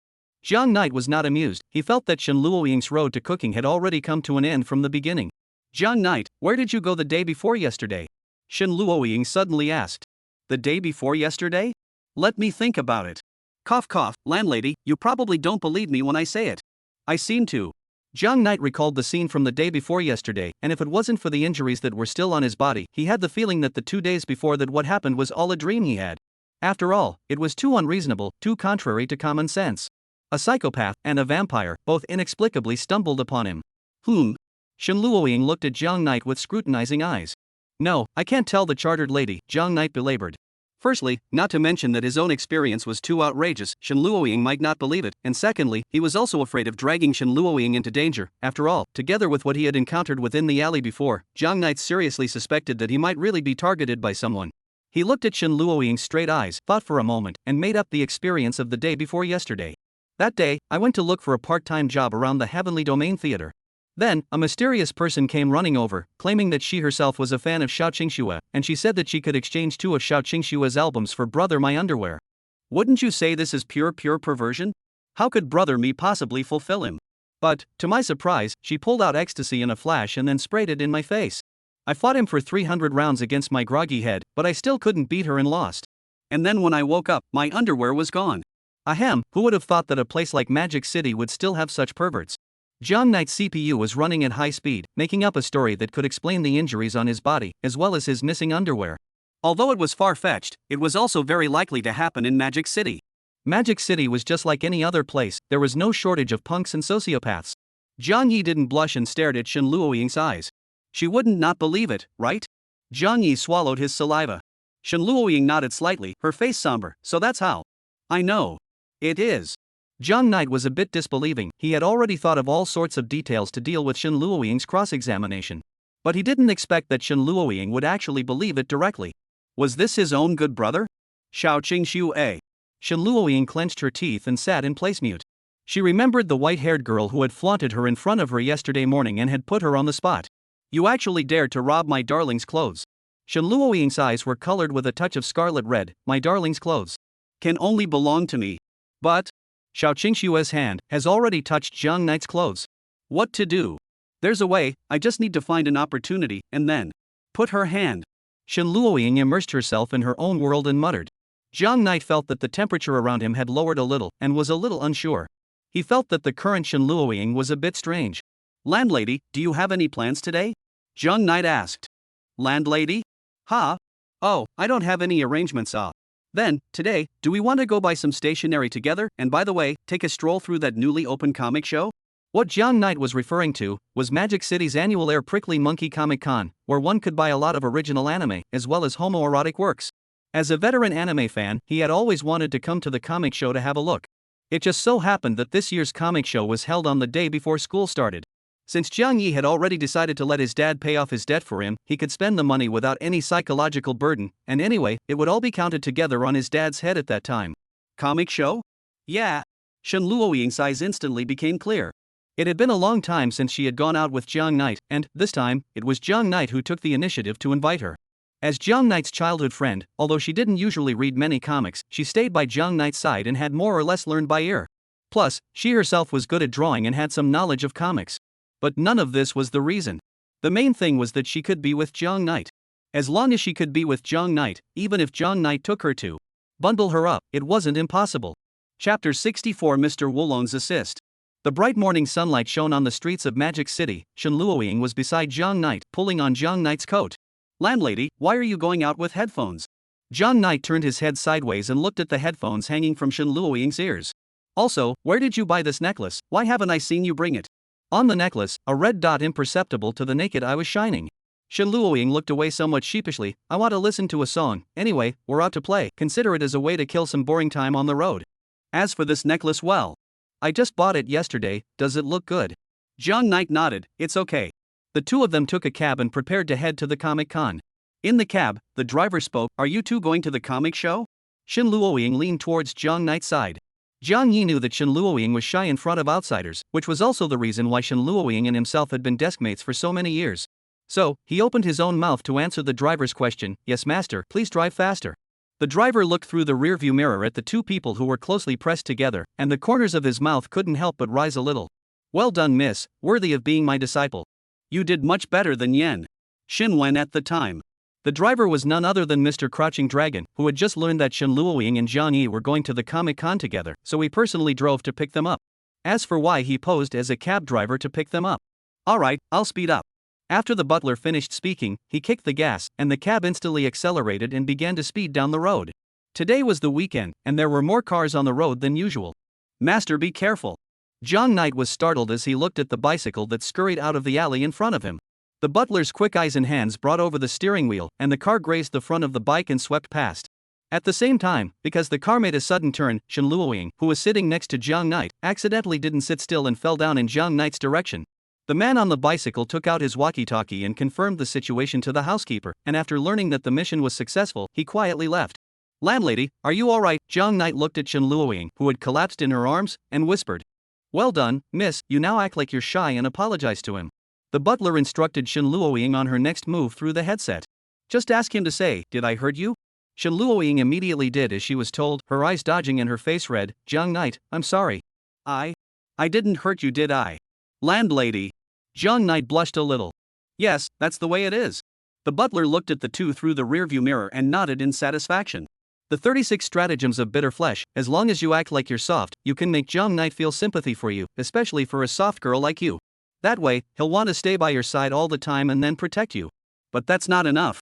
Right now, the butler said, jerking the steering wheel at the intersection in front of him. The cab came to a divine dragon's tail, and Jiang Knight was thrown by inertia into the corner position of the back seat. At the same time, Shen Luoying's entire body was tightly pressed against Jiang Knight due to inertia. As long as Jiang Knight reached out his hand, he could easily hold Shen Luoying. This was the best body position that the butler had created for the two after precise calculations. As he observed the two again, Jiang Yi's face turned even redder and an unknown sound came out of his mouth. "Bravo, miss, it's not bad that I came up with the idea." Now that Jiang Yi is holding his sister in his arms, he must be feeling great inside. Look, his face is all red, his mouth can't help but hum softly already. Now, all that was missing was the final step of creating a little space for the two to be alone. A curtain was lowered in the center of the cab, separating the front and back rows from view. Then the butler turned on the in-car music and turned it up as loud as it would go. This way, the two of them could utilize the noise and speak in whispers. "Miss, I've pulled full operation. Next, it's up to you." "Chartered lady." Jiang Knight's voice had a twist in it. Shen Luoying had never seen such a Jiang Knight before. Jiang Knight's red face seemed to be carrying some sort of struggle within her expression. Shen Luoying stared blankly at this kind of Jiang Knight. A look that clearly had already lit the fire of desire, but insisted on burying the flame in the heart. The young girl's face instantly reddened, and white-hot air continuously hailed from her mouth. "It's so hot, ah." Front row, Mr. Wulong unbuttoned his blouse. "I obviously did not turn on the heating, ah." Jiang Knight put his hand on Shen Luoying's shoulder, gently held. His thumb inadvertently touched Shen Luoying's collarbone. This became the last straw that overwhelmed Shen Luoying's sanity. Jiang Knight's look of abstinence really excited her too much. "Jiang Knight." "Chartered lady." "Ha, Jiang Knight." "Landlady." "You get up." Jiang Knight's palms exerted force and helped Shen Luoying up from her body. Shen Luoying's face was scarlet as she stared blankly at Jiang Knight, who was already red warm. "Landlady, how did you precisely, when falling down, elbow me in the waist? Also, after elbowing, you almost crushed those two brothers of mine." Jiang Yi covered his waist in brothers, lost the strength to resist, and painfully collapsed on the back seat. "Shen Luoying? Mr. Wulong?" "Jiang Knight." "Jiang Knight." Only then did Shen Luoying react, rushing forward and checking up on Jiang Knight. Only, what she met was Jiang Knight's empty eyes that looked as if he was already dead. The sound of their conversation was transmitted to the butler's ears through the headphones. Inside the car, a long silence fell into the air. Ahem, miss. The housekeeper was a little unsure of what to say. Miss, next time, remember to pay attention to the details. Chapter 65. Landlady, why are your eyes a little red? Yesterday's gifts from all of you exceeded 20 pinches, today an additional chapter, so there will be another chapter in a while. The cab followed the traffic and arrived in front of a large square. All kinds of tourists in cosplay weaved in and out of the plaza, making it seem very crowded. In the filming area, countless cameras were set up above the square, taking all kinds of cos photos. Many visitors who came to join in the fun took pictures with cosplayers of their favorite characters to collect stamps. The book signing area concentrated a large number of well-known artists in the industry, who were working feverishly to interact with fans, and the signing queue of some well-known artists was lined up directly from the book signing area to the outside of the square. There were also a variety of animation exhibition areas, activity zones and so on. In the winter, the enthusiasm of the enthusiasts lit up the whole square, and was still spreading around, attracting many passers-by. This was the annual Magic City Comic-Con, gathering anime fans and cos lovers from all over the world. Miss, in a moment, I will remotely guide your actions, cheers. The cab drove off into the distance.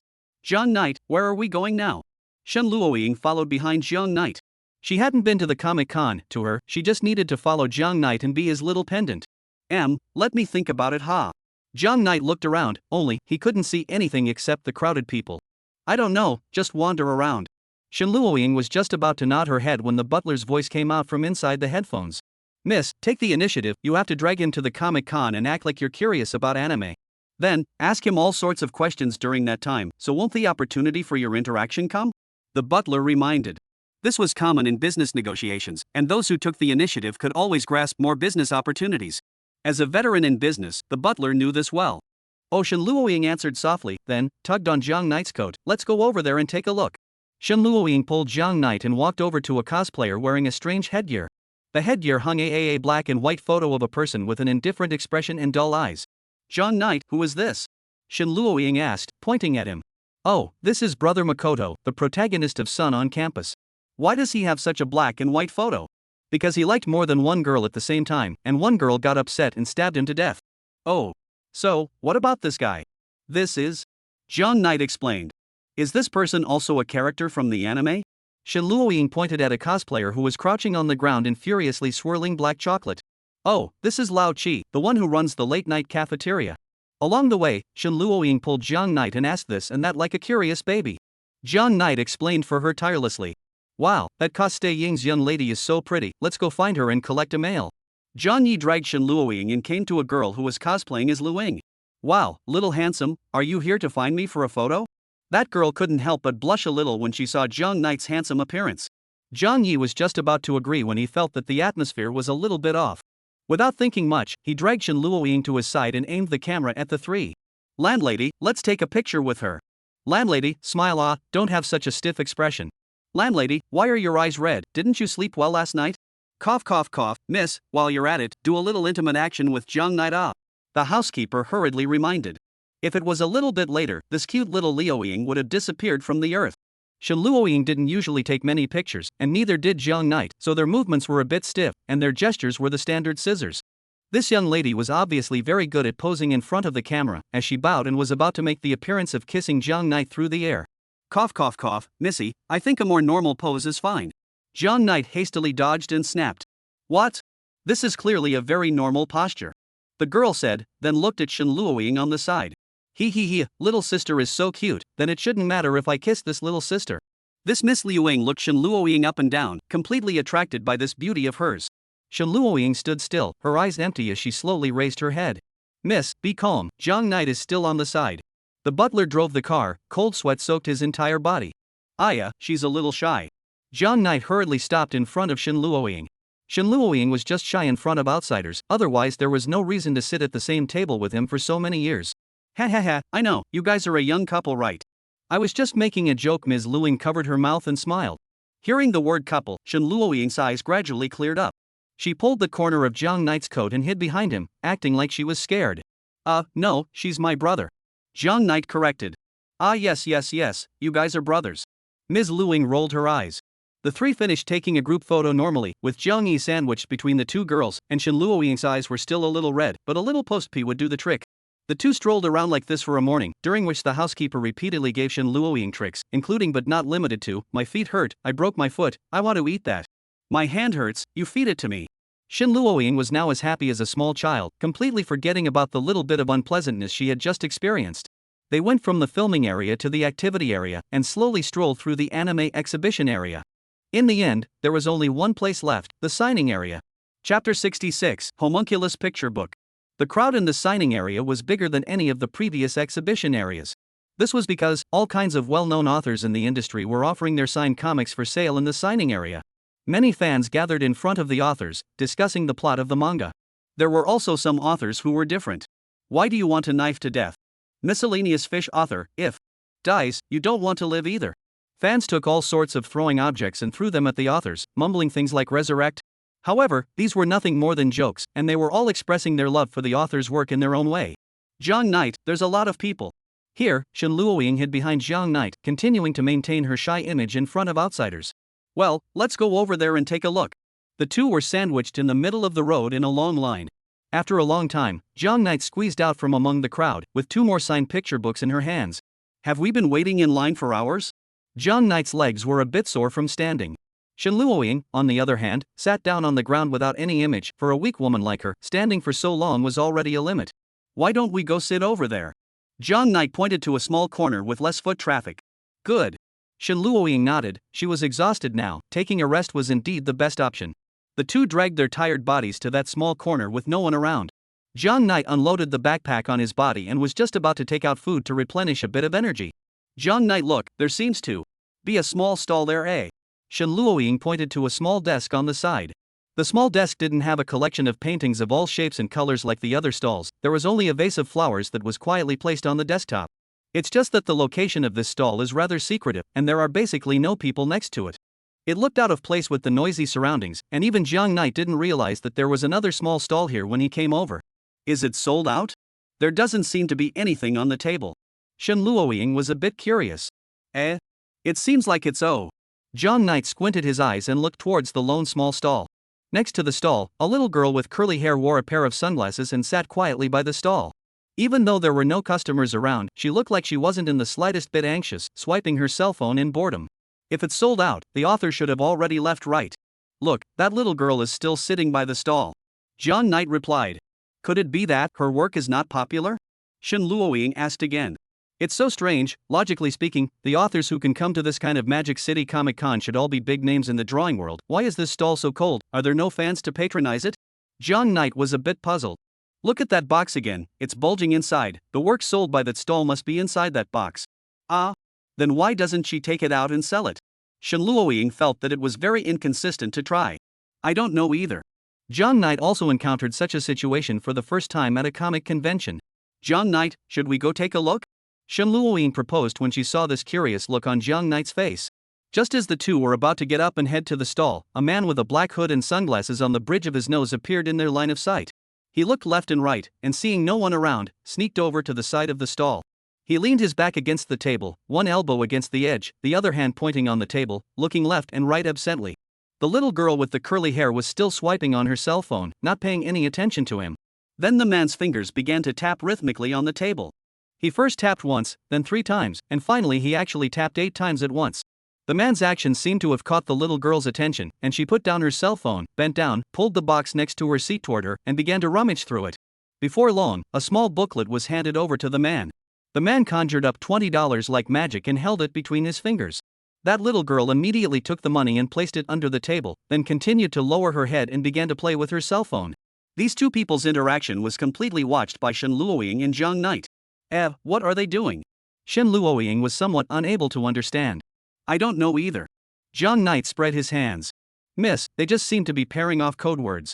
The housekeeper reminded. Pairing secret signals? Shin Luoying was even more confused as she told Jiang Knight about this guess. Actually pairing secret codes? Jiang Knight stroked his chin. Could it be they're conducting some kind of illegal transaction? Who would conduct an illegal transaction in a place like Comic-Con? I don't know, but... Jiang Knight smiled wickedly. Let's also go to the right code, won't we know? The two came to the stall. Are you the owner of this stall? Jiang Knight asked to the curly-haired little girl. The little girl didn't answer and continued to look at her cell phone. Jiang Knight coughed twice and followed the man's example just now, leaning on the table as his fingers began to tap on the tabletop. 1 click, 3 clicks, 8 clicks. Shen Luoying stood beside Jiang Knight, observing the girl's movements with a straight face. The girl put down her cell phone and first looked around, confirming that no one was paying attention to this side, and then, just like earlier, started rummaging around in the box. Not long after, the girl pulled out a pamphlet that was the same as just now and handed it over to Jiang Knight. Sure enough, it's a secret code. Jiang Knight was inexplicably excited. He felt that he would soon be able to solve a shocking case that might sensationalize the Magic City in the future. He took the pamphlet and looked at the title on the cover.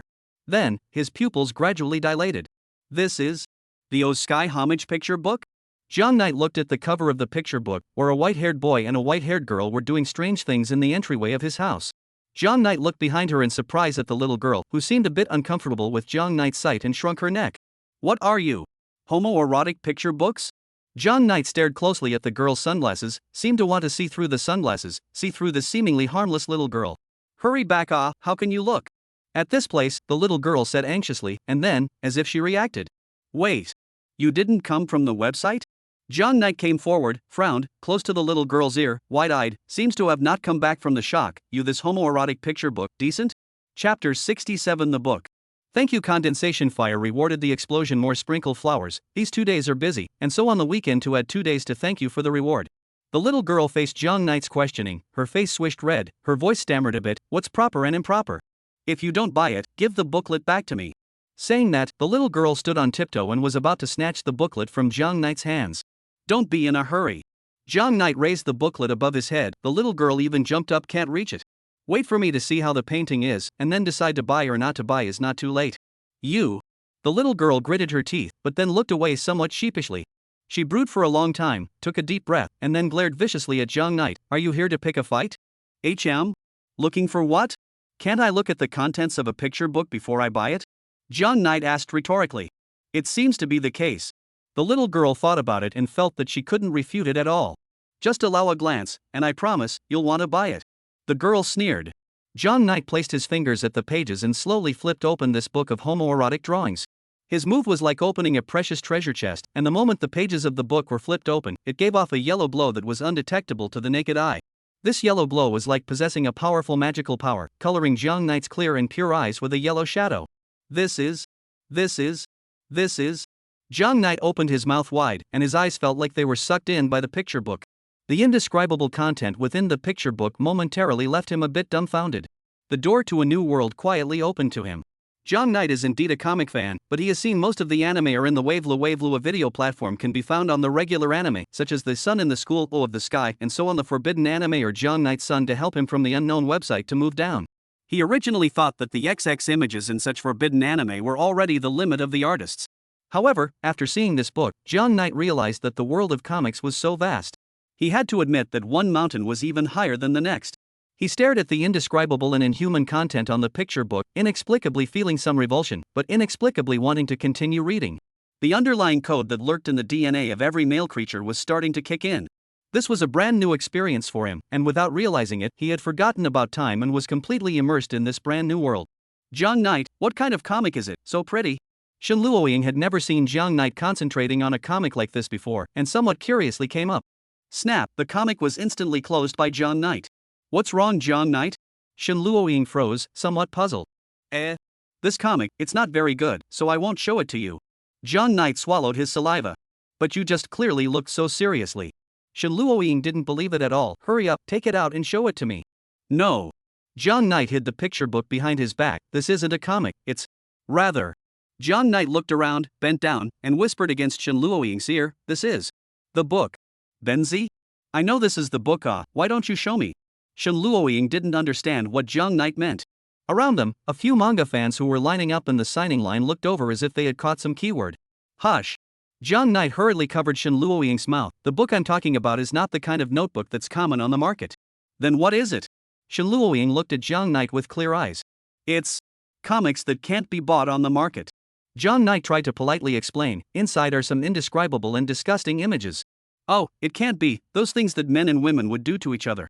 Shen Luoying was a bit disdainful. What's wrong with that? They are all adults. Who doesn't know a bit about that? Ahem, at that time, ordinary comics will appear in the plot, but the book is much more complicated than that. Jiang Knight looked at Shen Luoying's clear eyes that were uncontaminated by the world and decided that he'd better not tell him. So, what is the book of?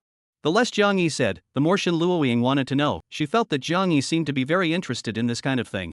If she was able to buy that so-called book, Jiang Yi would definitely like it. Therefore, she simply asked the housekeeper directly. Ahem, miss, I don't know what the book is either. Inside the cab, the butler watched his eyes and nose and started playing dumb. Oh, well then. Cough cough, then chartered lady, let's go. Jiang Knight somewhat reluctantly placed the homunculus picture book back on the table. Even though he wanted to bring a copy back to look at it, Shen Luoying was still here. He had to do his duty as a brother, and he absolutely couldn't let a girl like Shen Luoying be tainted with forbidden knowledge. Wait. Shen Luoying stood in place. What's wrong? Jiang Yi asked. Shen Luoying took a few steps forward and said to the little girl, the ones in your box, I want them all. Jiang Yi froze in place for a moment, his eyes glaring round, looking at Shen Luoying incredulously. Also frozen in place was the little girl. Jiang Yi stood behind Shen Luoying and scowled at the little girl.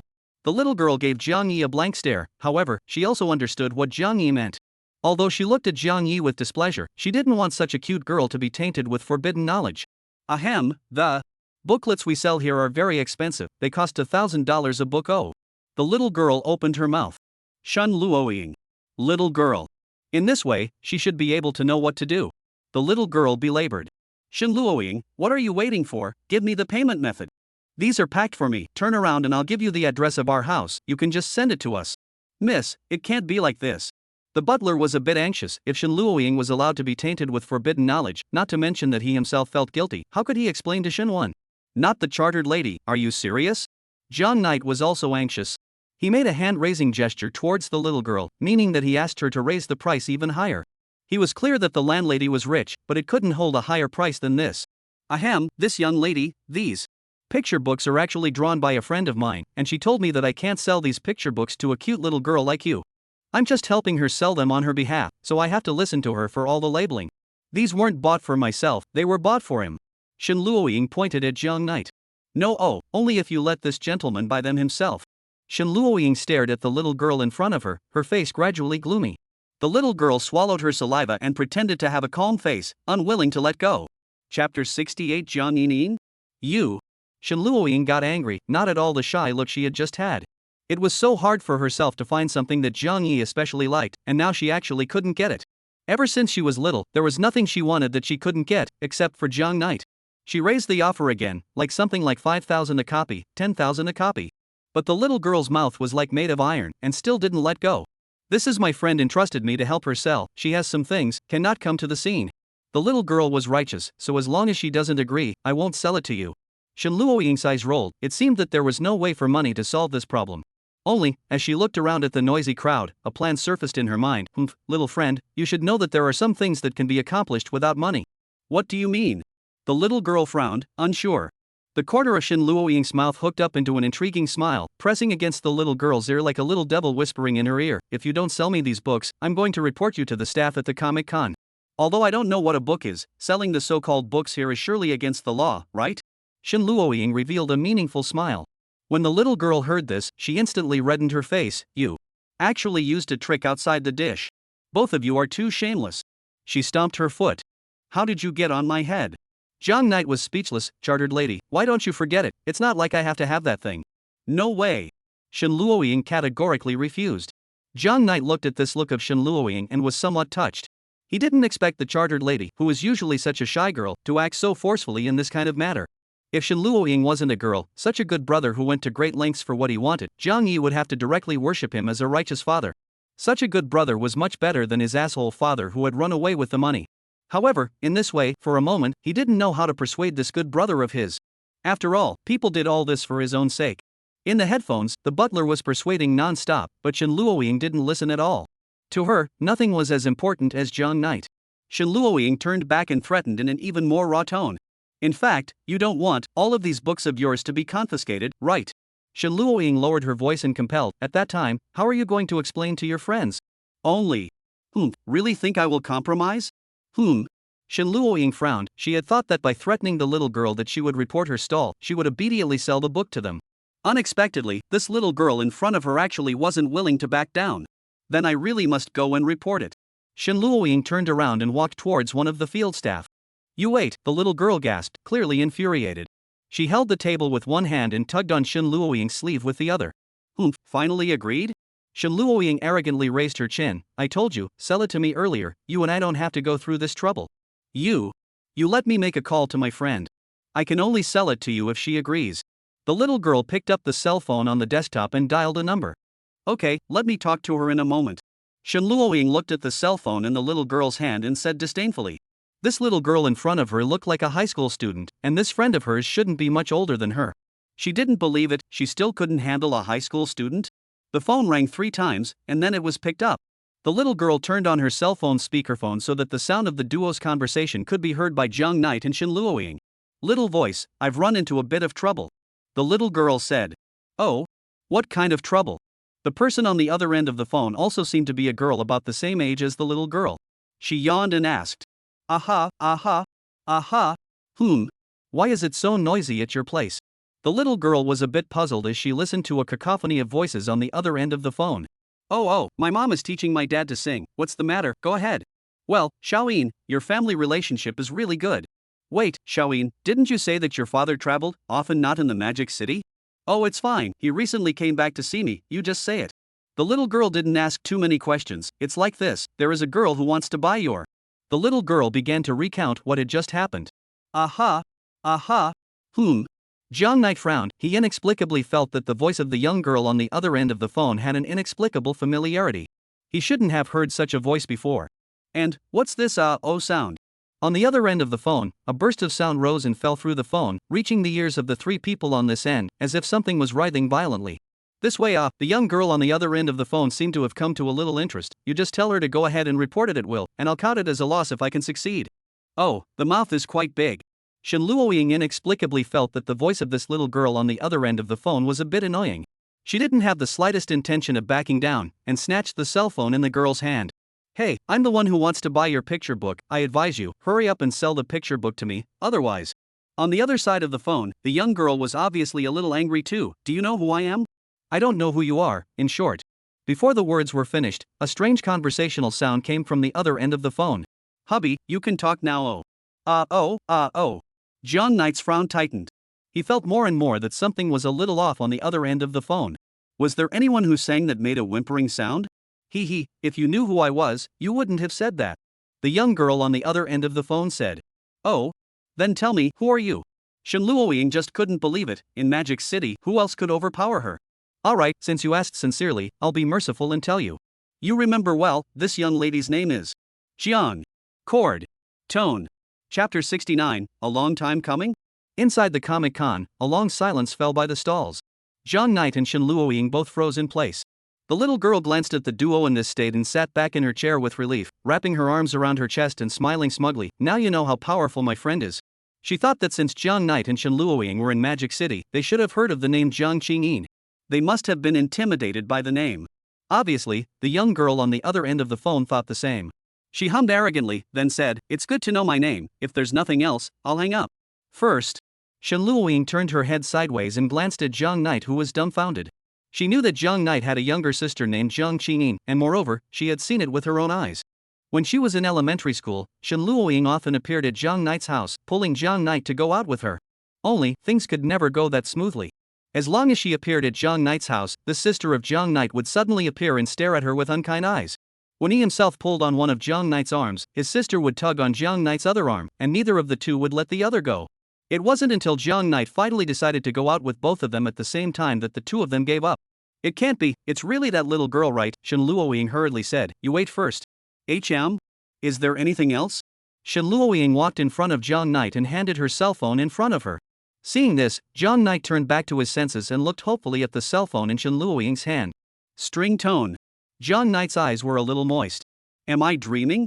When he was in elementary school, his parents divorced, and his mother took his sister away for unknown reasons, leaving him to live with his dad. In this way, Jiang Yi was raised little by his father in Chuan City, and his father was the only family he had for him. He imagined how happy it would be if his mother and sister could grow up with him. In his dreams, or when he was in class, Jiang Knight had fantasized countless times about his life with his mother and sister. He imagined that when he didn't do well in his exams, his mother, with a gentle hand, stroked his head and comforted him, telling him to keep trying. He imagined that his sister didn't do her homework seriously, and then he knocked on her head, telling her that she couldn't be so naughty. Jong Knight was not good at expressing the kind of unspoken emotions within himself, so he had more than once conceptualized what he should say when he met his mother and sister. Should he smile and say, "Mom, Stringy, long time no see"? Or should he cry bitterly and hug them, "Mom, Cordy, I missed you so much"? Jong Knight had countless words that she wanted to say to them. "Hey, say what's going on quickly, I have things to do." On the other end of the phone, the young girl impatiently urged. However, when 1,000 words reached his mouth, Jong Knight couldn't say anything. What if it was just a rename? What if his sister doesn't recognize him anymore? String tone. Jong Knight turned off the speakerphone, and the hand holding the cell phone was trembling slightly. He held his breath, not daring to say another word. He was so afraid that this was just a dream. So, if this is a dream, let this dream be a dream for a little longer. Shen Luoying looked at Jong Knight with a complicated face. Honestly, she didn't like this sister of Jong Knight very much. However, she was very happy. During class, Jong Knight liked to whisper to her.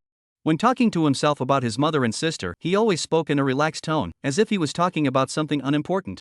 However, how could Shen Luoying not see that when Jiang Yi was talking about these things, he would deliberately avoid her line of sight and look out the window at the large tree that swayed slightly with the wind? Until once. "What would you do if you could find them?" she asked in a small voice. "If I could find them?" Jong Knight was silent, bowed his head, did not continue to say.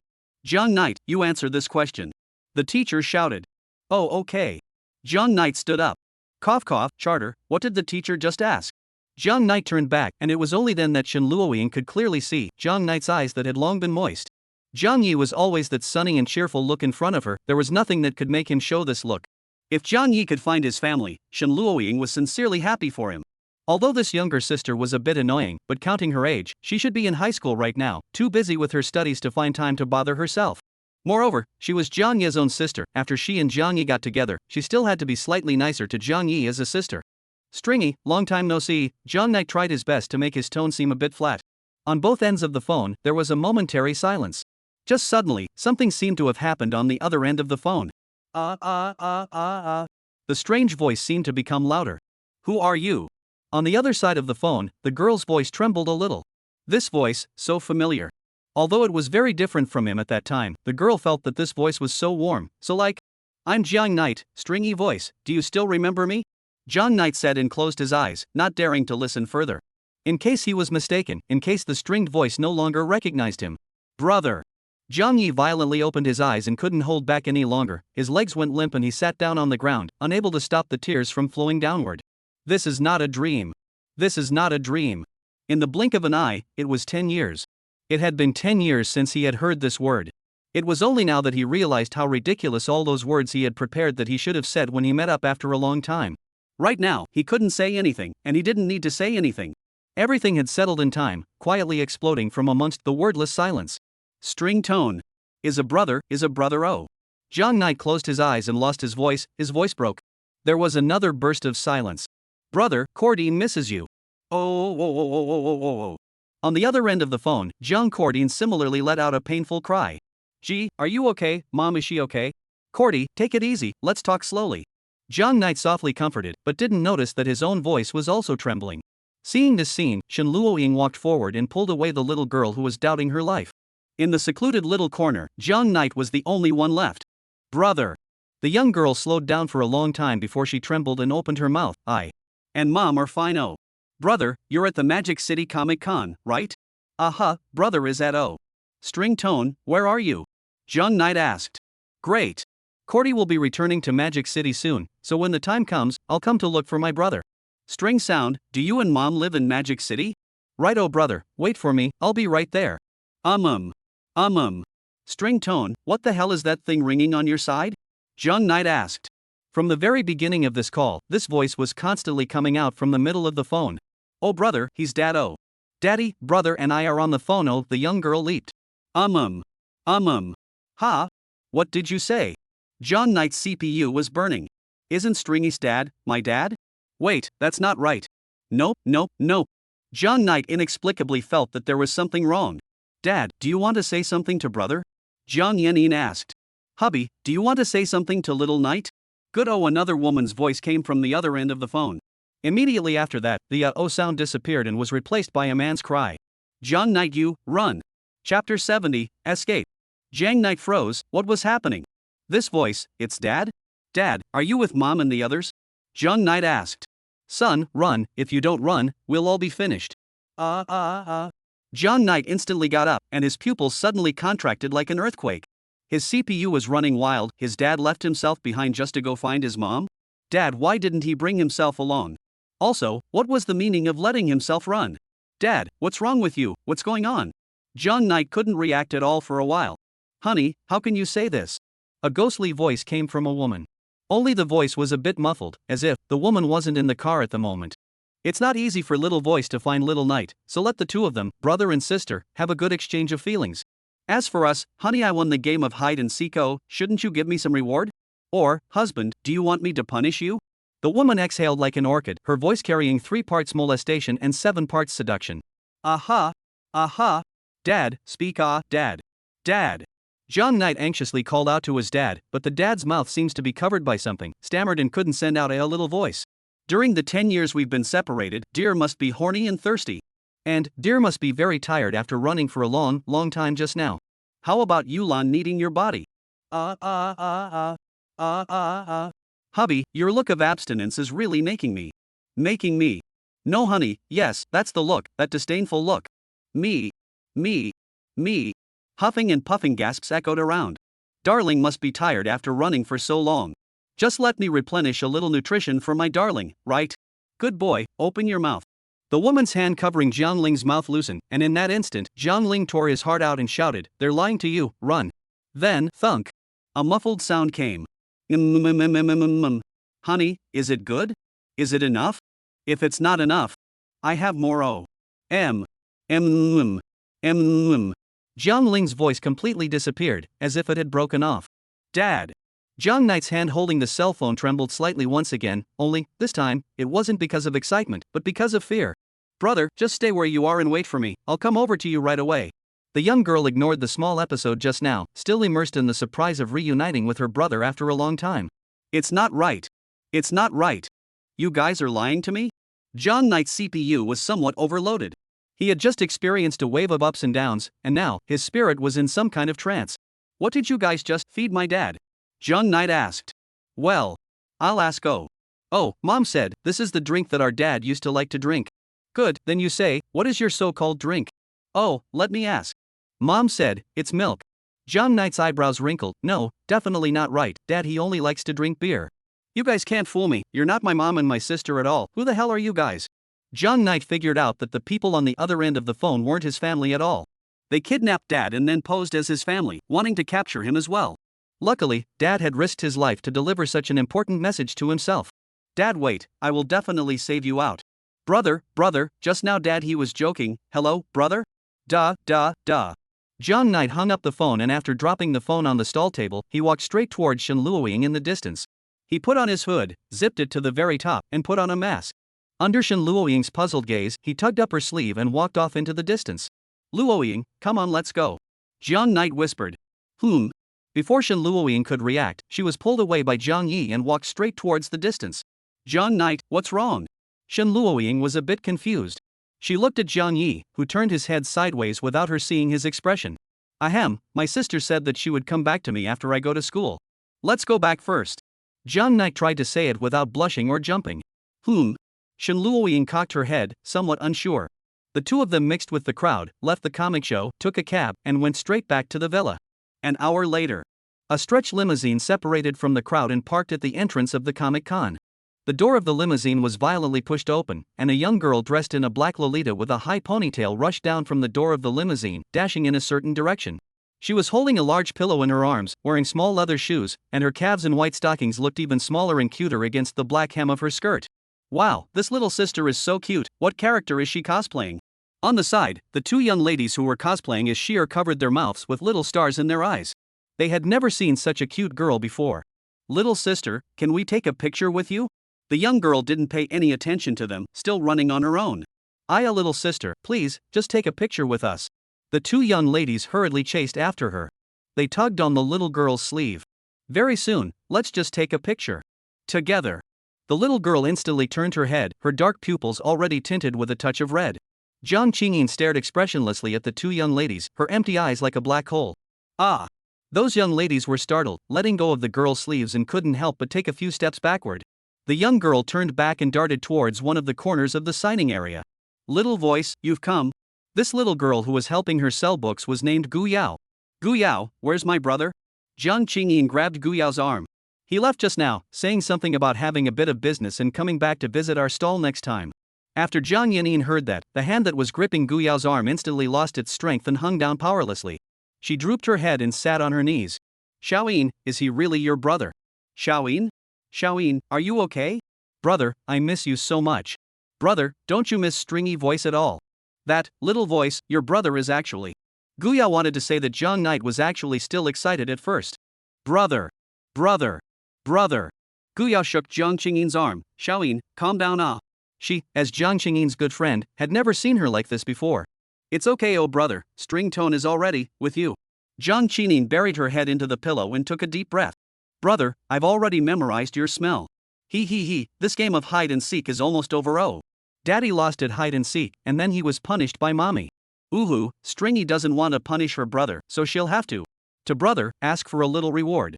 Jiang Qingyin slowly got up, as if she had changed into a different person, and walked over to the box of books. She reached out her hand and picked up a book from it, the O Sky Homunculus picture book. Brother, do you like the manga that Stringy draws? Ha, great. In the past, Cordy could only rely on her imagination to draw these comics. But as long as there is a brother in. The little girl jerked her head up and tore the manga in her hand to shreds. I'll draw better comics for my brother. Chapter 71, my brother would never get up early to buy me breakfast. Jingle bells, jingle bells. Jiang Knight rolled over in bed. Ding bell, the alarm clock rang for a full minute. Jiang Knight groaned twice and finally opened his eyes, slowly sitting up from the bed. He still remembered all the scenes from yesterday. He was almost about to be captured by the gang that kidnapped his dad when he was blindsided by them at the Comic-Con.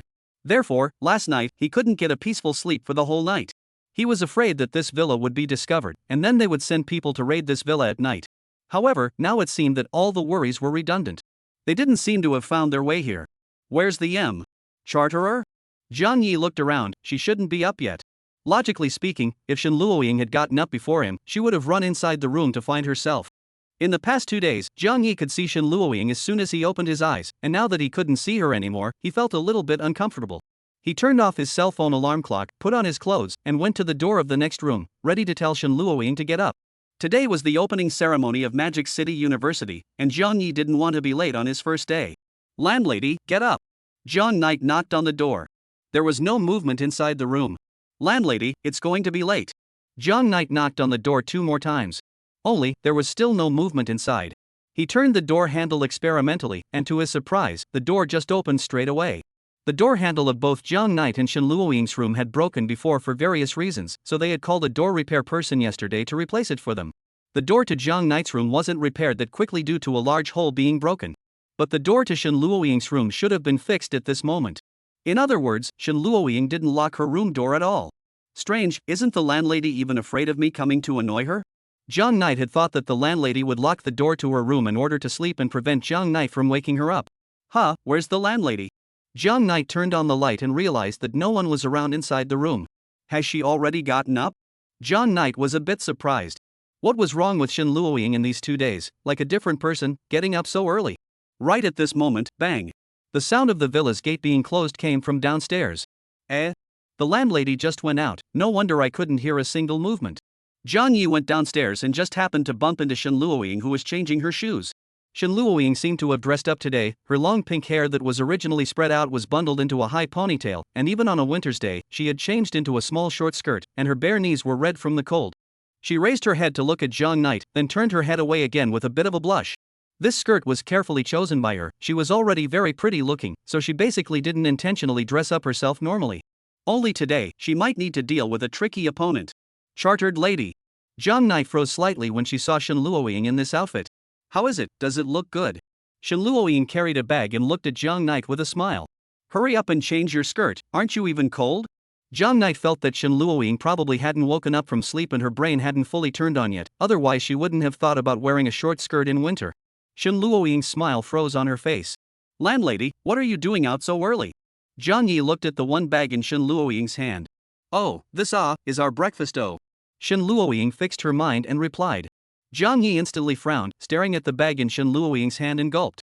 Yesterday morning's horrible experience was fresh in his mind. Zhang Yi swore that in this life, he would never touch food that came from Shen Luoying's hands again. Oops, this is what I bought at the breakfast store. Shen Luoying saw through Zhang Knight's mind and rolled her eyes at him. That's good, that's good. Zhang Knight breathed a sigh of relief and put his hand towards the bag in Shen Luoying's hand. It's not right. Or it's not right. Zhang Knight's hand suddenly stopped when it reached halfway up. How could the bag lady get up so early to buy us breakfast? Zhang Knight instantly realized that something was wrong. One must know that the usual Shen Luoying, however, liked to stay in bed. When she was in high school, Shen Luoying was often late. Are you hiding something from me? Zhang Knight stared at Shen Luoying's eyes and asked. What are you talking about? Shen Luoying's eyes were a bit evasive. This small move was keenly captured by Zhang Knight, who frowned. Sure enough, say it, what did you add to your breakfast? Chili powder, wasabi sauce. Zhang Knight reported all the seasonings he could think of to trick himself as if he were naming a dish. Only, Shen Luoying didn't have any reaction. Zhang Yi's frown tightened. I just wanted to buy breakfast for us for once. Shen Luoying said somewhat aggrieved. You actually still suspect me of adding something to breakfast? She hung her head with a very unhappy look. Don't pretend to be a chartered wife, I know that bit of your mind, brother. Landlady? Shen Luoying still hung her head low, not saying a word. Alright, let's have breakfast. Zhang Knight was instantly honest. Compared to being screwed by Shen Luoying, Zhang Knight was more afraid that Shen Luoying would be sad. Good. Shen Luoying instantly came into the spirit. No, why didn't I see you when I watched the face-changing show in Chuan City? Zhang Knight bellyached. He was now 100% sure that there was something wrong inside the breakfast. Zhang Knight picked up a bun and watched Shen Luoying's performance out of the corner of his eye. He lifted the bun up and was ready to bite down. The corners of Shen Luoying's mouth gradually rose. Only, Zhang Knight's movements stopped instantly. What's wrong, Zhang Knight? Eat why don't you eat? Shen Luoying asked with a feigned suspicion. Nothing, landlady, I suddenly feel that this bun smells quite good. This one is for you, I'll eat the other one. Zhang Knight said righteously. No need, Zhang Knight, if you think it's delicious then you eat it, no need to think about mine. 666, salt is not even salt anymore, there must be something wrong with this bun. Zhang Knight secretly said in his heart. He put this bun down, grabbed another bun in the bag, and took a bite. Sure enough, this bun is normal, landlady, if you want to cheat me, you're still too young. Zhang Knight thought, but suddenly his eyes widened. Only to see Shen Luoying pick up the one bun he just put down, looked straight into Zhang Knight's eyes, and took a bite under Zhang Knight's surprised gaze. Bunny, you. Zhang Knight, you really make my heart ache. Shen Luoying shook her head with a sad look. You didn't lie to me. Zhang Knight was a bit unbelievable. They often tricked each other from childhood to adulthood, so Zhang Knight was very sensitive to this kind of thing, and would be extra vigilant about some of Shen Luoying's abnormal behavior. Right now, Shen Luoying eating that one bun just now with such a calm demeanor made him a little unbelievable. No, things can't be this simple. Chapter 72 The Secret of the Bun. To thank the brothers for their rewards, an extra shift is added today. I didn't think of doing anything to you, why don't you have a taste too? Shen Luoying passed the bun in her hand to Zhang Knight's mouth. Okay, wait for me here. Zhang Knight understood, he understood everything. Shen Luoying must be desperately enduring the pain at this moment, just like she did yesterday, ready to burn with herself. I'll see how long you can hold out. Zhang Knight raised his hand and took another bite of the bun he was holding. What's wrong, Zhang Knight, is there something on my face? Shen Luoying blushed and turned her head sideways. Pretending, still pretending. Zhang Knight narrowed his eyes, as if he wanted to take in every micro-expression of Shen Luoying. Zhang Knight, I know I look good in this outfit, but you can't stare at me like this, she said, taking another bite of the bun in her hand. You really aren't. And Zhang Knight glanced at the bun in his hand and then at the bun in Shen Luoying's hand. Before Zhang Knight could react, Shen Luoying ate all the buns in her hand in a few bites. Dang, Zhang Knight knocked his head heavily on the table. I'm sorry, landlady, it's me who thought of the gentleman with a small man's heart. Then, Zhang Knight, what do you say, how should I punish you? Shen Luoying stood up, came around behind Zhang Knight, and put her mouth on Zhang Knight's ear. Landlady, what do you want? Shen Luoying laughed and snatched the bun from Zhang Knight's hand. Punish you for giving me the rest of the bun. Zhang Knight breathed a sigh of relief. He thought Shen Luoying was going to make him work as a cow and slave for her again. I'm not hungry, you take it and eat it. Zhang Knight handed Shen Luoying the bun that he had taken a bite of. Shen Luoying took the bun, and the corner of her mouth rose imperceptibly a few times. I'm going to use the restroom, we'll be leaving soon. Shen Luoying's face became flushed and hot for some reason. She slowly walked to the bathroom and locked the door. Why isn't the bag lady out yet? It can't be diarrhea. Seeing that half an hour had passed and Shen Luoying hadn't come out yet, Zhang Knight was a little worried. It can't be, the bun is a laxative or something inside. 5 minutes later, Shen Luoying finally came out from inside the bathroom. Her hair was disheveled and her face carried a flush that hadn't dissipated yet. "Chartered lady, are you okay?" Jiang Knight asked with concern. "Oh, it's fine, I froze last night and my stomach hurts a little." "Is that so?" Jiang Knight nodded. "Then, landlady, you should either take a vacation today." "It's fine, oh, Jiang Knight, let's go. Today is the opening ceremony, I don't want to miss it, oh." Jiang Knight didn't think much about it and nodded. Only a little bit of bun crumbs fell on the ground. Jiang Knight couldn't help but laugh out loud. "Chartered lady, are you a child? How can you eat a bun and the bun filling still fall on you?" Oh, this Shen Luoying's face is not red, heart is not jumping, just now I didn't pay attention, the bun accidentally fell onto my skirt, so it's… Oops, what's the point of asking this? Shen Luoying pushed Jiang Yi towards the entrance hall. "The commencement ceremony will start soon, let's hurry and get moving." Shen Luoying took out her cell phone and called a cab. "Master, did you pick us up yesterday?" Jiang Yi looked at the driver in front of him and felt as if he looked familiar. "No, young man, are you remembering wrongly?" The housekeeper in the front row spoke. Seeing this, Jiang Knight simply didn't ask more questions. "Miss, Jiang Knight, did he eat it in?" Shen Luoying's headset came from the butler's voice. The housekeeper spoke in a very low voice, so Jiang Knight couldn't hear it. "Yes, he ate it all in, oh." Shen Luoying looked out the window, and the transparent window glass reflected her demented and bizarre smile. In the buns that she just bought for Jiang Knight, there was no mustard sauce or chili powder. What was there was only her favorite miniature locator. Shen Luoying felt that it wasn't enough to just stick the locator on Jiang Knight's clothes, in case Jiang Knight changed a piece of clothing due to any circumstances, or if the clothes weren't on him, the locator would lose its usefulness. After that incident with Xiao Qingxue, Shen Luoying figured it all out. Therefore, the only way she could monitor Jiang Knight's location anytime, anywhere was to make the locator and Jiang Knight become one. She asked her housekeeper to find many locators that were smaller than sesame seeds before asking the Shen family's kitchen to make a few buns this morning. The butler sneaked into the kitchen in the morning and mixed a bunch of locators into the bun filling. The locators were colorless and tasteless, so of course Jiang Knight couldn't discover them. This type of locator would not cause harm to the human body and could also resist the corrosion of stomach acid. Before the locator became Jiang Knight's excrement, Shen Luoying could locate Jiang Knight's position from time to time. In the future, she only needed to make Jiang Knight eat the breakfast she brought every day, and Jiang Knight would never be out of her surveillance. Then, "Miss, you won't also?" the housekeeper asked somewhat incredulously. Shen Luoying took out her cell phone, and there were 2 red dots on it, right next to each other, moving fast on the road. One was Jiang Knight, and the other was naturally herself. After all, Shen Luoying didn't know which bun Jiang Knight would actually eat, so both buns were wrapped with locators inside. "Miss, you're invincible," the housekeeper recalled the memory of the one girl in college that was incomparably similar to Shen Luoying. "It's not a family, it's not a door." There were really few of these locators on the market, but he actually didn't have to put in much effort to find them. After all, he had ready-made ones right there, left over from before, only that they hadn't been used for decades. Chapter 73: A Great Child. The cab stopped at the entrance of Magic City University. Jiang Knight opened the door and got out of the cab with Shen Luoying. At the entrance of Magic City University, a huge red banner stretched across the top of the gate. Under the banner was a group of freshmen from Magic City University. They were all wearing heavy down jackets and gathered around the volunteers, who were 2nd and 3rd year seniors, asking about matters related to the opening ceremony.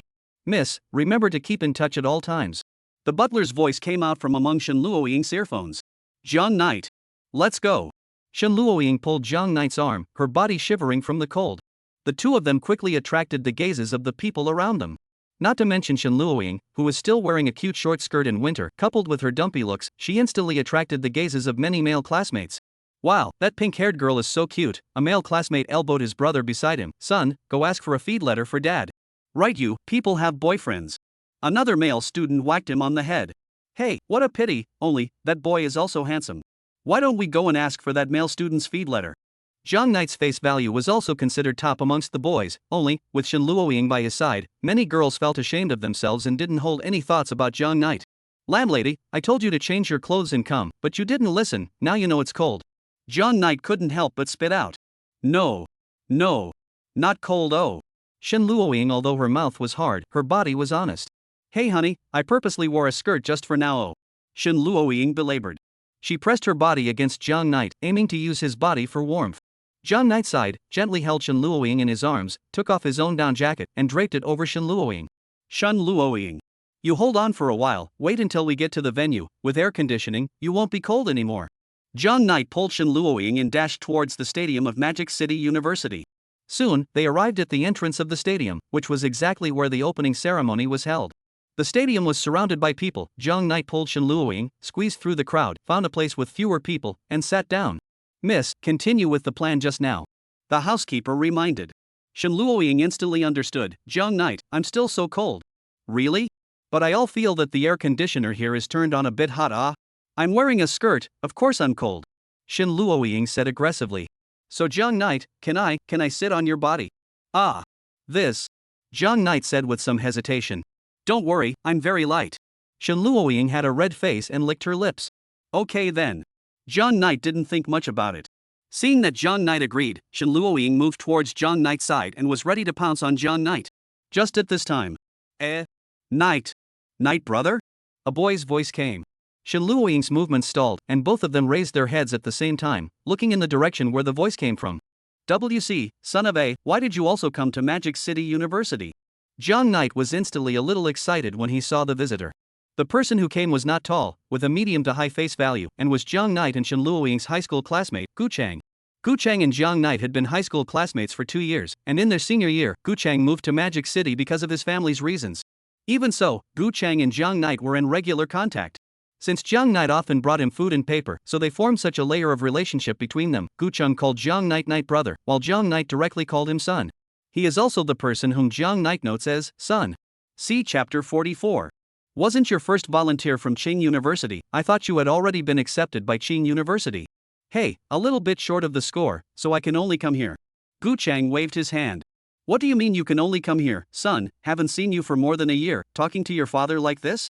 Jiang Knight didn't have the good sense to say he had gotten into Magic City University with great difficulty. Gu Chang directly sat on Jiang Knight's left side.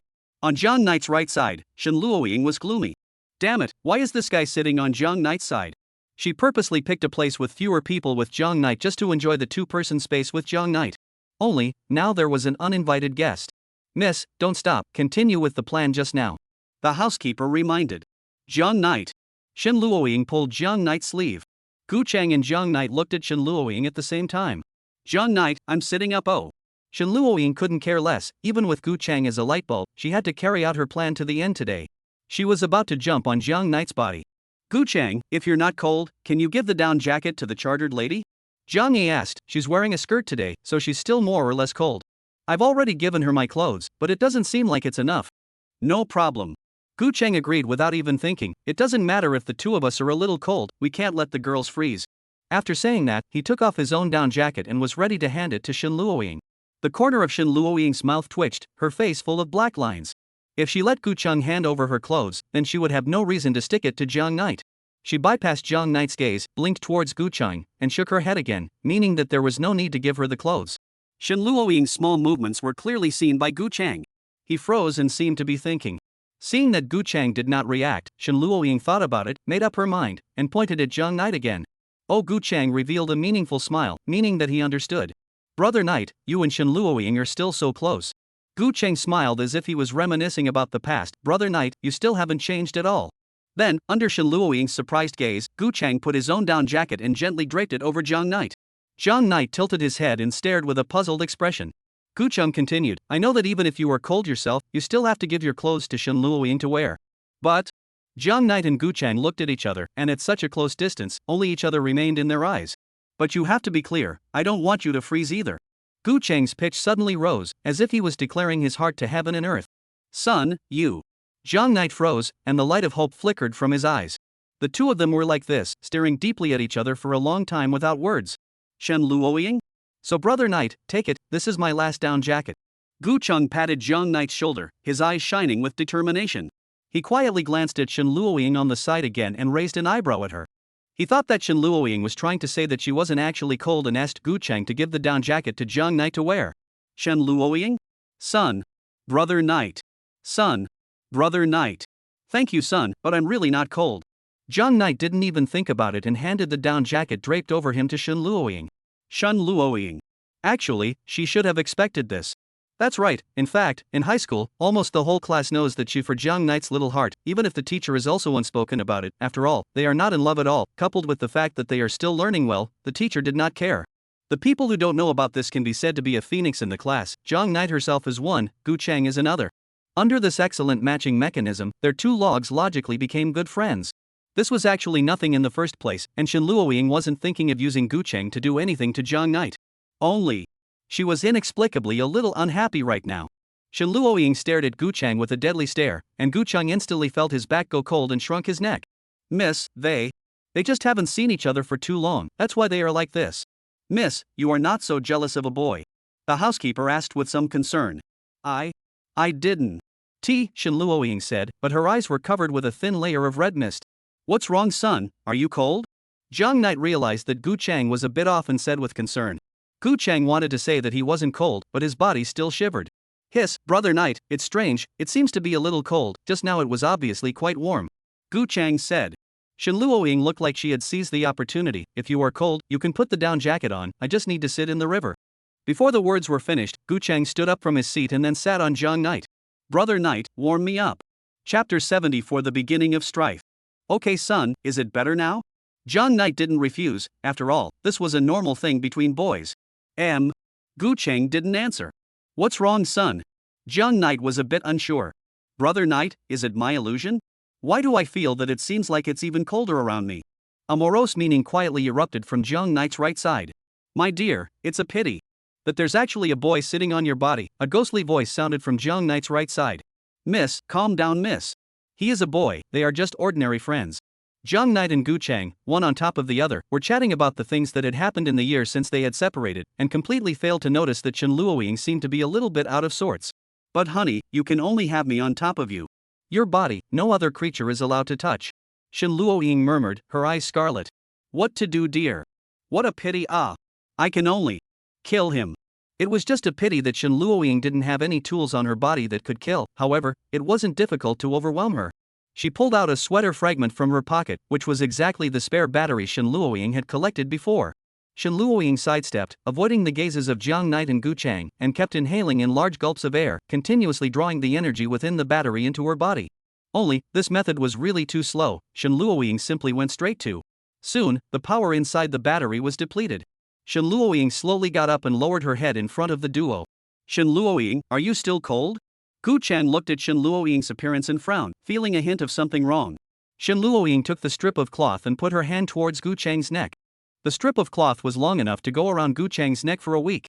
Just then, a loud applause rang out in the stadium. The president of Magic City University took the stage. Shen Luoying, what happened to you? Gu Cheng looked at the cloth that kept approaching him, his pupils dilating. Shen Luoying was not disturbed by the commotion in the stadium, she exuded a morose killing intent, her eyes locked onto Gu Cheng's neck. Gu Cheng did not realize that in another minute, he might turn into a cold corpse. Right at this moment, the stadium resounded with even more noisy sounds than before. The freshman seemed to have discovered something extraordinary. Wow, that student beside the principal is. I didn't see it wrong, isn't that Xiao Qingxue? Xiao Qingxue, it's really her.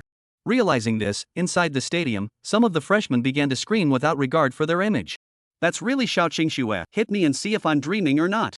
It hurts, it's true, Xiao Qingxue came to our school to attend? Hearing these three words, Shen Luoying's hand suddenly stopped, and she mechanically turned her head back. On the large stage in the middle of the stadium, a young girl in a black dress stood on the edge of the stage with her hands folded in front of her. She quietly turned her head as if she was looking for someone. Xiao Qingxue. Are you still here? Shen Luoying's eyes instantly became clear. WC Xiao Qingxue, son, let your dad take a look. Jiang Knight poked his head out from behind Gu Cheng and looked at Xiao Qingxue in the stadium. Really? Jiang Knight was also a bit excited. He had thought about going over the fence to take pictures of Xiao Qingxue last time. He directly took out his cell phone, ready to record this dreamy moment. The same was true for Gu Cheng, who was even more excited than Jiang Knight. The two of them, they were both fans of Xiao Qingxue. Shen Luoying grimaced and sat back in her seat. Xiao Qingxue's movements suddenly paused a little as her eyes swept over the three. She saw, behind Gu Cheng, Jiang Knight, who was holding a cell phone and continuously filming. Qingxue, did you find him? Xiao Qingxue's headset, Xiao Qingying asked. Qingxue found him. And there's her. Xiao Qingxue's face carried a faint smile, sweet but mechanical. She answered in a small voice, only that the voice carried a trace of a faintly unrecognizable tremor. Qingxue, Xiao Qingying noticed the abnormality. Qingxue, there's no need to be afraid, they are all fans who like you. Qingxue understands. In fact, this was the first time Xiao Qingxue was facing passionate fans. Now, you can say hello to Jiang Knight. Xiao Qingxue looked at Zhang Knight and waved in his direction. The venue fell into a silence. Then, WC, did Xiao Qingxue just wave at someone? WC, it seems like he waved at me. Yes, I do. The surrounding people's voices became even noisier. Zhang Knight and Gu Cheng both froze. Brother Knight, just now Xiao Qingxue didn't wave at us. Son, you're looking at it wrong. But there's no one else around here besides us. She's probably waving at that cleaning lady aunt up there. Ha ha. Anyway, we don't know her, so how could she greet us on purpose? Son, stop dreaming and wake up. The principal smiled on the stage. The crowd's reaction was expected. Ahem, the principal coughed twice. Students, be quiet for a moment. Seeing the principal open his mouth, the stadium was instantly silent. The principal cleared his throat and began to speak on the stage. First of all, welcome students to Magic City University. Only, there were not many people at all listening to Old Den's speech on the stage.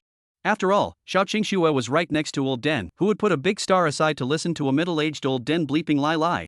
Sister, Zhang Knight seems to be looking at me too. Xiao Qingxue wasn't glancing in Zhang Knight's direction. Aha, Qingxue, act according to the plan in a moment. Miss, are you okay? The housekeeper's voice came out from among Shen Luoying's earphones. Aha, I'm ready. The corner of Shen Luoying's mouth hooked up slightly, staring dead center at Xiao Qingxue on the stage. Xiao Qingxue felt Shen Luoying's gaze, her willow brows slightly knitted. Good, let's follow the plan. Crouching Dragon Phoenix's voice sounded at the same time. This time, we must give the other side a kick in the pants. Chapter 75 Speech. I was going to add another day today. The author took a vacation first. I couldn't finish my homework. I owe the rest of the chapter first. Hee. Below, please invite our freshman representative, Xiao Qingxue, to bring us the freshman speech. Everyone welcome. Mountains and mountains of applause rang out in the stadium, and Xiao Qingxue slowly walked towards the center of the stage in the midst of the freshmen's expectant gazes. Xiao Qingxue. I don't know which freshman started it. Xiao Qingxue. Xiao Qingxue. Xiao Qingxue. These three words echoed in every corner of the stadium, and what should clearly be the opening ceremony for the new students had hardened into a fan meeting for Xiao Qingxue. However, at this moment, this one voice was obviously shouting for Xiao Qingxue, but in Xiao Qingxue's ears, it was like a devil's whisper. An inexplicable feeling of fear arose from Xiao Qingxue's heart. Qingxue, don't be afraid, you can. Zhang Knight, he's still watching you. Xiao Qingying encouraged. Well, I know, sister. Gu Chang stood up from Zhang Knight's body and returned to his seat. Just now, he was so excited that his body was hot, but now he suddenly didn't feel cold anymore. Brother Knight, what class do you think Xiao Qingxue will end up being assigned to? Will it be our class? Gu Chang asked with a smile. Zhang Knight looked straight at Xiao Qingxue and didn't answer. No, Brother Knight, I know you're a fan of hers, but it's not like you can't move your eyes. Oh, which is not? Zhang Knight finally came back to his senses. I just remembered a little something. Zhang Knight remembered that the psychotic little girl he met when he was at the Heavenly Domain Theater earlier. Today, having the chance to practically see the real Xiao Qingxue, Zhang Knight always felt that the two of them, they really looked like each other. Gentlemen. Xiao Qingxue's sweet voice came out from the microphone and echoed inside the stadium. The stadium instantly became silent as everyone took out their cell phones and pressed the video shooting button. Xiao Qingxue began her freshman speech according to the lines she had prepared earlier. Is it really my illusion? How could the two of them look so much alike? Gu Cheng had already let himself go long ago and took out his cell phone to frantically take pictures. Only Zhang Knight, frowning, didn't know what he was thinking about. Miss, it's time to start acting. Xiao Qingxue is definitely paying attention to Zhang Knight consciously or unconsciously at this time, so as long as Miss does something to Zhang Knight. I don't need you to say it. Shen Luoying gritted his teeth. In his eyes, Zhang Knight had been staring straight at Xiao Qingxue and had long since become mesmerized. If he didn't take a little action, Zhang Knight's soul would be hooked away by Xiao Qingxue. Zhang Knight, Shen Luoying softly exclaimed. HM? Landlady, what's wrong? Telling you a secret, are you listening? Shen Luoying blinked. Oh? Tell me. Zhang Knight became interested and temporarily forgot about those things. Shen Luoying plopped down on the seat, moved her body to the side of Zhang Knight, and put her head to Zhang Knight's ear. I hope that I can be in the Magic City University, and big. Xiao Qingxue on the stage suddenly stuck. And everyone else, spend a wonderful college time together. Qingxue, don't be disturbed by the other side, they are also just whispering a little. Qingxue? Xiao Qingxue closed her eyes, and her legs that were originally slightly trembling were now not trembling, as if she was a different person. When she opened her eyes again, however, she didn't seem to have changed in the slightest, still carrying out her newborn speech normally as she had just done. Qingxue, good job, just keep it up. Xiao Qingxue was inexplicably much more natural than just now. Tisk, why isn't there any reaction at all? Shen Luoying clenched her small fists. Miss, do something more excessive. The housekeeper said. Good. Shen Luoying had a red face, stood up, and came to Jiang Knight. Jiang Knight, you seem to have gotten something on your face. Then, before Jiang Knight could react, Shen Luoying directly climbed onto Jiang Knight and put her hand on Jiang Knight's face. In the end, I hope that everyone can grasp the precious college time and join me. Xiao Qingxue didn't seem to be affected in the slightest as she gave her own speech. Miss, this trick doesn't seem to work. The housekeeper sighed. TSK. How is it possible? That she must be very angry right now, only that she is still pretending right now. Humph, Qingxue, good job, let this guy know that you can't possibly shake your heart and mind because of this little thing. Xiao Qingying waved her fist, she felt that her own Qingxue was still very powerful. Thank you all, Xiao Qingxue bowed at everyone. Xiao Qingxue. Xiao Qingxue. Xiao Qingxue. The students under the stage started shouting for Xiao Qingxue again. Brother Knight, I recorded the entire video of Xiao Qingxue's speech. I see that you didn't record it just now. I'll send it to you later, huh? Brother Knight? Brother Knight, what's wrong with you? Jiang Knight? Gu Chang and Shen Luoying both looked at Jiang Knight, who was frowning and staring motionlessly at Xiao Qingxue on the stage. Oh, what is it? Jiang Knight finally came back to his senses. Jiang Knight, is Xiao Qingxue that good looking? Yui's voice came from Jiang Knight's right side. No la, I just feel that Xiao Qingxue seems a bit strange. You guys didn't feel it? Jiang Knight asked. Brother Knight, I think you're just the small head controlling the big head. Xiao Qingxue is Xiao Qingxue, where's the problem? It's hard to believe that you suspect that she was dropped? Gu Chang rolled his eyes. Maybe, it could be that I'm looking at it wrong. Jiang Knight shook his head. When Xiao Qingxue bowed to give her thanks, the entire audience was shouting for Xiao Qingxue, frantically expressing their love for the singer. However, perhaps it was the previous experience that made Jiang Knight not shout for her as mindlessly as the other fans. Only Jiang Knight noticed that when Xiao Qingxue raised her head again after a short bow, a flash of red light quietly faded from the bottom of her eyes, and at the same time, the lights in the stadium shone on the corners of her eyes, and Jiang Knight seemed to see the slightest of tears fanning out from the corners of her eyes. Classmates, thank you all for your support for me. Xiao Qingxue continued. This afternoon, I will be holding an album signing in the playground of the South Campus as a small gift for all of you from my enrollment in Magic City University. And... She paused, her gaze cast to the teenager who was in the middle of his thoughts. I'll pick a lucky fan at random and give him the hidden album. Chapter 76, Walking. I can't finish my homework, I'll directly stop writing, so I'll just give you all one more chapter, hee. As soon as Xiao Qingxue's words fell, a burst of cheers rang out from the stadium. Brother Knight, did you hear that? We actually got such a good benefit as soon as school started. Brother Knight, what are you gawking at again? Gu Chang sidestepped and elbowed Jiang Knight, who was in the middle of his daze. Let's go to the book signing in the afternoon. An excited light flashed in Gu Chang's eyes. If we can get the hidden model album, Gu Chang thought, his mouth was about to water. Alright son, no unattainable dreams, let's go to Xiao Qingxue's book signing together in the afternoon. Jiang Knight once again glanced at Xiao Qingxue on the stage, stood up and walked towards the outside of the stadium. Miss, we can't let Jiang Knight and Xiao Qingxue come into contact. The housekeeper's voice came out. I know, so what should I do? Shen Luoying followed behind Gu Chang and Jiang Knight and whispered. Obviously, Xiao Qingxue will definitely give that so-called hidden model album to Jiang Knight, thus creating an opportunity to make contact with Jiang Knight. Xiao Qingxue, as a singer, to get in touch with Jiang Knight and gain the opportunity to communicate with him, she must have a pretext to look natural. That pretext is likely to be this hidden model album. So, don't let Jiang Knight get this album. The butler conducted a series of analyses. As a business powerhouse, he knew very well that if he wanted to get in touch with an unfamiliar person, matchmaking was important. He had to tear down the bridge before it was built. I see. After Shen Luoying did some digestive analysis, she felt it made sense, so, what should I do? It's very simple.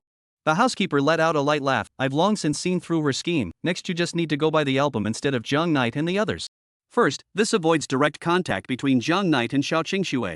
Secondly, this way, there's no way for her to name the album and deliver it to Jiang Knight. After all, Jiang Knight wasn't at the signing. He wasn't a customer and didn't meet the conditions to obtain the album.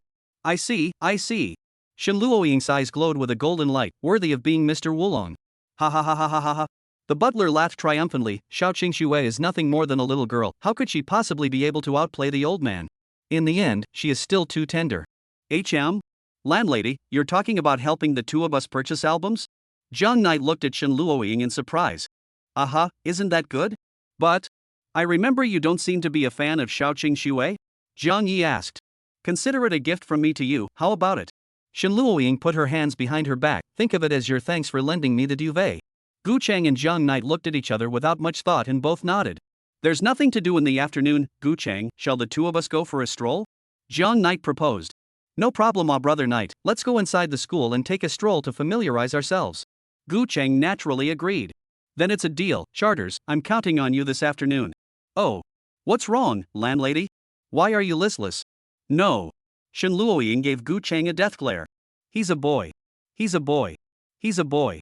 Shen Luoying kept reminding herself. The three of them found a place to eat lunch together and then parted ways. Jiang Knight and Gu Chang were going to go hang out inside the campus, while Shen Luoying went to Xiao Qingshua's book signing to purchase an album for the duo. Brother Knight, we haven't taken a walk like this in a long time. Gu Chang and Jiang Knight were walking side by side. Yeah, when was the last time we were like this? Jiang Knight's thoughts fell into memories. It seems like it was on the last day of the final exams of our second year of high school, we went to the cafeteria to eat together. I still remember, that night we ate Kung Pao chicken for the first time in a long time. That flavor, I still remember it even now. Gu Chang looked at the azure sky and recalled. Yeah, it was already the end of the month at that time, and we saved for a week before we could splurge on that day. Jiang Knight laughed. Gu Chang's family was a businessman, and their financial resources were not very stable. So when necessary, Gu Chang would also work with Jiang Knight. At that time, their financial situation could be said to be half a caddy. It was already more than a year ago, but the duo still remembered it clearly. They walked together on the wooded pathway from the cafeteria to the teaching building, talking about topics that couldn't be more common. They knew each other very well that after the final exams, they were going to be separated. That night, they felt the breeze in their ears, but tacitly agreed that no one brought up this topic. At the time of parting, even though they had 1,000 words, but all the love and affection only converged into 2 words, farewell. Only, the thin thread of fate seemed to link them together again. At that time, as at this time. They were just like that day, snuggling up to each other, feeling the breeze on their cheeks, and walking along the deserted path.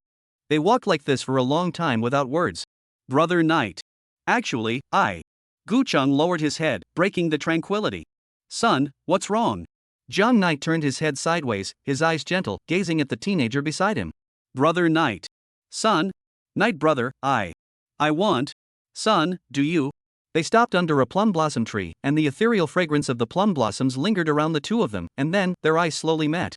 At that exact moment, a plum blossom quietly drifted down, coincidentally, landing on Gu Chang's head. Gu Chang picked up the plum blossom, his eyes fluttering a little. Brother Knight, I have been holding this sentence for a long time. I can't stand it anymore. Just now Shen Luoying was at the side, I can't say it to you, after all. It's a little awkward. But, we've both come to this place. I don't want to hide it from you anymore. Jiang Knight smiled, gazed at the body in front of him, with his own good buddy who experienced the difficulties together, nodded. Son, say it. Chapter 77 High-End Bureau. Brother Knight, where exactly is the restroom in this school? How come I couldn't find it all the way here? Gu Cheng's forehead was covered in fine sweat. To be honest, I don't seem to have found it either. Jiang Knight replied. I can't, Brother Knight, I can't hold it anymore, I'll go find someone to ask, wait for me here. After Gu Cheng finished speaking, he flew away. The book signing site was packed with people, not only the freshmen, but many seniors of the upper grades also got the news and crowded into this palm-sized playground. They shouted Xiao Qingshua's name and waved their cell phones in the air as glow sticks in support. Xiao Qingxue was still wearing the same black dress she had worn in the morning, standing in front of a small table filled with albums, enthusiastically communicating with the fans who had come to buy the albums. Qingxue, have you seen Jiang Knight? Xiao Qingying asked. Xiao Qingxue signed for the fans in front of her while answering in a small voice, No, oh sister. He shouldn't be coming. How could it be? Xiao Qingying said confidently, he's your fan, he mustn't run his ass over to your signing. Is that hidden album ready? Xiao Qingying asked. Aha! Xiao Qingxue glanced at the delicate little box under the table, just wait for him to come, I'll. Wait Qingxue, look at the end of the team now, Xiao Qingying said as if he had discovered something. Xiao Qingxue looked in that direction, only to see that Shen Luoying was being sandwiched in the middle of the queue, and several seniors were pestering her to feed the letter. Shen Luoying's face was filled with black lines as she ignored their pestering. Why is she here? Xiao Qingxue continued her hand movements, and, why didn't Jiang Knight come? Tisk, things really aren't that simple. Xiao Qingying said indifferently. Sister, what do you mean? What I mean is that our minds are estimated to have been seen through by the opposite side. Shen Luoying probably guessed what we wanted to do, so she came to buy the album instead of Jiang Knight. Xiao Qingxue froze and after dismissing this fan in front of her, she asked somewhat anxiously, then sister, what do we do? It's just a pity, Xiao Qingying let out a light laugh, I was prepared. Qingxue, in a moment you will say. This. Shen Luoying had just dispatched a wave of male classmates, and then another wave surged up. There was no way around it, her dress was too striking. Coupled with her stunningly beautiful face that was on par with Xiao Qingshue's, some of Xiao Qingshue's fans forgot about the main thing they came here for and were attracted to Shen Luoying instead. Get lost, I don't want to be friends with you. Shen Luoying didn't give these people a good face at all. Bother me again, believe it or not, I'll take you. Some male classmates were scared by Shen Luoying's look and left with their asses in the air. But there were still a few male classmates with flushed faces, obviously being scolded for being cool. But fortunately, they were cool, but did not continue to pester Shen Luoying. Xiao Qingshue's team of fans formed a long line that led straight to the outside of the playground. Half an hour later, Shen Luoying finally arrived in front of Xiao Qingxue. Miss, tell her directly that we are here to help our friend purchase the album. The butler reminded. 2 albums, please. Shen Luoying spoke in a flat tone and looked straight into Xiao Qingshue's eyes. Xiao Qingxue similarly gazed at Shen Luoying, and the two people's gazes met, colliding with sparks. Okay, oh, but Xiao Qingxue still wore a faint smile. One student can only buy 1 album. Oh. I'll buy it for my friend, can't I? Shen Luoying said back. Sure enough, Xiao Qingying's voice came out. Next, you say so? Xiao Qingxue nodded. If that's the case, please show your friend's school number. School number? Shen Luoying was a bit confused. But soon, she reacted and gritted her teeth. Due to the limited number of albums I have, the number of friends behind me who want to purchase them is too high, so I can only limit the number of purchases each person can make, so please understand. The corner of Xiao Qingshue's mouth rose slightly. Miss, is it because I underestimated her, to actually have to use this method to send the hidden model album to Jiang Knight's hands? As long as you, miss, say Jiang Knight's school number, then she'll say that this student whose school number is 1 our hidden model album. That way, she can give the album to Jiang Knight without naming him. The housekeeper sighed. I didn't realize that this little girl wasn't very old, but her mind is. No. Miss, Xiao Qingxue is wearing headphones. Shen Luoying soon also discovered the clues. Looking at the headphones Xiao Qingxue was wearing, her pupils gradually dilated. Could it be that she also has a military advisor? Miss, you have to be ready. The housekeeper's voice rarely became serious. This is a high-end game. Miss, directly give her a fake school number. Or, directly give her Gu Cheng's school number. In short, can't let that album fall into Jiang Knight's hands. Shen Luoying picked up her cell phone and sent a feed to Gu Cheng, asking him what his school number was. In order not to make Jiang Knight suspicious, Shen Luoying sent Jiang Knight an identical feed letter. Jiang Knight directly replied in seconds. Only, after a minute passed, Gu Cheng still didn't reply to her. This fan, please hurry up. Xiao Qingxue handed the pen to Shen Luoying. Shen Luoying darkened her face and wrote her school number. Then, she took half of her school number and half of Jiang Knight's school number, spliced them together to form a new school number, and wrote it. The corners of Shen Luoying's mouth rose as she raised her head and calmly locked eyes with Xiao Qingxue. Xiao Qingxue looked at the 2 school numbers on the paper. The corner of her mouth twitched imperceptibly, and the smile froze on her face. Sister, we've been seen through. These 2 school numbers, none of them are Jiang Knight's. Xiao Qingying had ascertained Jiang Knight's school number a long time ago, just to accurately deliver the hidden model album to Jiang Knight. Obviously, Shen Luoying didn't want to give her this opportunity. This little girl, she's not very old, but she really has a lot of little thoughts. It's me who underestimated. It's not right. Xiao Qingying realized that things were not right. Qingxue, did you see, Shen Luoying she also has headphones. Xiao Qingying's tone became equally serious, that is to say, she most likely has a military division as well. It's a bit interesting, Qingxue, are you ready? This hand, it's a high-end game. The 2 women's gazes met once again, each seeing through the other's thoughts. Qingxue, do as I say. Xiao Qingying opened her mouth.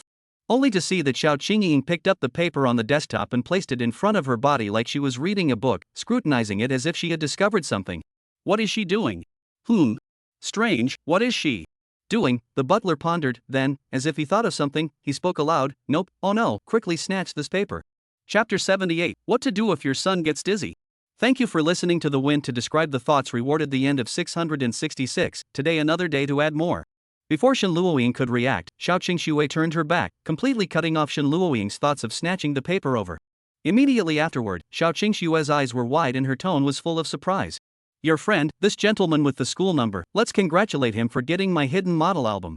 The school number she reported was naturally Jiang Knight's. She pressed a button on the table, and stirring music rang out in the playground. Many fans cast curious gazes at the place. Xiao Qingxue held Shen Luoying's wrist in surprise. Congratulations to this friend of yours, you just said that her name is Jiang Knight, right? Jiang Knight? Who is Jiang Knight? Never heard of her. Just now Xiao Qingxue seemed to have reported his school number, why don't we ask about it later? The surrounding fans heard the name Jiang Knight and all started chattering and discussing. Xiao Qingxue crumpled the paper with the school number into a ball and stuffed it into the drawer, so no one could see whose school number was actually written on it. Shen Luoying. AI, miss, I should have thought of that. They should have investigated Zhang Knight's school number a long time ago, and now they've come to play a game of make something out of nothing with us. Now, the entire venue knew that it was Zhang Knight's student with the school number who had obtained this hidden model album. You? Shen Luoying shook off Xiao Qingshue's hand. Xiao Qingxue took out the small delicate box from among the drawers and together with the two ordinary albums, handed it over to Shen Luoying's hand under her sinister gaze. Then I'll trouble you, pass it on to Zhang Knight La. Chartered lady, what's your school number? I'll use it here at the book signing. Me, XXXXXXXX. Zhang Knight didn't think much about it, put down his cell phone, and looked in the direction Gu Cheng had left. At this time, Zhang Knight didn't know that his name had already become well known at the book signing.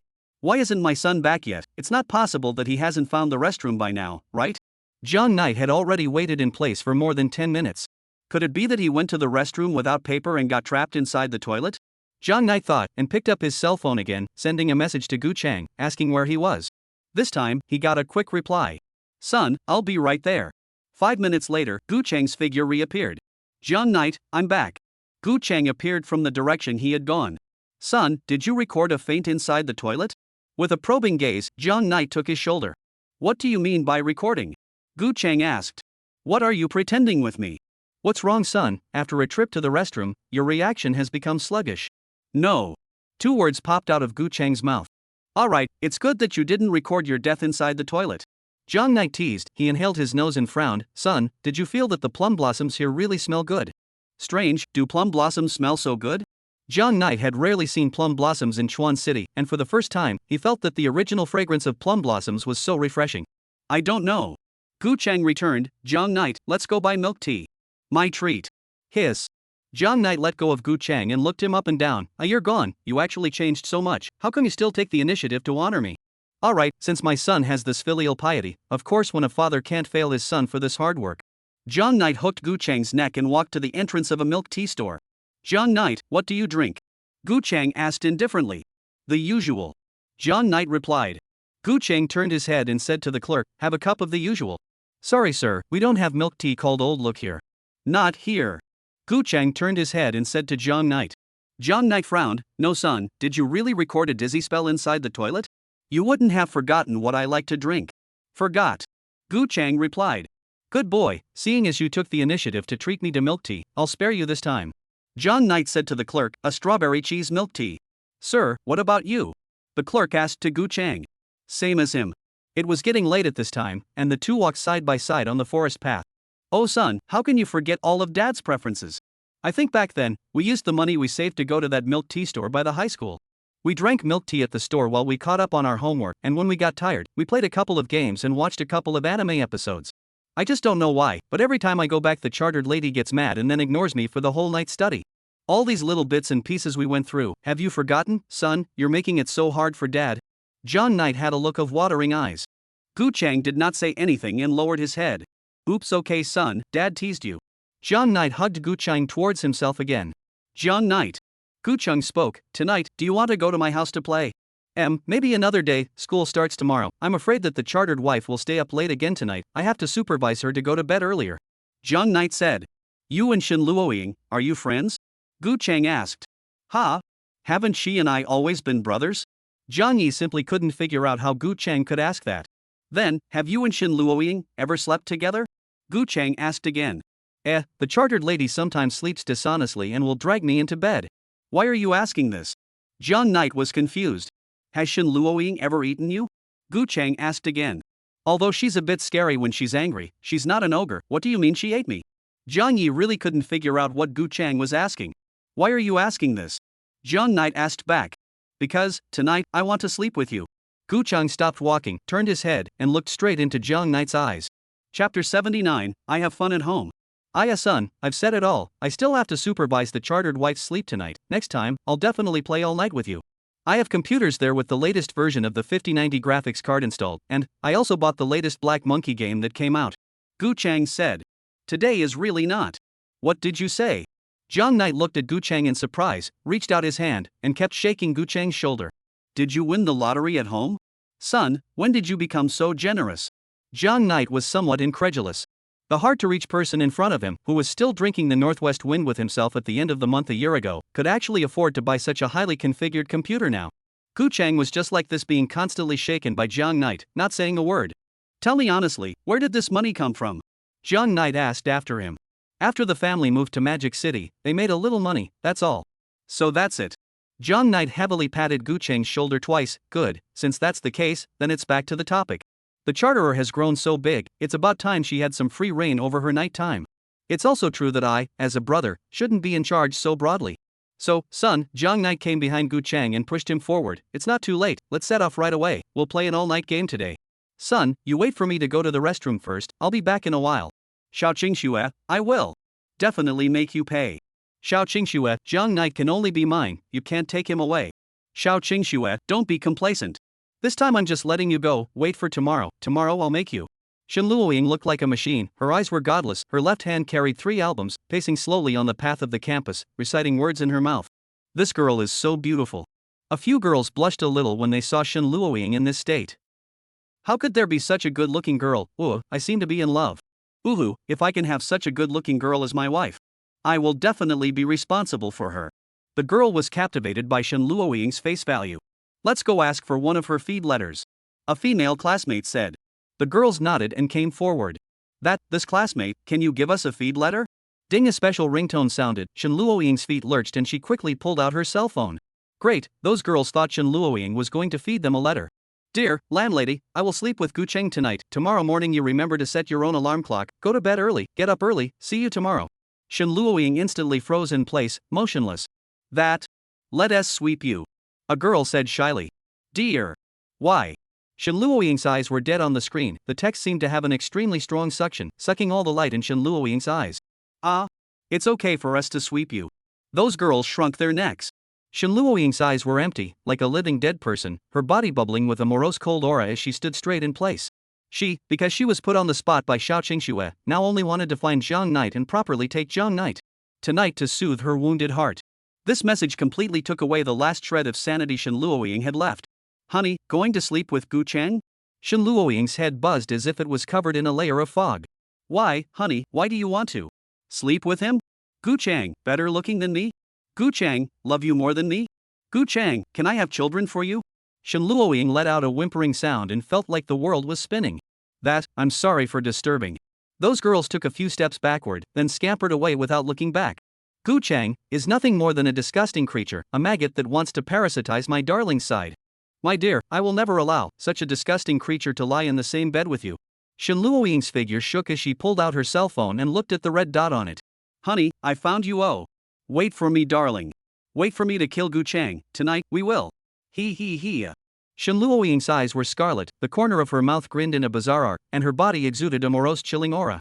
She looked at the red dot on the screen and darted in one direction. Miss, don't be impulsive, he's Jiang Knight's friend. The housekeeper persuaded bitterly, but Shen Luoying couldn't listen to half a word. WC, simply the same as your mom. The housekeeper felt bad and picked up his cell phone, which showed Shen Luoying's location. Shen Luoying had also taken the locator, so the housekeeper could learn her location. Must catch up. The butler kicked the gas, and the cab instantly accelerated to its maximum horsepower. Son, I'm back. Gu Cheng stood in place, quietly waiting for Jiang Knight. Say, where is your home? I haven't come to your home in Magic City yet. Are your mom, dad, and sister at home? Jiang Knight asked. Jiang Knight, you come with me. Gu Cheng led the way in front. So mysterious? Jiang Knight didn't think much and followed. The duo crossed the strip of road and arrived in front of a towering skyscraper. We're here.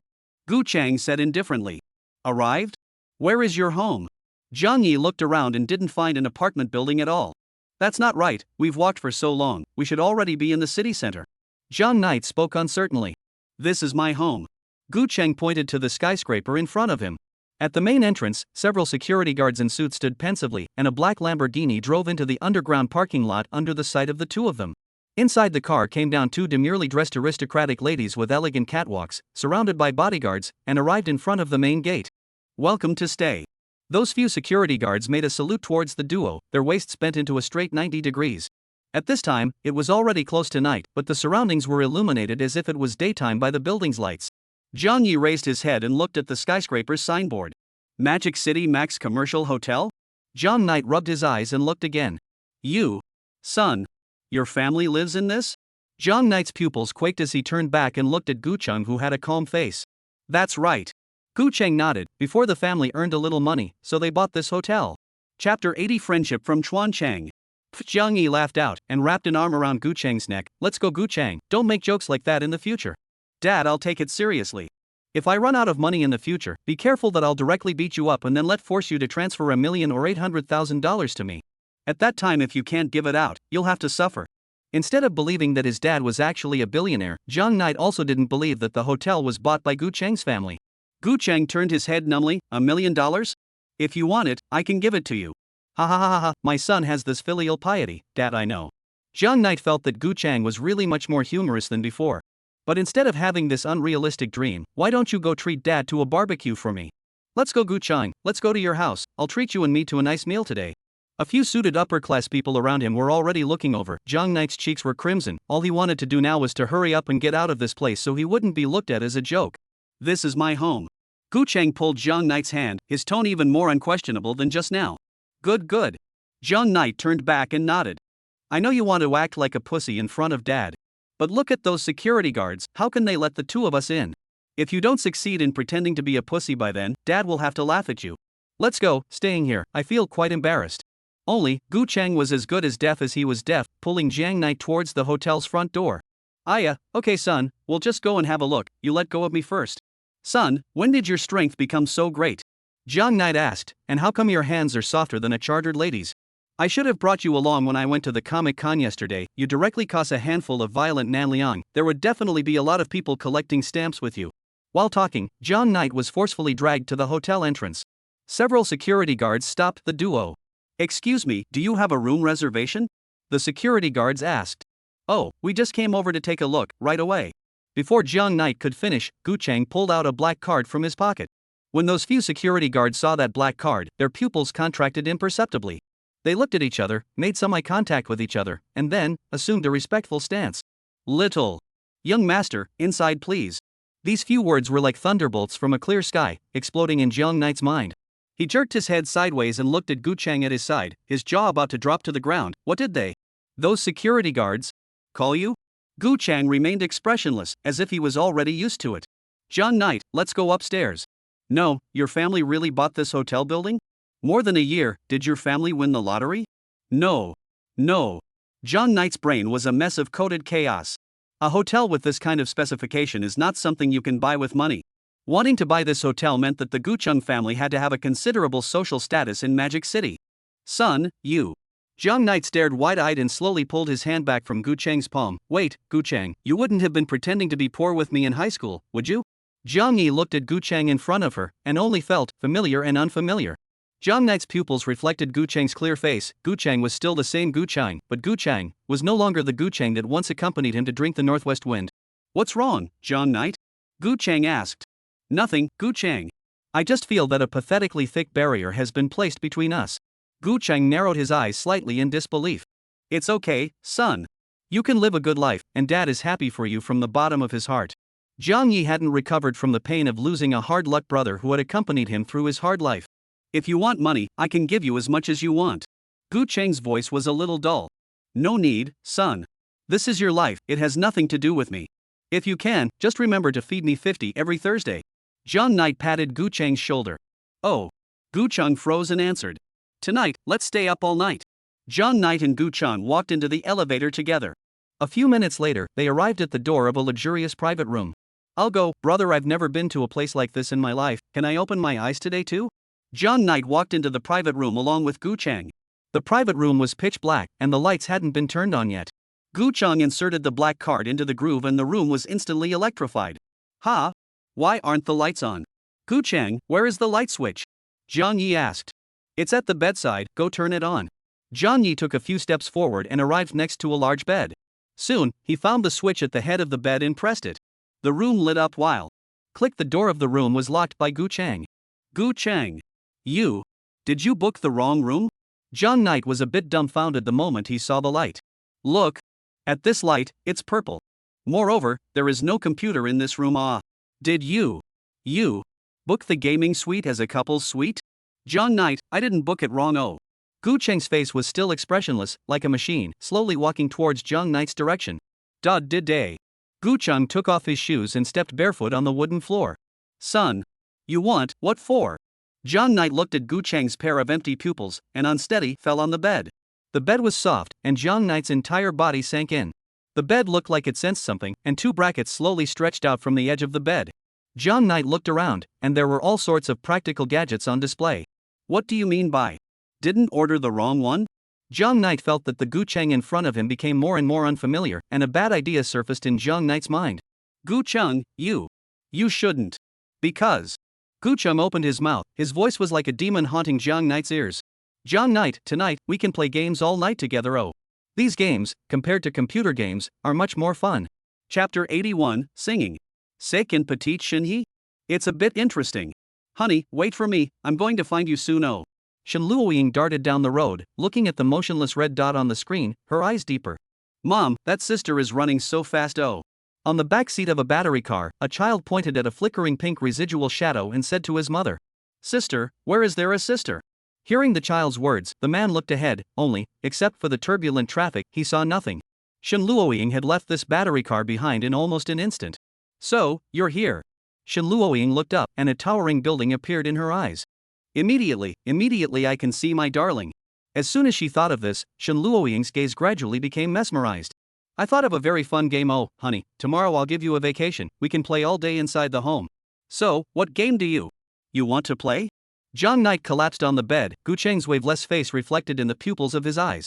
John Knight, my mother introduced me to many fun games, let's play together. Gu Chang made a flying leap towards John Knight on the bed, then, directly rode on his body. John Knight stared wide-eyed, his CPU running wild. Gu Chang is a. This thought had been lingering in John Knight's head since just now. No. I've been with him for 2 years. If he really is a male pass, how could I not see it? There must be somewhere else I haven't considered. John Knight forced himself to calm down and rationalize today's experience from start to finish. First of all, he met Gu Chang inside the school together with Shen Luoying, and at that time, Gu Chang didn't seem to be any different. Then at noon when they ate lunch, Gu Chang ordered a few dishes that he loved to eat in high school, and there was nothing wrong with that. In the afternoon, Shen Luoying went to Xiao Qingshua's album sale to help the two of them buy the album, while she herself took a walk inside the school together with Gu Chang. As a matter of course, Gu Chang had always stayed by his side. No. John Knight remembered that Gu Chang had, midway through, gone to use a restroom. You're not Gu Chang. John Knight's eyes were dead set on Gu Chang. Who are you? Well, have you been discovered by John Knight? Gu Chang still didn't have any expression, and his tone seemed especially flat. How do you know that I'm not Gu Chang? Ever since you came back from the restroom, you haven't called me Brother Knight, instead, you've always called me by my full name. John Knight gritted his teeth, damn it, I should have realized it earlier. So, you don't need to disguise yourself now, tell me who you are. John Knight's face was gloomy, also, Gu Chang, how is he, now? John Knight's face was flushed due to being overly excited, and his body was faintly radiating a hot aura. John Knight. Gu Chang's mouth slightly hooked up, saliva flowed out from the corner of his mouth. John Knight, you smell good. John Knight, let's play a game. If you win, I'll tell you who I am. Moreover, I'll give you a reward. Oh. John Knight thought about it, what if I lose? Gu Chang said, then, there will be a very severe punishment. John Yi took a deep breath when he heard this. Of course, he didn't want to play any so-called game with this Gu Chang, he knew that this game was absolutely unorthodox just by thinking about it. However, he couldn't move at all now. The man is the chopper, I'm the fish, John Knight had no choice. Okay, let's play something. John Knight swallowed a mouthful of water. Great, then the first game is, the singing game. Singing game? John Knight was confused, what am I going to sing? Gu Chang's eyes gradually colored with a silky red mist. From now on, I will teach you to sing. Gu Chang's eyes flashed with a hopeful light, as long as you study well with me, you will definitely be able to learn. You? John Knight felt that her personality had been insulted. I am not going to agree with you. Yes, that's the way it is. Gu Chang's eyes stared tightly into John Knight's eyes, as if he wanted to see through all of John Knight's fears. John Knight? John Knight, don't be shy, but love to hear you sing. Come on, overcome your introversion and sing out boldly. Only with this kind of mindset, the songs you sing will be more melodious. What exactly do you want? John Yi asked, I can't sing. Yes, that's right, is this the prelude to your singing? I like it oh so much. Gu Chang's voice suddenly became shrill, and his heart seemed to be greatly satisfied as his body bent backwards in an exaggerated arc. He laughed up to the sky, giving vent to his inner excitement, completely intoxicated. However, it's not enough, your emotions, they haven't been fully vented yet. John Knight, let me help you. Gu Chang took out a purple microphone from his side. Go on, like you did just now, don't give in, and sing your heart's most primal voice. Ha ha ha. John Knight sang a burst of high notes. Bravo River Knight. What about performing well? That's it.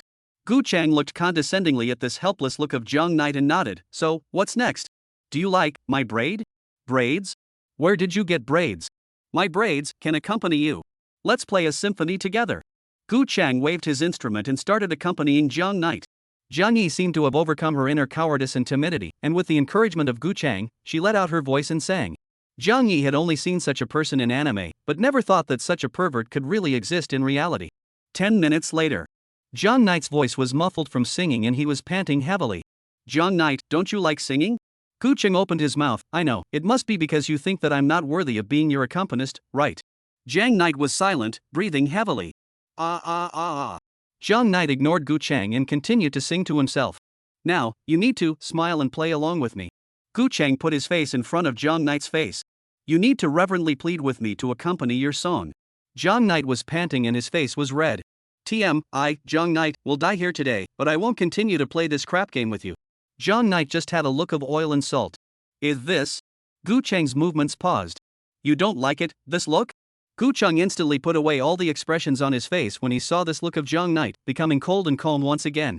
You? Jiang Knight stared wide-eyed, looking at this appearance of Gu Chang. For a moment there is some trance. Could it be that all the excitement he showed just now was all feigned?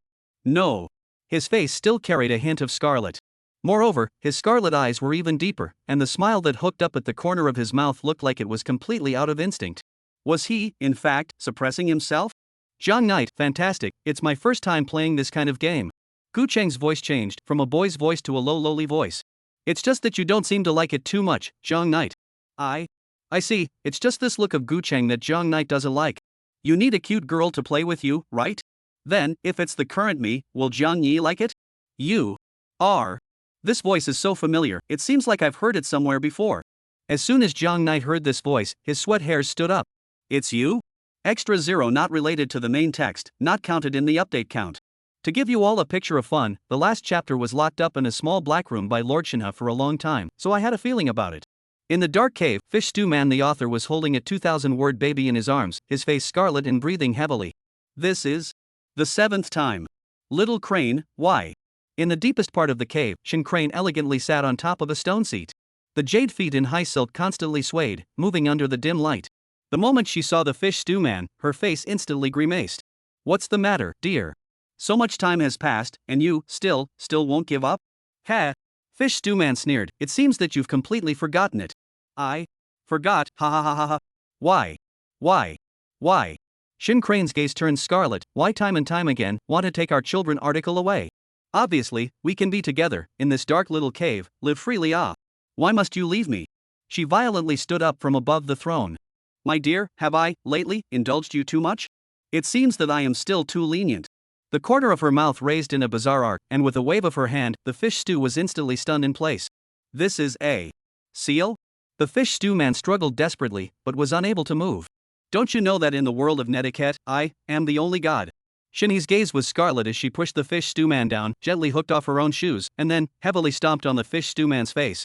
Don't you like the look of this, my dear? I forbid you to say no, I forbid you to disobey me. Shin looked frantic.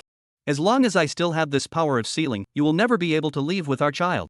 My dear, as long as you can always be with me, I can fulfill you with anything. Crane. The Fish Stew Man's voice trailed off. How can you? You still talk? You are not allowed to speak. In a fit of rage, Shin Crane fed into the. For a moment, the Fish Stew Man's mouth was gagged and he couldn't say a word. That's it, my dear, I will imprison you for the rest of your life. All of this, stems from my love for you. No. Little Crane, you're wrong. The Fish Stew Man showed his teeth and turned his head sideways, finally getting a moment's respite. Little Crane, have you forgotten, why did we, in the first place, come to this place? Why? Shin Crane covered his head as if he remembered something. I remembered. No. It's all fake, this world is false. Our children are fake, you are fake, and so am I. We are, all of us, nothing more than a string of data in the middle of a tomato platform. So, darling, don't leave me. Without you, I'm going to be inside this dark, skyless cave. No, I'm talking about why we came to this place. Shinhee's gaze was hollow as she sat on her knees. No, don't say any more. Have you forgotten, those readers outside of this world, they need me. Readers? You just know readers. Why, they don't even know who you are. They only want our children, they haven't even had the slightest affection for you. Shin Crane shouted in despair. Little Crane. Fish Stew Man stepped forward and stroked Shin Crane's head. I'm oh so happy to have met you inside this fake world. My dear, you love me too, don't you? 2 lines of blood tears flowed out from among Shin Crane's eyes. Of course, Crane, I love you. The Fish Stew Man leaned down and slowly hugged Shin. It's just that I have more important things to do. So, I can't be with you all the time, sorry. Readers, it's all because of the readers. Ha ha ha ha ha. Although, I can't sanction them. But, I can sanction you. Fish Stew Man originally wanted to evoke within Shinhee the kindness that was once there. However, he didn't expect that his action was like a fuse, causing Shinhee's last shred of sanity to be lost. With a wave of Shinhee's hand, both the Fish Stew Man and his child were caught in a large net, firmly bound. It's okay, dear, in that case, you won't leave me. Shinhoru stroked Fish Stew Man's weathered face. Do you think that this will stop me? The Fish Stew Man looked tenderly into Shin Crane's eyes. Little Crane, you're still the same as before, you haven't changed at all. No. No way. Your child is already bound to me, you can't possibly take it away, absolutely impossible. What if, then, I do? The Fish Stew Man's hand was so strong that his child instantly snapped in his hand. You. It doesn't matter, Crane, the child is still alive. Only, I'm going to make him survive in a different form. Singing, braids, purple microphone. What do these words mean? Shin waved her hand again, except that the words were normal, healthy words, and there was no way her power could bind them. I deleted the sensitive words from within his body, allowing them to survive in a completely new form. No. Don't. Goodbye, my favorite. Shin. Crane. The fish stewards' bodies turned into bits of light, illuminating the cave and the girl's face. It was like, many years ago, when they first met. Ha ha ha ha ha ha ha ha. Fish. I'm not going to let you leave. You're going to come back here, aren't you? Next time, I definitely won't let you leave me. Unfinished business. Chapter 82 Rivals? Jiang Knight, mother said that it was Gu Cheng's appearance that made you feel less than excited. Then, if it was my original appearance, would you get excited, Jiang Knight? Gu Cheng stopped acting, he exerted his strength, the clothes that originally belonged to Gu Cheng cracked inch by inch, bang the clothes burst open. Under Gu Cheng's wide down jacket, a black and purple sarong was revealed. The skirt was no longer bound and popped out like a ball of cotton. The hemline of the skirt was very short, not exceeding the knee, and a pair of delicate and slender calves were exposed in the air, polished like gelatin. Inside the room, the purple light seemed to possess an extremely strong penetrating power, and the curves of the girl's thighs under the sarong were hidden. The girl was barefoot, not caring about the down that was exploding all over the floor, slowly walking towards Jiang Knight. The dull hair on top of her head popped up from the top of her head the moment the down jacket burst, swaying from side to side as she walked. The deep purple pupils of her eyes had long since been tinted with a deep red, and in her eyes, only Jiang Knight, who was lying on the bed in disbelief, remained. She stepped forward, hesitated for a moment, walked over to the bedside, and sat down on her knees. The moment she sat down on her knees, her thighs that were originally covered by the hem of her skirt were exposed a bit. Before Jiang Knight could react, the girl grabbed Jiang Knight's shoulders and gently dragged him off the bed, then fixed Jiang Knight's head on her thigh. Jiang Knight, I don't like this outfit, it's a bit hard to wear. She opened her mouth. But, mother said that male humans would like it, so I wore it. Why can't you go and wreak havoc on other humans, you must set your sights on me. Jiang Knight wanted to struggle, only that the power gap between the two sides was simply too great. This led to the fact that Jiang Knight couldn't move at all. Lin Xian'er somewhat clumsily stroked Jiang Knight's forehead. Jiang Knight good boy, Jiang Knight good boy, Cooking Jen continue to play the game you just played with you, okay.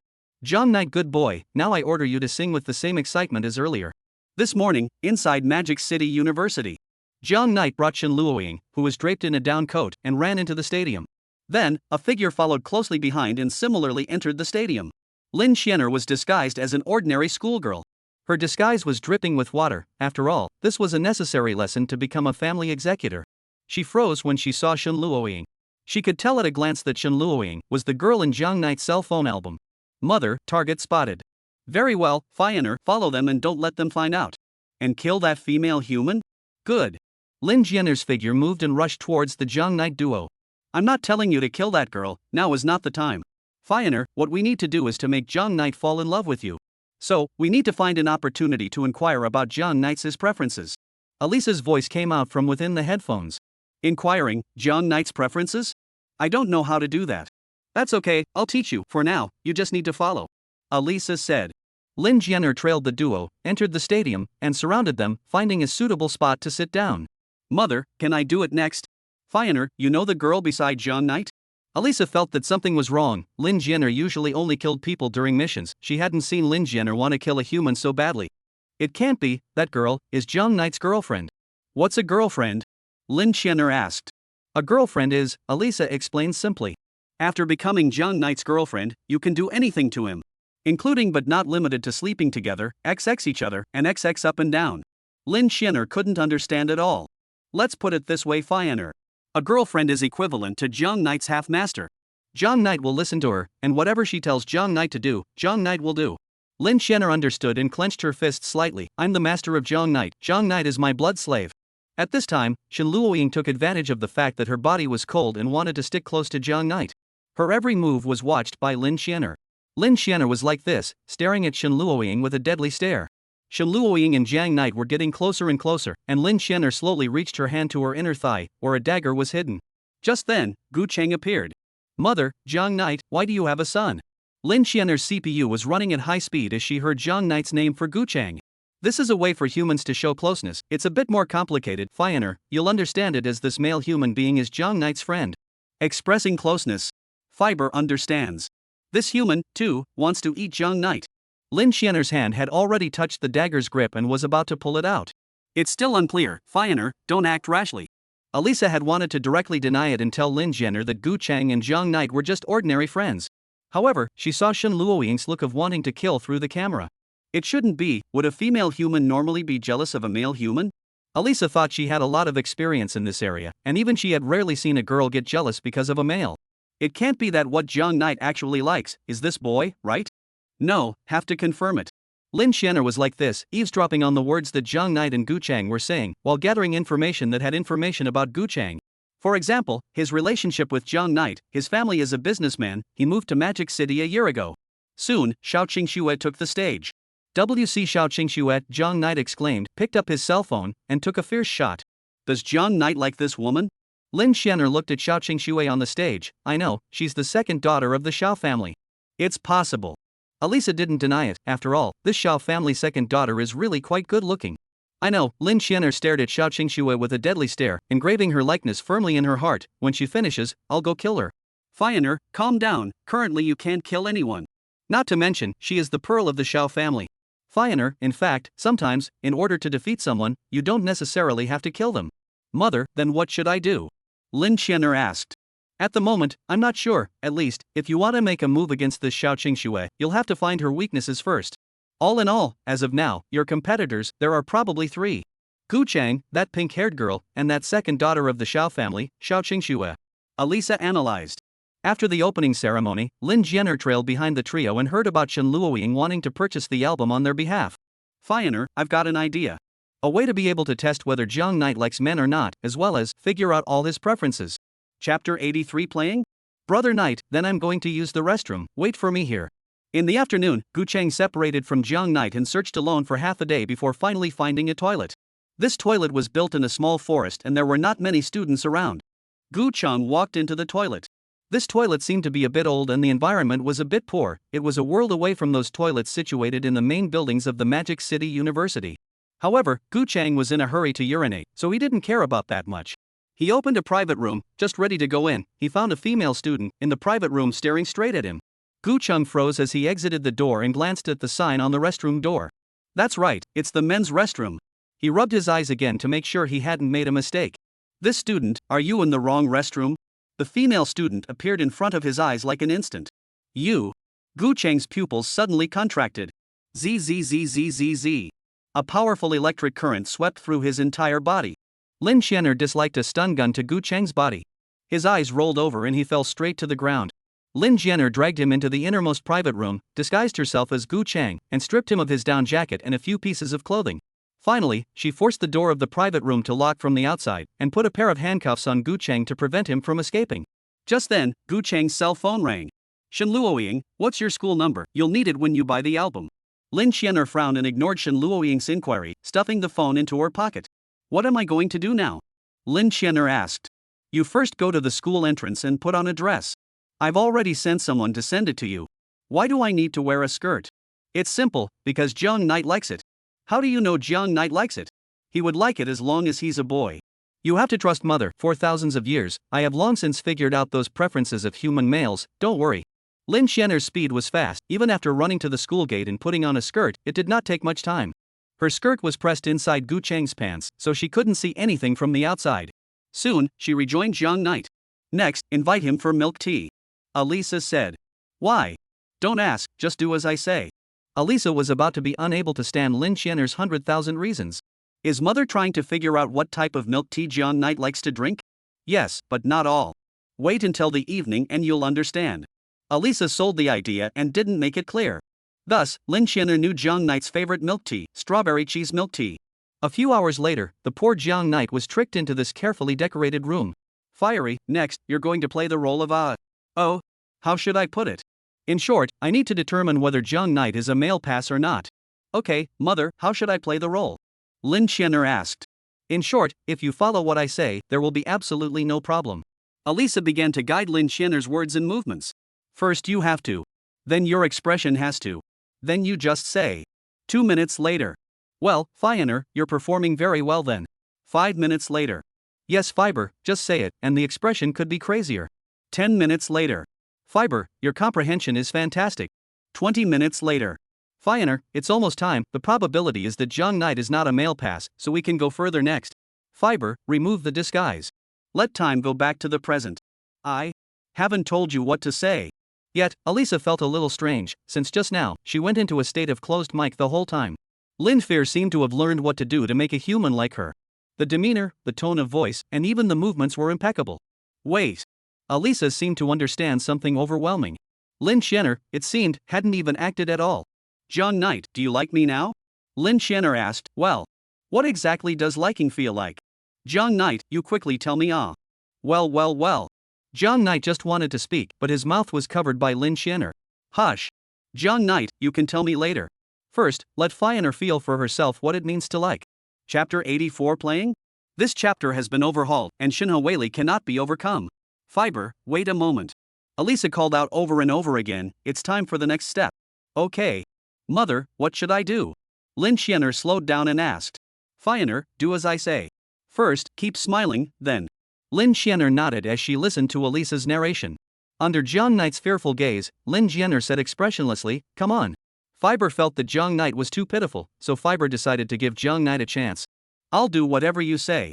Jiang Knight gasped for air, still not having recovered from the painful ordeal just now. Jiang Yi frowned. Good, then now I'm leaving, no stopping me. After saying that, Jiang Yi walked towards the door of the room without looking back. Click click click click click.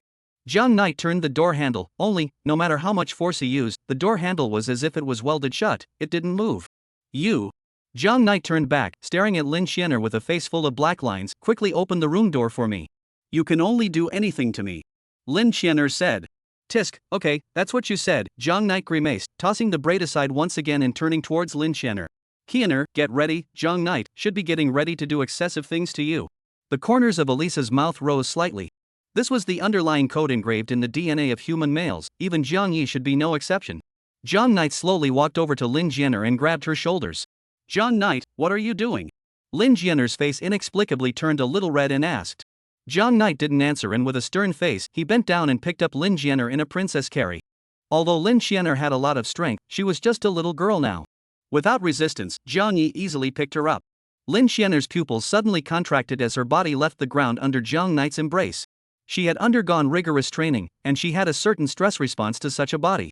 To put it simply, it triggered a defense counter.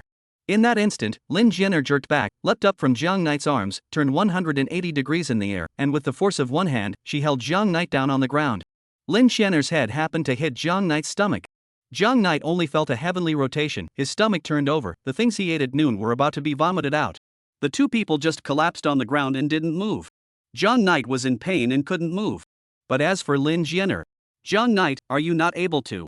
Alisa taught her to say that. Fresh air poured into the girl's body, which restored some of her clarity. Start over and let him pick you up. Alisa reminded. Oh, Lin Xianer shook her head, her dull hair swaying from side to side along with her head. She opened her arms and slowly approached Jiang Knight. Jiang Knight sat up from the ground, covering his still vaguely aching stomach. What the hell do you want? Jiang Knight, do it again. Lin Xianer said. These words were like a fuse that completely activated the underlying code hidden in a man's DNA. Only, it wasn't that aspect. I hashtag $%. Even Jiang Knight had moments when he couldn't help but burst out. His face was scarlet and he gasped for air. Alright, you wait for me. The fear from before dissipated, and now the one who made an appearance was Jiang Knight, who had completely red-warmed up. Jiang Knight had just experienced physical as well as mental torture. Although Jiang Knight's body wasn't much of a problem, the damage wasn't high insulting but extremely strong. If this vampire was scary looking, then Jiang Yi wouldn't have been so red-warm. After all, human strength had limits, and it was normal that he couldn't beat a vampire. However, this vampire happened to be a cute little loli that looked soft and weak. Thus, Jiang Knight ignited that instinctive competitive streak in men. Jiang Knight stared at Lin Xianer in front of him, igniting a fighting spirit. Pick you up and do whatever you want to you, right? Jiang Knight gritted his teeth. Lin Xianer gulped as she looked straight at Jiang Yi's reddened cheeks. Good. Jiang Knight's eyes blazed, directly stepped forward, bent down, and picked up Lin Xianer by the waist. Well.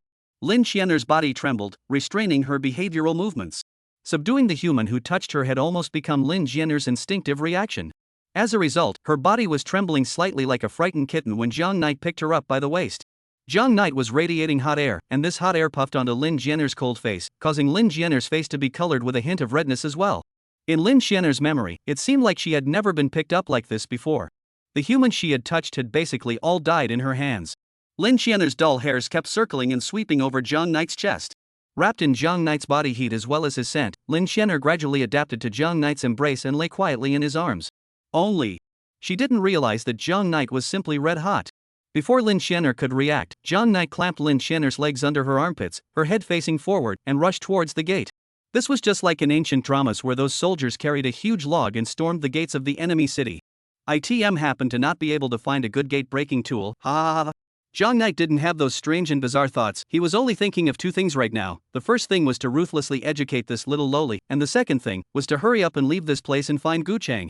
Chapter 85. Darling, it's clearly in there. He's going to? Elisa was directly dumbfounded when she saw this scene. This guy, is he really human? Jiang Knight clipped Lin Xianer and rushed straight to the door of the room. In her line of sight, the room door kept zooming in, and it looked like her face was about to have a close contact with the door. Following my instincts? Lin Xianer muttered. She closed her eyes and took a deep breath. Jiang Knight's scent filled her body, and she once again began to tremble slightly. Jiang Knight, I want to eat you up.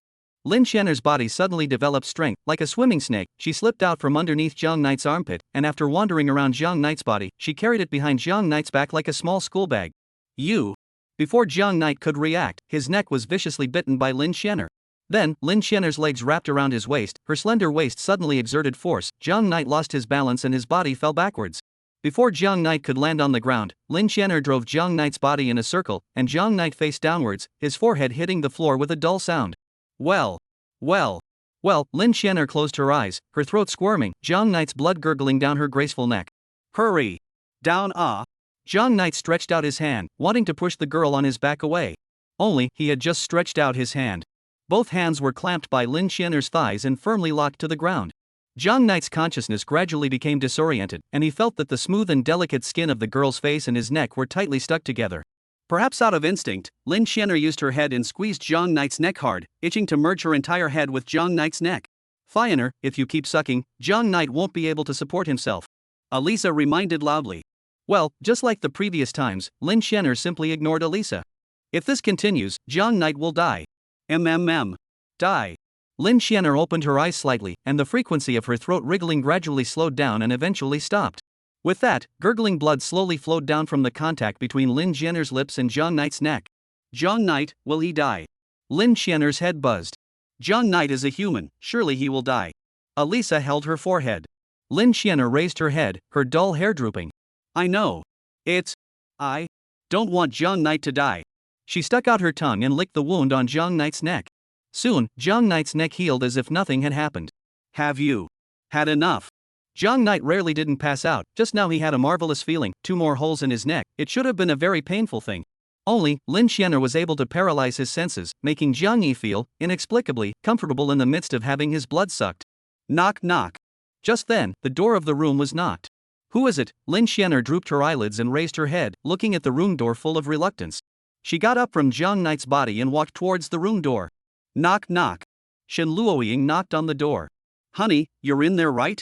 Honey, I'll pick you up right away and take you home, then join you, he. Shen Luoying had a weird smile on her face. Who is it? Came a voice full of reluctance from inside. I am not going to open the door, hurry up. Gu Chang, I know you're inside, if you don't hand over your darling to me. Again. Then but will be very angry. Oh. Shen Luoying put her head on the door, closed her eyes and listened to the movement inside.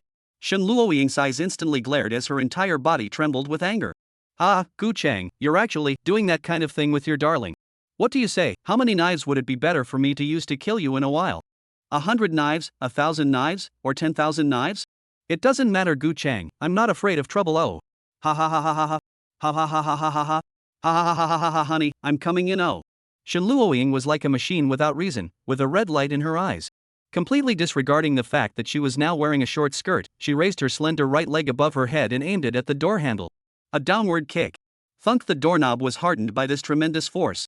Her eyes scanned the inside of the room for a week, but froze in place. I say this, sister, are you sick? I'm constipated. Inside the toilet, a passerby who was squatting looked at Shen Luoying with fearful eyes. I say, your darling pissed you off, you can find some other way to vent off. This is the men's restroom, if you come in indiscriminately, you'll be treated as a pervert. Oh.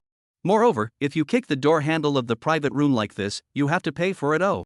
The passerby completely couldn't hold it together and fired a barrage of output at Shen Luoying. There were too many slots to say. Sister, hurry up and go out, or I really want to call the police. Dear. You are obviously in this. Shen Luoying looked at the red dot on the cell phone that was close to her and mechanically tilted her head.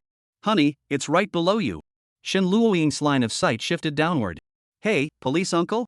There's a pervert here, hurry up and arrest her. Yeah, this public restroom next to the Max Hotel. Shen Luoying's CPU smoked. Jiang Knight's positioning, how could it be in the restroom? Miss, the housekeeper arrived in time and rushed in. Miss, have you forgotten this locator? The statute of limitations is only 1 day off. Because the locator would go inside the toilet along with Jiang Knight's normal physiological activities. The locator, in fact, was inside Jiang Knight's. Cough cough cough, this brother. Our young lady is indeed a bit perverted, but it's definitely not what you think. Spare the butler, who was handy in business negotiations at the moment. In the face of this brother who was squatting in the pit, also do not know what to say. In short, the butler took advantage of the fact that Shen Luoying was doubting his life, gave Shen Luoying a hand knife, and then dragged the unconscious Shen Luoying out. I'm sorry, brother. Chapter 86, Paradise Hidden in the Darkness. Magic City, inside a remote villa. A black Maybach hummed and drove into the parking lot inside the villa. Then, a white-haired girl violently pulled open the car door and ran down. Xing Xue. Xiao Qingying's face was overflowing with unrivaled excitement. I came to see you. Sister? Xiao Qingxue appeared at the villa's stairway. Qingxue, you did great today. Xiao Qingying rushed forward and forcefully stuffed Xiao Qingxue into her arms. We have practically given that little girl surname Shen a downward spiral. Estimated she will have to cry when she goes back today. I reckon it won't be long before Jiang Knight will be yours. It's that warlord behind her, I don't know who it is, I have to say, it's a bit of a level. Xiao Qingying recalled. Well, Xiao Qingxue had a sweet smile on her face. Sister, I believe in you. Xiao Qingying stretched out her hand, wanting to touch her sister's cute face, but the moment her sight met Xiao Qingxue, Xiao Qingying froze slightly. Qingxue, why are you crying? No, sister. Xiao Qingxue took a deep breath, adjusted, and said, I can't wait to be happy after giving Shen Luoying a hard time today. I was just a little too excited. Right, that's it. Xiao Qingxue cocked her head and smiled at her sister. Qingxue, Xiao Qingying held her sister's hand. Xiao Qingxue's hand was cold and clammy, without the slightest bit of warmth. Today you dealt with so many fans at once, are you still adapting?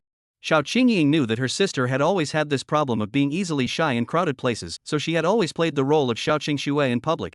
It wasn't until last time that Xiao Qingxue decided to head to Mordor University herself. Xiao Qingxue was silent. Qingxue? Well, I might not be very adaptable at first, after a few more days, I should have no problem.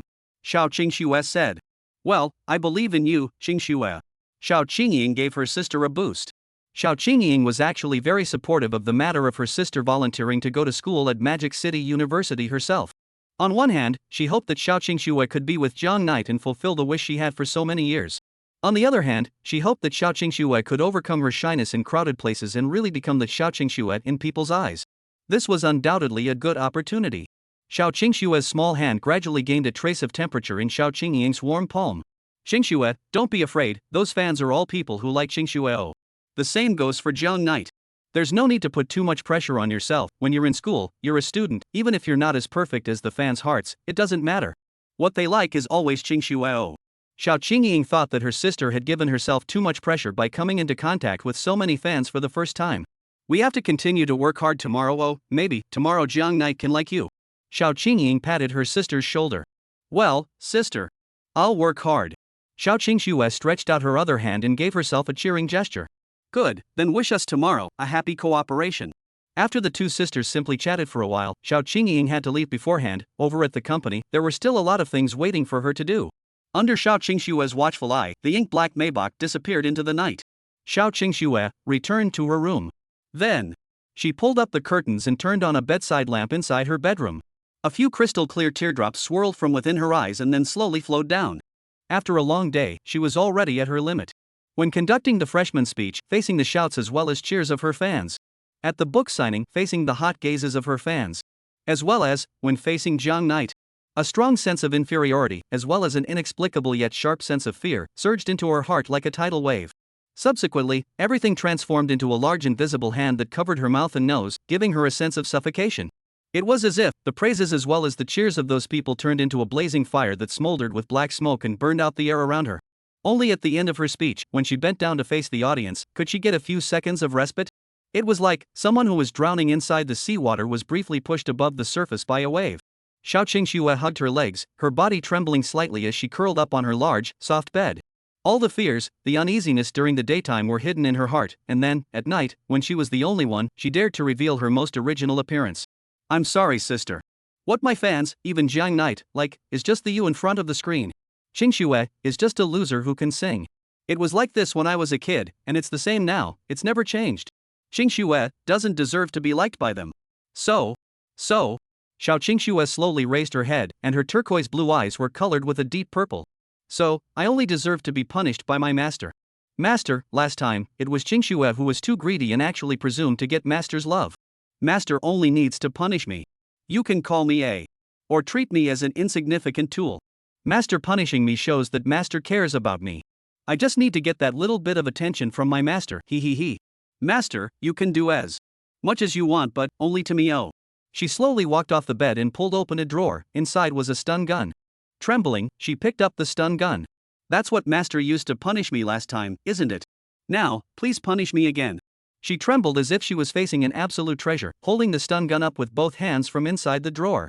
Her deep purple eyes were deep and reverent, as if the owner was in the palm of her hand right now. She closed her eyes and a blinding white light lit up inside the room. This light dispelled the darkness around her, opening up a paradise for the girl in the dimly lit room. During the day, all the fear and uneasiness had disappeared under the gentle caress of the river night. Now, in her world, there was only herself and the boy standing in the holy light. In this beautiful paradise, the girl could sleep peacefully. Chapter 87. I ask, you answer. Knock, knock, knock. Who is it? Inside the Max Hotel, Lin Xianer slowly walked towards the door of her room. Jiang Knight collapsed on the ground, his hands propped up on the ground for a long time before he had the strength to get up. Miss, here are the 2 cups of strawberry cheese milk tea you ordered. Outside the room stood a man in black, handing Lin Xianer 2 cups of milk tea. Fianer, this is what I prepared for you. Oh. Ha? Lin Xianer's dull hairs drooped. It's enough for Xianer to have Jiang Knight, she doesn't want to drink milk tea. Who said this is for you to drink? Alisa said mysteriously. Oh, Fianer knows. After Lin Xianer locked the door to her room, she was ready to hand Jiang Knight the milk tea. This milk tea is indeed for him to drink, however, it's not given to him like this. What do you mean? Dull hair then turned into a question mark that appeared above Lin Xianer's head. Just do as I say. Lin Xianer slowly walked towards Jiang Knight. Have you played enough? Jiang Knight sat on the ground and glared viciously at Lin Xianer. He basically had no strength to resist now. Next, let's play the second game. There's a second game? Jiang Knight was now a little anemic, his consciousness was a little blurry, and in his vision, Lin Xianer was divided into 3 in the purple light, constantly switching silky smooth between blur and clarity. Say. What? What game? After this game is over, I'll let you go. Hearing these words, Jiang Knight finally had some spirit. Okay. I'll play with you. Good. Lin Xianer shook the little dorky hair on top of her head. This game is called, I Ask You Answer. I Ask You Answer? Jiang Knight was a bit uncertain. This game, under this kind of atmosphere, clearly seemed a bit strange. Rather, it would be better to say that this kind of game should have been played with his sister when he was a child. That's right, I will ask you questions, and then, you have to answer me honestly. Otherwise, there will be a very severe punishment. Zhang Yi pondered for a while and nodded. Okay, no problem. John Knight felt that this game was much more normal than the previous game. As long as John Knight answered the questions honestly, then he wouldn't be harmed. Moreover, this vampire had just said that as long as he finished this game, he could leave. What's the first question? John Knight asked. Snap Jang Knight, who was sitting on the ground, sang a tenor once again. The braid from before had been scrapped and couldn't be used anymore. Lin Xianer held the other braid in her hand and looked down on Jiang Knight condescendingly. I'm the one asking you, you can't ask me. Lin Xianer said. Fine, it's okay if I don't ask you. Jiang Knight rubbed his stinging arm. First question. Lin Xianer bent down, her head resting on Jiang Knight's stomach. These small movements were what Elisa had instructed her to do. A cold, icy touch came from Jiang Knight's belly, and the dull hairs swept against his belly with some tickling. First question, which flavor of milk tea is your favorite? Ha? Jiang Knight didn't react for a moment. He stared at the bag on the ground containing 2 cups of strawberry cheese milk tea, confused. Don't you know? Answer me, or else. Okay, I'll say, Jiang Knight, like strawberry cheese milk tea. Jiang Knight is so good. Jiang Knight didn't have enough blood left to support his red warm mode. He could only sit on the ground powerlessly with his hands propped up on the ground, unable to do anything. Jiang Knight is so good, I'll give you a reward right here. Lin Xianer's dull hairs spun in circles. Jiang Knight's well-behaved appearance gave her an inexplicable sense of excitement. Lin Xianer took out the milk tea from the bag and thoughtfully inserted a straw for Jiang Knight, then handed the milk tea to Jiang Knight's mouth. Hey, I haven't said anything yet. Elisa rolled her eyes. The give reward part wasn't directed by her, and after Jiang Knight answered the question, Lin Xianer naturally handed Jiang Knight the milk tea. It's okay, I had someone send 2 cups of. The milk tea that Elisa had someone send wasn't for Lin Xianer to waste like this. Seeing that Jiang Knight didn't react, Lin Xianer shook her wrist, and the straw in her hand was like a teasing stick, dangling in front of Jiang Knight's eyes. Jiang Knight, drink it, it's delicious. Lin Xianer urged. Jiang Knight, will not die. Well. The straw was forced into Jiang Knight's mouth. At the same time, Lin Xianer squeezed hard. Jiang Knight didn't react. His head tilted back and the straw was taken out of his mouth and fell to the ground. Lin Xianer had exerted herself a little too much, and the milk tea gushed out from among the straw, directly pouring into Jiang Knight's throat. Cough. Jiang Knight was choked and coughed violently. Lin Xianer wasn't much better. The milk tea similarly splashed onto her body. Her hand was still lowering the milk tea at this point, and her dark purple sarong became a snowy white. Jiang Knight, Lin Xianer's voice was a bit low. Cough, this really can't be blamed on me. Jiang Knight felt that something big was wrong. The misbehaving Jiang Knight, I don't like it. Lin Xianer slumped her face and said fiercely, you must drink the milk tea. Ha? But, the milk tea has already spilled. How can I still drink it? You can't make me lick the floor. Lin Xianer's dull hairs drooped, constantly brushing the top of her head, and she didn't say anything, looking at Jiang Knight accusingly. It shouldn't be that bad, right? Jiang Knight blinked innocently towards Lin Xianer. I admit, there's a part of me in this. But, I shouldn't be guilty of this. Lin Xianer sat on her knees, somewhat dumbfounded, as if she was pondering over Jiang Knight's words. Afterward, she nodded. Since Jiang Knight knows he's wrong, then I won't let Jiang Knight lick the floor. Phew, Jiang Knight breathed a sigh of relief. So, let me help Jiang Knight drink the milk tea. What are you going to do? Fiber can feed you. Well. 5 minutes later. Jiang Knight finished the cup of his favorite strawberry cheese milk tea. The milk tea was very sweet and delicious. It was his favorite kind of flavor. However, after finishing the cup of milk tea, everything became different. He entered an elevated state, perhaps thinking about the meaning of the milk tea. Jiang Knight, let's continue playing the game. Lin Xianer called out several times. If you can't answer my questions correctly this time, the punishment, it will be even worse than just now. You.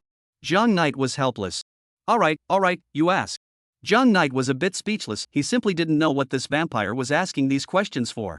However, it couldn't hurt. After all, there wasn't any little secret about himself that he couldn't tell.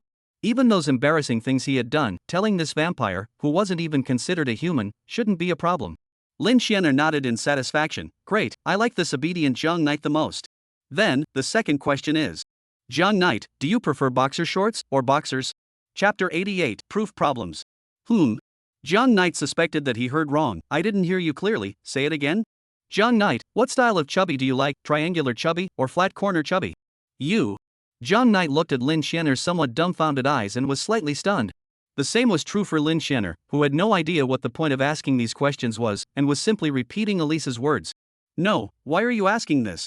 Jiang Knight's expression was wonderful, and now, he seemed to sense that something was wrong with this game. Quickly let him answer you. Elisa urged, figure out these preferences of his so that you can capture his heart and make him like you more, and his blood will be even better. Lin Xianer gulped. Jiang Knight, answer me quickly, otherwise, there will be punishment. She picked up a stun gun from a stand on the side. John Knight's pupils quaked. Where did this vampire get so many tools? Okay, I'll answer you. John Knight said helplessly. He didn't want to try to be tingling with the feeling of being electrocuted by the stun gun. I like boxer shorts, so that's okay. Really, John Knight? Really, how could I possibly lie to you? John Knight replied righteously. He wasn't lying, he preferred that looser feeling than the triangle pants. Moreover, for this kind of question, although it was a bit perverted, he wasn't going to lie. I don't believe it. The dull hairs on Lin Xianer's head were still gently swaying from side to side, and she came to John Knight's ear, murmuring in a low voice like a little devil, I want you to prove it to me. Ah, prove it? John Knight furrowed his brows, completely dumbfounded. This thing isn't a math problem, how am I going to prove it? It's just my preference, maybe, I'll change my mind one day and become a triangle panty pie? It's okay, River Knight, I have a way. What solution? John Knight gulped, he always had an ominous premonition. That is, let me see exactly which one you're wearing today. Lin Xianer's gaze shifted downward. No? John Knight moved back. Are you a vampire or a pervert? What do you mean pervert? Lin Xianer asked, comparing her classic question mark dorky hair. John Knight. But it didn't matter. John Knight he was indeed a flat underpants school, so the underpants he usually wore were also. Wait. John Knight seemed to have remembered something unimaginable. What he was wearing now wasn't what the chartered lady had bought for himself. 1 minute later. Aha! Electricity passed through John Knight's body. Lin Xianer slumped her face, her dorky hair drooping on her head. She was a bit unhappy. John Knight, why did you lie to me? You obviously like triangular chubby. I said this was given to me by my friend, do you believe me? John Knight snapped. Don't believe it. John Knight is not good, John Knight must be punished. This is just the stun gun with the lowest voltage. Lin Xianer pointed to the other 2 stun guns hanging on the bracket. The power of these 2 stun guns will be much higher than this one in my hand, so John Knight, you can't lie anymore. Otherwise, the punishment will be more severe. John Knight collapsed to the ground in a paralyzed state and didn't say anything. This was a downright mortal injustice, and no one could clear his name. Why did the chartered lady have to wear a triangle of fat? For me, now, he was like a stranded miscellaneous fish, lying on the floor, losing all his strength and means. Then John Knight, next is the second question. Oh. Lin Xianer said. What question? I will definitely answer you honestly. John Knight guaranteed in his heart that he would never lie again. What color skirt do you like? Let's see. John Knight no longer had the strength to spit out such a perverted question, or rather, he had gotten used to this kind of perverted thinking from Lin Xianer. How on earth did this kind of perverted thinking appear in a vampire? Shouldn't all vampires be that elegant big sister, or the strongest creature with yellow hair? One could only say that there was still a big difference between reality and a 2-stabbed ape. Cut. As the culprit of Lin Xianer's perverted question, Elisa sneezed. Finer, in a while we'll be like this. John Knight was lying on the floor, his consciousness a little blurry. Above his head, the ceiling was spinning in circles. John Knight, answer me. In his field of vision, Lin Xianer's face scurried out. She was bending her neck, and a rare hint of curiosity appeared on her face. John Knight himself didn't know, he didn't even have any study materials inside his cell phone, and when he usually watched anime, he didn't have much of a feeling for this kind of stuff. Why don't you just pick one? The black one. It. John Knight replied. Oh, Lin Xianer's dull hair turned, then prove it to me. John Knight. How do I have to prove this? John Knight was really going to be speechless, his eyes were godless and his consciousness was disoriented. It doesn't matter, I can show you after I put it on. Lin Xianer turned back and yanked out a gadget from the pile of gadgets next to her and wore it on herself. Yes, that's it. Mother says that you're not excited enough, that you need to be a little more excited to prove your answer to me. I'm excited, tell me, how do you want me to prove it? Lin Xianer picked up the remaining bottle of milk tea on the floor. You? John Knight sighed head. Somewhat puzzled, what are you doing with the milk tea? Lin Xianer picked up the milk tea, and the milk tea accidentally spilled on top of the black scroll. Well, I won't be able to pass the trial next. Chapter 89M. It's just a normal drink, the reviewer. What are you thinking? It's just a drink unique to the blood race. It's been reviewed, I'm not acting anymore. Drink, the snow that comes out of Lin Xianer's dagger slashing the jailer. John Knight looked in horror at the black and white picture in front of him. His eyes widened and he closed his mouth. Lin Xianer saw that John Knight didn't move and cocked her head in confusion. John Knight, why are you frozen? Is John Knight unhappy? John Knight, quickly prove it to me. Could it be, are you lying to me? Facing the existence that was close to his cheeks, John Knight's head was constantly tilted back, like he was avoiding a very scary thing. This guy really isn't human, right? Elisa grimaced as John Knight almost shattered her 3 views. If he's a human, how could he be? She purposely designed this game with the aim of making Jiang Knight and Lin Xianer's relationship go further after understanding Jiang Knight's hobbies. It shouldn't be wrong. For thousands of years, Elisa felt that she should have understood all the preferences of humans by now. Jiang Knight, he was simply not a human. Jiang Knight gritted his teeth and turned his head to the side, not willing to let go at all. It can't be, this boy isn't interested in this kind of thing, right? Eliza was skeptical. Jiang Knight, why did you reject me? Lin Xianer was a bit unhappy. This well. Jiang Knight's CPU was running frantically, and finally, he came up with a good wording. Because I drank 2 cups of milk tea today, and I'm a bit tired of drinking it. Jiang Knight watched his eyes and nose. So, I don't really want to drink milk tea anymore. That's so. Lin Xianer cocked her head and fell into thought. Jiang Knight breathed a sigh of relief. This kind of argument could dump all the pots on milk tea. In that case, it wasn't that he, Jiang Yi, didn't like the color black, but simply didn't want to drink milk tea anymore. Well, I have an idea. As if she thought of something, Lin Xianer stretched out a finger, a flash of excitement in her eyes. Ha! A way? What way? Jiang Knight just doesn't like drinking milk tea anymore, but I have something better to drink to reward Jiang Knight with. Oh. Lin Xianer's dull hair branched out. What? What? Jiang Knight surveyed the room's surroundings. You mean that bottle of Joe's Nest coffee? Sorry, I don't really like coffee either. Other than that, Jiang Knight no longer saw anything to drink. The things to drink are not inside this one room. Oh. Lin Xianer bent down, and a hint of scarlet colored her originally expressionless face. It's a drink unique to the Blood Clan. Oh, it has the effect of boosting energy and replenishing blood. Before Jiang Knight, but this drink was his favorite. Moreover, it's something that can't be bought in human society. Oh. Jiang Knight instantly froze in place, then, as if he thought of something, his sweaty hair stood on end. Earlier, certain bad memories flooded his mind. Without waiting for Jiang Knight to break free from his rambling thoughts, Lin Xianer pulled out a dagger from somewhere and held it in her hand. The dagger emitted a cold aura. The moment he saw the dagger, Jiang Knight shrunk backward. You don't come over. Jiang Knight, don't be afraid, this is not used to hurt Jiang Knight. Oh. Then, are you going to? That's right, Jiang Knight is so smart. Worthy of being my blood slave then. Jiang Knight closed his eyes in despair. He didn't have any strength left to resist. Supporting himself until now and still keeping his mind clear was already a miracle. His own life was about to be accounted for at the Max Commercial Hotel in Magic City. Only, the expected pain did not come. Instead, he heard the sound of something breaking. Lin Xianer had used her dagger to pry open the encapsulation of the drink. Jiang Knight, drink it. Jiang Knight slowly opened his eyes, and amidst seeing the scene in front of him, his eyes instantly opened to the maximum out of instinct. In front of him was a bottle of red juice, as if coloring had been added to strawberry juice. Jiang Knight has seen this kind of drink. After drinking this kind of drink, it will be. Jiang Knight, I found out last time, you seem to like drinking this kind of drink the most. Oh. If you pair your food with this drink, you'll definitely love it, Jiang Knight. Since Jiang Ye already doesn't like milk tea then. As long as Jiang Ye behaves herself next. After drinking these, Jiang Ye will have more strength to play with me. Jiang Knight's gaze slowly shifted upwards, and he saw, clearly, Lin Xianer's excited face. Ahem, it's better to forget about it. I'm a human, I shouldn't be blessed. Oh? Jiang Knight, are you preparing to disobey me? Lin Xianer beamed. If you disobey my orders, then there will be punishment. What do you want to do? Of course, to slightly punish the misbehaving Jiang Knight. A minute later, Jiang Knight collapsed on the ground like a stranded fish. Jiang Knight's body wasn't in any serious trouble, only, Jiang Knight's spirit had already reached its limit. Ha, ha, ha. He panted heavily, his body burning. Jiang Knight, you can't sleep now, get up and play with me.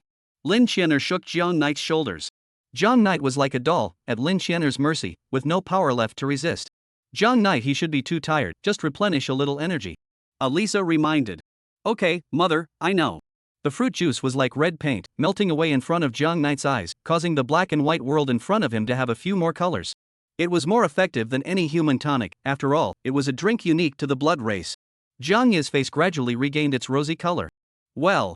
He opened his eyes in a daze, and then, he saw the scene in front of him. Jiang Knight, you finally woke up. In front of him was Lin Xianer's exquisitely cute face. If you feel it's not enough. Lin Xianer pulled out her dagger. Well. Jiang Knight could only let out a whimper of unknown significance. Actually can't wait like this, Jiang Knight is so greedy, but I'm so happy. Lin Xianer happily shook her dull hair and satisfied Jiang Knight's request. Don't be in a hurry, Jiang Knight, it'll be done soon. Jiang Knight wished that at this moment, he was a disabled person without a sense of taste. Jiang Knight. I'm so happy. If you like the drink I gave you, does that mean you like me? If you like me, then. Lin Xianer's dull hair kept shaking. As long as Jiang Knight keeps being so obedient next, I can give you more drinks. Chapter 90, The Way of Redemption. This chapter was sanctioned by Shinhee. The ellipses are what was harmonized out. John Knight's blood color was almost restored, and his face started to become rosy again. Within a moment, all that blood John Knight had lost earlier was replenished. John Knight's eyes were glazed over as his head shook from side to side, veins showing on his neck as he tried his best to resist. It had to be said that Elisa's Raider program was very lethal to most men. Normal people would have already fallen for it, but John Knight was different. Time and time again, the only thing he got in return was failure after failure, as well as Lin Xianer's increasingly fierce attack. John Knight lost all strength and means to resist. Therefore, within these few short seconds, John Knight made a bold decision. John Knight's sight fiercely stared at the tool rack next to the bed, then, using the last bit of strength in his entire body, he moved towards the tool rack. When Lin Xianer saw John Knight's action, she thought that John Knight was going to take the initiative to play a game with herself, and her dull hair involuntarily shook. John Knight didn't say anything, just squirmed. 3 meters, 1 meter. He could already reach the tools above him. Well. John Knight trembled and stretched out his hand, and his fingers touched the maximum power. Gun on the stand. Lin Xianer frowned when she saw this.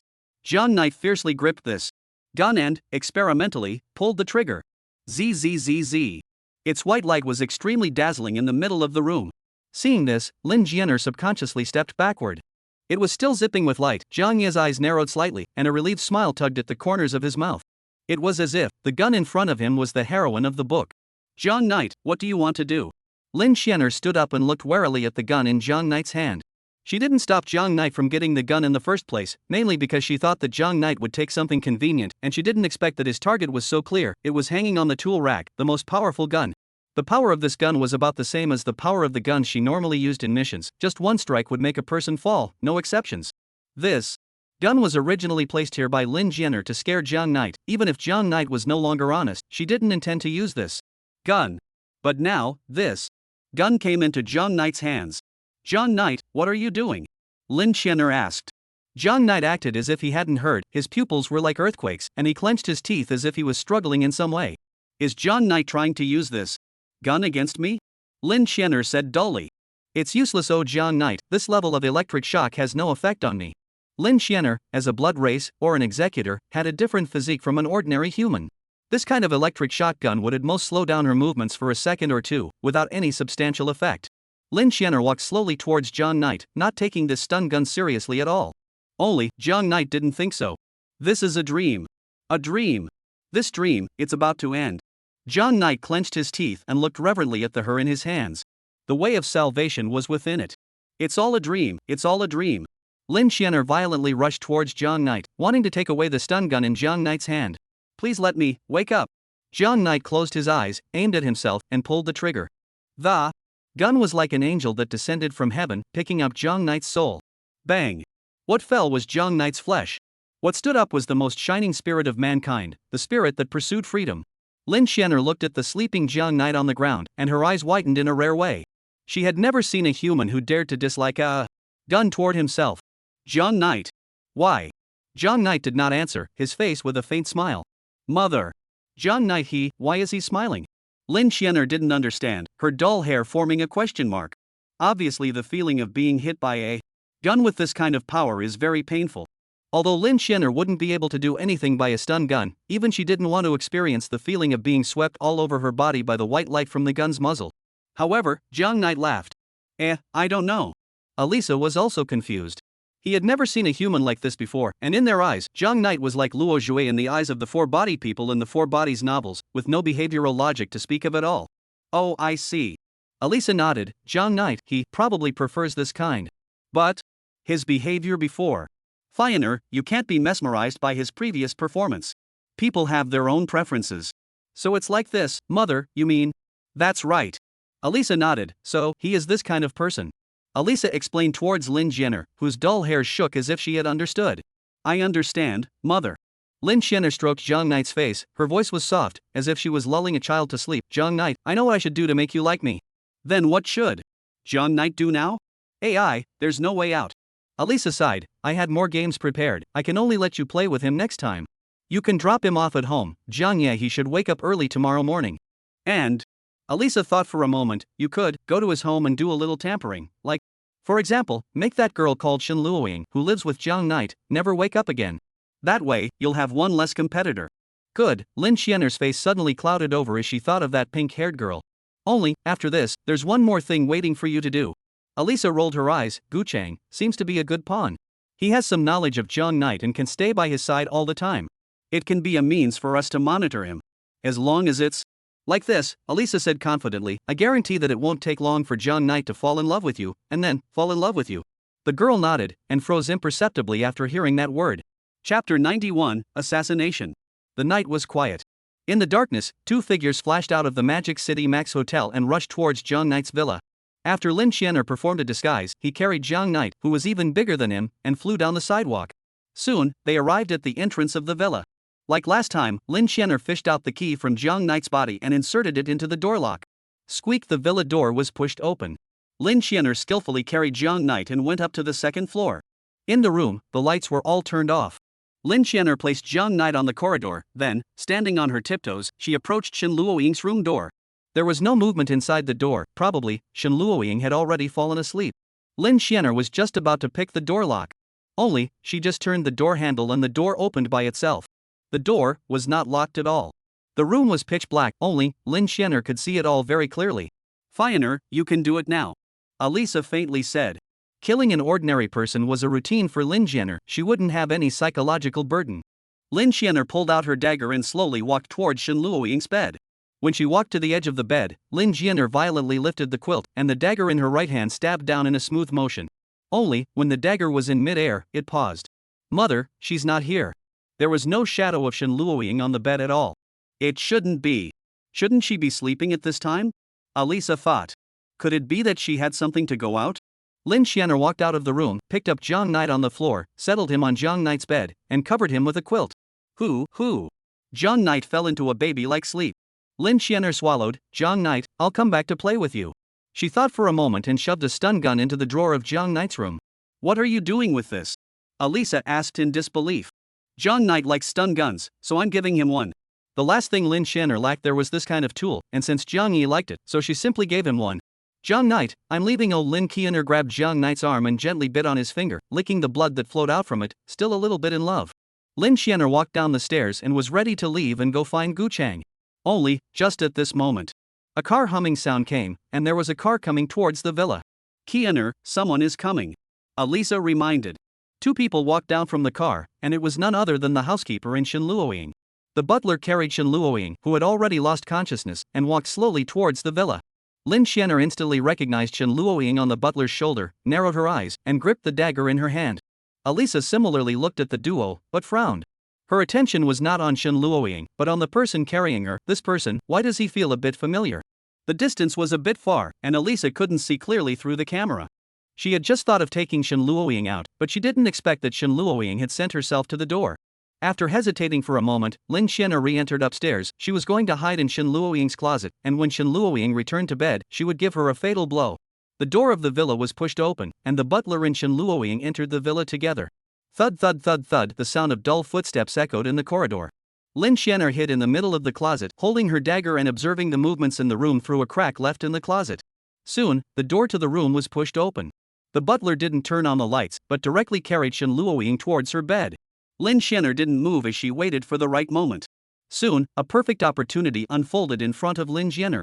The butler had his back towards the closet and placed Shen Luoying on the bed. Like lightning, Lin Xianer scurried out from the closet, the dagger in her hand emitting a cold aura in the darkness, stabbing straight down towards the housekeeper. In Lin Xianer's experience, no human could react to her strike. In the next second, this human man should fall into a pool of blood and die completely. Only. The butler turned around violently and held Lin Xianer's wrist with precision. Who are you? The butler held Lin Xianer's wrist in a death grip, and with a force, the dagger fell to the ground with a snap. He turned back and stared at the unfamiliar person in front of him. From the moment he entered the room, he had sensed that something was wrong. The room was filled with a, most familiar to him, killing intent. Are you an enemy of the Shen family? Who sent you? The butler's voice was icy cold. At such a close distance, Alisa finally saw his face clearly. Finer, withdraw. Lin Xianer froze. Finer, withdraw. Seeing that the person in front of him didn't move, the housekeeper stepped on the dagger lying on the ground. The dagger spun a few times in the air and came to the butler's hand with unerring precision. Without a word, he turned the dagger towards the person in front of him and stabbed down.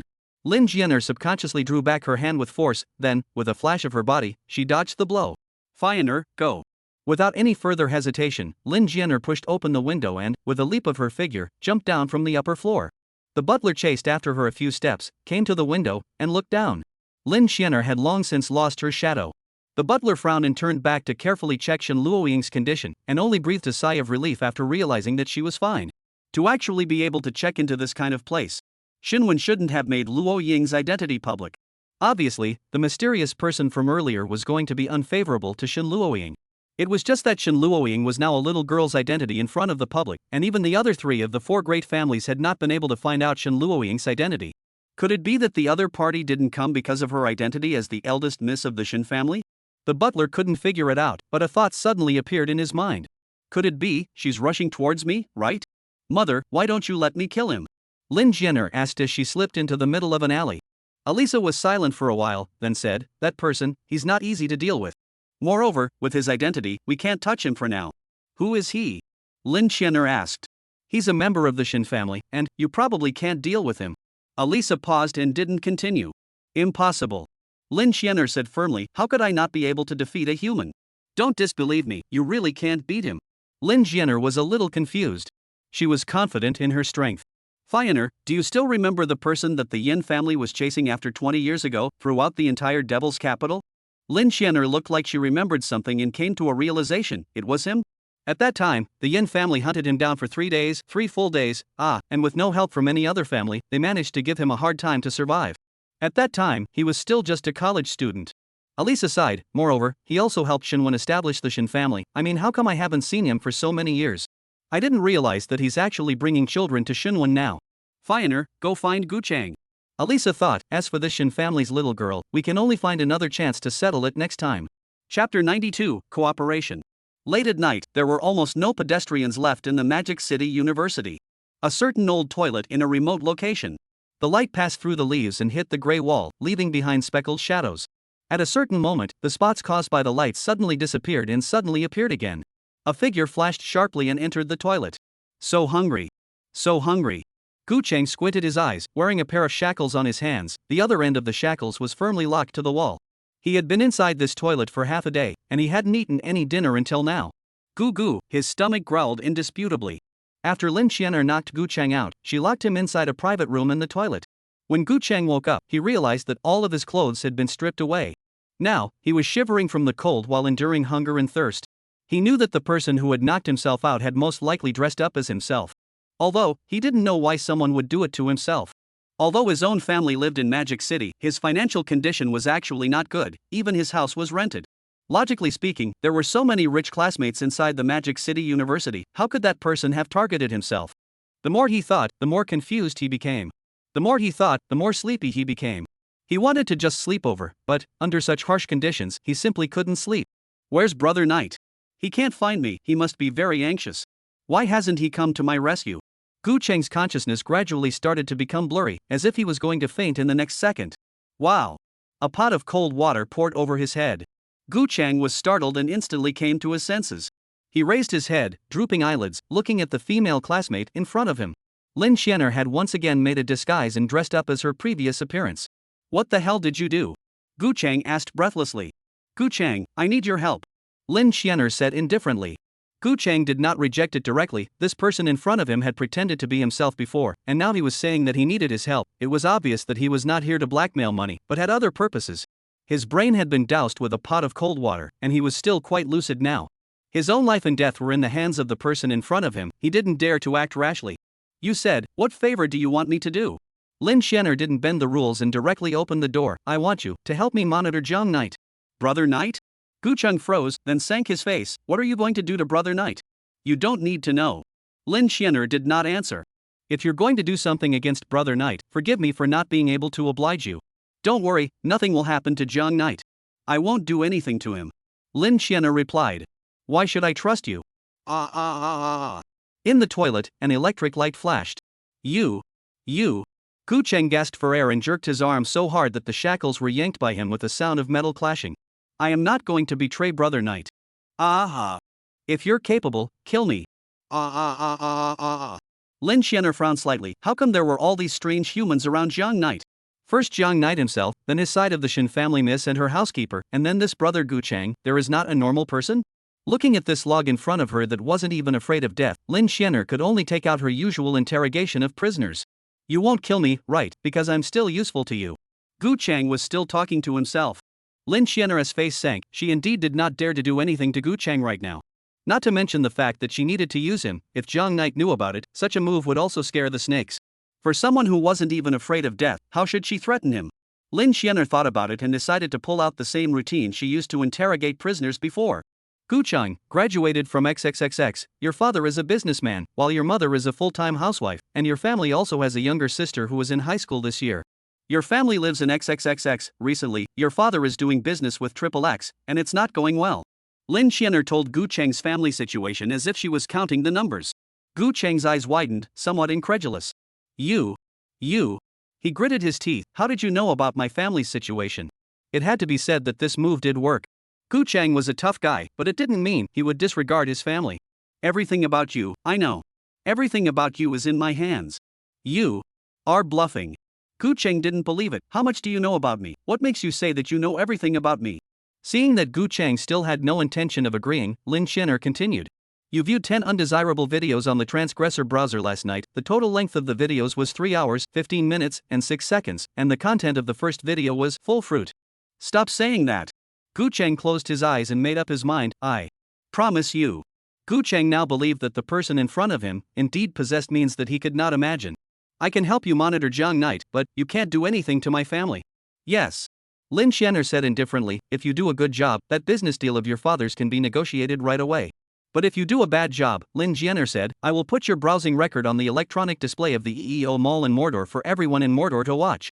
Gu Chang gritted his teeth, but he could not do anything about it as people were the chopping board for the knife and I was the fish for the meat. Tell me, what do you need me to do? Gu Chang gave in. Lin Xianer pulled out a camera and headphones, put them on and get close to Jiang Knight, then I will tell you what you should do. If you dare to do irrelevant things. Don't say any more. I know. Gu Chang simply couldn't imagine that image described by Lin Xianer. If his browsing records were really displayed on top of the public screen, then there would be no way for him to survive on Earth. Then let's wish us good cooperation. Lin Xianer unlocked Gu Chang's shackles. Happy cooperation. Gu Chang gave a breathless promise. When he looked up again, the girl in front of him had already disappeared. Chapter 93 Carrot and Egg Cake. How many mornings, as always. Jiang Knight felt that ever since he came to the Magic City, he hadn't lived a single day of normal life, either wandering between life and death, or all sorts of anticlimactic events. Magic City, too scary. Last night, he even had a nightmare. In his dream, his good brother Gu Chang suddenly turned into a lowly vampire, and then played all kinds of perverted games with her in the middle of the room. Fortunately, the dream woke up. I'm still alive. Jiang Knight reached out his hand and touched himself. Fortunately, the head was still there, and the body was still there. He pulled out his cell phone and sent a message to Gu Chang. Me, Gu Chang, still alive? Son? Great, Gu Chang is still alive. Everything yesterday was a dream. As usual, Jiang Yi climbed up and went to tell Shen Luoying to get up. Today was the day that classes officially started at Magic City University, and Jiang Yi didn't want to be late. He knocked on the door of the room, and Shen Luoying didn't respond. He directly pushed the door in. The door was unlocked. Shen Luoying was lying on the bed, breathing steadily, still asleep. Landlady, get up. Jiang Knight lifted the blanket, and cold wind poured into Shen Luoying's blanket, causing her to jerk her eyes open. Landlady, didn't you sleep well? Why are the dark circles under your eyes so heavy? Shen Luoying was a bit confused when she saw Jiang Knight beside her, blinking her big, mesmerized eyes. Jiang Knight. Wake up, landlady, good to have class today. Jiang Knight saw that Shen Luoying had woken up, so he walked out of the room and went to make breakfast for the two of them. Well, Shen Luoying sat on the bed for a long time before regaining consciousness. Didn't Jiang Knight go to Gu Chang's house to play yesterday? Why did he come back? Shen Luoying felt a bit of a headache. Yesterday she was walking on the campus path, and then, she couldn't remember what happened behind her. What exactly happened? Shen Luoying forgot all about the matter that she forced her way into the men's restroom yesterday and broke the door handle of the toilet booth with a dry foot. Just thinking about it, she seemed to remember a more important thing. Today, she still had to install the miniature locator for Jiang Knight. Jiang Knight had already gone downstairs to cook, so the plan to hide the locator inside breakfast wouldn't work. After Shen Luoying got dressed, she went downstairs and quietly slipped to the kitchen door. Jiang Knight had locked the kitchen door, so Shen Luoying couldn't get in. Jiang Knight. Shen Luoying thought for a moment and said, I haven't given you the album I went to the book signing yesterday. It's fine, just put it inside my room, thank you. Shen Luoying clenched her fists and added, I also helped you win the hidden model album. Oh, put it together on. Wait, what did you say? John Knight violently pushed open the kitchen door. Ahem, I helped you win the hidden model album. Shen Luoying pinched the corner of her skirt with a look of full reluctance. Seriously, bag lady, don't lie to me. John Knight stepped forward and shook Shen Luoying's shoulders. Landlady, are you really not lying to me? Shen Luoying didn't speak. Landlady, did you stay up late again last night? Look, your eyes are red. I'm going to look at the hidden model album. Breakfast is ready. Help me serve it out for a bit. John Knight ran upstairs. Honey, why are you so happy? This is just a small gift from Xiao Qingxue's to you. My dear likes listening to Xiao Qingxue sing so much, then I will make you an octave box. Shen Luoying walked into the kitchen and swept her eyes over the jars on the tabletop, finally selecting a small jar labeled salt. This jar was placed in a small, inconspicuous corner of the table, and Jiang Yi didn't notice it. The salt he used was also from another large jar. Just as the label was attached, this small jar was filled with salt. Only, the butler had added a small amount of micro-locator to the large amount of salt in order to make second-hand preparations. This miniature locator had the same punishment function as the generation locator. As long as Jiang Knight ate the salt and then Shen Luoying clicked the punishment button, Jiang Knight's body would be swept by just the right amount of electricity, just like an octave box, singing a beautiful song. Honey, your breakfast might be that little bit saltier than usual, it shouldn't matter. Shen Luoying stared at the serving of carrot and egg pancakes and stuck the jar over. Honey, if you want to blame it, you have to blame that damnable Xiao Qingxue. Shen Luoying gritted her teeth, and salt grains drifted down like snowflakes with the movements of her hands. It's not enough. It's not enough. Shen Luoying added another small amount of salt to Jiang Knight's porridge. Just then, Jiang Knight's voice came down from upstairs. WC Charters, it really is a hidden model album. I love you. Shen Luoying captured the keyword. Splat, the salt shaker fell on the carrot and egg pancake, and the salt grains gushed out of the shaker like running water, piling up into a small mountain on the carrot and egg pancake. Honey said. Love me? Shen Luoying's gaze gradually regained clarity. She looked at the salt shaker that had poured onto the carrot egg pancake and froze in place. What have I done? Landlady, I'm coming down. Oh. Is breakfast served? Oh, you wait, it'll be ready soon. Shen Luoying hurriedly held the jar in place and used her hand to wipe away the mountain of salt on the carrot egg pancake. Now, this carrot egg cake was much more normal, at least it looked that way. Shen Luoying served the omelette for two and sat down at the table with Jiang Knight. Without blushing or jumping, the young girl handed the carrot egg pancake to Jiang Knight. Landlady, this is for you to eat. Jiang Knight said. Ah, for me? Aha, your eyes are full of blood inside these days, you need to eat a little more carrots, this is what I specially prepared for you. Shen Luoying stared blankly at Jiang Knight. And don't you love carrots, eat them quickly, they won't be good when they get cold in winter. Jiang Knight. Shen Luoying's eyes flashed with tears, did not expect, Jiang Knight still remembered he loved to eat carrots this matter. Thank you. Jiang Knight. The love brain completely overcame Shen Luoying's reasoning, and she was in that strange state when she just sprinkled the salt. This resulted in that she seemed to have forgotten something important. She whimpered and ate a whole carrot egg cake. Did I put too much salt? This porridge seems a bit salty? Jiang Knight frowned, but didn't think much about it. After all, putting too much salt is a normal thing. After the two of them cleaned up this breakfast of hidden mysteries, they moved to the school. Master, why are you again? Jiang Yi doubted that this was the only cab driver in the neighborhood. Young man, this shows that we are destined to be together. The butler said. Cough. He coughed twice in a small voice. Miss, remember our goal today? Well, I know. On the other side, on a black Maybach, Xiao Qingying said to Xiao Qingxue, who was sitting on the back seat, Qingxue, remember our plan for today. Aha! Xiao Qingxue squeezed her small fists. Crouching Dragon Phoenix, Miss Qingxue, today, you must become Jiang Knight's tablemate. Chapter 94, Socializing the Sleight of Hand. Speaking of which, landlady, why are we in the same class again? Jiang Knight and Shen Luoying got out of the car together. What's wrong, isn't it good to be in the same class as me? Shen Luoying watched her eyes and nose. Well, it just feels like it's just too much of a coincidence. The two walked to a bulletin board. Let's see, our classroom is in. Oh, found it, B12. B12, this student is from B12? The few students around them cast envious gazes when they heard Jiang Knight's words. HM? What's wrong? Jiang Knight asked. One of the classmates replied, don't you know, Xiao Qingxue was assigned to the B12 class. I'm so envious of you, being able to be placed in the same class as Xiao Qingxue. Stars were bubbling in the eyes of those few classmates. Really, how could it be such a coincidence? He had obtained Xiao Qingxue's hidden model album and was also able to be assigned to a class with Xiao Qingxue. How could this be too much of a coincidence? Only, Jiang Knight didn't think much about it. As Xiao Qingxue's loyal fan, hearing this news, Jiang Knight's eyes were equally glowing. What are you doing, landlady?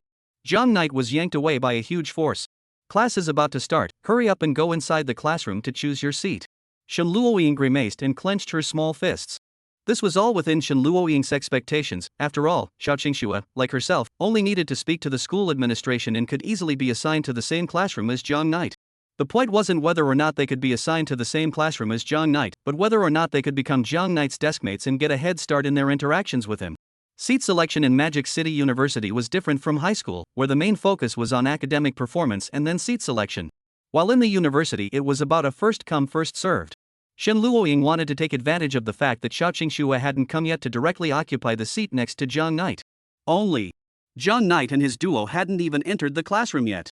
They were blocked by a burst of watery crowds outside the B12 classroom. It was surrounded by Xiao Qingxue's fans as well as a crowd of people who were eating. What's going on? Jiang Knight stood on his tiptoes and looked inside the classroom. A figure wearing a black dress sat quietly in the last row of the classroom. The breeze brushed through her white hair, and her turquoise-blue pupils were like the whirlpools of the deep sea, paired with the warm winter sun, which embellished her in a serene and mysterious manner. Her surroundings were surrounded by students from her class, who chatted with Xiao Qingxue in the east and the west. The latter had a faint smile on her face as she responded to their questions. The classroom was noisy both inside and outside. Brothers, make way, we're in this class. Jiang Knight and Shen Luoying struggled to weave their way through the flow of people, unable to move an inch. Their heads were about to be squashed. After a few minutes, they finally arrived in front of the classroom door, and with a push from Jiang Knight, the few students blocking the door stumbled and fell to the side. Landlady, are you okay? Jiang Knight turned around, but he couldn't see the bag lady's figure. She was originally a weak woman, and couldn't squeeze past the strong male students. A hand poked out from the middle of the crowd. Jiang Knight reached out and pulled, like pulling a carrot, yanking Shen Luoying's arm hard. Landlady, use a little more force, it's about to come out. Shen Luoying's body was like a high front, finally standing out from the crowd under Jiang Knight's efforts. It's now. The butler's voice came out. Shen Luoying accidentally didn't stand still and flung herself towards Jiang Knight. Jiang Knight hurriedly held her shoulders and didn't let her fall. But he himself, due to inertia, leaned backward and fell to the ground. The people in the classroom looked at this scene in unison, and Jiang Yi coughed twice and hurriedly climbed up from the ground. Xiao Qingxue raised her head and similarly looked at the scene. Cough cough. Jiang Knight was simply not too embarrassed and avoided his gaze so that he wouldn't meet Xiao Qingxue's eyes. This student, you are Jiang Knight, right? Xiao Qingxue smiled and stood up, walking slowly towards Jiang Knight. This person is Jiang Knight? The surrounding students let out a gasp. He's the Jiang Knight who obtained Xiao Qingxue's hidden model album? Jiang Knight was a bit shocked and puzzled at the same time. I'm Jiang Knight, do you recognize me? Xiao Qingxue pointed to Shen Luoying beside him. I'm very impressed. Oh, it was this little sister who came to buy the album yesterday. Congratulations for obtaining that hidden model album. Xiao Qingxue had a serene smile on her face. Thank you. Jiang Knight blushed red and didn't know how to answer for a moment. Moreover, we've even been assigned to the same class, so it seems like we're still quite destined for each other. So, can I be friends with you? Under the crowd's astonished and envious gazes, Xiao Qingxue stretched out her hand. Really? I certainly can. Jiang Knight felt like he was still dreaming. His favorite singer actually took the initiative to come and be friends with him. He was just about to shake Xiao Qingxue's hand when Xiao Qingxue's hand was pinched by Shen Luoying. Xiao Qingxue, I'm also your fan. Oh. Shen Luoying's ghostly voice came out as she stared at Xiao Qingxue's turquoise blue pupils. I also want to be friends with you, is that okay? Jiang Knight was a bit surprised. In his impression, Shen Luoying was rather shy in front of outsiders, and generally wouldn't take the initiative to talk to others. Of course it's okay. Xiao Qingxue's smile froze on her face. May I ask who you are? I'm Jiang Knight's friend. Shen Luoying let out a mechanical voice. So, a friend of Jiang Knight. Xiao Qingxue brought a smile. I thought that you two were a couple. You? Shen Luoying gritted her teeth. Not yet. Jiang Knight is my friend, so his friend is my friend-law. Good, thank you. Shen Luoying powered up with one hand. Her arm began to tremble slightly. No need to be polite. Xiao Qingxue's hand similarly began to exert force, unwilling to show weakness. Jiang Knight stood beside the duo, always feeling that there was an inexplicably strong air pressure around him, making him a bit breathless. He pulled the zipper of his clothes downward, but it still felt a bit stuffy. Shen Luoying pulled Jiang Yi and moved to the seat next to him. That's great. Now that class is about to start, student Xiao Qingxue, isn't it time to choose a seat as well? Yes. Xiao Qingxue made a thoughtful look. Jiang Knight, do you mind if I sit next to you? Chapter 95, Competition for Seats. No way. Shen Luoying tugged hard on Jiang Knight's clothes. Jiang Knight has always sat with me. Jiang Knight nodded. Xiao Qingxue, Shen Luoying, she's rather shy, she might not be used to sitting with others. Aha, so Jiang Knight must sit with me, oh. Shen Luoying pretended to be shy, then, within the unseen view of the crowd, raised her eyebrows towards Xiao Qingxue. Jiang Knight. Xiao Qingxue still wore a smile as she approached Jiang Knight and waved at him. Jiang Knight was a bit puzzled, but he still put his head over. Actually, this is my first time coming to school. Usually, I stay at home and have a tutor give me lessons. So, actually, Xiao Qingxue squirmed a little, this is my first time coming to school. After thinking about it, she leaned down, pinned her hands behind her back, and got close to Jiang Knight's ear. Inside this school, I only have you two friends. The young girl's movements brought a fragrant breeze into Jiang Knight's nose. There are many things about the school that I still need to ask you for advice. So, can I sit beside you? Xiao Qingxue stood up, stood on her tiptoes, and skimmed her eyes over to look at the floor. She had put down her usual lively and cheerful appearance in front of the public. Instead, the current her was all but a little sister next door whispering to her big brother. Well done, Kyosu. The usual you, you're high and mighty.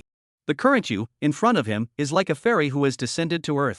Such a sense of contrast can stir Jiang Ye's desire to explore you, tugging at Jiang Ye's heartstrings and making him lust after you.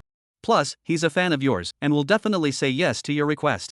Look, Jiang Knight has already frozen, it's like the male lead in Sneakily in Love with You who has already developed a crush on you. Only. Jiang Yi didn't agree, instead he turned his head and looked at Shen Luoying. Shen Luoying clutched the corner of his coat and shook her head at him with a very frightened look. Jiang Yi saw this look on her face and made up his mind.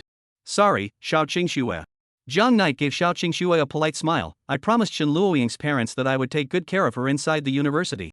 I also don't feel comfortable with Shen Luoying sitting with others. In high school, even if I sat next to her, there were still many good boys who would harass her. Moreover, neither of us are used to college life, and she can have a lookout for each other if she sits with me. So, sorry La. If you have any questions, you can ask me again after class. Jiang Knight couldn't possibly forget his good brother just because he himself was a fan of Xiao Qingxue. In a place Jiang Knight couldn't see, Shen Luoying raised her eyebrows, then, pulling Jiang Knight's arm, she rubbed her head up. Is this the shyness Jiang Knight he was talking about? Xiao Qingying sat in the company and slammed the cup on the ground with force, cursing. Haha, like this? Xiao Qingxue frowned slightly. Sister, what should we do? She asked. TSK, not too good. Xiao Qingying pondered over the countermeasures. The corner of Shen Luoying's mouth lifted, this time the game was her victory. Jiang Knight, Shen Luoying, you guys came early. A voice resounded inside the classroom. Hearing this voice, Jiang Knight subconsciously trembled and his head mechanically turned over. Gu Chang? Jiang Knight's cold hairs stood up. Brother Knight, what a coincidence, you guys are actually in this class too. Gu Chang snorted at him. And, Xiao Qingxue? What are you guys doing here? Wait, son, don't come over yet, let me ask you something. Jiang Knight took a few steps back and said. HM? What's wrong with you? Gu Chang asked. Last night and in the afternoon, where did you go? Yesterday, I just went to use the restroom, and when I came back, I found you fainted under the plum blossom tree. Then, brother, I spent a lot of effort to move you back home. Gu Chang took a step closer towards Jiang Knight. Impossible, I remember it's not like this. How did I faint under the tree? Jiang Knight shook his head. I don't know. Gu Chang said, Brother Knight, did you record too much? At that time, I saw that you were pale, like you were drained of blood. Could it be that she did it? Jiang Knight's eyes widened as he remembered that vampire he had encountered. Being sucked by her blood will produce hallucinogenic effects. Jiang Knight recalled some details from the other day. Yesterday, you kept singing in your dream and said that there was some kind of vampire. Where are those things in reality? Gu Chang said. Nah, here is also a picture of you falling asleep under the tree. I took it and prepared to keep it as a souvenir. Brother Knight, it's just too funny. Gu Chang took out his cell phone and sent a series of photos to Jiang Knight. In the photos, Jiang Knight was lying under a plum blossom tree, just falling asleep. The photos had no traces of P graphics and were just like the real thing. And you've been having nightmares yesterday, talking about vampires and such, and singing songs. Jiang Knight received another series of videos taken by Gu Chang. Could it really be her doing this? She sneaked up on me when I wasn't paying attention, and then I fainted under a tree? Jiang Knight still didn't believe it. Son, come here for a moment. Brother Knight, what for? Jiang Knight pinched Gu Chang's face and rubbed it so hard that Gu Chang wailed in pain. That's right, it's indeed you. Jiang Knight felt more and more puzzled. Jiang Knight asked another series of questions. How do you know the location of my house? Have you forgotten? You told me when we were chatting earlier and said that you live in a big villa. I didn't believe it earlier, but now I do. What color is the gate of our villa? It seems to be white. How many steps are there in my house? Where the do I remember? Brother Knight, what the hell are you so mad about? Gu Chang's voice sounded a little annoyed.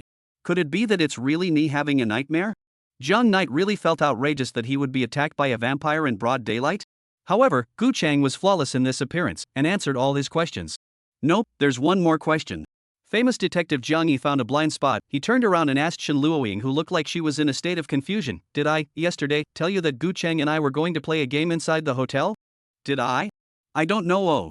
Shen Luoying did not remember. She only remembered that she carried the album and walked, and she forgot everything behind it. Jiang Knight and Shen Luoying opened their cell phones, and both unexpectedly didn't find that one message.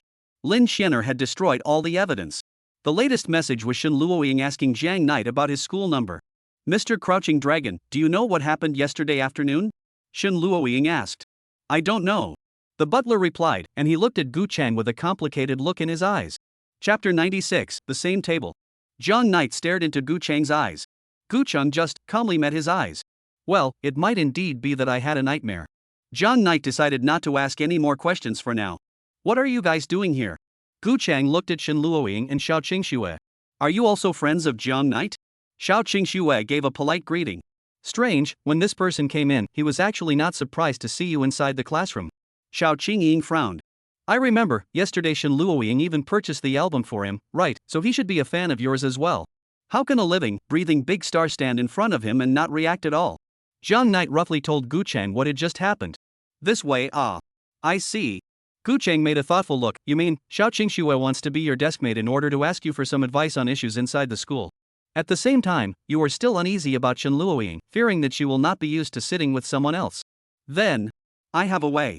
Gu Chang made a fist with his right hand and knocked the palm of his left hand. "What way?"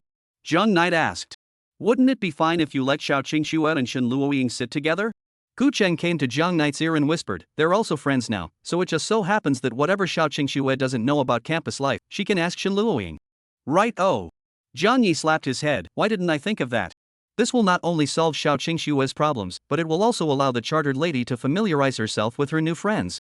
With Xiao Qingxue by her side, there shouldn't be anyone who can harass the chartered lady either." "I don't want it, Jiang Knight, I'm going to sit next to you."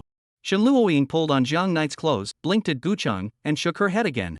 "Isn't it good to make a few friends, chartered lady? Moreover, she is Xiao Qingxue," Jiang Knight said. Shen Luoying hadn't had many friends since she was a child, basically sticking to Jiang Knight's side, and didn't even have a few good girlfriends.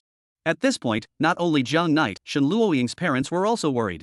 Now, Shen Luoying could not easily take the initiative to make friends with others. Jiang Knight of course wanted to make good use of this opportunity to exercise Shen Luoying's social skills.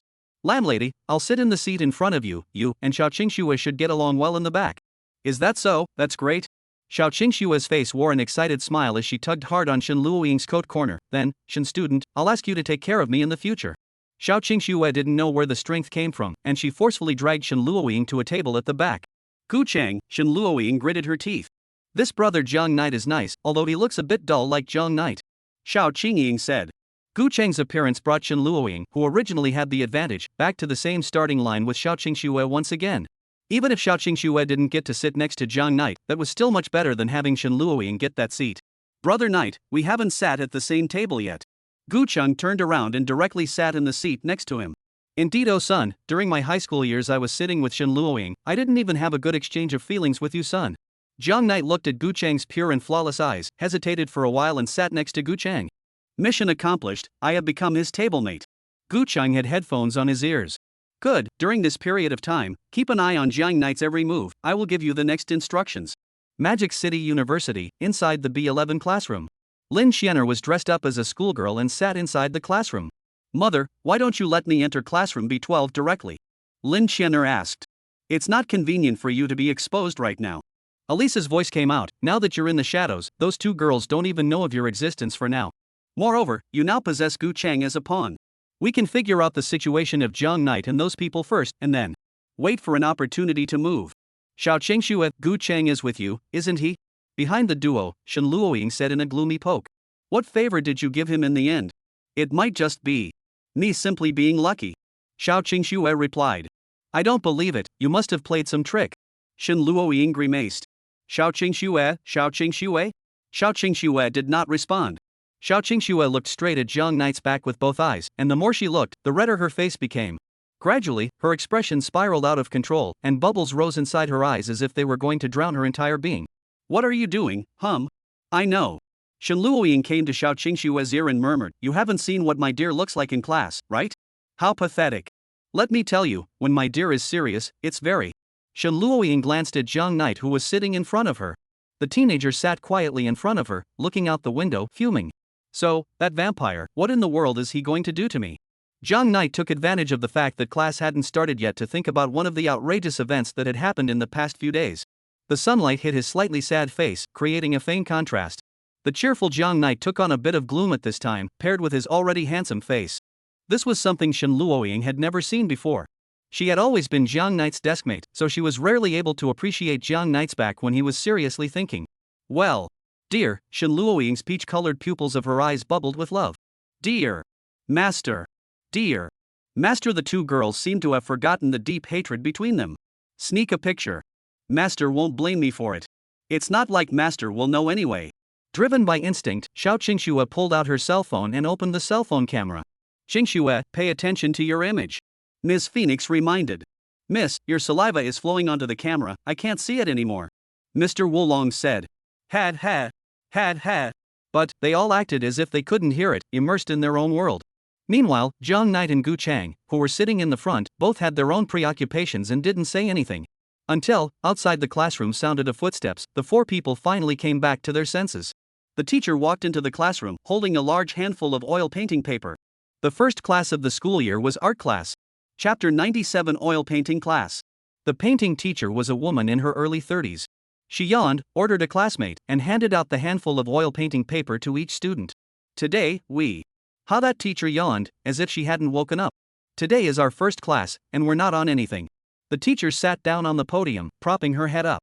"Each student will need to draw an oil painting of whatever they want, and next class, I'll schedule the class on how well everyone draws." She yawned again. "Begin." The teacher then plopped down on the podium and fell asleep. The students on the stage were wide-eyed. "Is it possible that I don't know how to paint in oils?" Gu Chang, who had just pulled out his painting tools, was shocked by the teacher's words. "What do you mean let us paint one ourselves? Is this a water class in college? It's simply too six." Gu Chang spat out, "Actually assigning tasks along with water, I was going to play with my cell phone coming up." He took out his brush and faced the oil painting paper in front of him, somewhat at a loss for words. The headset side fell into silence. Lin Qianer didn't give Gu Chang any instructions now. "I don't know how to paint either." Zhang Yi had never come into contact with oil painting before. Only in this aspect of painting, he had a ready-made teacher. "Charters, help!" Jiang Knight turned around, and his line of sight locked with the two women. "What's wrong, Pro?" "Jiang Knight? Lord. Jiang Knight, is there anything you need help with?" Xiao Qingxue and Shen Luoying wiped the saliva from the corners of their mouths.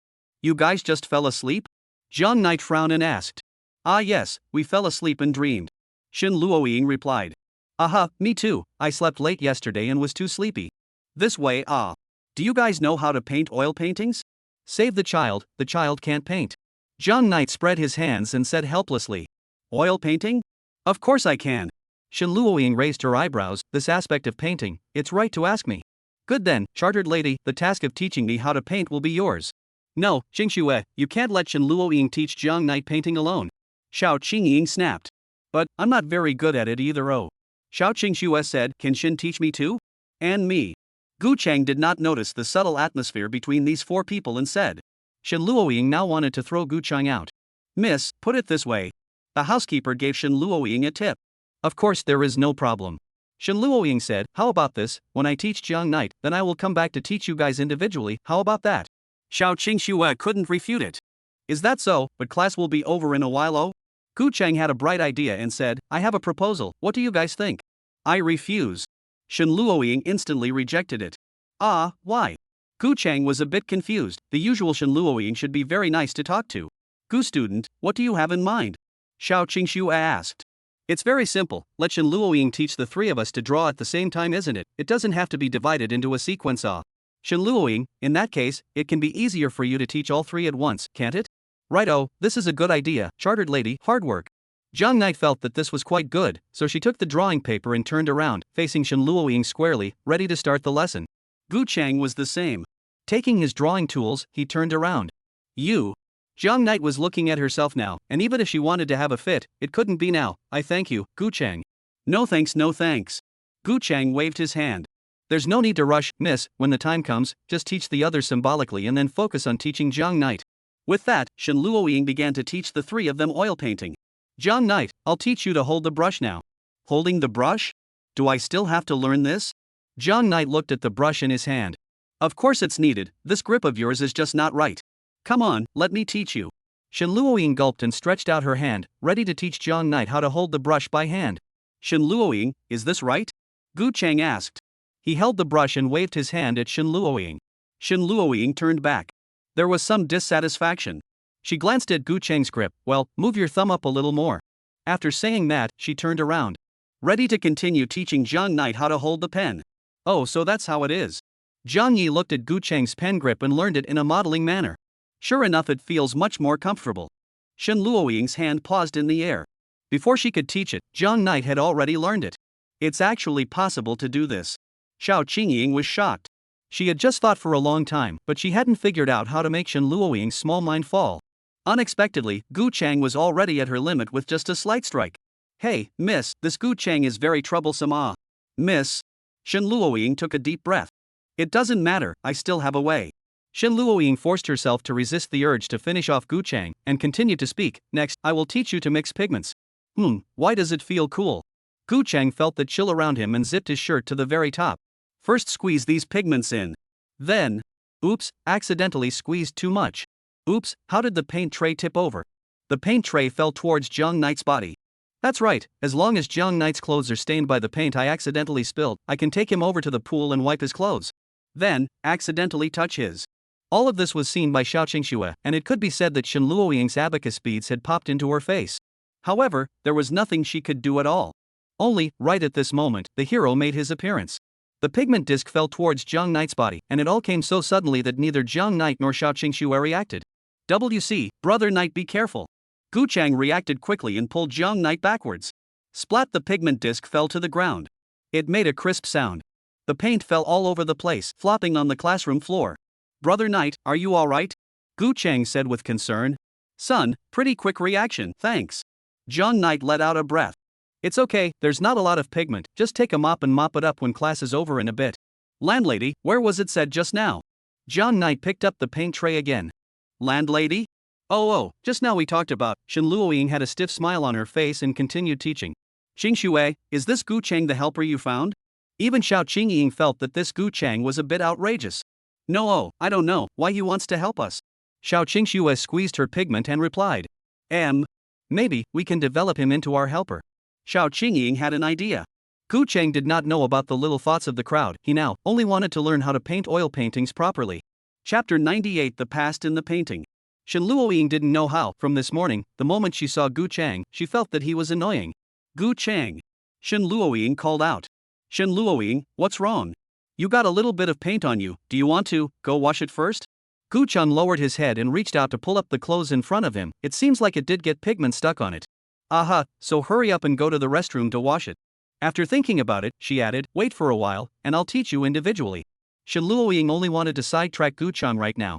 Is that so, Shen Luoying? Thank you then. Gu Chang was just about to get up and head to the restroom. No, you have to keep an eye on Jiang Knight. Lin Xianer's voice came out. This caused Gu Chang, who was just about to head to the restroom, to move and honestly sit back in his seat. It's not too late for me to wait for a while before going. Miss, this Gu Chang is not right, be careful. The housekeeper reminded. Well, I know. Shen Luoying now seriously suspected that Gu Chang and Xiao Qingxue were in cahoots. Only, what the housekeeper said was not at all consistent with what Shen Luoying thought. What the housekeeper said was that there was something wrong with Gu Chang's demeanor. The housekeeper remembered what happened yesterday, but did not tell Shen Luoying. The four of them began to draw their respective paintings. The one Jiang Knight drew was a picture of the setting sun falling. It had to be said that Jiang Knight was a quick learner, and in just 10 minutes, his painting was already in its infancy. In the picture, the sun was setting in the west, forming a complete circle with the reflection in the water. The general scene had been sketched out, and all that was left was to deal with the details. Jiang Knight looked at what was in the picture, his movements pausing a bit. Chartered lady, what color should be used for the clouds by the setting sun, you say? Jiang Knight asked. The clouds next to the sunset? Of course it should be red. No.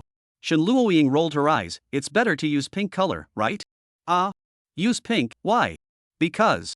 Shen Luoying touched her hair. Pink can increase the visual tension above, and at the same time can make the picture become less enthusiastic, and thus set off the dazzling of the sunset. Oh, so reasonable, then I'll listen to you. John Knight extended his brush towards the pink color paint. I think it's better to have white color. Oh, Xiao Qingxue said. White color? Why?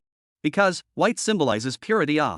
John Knight, look, this painting of yours is mainly dominated by red tones. If you use pink again, the picture will look rather monochromatic. There is no contrast above the colors.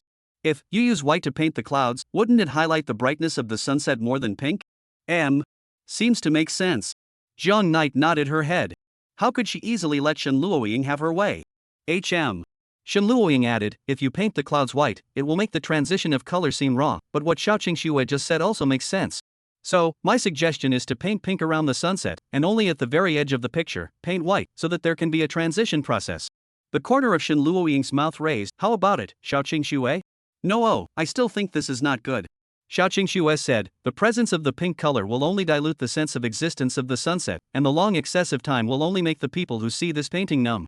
In fact, you can give up the transition process and let the white color appear directly around the sun. After all, skyfall. I mean, the addition of white hues can always give people a sense of visual jolt. So, John Knight, do you think the color of the picture needs a long transition process, or directly let the white color into the picture? John Knight was a bit uncertain. Son, what do you think? He turned his head and asked Gu Chang. Me? Gu Chang was seriously drawing, and was suddenly taken aback. What do you think, is pink better, or is white better? What difference does it make? Which color do you like, John Knight? Don't you just paint it directly? Gu Chang hadn't responded yet. If it was me, I would have painted white. Why? Because it feels like white looks better. Gu Chang said. Never mind, let's paint it white then. Zhang Yi turned around and prepared to get the white paint on his table. Oh, Gu Chang. Gu Chang. Shen Luoying stared at the desktop, not knowing what she was thinking. Gu Chang. This is what you asked for. Shen Luoying reached into her book bag and then pulled out a craft knife. Miss, calm down a little bit. Gu Chang, he didn't mean anything else. Kara, Shen Luoying's eyes were colored with a touch of scarlet, and an unknown sound came out from under her desk. Gu Chang picked up Zhang Knight's painting and admired it. Zhang Knight, why did you paint this? Gu Chang asked as he looked at Zhang Knight's picture. Zhang Knight thought for a moment. I don't know. It just feels like this imagery is beautiful. Like this? Xiao Qingxue interjected, have you seen this scene before? It seems like I've seen it somewhere, but I can't quite recall. Zhang Knight replied, Chartered lady, have you ever seen a scene like this? Shen Luoying was just about to make a move on Gu Chang, but the moment she saw that painting of Zhang Knight, she was in such a trance. Really, Zhang Knight, then your memory must not be as good as mine. If I had ever seen such a beautiful scene, I would definitely remember it for the rest of my life. Xiao Qingxue said. It's true that my memory isn't very good. When I was in high school, I couldn't memorize a text for a week. Not to mention all the trivia from before. Maybe this scene is what I saw when I was leaving school. Zhang Knight. That? Xiao Qingxue asked, do you still remember if you had a special favorite when you were a kid, or? She looked into Zhang Knight's eyes, someone you especially hated? Zhang Knight thought about it. I can't remember much from my childhood. As for those friends from kindergarten or elementary school, I do remember a few, but none of them have been contacted since then. As for the nasty people, Zhang Knight's face sank. I actually have very few people I hate, except there is that one woman. She. In short, that woman is especially annoying. Zhang Knight gritted his teeth. Maybe it's because of her that my mom and dad are. Zhang Knight clenched her fists, and for a moment, she was a little speechless. Miss, good chance, now, you just need to hold his hand and comfort him. Miss? It's a rare opportunity, act quickly. The housekeeper was a little anxious. But at this moment, Shen Luoying stared at Zhang Knight's painting, looking at the place where the water and the sky met, the round sun, somewhat frozen. Unconsciously, spots of tears overflowed her eyes. Qingxue, hurry up and comfort him. Just like the heroine in Super Obsession, you can definitely harvest a wave of Zhang Knight's favor ruthlessly. Nasty people are especially annoying. Xiao Qingxue stared at the desktop, not knowing what she was thinking. Forget it, don't say it. Zhang Knight continued to bury his head in his drawing, only, obviously, his movements were no longer as smooth as before. Chapter 99 Compliments. Gu Chang was a little curious as to how Zhang Yi could display this appearance. Only that Zhang Knight had no intention of wanting to continue, so Gu Chang did not ask any more questions.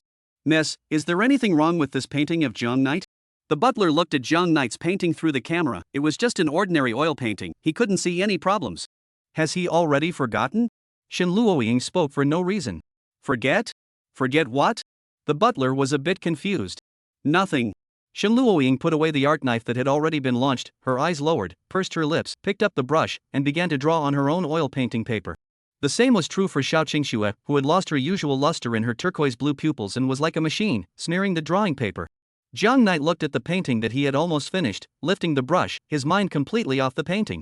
Gu Chang, on the other hand, looked at Jiang Knight. He had never heard of Jiang Knight hating anyone. He knew that a person like Jiang Yi would not take some small things to heart. If a person could make him remember for so long, then. Gu Chang's eyes were a bit complicated. The four of them fell into a long silence for a while, and to outsiders, it looked as if all four of them were immersed in the painting. It wasn't until the teacher on the podium woke up and announced the end of class that the four of them came back to reality from their own thoughts. As soon as class ended, Xiao Qingxue's fans gathered around. They looked at Xiao Qingxue's paintings and did not mince their words of praise. I didn't expect that Xiao Qingxue not only sings well, but she's even so talented at drawing. Yeah, Xiao Qingxue, have you learned to draw before? I've been drawing for 2 years now, and I feel like I'm still not as good as you were the first time you drew. Is that so? Xiao Qingxue raised her head and returned a smile to them. Thank you. Yeah, Xiao Qingxue, I envy you. You have talent in everything you do. Yeah, if I could be like you, and pretty, and sing, my dad wouldn't keep comparing me to other people. Xiao Qingxue. Xiao Qingxue. Xiao Qingxue.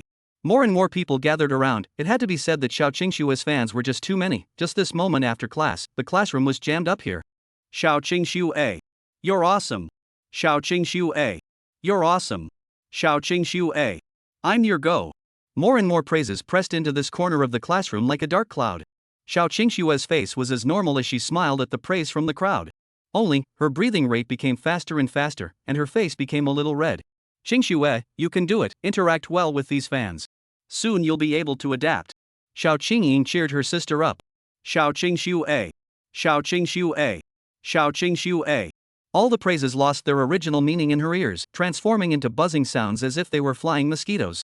Her pupils were contracting, and her hands and her back were breaking out in a trace of cold sweat. It was like a drowning person who was on the verge of suffocation and still had to maintain a smile. Xiao Qingxue. A different voice came out. There was no false envy or praise, only a slight suspicion. What's wrong with you? Jiang Yi was holding the crowd's paintings in his hands, and the teacher had just asked him to help collect the class's paintings. Like being pulled up from the water, Xiao Qingxue gasped and adjusted her breathing rate. It's okay, Jiang Knight. We'll go to the bathroom. Xiao Qingxue got up and ran toward the door. The crowd looked at me and I looked at you, somewhat unsure. Jiang Knight held the paintings of the entire class, followed the art teacher, and walked out. Ha! The art teacher yawned even though she had slept through the entire class. As she walked to the door of the restroom, she glanced at Jiang Knight with eyes that had thick dark circles under them. I'm going to the restroom. Ha, you just wait here for a bit. Jiang Knight nodded and obediently stayed at the door of the restroom. Inside the toilet.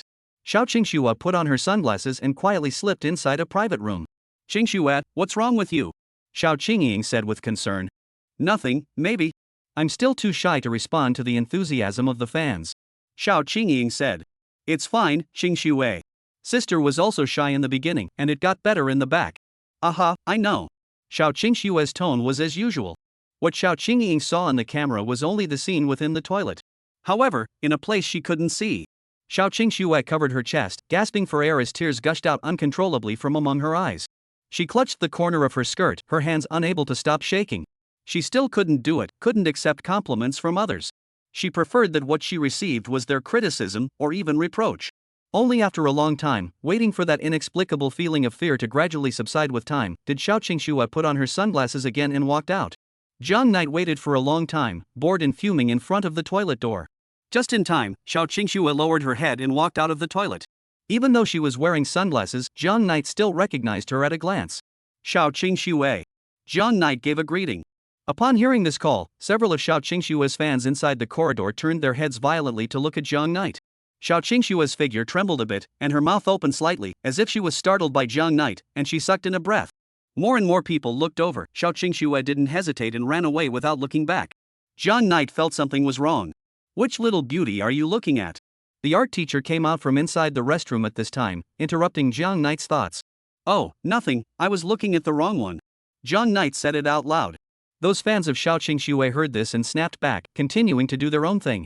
Jiang Knight answered and turned back, glancing at Xiao Qingxue who had already run away. It's obvious that you've seen the little beauty, you can't even walk, and you're still unwilling to admit it. Let's go, put all the paintings in my office. The art teacher continued to lead the way in front. Coming. Jiang Knight turned back, not knowing what she was thinking. Chapter 100 Bento. The morning classes were basically water classes, and it had to be said that freshman year was a lot easier than high school. Soon, it was time for the noon meal. There were quite a few cafeterias in Magic City University, and the quality was a lot better than in high school. Only, Jiang Knight was still used to eating his own cooking. He sat in the classroom, pulled out his lunchbox, and was ready to start. Where's my bento? Jiang Knight rummaged around inside his book bag for a long time, but he couldn't find the bento he made this morning. It was impossible for him to find it because at this moment, the bento was lying quietly in Shen Luoying's school bag. I remember, didn't you put the bento inside your school bag this morning? How could you not find it? Shen Luoying asked. I don't know, no way, can only go to the cafeteria first. Jiang Knight. Xiao Qingxue called out behind him, pulling out her own lunchbox. Do you want to eat and watch me? At once, many envious gazes were thrown inside the classroom. Shen Luoying, who was preparing to share her lunchbox with Jiang Knight, didn't even think that Xiao Qingxue actually thought of the same thing as her. Xiao Qingxue opened her lunchbox, and immediately, a rich fragrance of vegetables mixed with the clear scent of rice drifted into Jiang Knight's nose. Did you make this yourself? It looks good. Jiang Knight looked at the exquisite lunchbox in Xiao Qingxue's hand. The chef at home made it. Do you want to try it? Xiao Qingxue handed the lunchbox into Jiang Knight's hands. This was a bento that Xiao Qingying had made for Xiao Qingxue to bring inside the school and give to Jiang Knight. Jiang Knight didn't politely pick up his chopsticks. Only, the chopsticks had just been raised into the air when he paused. After hesitating for a moment, he still picked up a small piece of vegetable leaf and put it in his mouth. How is it? Is it delicious?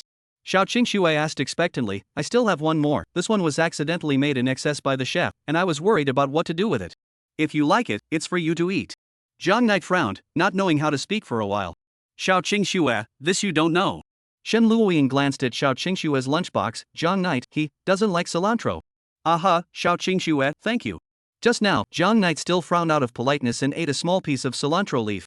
Only the flavor of the cilantro didn't want to make Jiang Knight take a second bite. Maybe it's because I really can't get used to eating cilantro, cough cough. I'd better make a trip to the cafeteria. The flavor of the cilantro went straight to Jiang Knight's sky. Sister, who was it that said that cilantro is the best? Jiang Knight will definitely like it. Xiao Qingxue asked slyly. Cough cough, Xiao Qingying sat in the company and put down the bento box filled with cilantro in her hand. How would I know what Jiang Knight likes to eat? Qingxue, your biggest disadvantage right now is that you know too little about Jiang Knight. So, we must find an opportunity to find a way to figure out Jiang Knight's preferences, just like XXX in Lovesick, and prescribe the right medicine before we can raid the male lead. I mean Jiang Knight. Xiao Qingxue's plan failed. Next was Shen Luoying's turn. Jiang Knight. Shen Luoying similarly took out a small lunchbox from her own school bag. I made this myself. Shen Luoying had previously made many bento lunches, all of which were kept in the refrigerator, waiting to be taken to Jiang Knight when she went to school. Cough cough cough. Jiang Knight heard that this was made by Shen Luoying herself, looked at the lunchbox in Shen Luoying's hand as if she had seen something unnameable, and her pupils contracted violently. What's wrong, Jiang Knight? Shen Luoying cocked her head, uncertain. Nothing, I just feel that I might not be too hungry right now. You eat first. When you're done, I'll go to the cafeteria to eat. You're still not hungry, Jiang Knight? It's fine, just take a bite of the food. Shen Luoying took her chopsticks and picked up a pile, something similar to mashed potatoes. What is this? Jiang Ye's neck shrank back, his eyes staring intently at the unidentified lumpy object caught in the middle of the chopsticks, and asked. This it seems to be called garlic puree. It's very delicious. Shen Luoying thought about the picture she had seen in the recipe. This garlic paste of yours, how come it's yellow? I don't know, anyway, this is garlic puree, there's no mistake.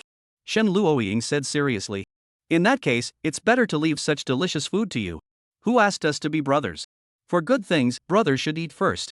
Yeah, good food, it should be eaten by Jiang Knight first. Shen Luoying found the right opportunity and stabbed her chopsticks into Jiang Knight's mouth. Well, Jiang Knight preferred that the chopsticks poking into his mouth were whatever, as long as it wasn't chopsticks holding garlic paste. The chopsticks. It wasn't until Jiang Knight's throat wriggled a bit and swallowed the pile of stuff that Shen Luoying pulled the chopsticks out of Jiang Knight's mouth. How is it, Jiang Knight, isn't it delicious? Jiang Knight had already been moved to tears by this deliciousness. He picked up his chopsticks and served Xiao Qingxue's portion of bento. Fantastic, I love eating cilantro the most. With tears in his eyes, Jiang Yi took a big bite of the bento Xiao Qingxue gave him. Xiao Qingxue looked at Jiang Knight, who was wolfing down his food, and was a bit unsure. I thought you didn't like eating cilantro. It's okay, it's fine to eat it once or twice in a while. As long as he is not allowed to eat what Shen Luoying made, even if he is allowed to eat. It doesn't matter. Brother Knight, do you want to eat and watch me? A voice came from Jiang Knight's side, and for Jiang Knight, it was like a savior, making him wake up from among the smell of cilantro. Son. Jiang Knight's eyes still had tears in the corners of his eyes. Brother Knight, here are all the things we both love to eat. Gu Cheng opened his lunchbox. If your tastes haven't changed, then these things I made today should be quite to your liking. Cuttlefish balls, 1,000 sheets, braised pork ribs. Jiang Knight raised his head, and these things were like they had suction power, firmly sucking in Jiang Knight's gaze. Son, thank you. Jiang Knight picked up Gu Cheng's lunchbox and wolfed it down. Xing Xue, it looks like this Gu Cheng seems to know Jiang Knight very well. Xiao Qingying said. Xing Xue? Xiao Qingxue looked down at the desktop. Xing Xue is useless. Xing Xue doesn't even know what master likes to eat. She stared slyly at the dishes inside the lunchbox. Cuttlefish balls, 1,000 sheets, braised pork ribs. Cuttlefish balls, 1,000 sheets, braised spare ribs. Cuttlefish balls, 1,000 sheets, braised spare ribs. Xiao Qingxue read the names of the dishes over and over again, as if she wanted to carve them into her DNA. Xingxue, what are you doing? Sister has memorized all of these dishes, so next time, let the family make them for Jiang Knight. Xingxue? Can you hear me? If I become the flavor of these foods, will master like it? Will master want to eat me? Xingxue, what are you talking about? Xiao Qingying called out to Xiao Qingxue over and over again, and only after a long time did Xiao Qingxue finally come back to her senses. Ah, sister? Xiao Qingxue regained her senses. Only, at this time, there was another person who had completely lost their sanity. Honey, my cooking is clearly the best. The bento box was relatively small, so Gu Cheng and Jiang Knight's heads were pressed together. Honey, how can you eat the same food with this disgusting creature? Jiang Knight wolfed down a piece of braised pork ribs. Honey, the only thing you can swallow is obviously mine. Jiang Knight picked up another piece of 1,000 sheets and split it into 2 halves, giving one half to Gu Cheng and eating the other half herself. Honey, how can you share food with inferior creatures? Come on, Brother Knight, I'll give you a backward jump shot. Jiang Knight opened his mouth, and Gu Cheng picked up a cuttlefish ball and threw it into Jiang Knight's mouth with unerring precision. Gu Cheng and Jiang Knight interacted happily.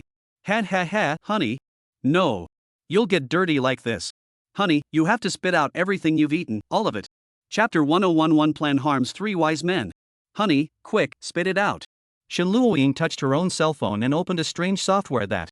Wait, miss, don't forget, you ate it too. Afterwards, Shen Luoying didn't even listen to what the housekeeper said and pressed a punishment button. Brother Knight, I remember you like eating this the most, come on, eat more. Gu Cheng placed a large piece of ribs on Jiang Knight's side. Only, Jiang Knight instantly lost his movement.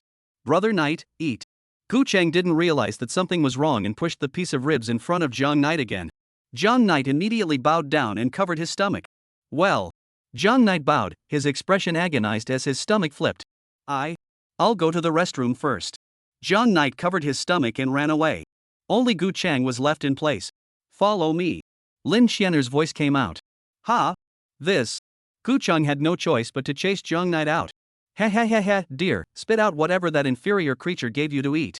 Shen Luoying similarly covered her stomach with a pained expression. Perhaps many teenagers later, she would be sitting like this inside the hospital's operating room, and Zhang Yi, outside the door, would be an anxiously waiting husband. Although, her own stomach was just as painful now as it was at that time, but at the thought of it, the corners of Shen Luoying's mouth couldn't help but happily rise a little. Have you ever experienced the feeling of being pregnant with Jiang Knight's child? Xiao Qingxue? The carrot and egg cake rampaged through her stomach like a child, punching and kicking at Shen Luoying's stomach. Are you really okay? Xiao Qingxue said, do you want me to go call a doctor for you? I know Xiao Qingxue, you're jealous of me. Wait a little longer. Shen Luoying closed her eyes with a faint smile on her face, a kind of motherly love that originated from her DNA. Good boy, good. Your father will soon be able to see you. Shen Luoying gently stroked her stomach. What is this situation? Xiao Qingying dropped her chopsticks to the floor in shock. I don't know. Xiao Qingxue similarly didn't read it. What does she mean when she says she's having Jiang Knight's child? I don't know. Anyway, it can't be a child in the true sense of the word. Xiao Qingying felt that this Shen Luoying might be the same kind of person as her own perverted sister. Could it be that there is something wrong with Shen Luoying's bento? Xiao Qingxue guessed. Well, the probability is, just like the sister in Brother Loves Me, who would add all sorts of strange things inside her brother's bento. No way. Xiao Qingxue clenched her fists. I have to know what is inside Shen Luoying's bento. In the ladies' restroom. Miss, hurry up and stop. The housekeeper said anxiously. Vomit. Good news, Shen Luoying's child was born. Bad news, the child was born from the stomach, and was born in the toilet. Shen Luoying was on the verge of vomiting her body to the ground before she finally regained her senses. She hurriedly stopped her punishment of Jiang Knight. Miss, you can't do this next time. The housekeeper covered her forehead. Why on earth did she add the punishment function to these locators? No, this punishment function seems to be not added by himself. At this moment, in the men's restroom, a faint light flickered inside a certain private room. Vomit. Vomit. Shen Luoying's method was very effective. Jiang Knight not only vomited out all his lunch, but also almost vomited out his breakfast together. Brother Knight, is Shen Luoying's bento really this powerful? Vomit. Vomit. Jiang Knight couldn't vomit anything anymore. Luckily, at this time, his stomach suddenly didn't hurt as much. I don't know. It wasn't this powerful last time. Jiang Knight gasped for air and his head was covered in sweat. He and Shen Luoying walked out of the restroom together. Landlady, isn't your garlic paste a little too powerful? Is it? My garlic paste is clearly delicious. Shen Luoying retorted. Jiang Knight frowned and gave Shen Luoying a thumbs up. They were just about to return to the classroom when they saw a familiar figure with sunglasses dashing out from inside the classroom. After Xiao Qingxue ate Shen Luoying's garlic paste, she rushed to the toilet without the slightest hesitation. Chapter 102. Do you like Jiang Knight? Kids, I'm resurrected. Normal update today. It's been a long time since I asked my brothers for power with love, for the sake of book resurrection, hee. Afternoon classes are all boring main classes. Jiang Knight's stomach is still a little uncomfortable, the whole time lying on the table, spent this unusual an afternoon. Soon, the golden sunset sprinkled through the classroom windows and shone on everyone's faces. After the bell rang for the last class, the freshmen of this class left in 2s and 3s, some with their old classmates, some with the new ones they had made today, discussing where to go next. Charters, let's go. Jiang Knight yawned. The afternoon class really made him a bit sleepy. He stood up and put his own bag on his back, helping Shen Luoying pick up her bag in the process. Xiao Qingxue, do you want to walk with us for a while? Jiang Yi asked. Xiao Qingxue didn't respond. Xiao Qingxue? Jiang Knight asked again. Oh, no need. Xiao Qingxue waved her hand. Shen Luoying frowned. Something's not right. Jiang Knight took the initiative to invite Xiao Qingxue. How could she possibly refuse? Shen Luoying narrowed her eyes. Alright, then the chartered lady and I will leave first. See you tomorrow. After saying that, Jiang Yi walked out of the classroom. Shen Luoying glanced back at Xiao Qingxue, and after some thought, she also followed Jiang Knight. Brother Knight, wait for me. Gu Cheng picked up his school bag and was ready to catch up with Jiang Knight. It couldn't be helped. Lin Xianer's request was that he had to keep an eye on Jiang Knight at all times until he returned home. Gu Cheng, can you wait a moment? Xiao Qingxue pulled on Gu Cheng's coat. Ha! Gu Cheng froze and turned around, somewhat surprised. Xiao Qingxue? Is there something wrong? The students in the classroom had basically all left, and in the end, only Gu Cheng and Xiao Qingxue were left. Xiao Qingxue lowered her head and did not look directly into Gu Cheng's eyes. I have something I want to ask you. That's so. Gu Cheng scratched his head in embarrassment. I'm sorry, I still have some things to do today. If Jiang Knight walked far away and he didn't catch up in time, tomorrow, all of Mordor would know about his browsing history that night. This was a matter of life and death. Gu Cheng did not dare to delay. Is this so? Xiao Qingxue was still staring at the desktop. Gu Cheng cocked his head. He had never seen such a Xiao Qingxue before, no matter if it was on top of the screen or during the day-to-day. Gu Cheng had never seen such a Xiao Qingxue. Without that vigor above the stage, she was like a shy and coy little girl. Gu Cheng, stay and listen to see what she wants to say. Next door, Lin Xianer sat in her seat. She hadn't been attending class seriously all day. She hadn't gone to school, and as the family's executor, she could easily crack the heavily defended servers, but couldn't even solve those most basic equations, let alone the complex math knowledge of college. She had spent the entire day listening in on the movements on Jiang Knight's side. Lin Yu, want to go shopping around the neighborhood with us? Lin Xianer's deskmate asked. When Lin Xianer entered this school, she used the alias Lin Yu. Lin Xianer raised her head numbly and shook her head at her. Like this? That little girl was a little embarrassed. Lin Yu had kept her head down this entire day and hadn't said a word. She tried to chat with Lin Yu several times, but Lin Yu ignored her. Alright then, her deskmate could only leave in a sarcastic manner. Lin Xianer was also the only one left in the B11 classroom next door. Lin Xianer looked around and after making sure that no one was watching her, her figure flashed and disappeared from the spot. Landlady, do you have something on your mind? Beside Jiang Knight, Shen Luoying didn't say a word. The usual Shen Luoying wouldn't be like this at all. When school was out, she would circle around Jiang Knight and keep chatting with him. Only, just after coming out, Shen Luoying had a sullen look on her face, and even Jiang Knight had noticed it. It's fine, Jiang Knight. The more Shen Luoying thought about it, the more uneasy she became. Xiao Qingxue's behavior was just too abnormal. What exactly is this junior going to do? Shen Luoying's CPU was running wild. It shouldn't be. Jiang Knight is right next to me. She can't possibly do anything to Jiang Knight. But Shen Luoying couldn't figure out why on earth Xiao Qingxue would give up the opportunity to travel with Jiang Knight and stay in the classroom. Miss, something's not right. The housekeeper said. I know, Xiao Qingxue is indeed very abnormal, Shen Luoying affirmed. No, miss, I'm not talking about her. What I'm talking about is Gu Chang. Gu Chang, Shen Luoying looked like she thought of something. Gu Chang had been working against her all day. If she said it was Gu Chang's thoughtlessness, Shen Luoying did not believe it. Gu Chang, there was definitely something wrong. Miss, don't you think it's strange? Not only did Xiao Qingxue not follow you, Gu Chang did not either. The butler's words were like a thunderbolt, hitting Shen Luoying with a jolt. Right now, Xiao Qingxue and Gu Chang are both inside the classroom. Shen Luoying's footsteps stopped in place, so they must have some kind of connection. No wonder. Gu Chang. I really should get rid of you. Miss, don't get excited first. The housekeeper reminded, I think, we can kill a horseback and go see what they are actually doing. Landlady, you definitely have something on your mind, right? Jiang Knight narrowed his eyes. Say it out for me to hear, maybe I can help you. It's really nothing, Jiang Knight. I just feel. My stomach is a bit uncomfortable. Shen Luoying covered her stomach and pretended to look like she was in pain. Chartered wife, this is called self-inflicted suffering. How about it, now you appreciate the power of your garlic mud. Shen Luoying rolled her eyes at Jiang Knight. I'm going back to use the restroom, I'll be right back. Xiao Qingxue, if it's about questions inside the school, you can ask me anything. Gu Chang said.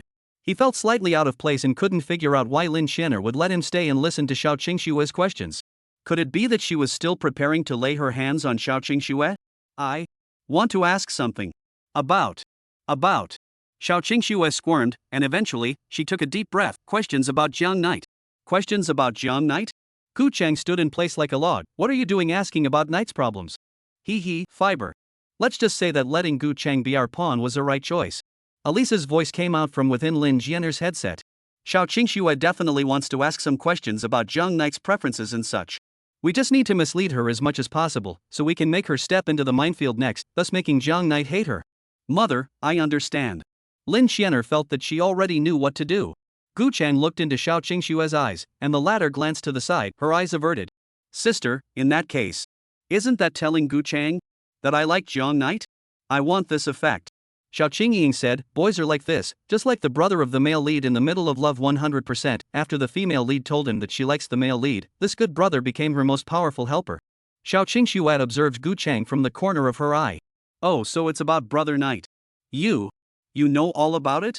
Do you know that I like him? Well, I know all about it. I know all the questions about Jiang Knight. Then will you help me pursue Jiang Knight? No problem. I'll tell you about Jiang Knight. Kara. Outside the classroom, an unknown sound rang out. Gu Chang and Xiao Qingxue simultaneously turned their heads and looked outside the classroom. Xiao Qingxue poked her head through the window and looked around. It should be that I heard it wrong.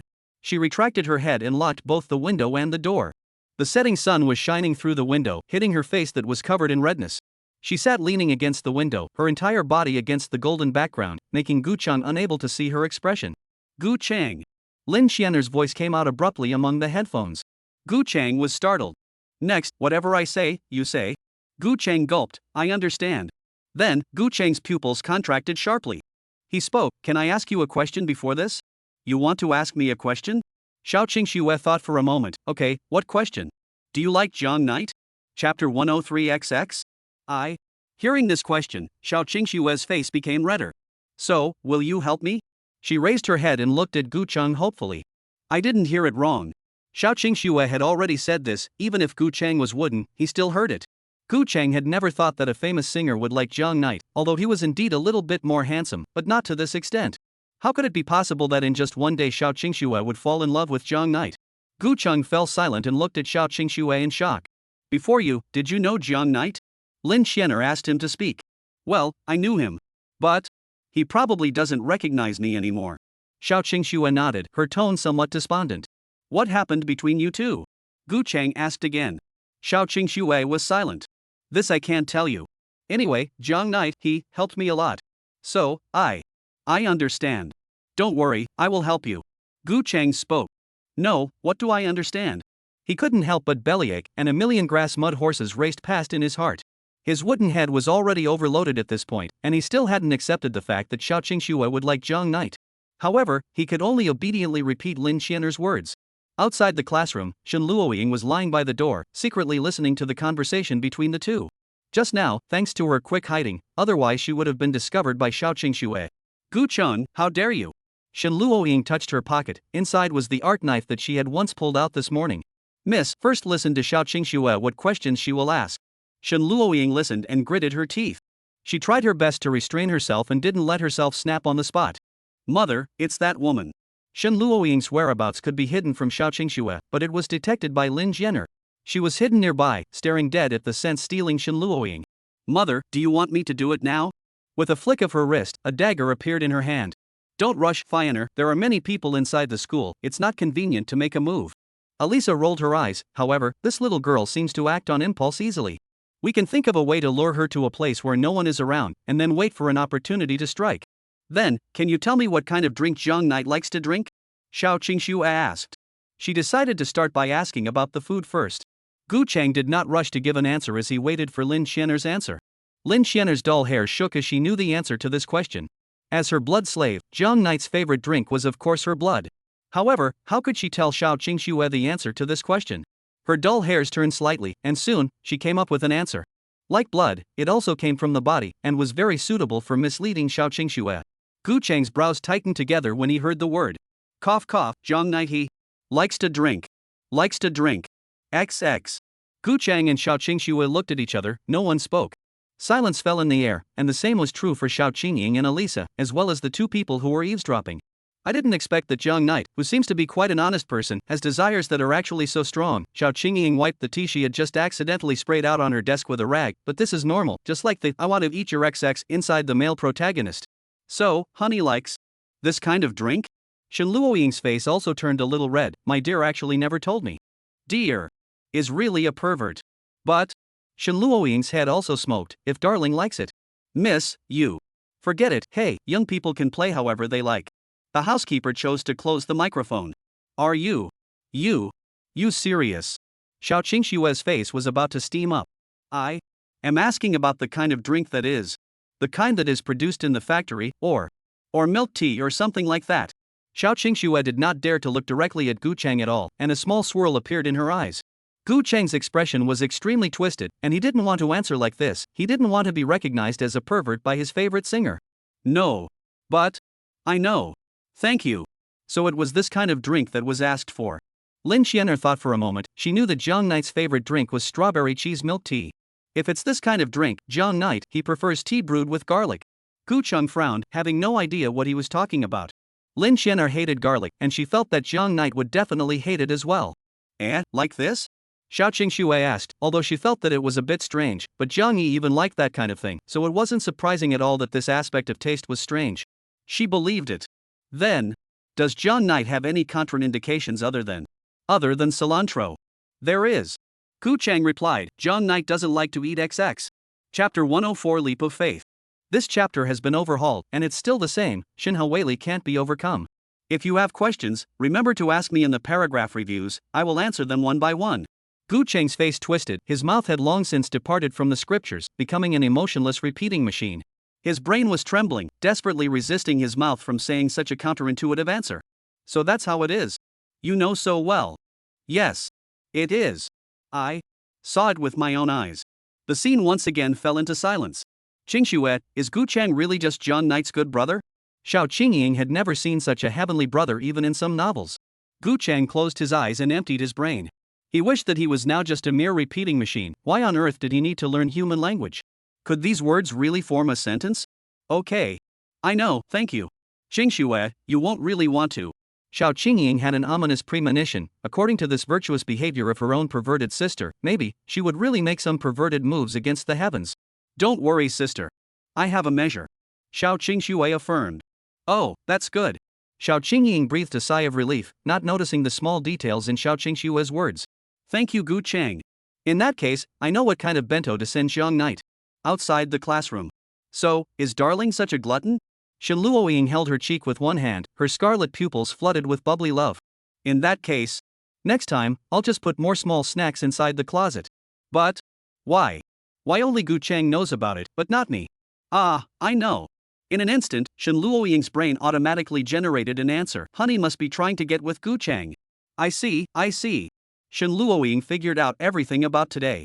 Why he was against himself today was not to help Xiao Qingxue, but Gu Chang, himself, was the one who liked Jiang Knight. Gu Chang. Ha ha ha ha ha. Miss, things may not be what you think. Gu Chang he definitely has a problem. The housekeeper said. It's me who underestimated you, 2 years in high school, I didn't even notice your little mind yet. But it doesn't matter, things will soon be over. Shen Luoying tilted her head, the corner of her mouth raised in a bizarre arc, like a broken rag doll, and raised the art knife to her chest. Go to hell, Gu Chang. Oh no. The butler kicked the gas, the cab let out a roar, and sped towards Magic City University. Kid, you must live. Ah.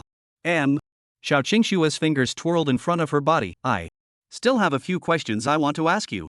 Gu Chang, run. Gu Chang's face was expressionless, having already given up thinking. What did you say?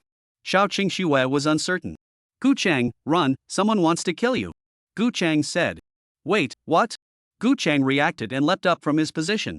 Someone is trying to kill me? Gu Chang's roots stood on end as he looked out of the classroom door. How can that be? I haven't offended anyone.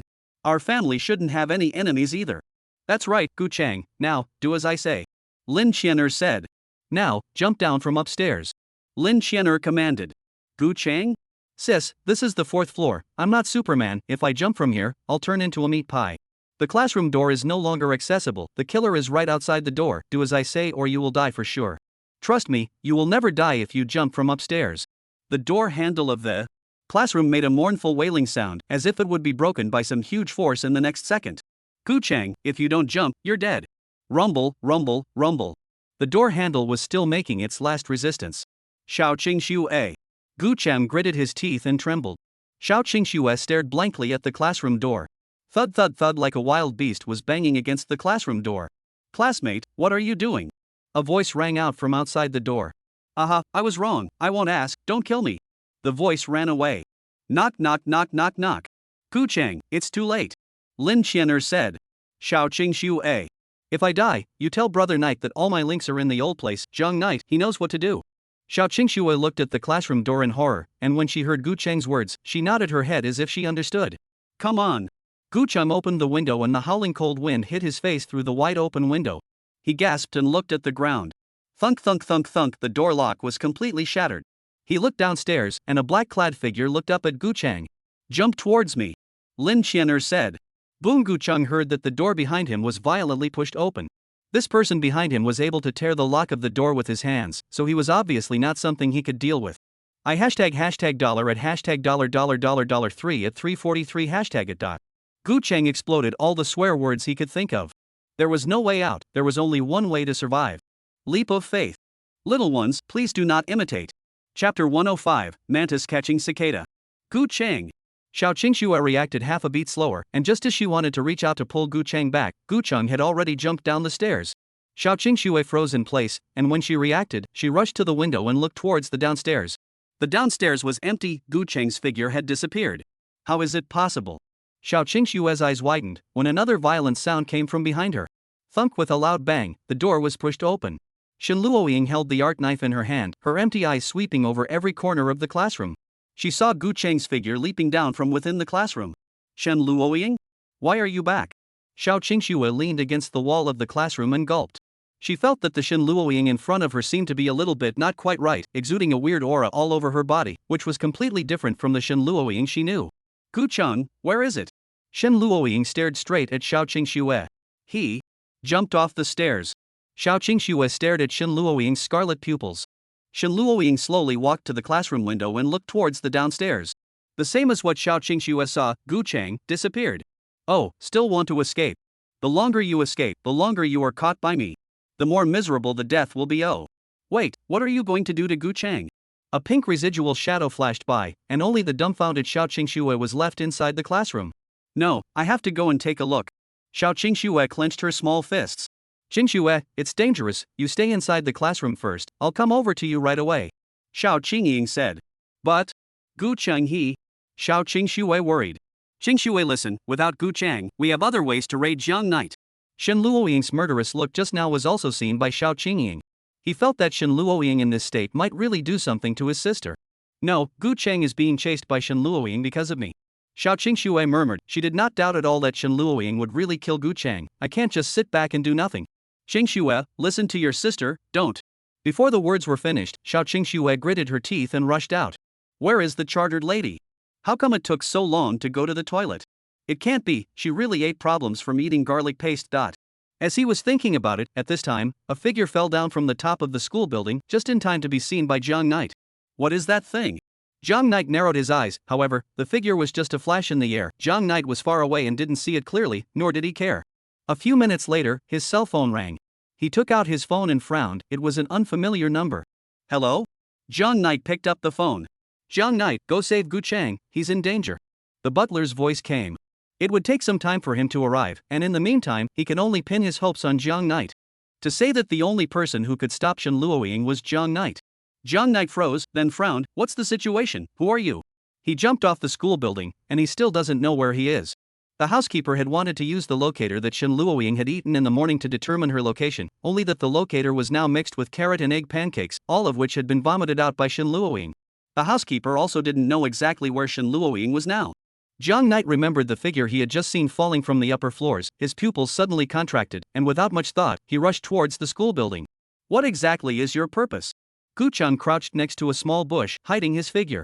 Just now, after he fell from the upper floor, a black figure caught him, and before Gu Chang could see who the other party was, the other party had already disappeared from his sight. Gu Chang, do as I say. Lin Qianer's voice came out from amongst the headphones. Now, run to your right. Gu Chang did not think much and did as Lin Qianer said. Shortly after he left, Shen Luoying appeared from the exit of the school building. She looked around and soon locked onto a distant figure that was fleeing in a sorry state. Ha, found you. Shen Luoying was like a cheetah that had locked onto its prey and rushed towards Gu Chang. Gu Chang, run further to the left. Forward. To the right again. Lin Qianer kept commanding Gu Chang, showing him the direction of escape. Gu Chang could only do what she said. It's okay, just here. Lin Qianer said. What do you mean, right here? Quickly tell me what to do next. Gasping for air, she asked. See the toilet in front? Hide inside. Holy, isn't this toilet the one from before? This one toilet was the same one that Gu Chang had once been locked in. Duck in? Are you sure? When I get inside that one, I'll have no way out. Hello? Are you still there? There was no sound on the other side of the headset. Gu Chang gritted his teeth. In the heat of the moment, he couldn't think about it so much, so he just beat a dead horse and trusted her one more time. Da, da, da, da, da. Shen Luoying slowly walked towards the toilet. This place was relatively remote. There wasn't any people would come here. Gu Chang, you choose to die inside the toilet? Not a bad choice then. Why so many people want to steal my darling from me? My darling is mine alone, it can only be mine. In Shen Luoying's eyes, Gu Chang, who was hiding inside the toilet and shivering, was even more detestable than Xiao Qingxue. Her body exuded a morose killing intent as she slowly approached towards the toilet step by step. Lin Qianer hid in the dark, and with a lift of her hand, a bright dagger appeared in her hand. Bad woman. Bad woman. Lin Qianer's face was expressionless, her voice was ghostly, and she kept muttering. The person in front of her was the bad woman who had eaten Jiang Knight that Lin Qianer had seen in Jiang Knight's cell phone earlier. Fioner, do it. The corners of Elisa's mouth rose. This was the trap she had designed for Shen Luoying. Even though it was now after school time, there were still quite a few people inside the school building. Lin Qianer did not have the certainty that after taking out Shen Luoying, she would still be unnoticed. Therefore, she decided that she would use Gu Chang as bait to lure Shen Luoying to this place. Then, let this place become Shen Luoying's burial place. Chapter 106 Fighting. Miss. The housekeeper called out to Shen Luoying with a loud voice, trying to wake up her sanity. Something's not right. Miss, Gu Chang, why didn't he run to a crowded place, instead he ran to such a remote place? The butler had an ominous premonition, he frowned, and the gas pedal had been pressed to the bottom by him. Even if Gu Chang wasn't as smart as his own self back then, he shouldn't be this stupid. Jiang Knight, where are you? He asked loudly into the phone. I'm at the bottom of the school building, Gu Chang isn't here. Jiang Knight gasped slightly. Butler had once attended Magic City University, but that was decades ago. This led to the fact that the butler he wasn't familiar with the internal furnishings of Mordor University, which had been renovated over and over again over the past few decades, so there was no way for the butler to determine Shen Luoying's location through the scene. Only, he had just memorized all the routes that Shen Luoying passed through. You follow the route I said, quickly. Shen Luoying gently pushed out the blade of the art knife. Honey, I'll get rid of all the maggots around you this time. With heavy steps, she walked to the door of the toilet. Ha ha, Gu Chang. Come out. Shen Luoying was just about to kick the door directly when a black shadow scurried out from amongst a dark corner and sped towards Shen Luoying. Miss! The butler was the first to react, his pupils contracting violently. The cab rounded several corners in a row, thrillingly avoiding the several private cars in front of it. The dagger drew a perfect semicircle in Lin Jian'er's hand, and was held in her hand backwards, stabbing fiercely towards Shen Luoying. Got it. No one could react to this strike, or rather, except for that steward beside Shen Luoying from last time, no human could flash through this strike. Had ha ha. Had ha ha. Only, this girl in front of her, for no reason coldly laughed twice. Within these few short seconds, Lin Jian'er's eyes rarely showed a shocked color. You want to take away dear too? Shen Luoying's head was violently thrown back, her scarlet eyes, which traced a red light in the air, staring straight at Lin Jian'er. With that, she made a turn, and the art knife spun in her hand, meeting Lin Jian'er's dagger at the top. Ding! A crunching sound came. Lin Jian'er's arm was shaken up by a huge force, and she retreated several steps in a row before she managed to stabilize her stance. Why? Why? Why? Why? Why? Why? Why? Lines of hot tears flowed out from among Shen Luoying's eyes. Why did you stop me from being with my darling? Shen Luoying clutched the art knife in her hand, the blade simply couldn't withstand the impact just now, thumping and shattering, and a piece of metal blade just flew out, some fell on the ground, and some embedded deeply into the tree. Lin Jian'er didn't hesitate and once again rushed towards Shen Luoying and flew away. My dear. I hate you so much. Why, there are so many. So many inferior creatures around you. I'm nobler than all of them. I'm better than all of them. I love you more than all of them. Lin Jian'er's movements paused for a moment. It doesn't matter. Dear. Her empty eyes were like endless suction, locking onto the black-clothed figure that rushed her. I will take my time and let all these disgusting things around you die. Shen Luoying reached out and pulled with force, and the big tree on the side was ripped off a branch by her. Lin Jian'er frowned. Fian'er, don't fall in love with a human. Her father's words appeared suddenly in Lin Fian'er's head. A word that made Lin Jian'er freeze. But her movements didn't stop as the dagger stabbed towards Shen Luoying's face.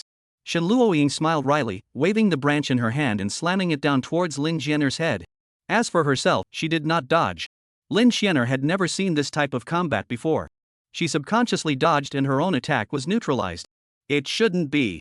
In the many times that Lin Fear had fought with humans, every time a human faced his attack, he would subconsciously avoid it. This girl, on the other hand, seemed to only think about attacking, not caring about defense at all. Shen Luoying's skirt flew up and her small leather shoes were covered in dirt. Before Lin Jian'er could launch her attack, she carried a tree branch, completely ignoring the dagger in Lin Jian'er's hand. Is this person a madman? Alisa sighed. The current Shen Luoying was all but a wild beast that had lost its consciousness and was only left with the desire to attack carved into its instincts. Die, die, die, die, death, death, death. Shen Luoying's frantic murmur echoed in the air. Lin Jian'er swallowed a mouthful of saliva and took her stance. She put up a 12-minute fight. The housekeeper stared dead on at the battle scene between Shen Luoying and Lin Jian'er. This black-clothed man's combat literacy was very strong. He should have undergone professional training. Could it be from some killer organization? However, the focus of his attention was not on this. How could Miss be so strong? The butler felt like his three views were going to be shattered. Wasn't his own young lady a soft and beautiful maiden? Like, too much like. The housekeeper remembered a certain terrifying existence, and his hair stood up in sweat. Shen 1. Your genes are still too weak. 10 minutes later. Shen Luoying sank her face, gasping for air. The tree branch was propped up on the ground by her, carrying the weight of her body. She didn't have the strength to speak anymore. Meanwhile, Lin Jian'er was no better. Her hand holding the dagger trembled slightly. This person in front of her, was he really a human? However, by the looks of it, the other party was already exhausted. Lin Jian'er dragged her heavy steps towards Shen Luoying one step at a time. 5 meters, 3 meters, 1 meter. Lin Jian'er raised her dagger and stabbed down hard at Shen Luoying's neck. Whoosh! A stone flew out abruptly from the grass next to her and smashed into Lin Jian'er's hand. Lin Jian'er was already exhausted and did not hold the dagger steady. The dagger fell out of her hand and flew out. Who? She gasped and looked to the grass next to her. A breeze blew by, and the dense grass swayed slightly. Lin Jian'er was just about to walk towards the grass when a small hand came over on her shoulder. Shen Luoying had a death grip on her shoulder. Lin Jian'er's pupils suddenly contracted and she suddenly raised her hand, forcefully shaking Shen Luoying's arm away, her figure rapidly retreating backwards. Shen Luoying's figure staggered, as if the wind blew, she would fall. The tattered hem of her skirt swung with the breeze. Seeing this thing, even though she is exhausted, at this moment, her face is overflowing with an inexplicable happy smile. Chapter 107, merging into one. After a wave of epic over lunges, Shen Luoying was completely and utterly enveloped by deer. 10 seconds, 20 seconds, 30 seconds. 1 minute. 2 minutes. Shen Luoying closed her eyes and covered her mouth and nose tightly with a strip of cloth. 3 minutes passed and Shen Luoying didn't even change her breath. Perhaps because she was holding her breath, or for various other reasons, Shen Luoying's face became red. Shen Luoying closed her eyes, her eyelashes fluttering slightly, the corners of her mouth with a weird and obsessive smile. The cloth was firmly pressed onto her nose. Soon, the oxygen inside her body was depleted, but it didn't matter. A warm energy, along with her blood, transferred from her lungs to her heart and then centered on her heart, spreading to all parts of her body. The lack of oxygen supply caused her immense pain. However, even so, she trembled and silently endured. The process of metamorphosis was painful, but after the pain came the joy of new life. The pain of suffocation was less than a millionth of the pain of losing a deer. Yes, she was buying time for this energy. This energy penetrated her lungs, and then, overbearingly expelled the gases in her blood, as well as everything else. The river night followed the blood, gently caressing over every cell in her entire body. Even at this moment, Shen Luoying had already entered a state of oxygen deprivation. However, her entire body was bubbling with hot air. This was Jiang Knight's power, and for Shen Luoying, it was purer and more powerful than oxygen. After 5 minutes had passed, Shen Luoying's every cell was tainted with this warm energy. The Jiang Knight power in the air she inhaled also uniformly entered all corners of Shen Luoying's body. Who? Shen Luoying slowly exhaled a mouthful of turbid breath. My dear. I did it. Oh. A long drought was met with sweet rain, and every cell inside her body gained a new lease of life. Right now, she was Jiang Knight, and Jiang Knight was her. At this moment, he and she enjoyed the same heartbeat and leapt with the same pulse. At this moment, she and Jiang Knight were indistinguishable. Even the air that was exhaled was the same. Shen Luoying breathed carefully, afraid that Jiang Yi would leave her. Thinking about it, she pulled out 2 more strips of cloth, wrapping one around her forehead and the other around her added wound. The blood and the energy on the cloth strips performed a displacement reaction, the blood gurgled out, and accordingly, that energy replaced her blood and flowed through her veins. Dear. Our world, we do not allow the existence of such maggots. Shen Luoying's eyes, the red light was even deeper than before. Shen Luoying once again put her hand, reaching out to the large tree beside her. Like picking off a fallen leaf, or picking up a small branch on the ground, the tree let out a wail. Arm was Shen Luoying's huge strength broken down. Shen Luoying picked up the branch that was thicker than her person with one hand, and just when she wanted to pick up the previous branch, she realized that this branch had already been unable to withstand her strength when she merged with Jiang Knight and crumbled into wood chips. Lin Xianer gasped slightly, bowed down, and stared dead at the super creature in front of her. Die. Die. Die. Die. Shen Luoying repeated this single syllable, taking one step at a time towards Lin Xianer's direction. Carrying a tree branch, I should say a tree trunk, she disappeared in place in an instant, and when she reappeared, she had already arrived at the top of Lin Xianer's head. The tree trunk came crashing down towards her head. Lin Xianer held her dagger across her body, and in the next second, her entire body flew backwards, and the dagger fell out of her hand, no longer straight, and curled up, completely scrapped. The blade cut through Lin Xianer's palm and arm, gurgling blood flowing down from among the wounds. Her black cloak also shattered within an inch of its life in the midst of the battle, and her school uniform was also not spared, becoming tattered and torn, revealing her white and smooth skin. Fioner, why don't we retreat? First, Elisa had never seen such a strong human before. Jiang Knight is inside her body. She ate Jiang Knight. Lin Xianer couldn't hear Elisha's call at all. She smelled Shen Luoying's entire body filled with Jiang Knight's scent. Jiang Knight. Why? Why did you have to be eaten by her? Lin Xianer raised her eyes, and her eyes similarly brought on a touch of scarlet. Jiang Knight. I want to save Jiang Knight. Lin Xianer reached her hand towards the skull hairpin on top of her head. Just then. Gu Chang, chartered lady, are you guys here? Jiang Knight gasped and ran over towards this side. Jiang Knight, Lin Xianer's dull hair popped up from the top of her head and shook slightly. Jiang Knight wasn't eaten. I can't. Dear. Shen Luoying heard Jiang Knight's voice and it was like a deflated ball of leather. The trunk fell from her hands and smashed on the ground, raising a cloud of dust. I can't let my dear know. Shen Luoying thought, her body staggered, her vision became more and more blurred, and then, collapsed straight to the ground. Lin Xianer similarly withdrew her hand that was reaching for her hairpin. Jiang Knight turned his eyes and saw Shen Luoying on the ground, as well as Lin Xianer standing next to her. Lin Xianer had done enough camouflage that Jiang Yi couldn't recognize her. Landlady. Jiang Yi dashed in Shen Luoying's direction. Fioner, go first. Elisa reminded. Aha! Lin Xianer answered and ran away in the opposite direction. Stop. Jiang Knight chased after Shen Luoying, only, Lin Xianer's speed was too fast and her figure disappeared from Jiang Knight's vision. Jiang Knight didn't continue chasing and turned to help Shen Luoying up on the ground.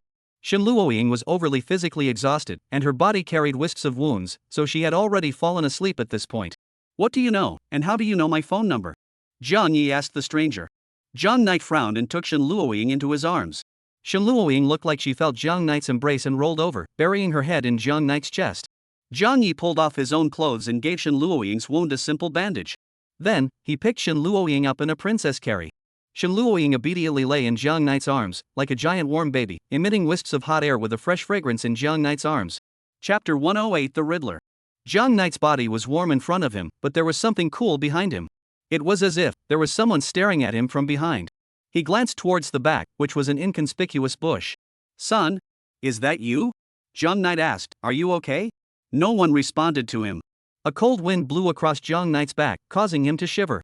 The surroundings were quiet, and there seemed to be no one else besides him. Son, are you here? Zhang Knight frowned and looked around. This matter was too strange. Zhang Knight hugged Shen Luoying while thinking about the logic of the matter.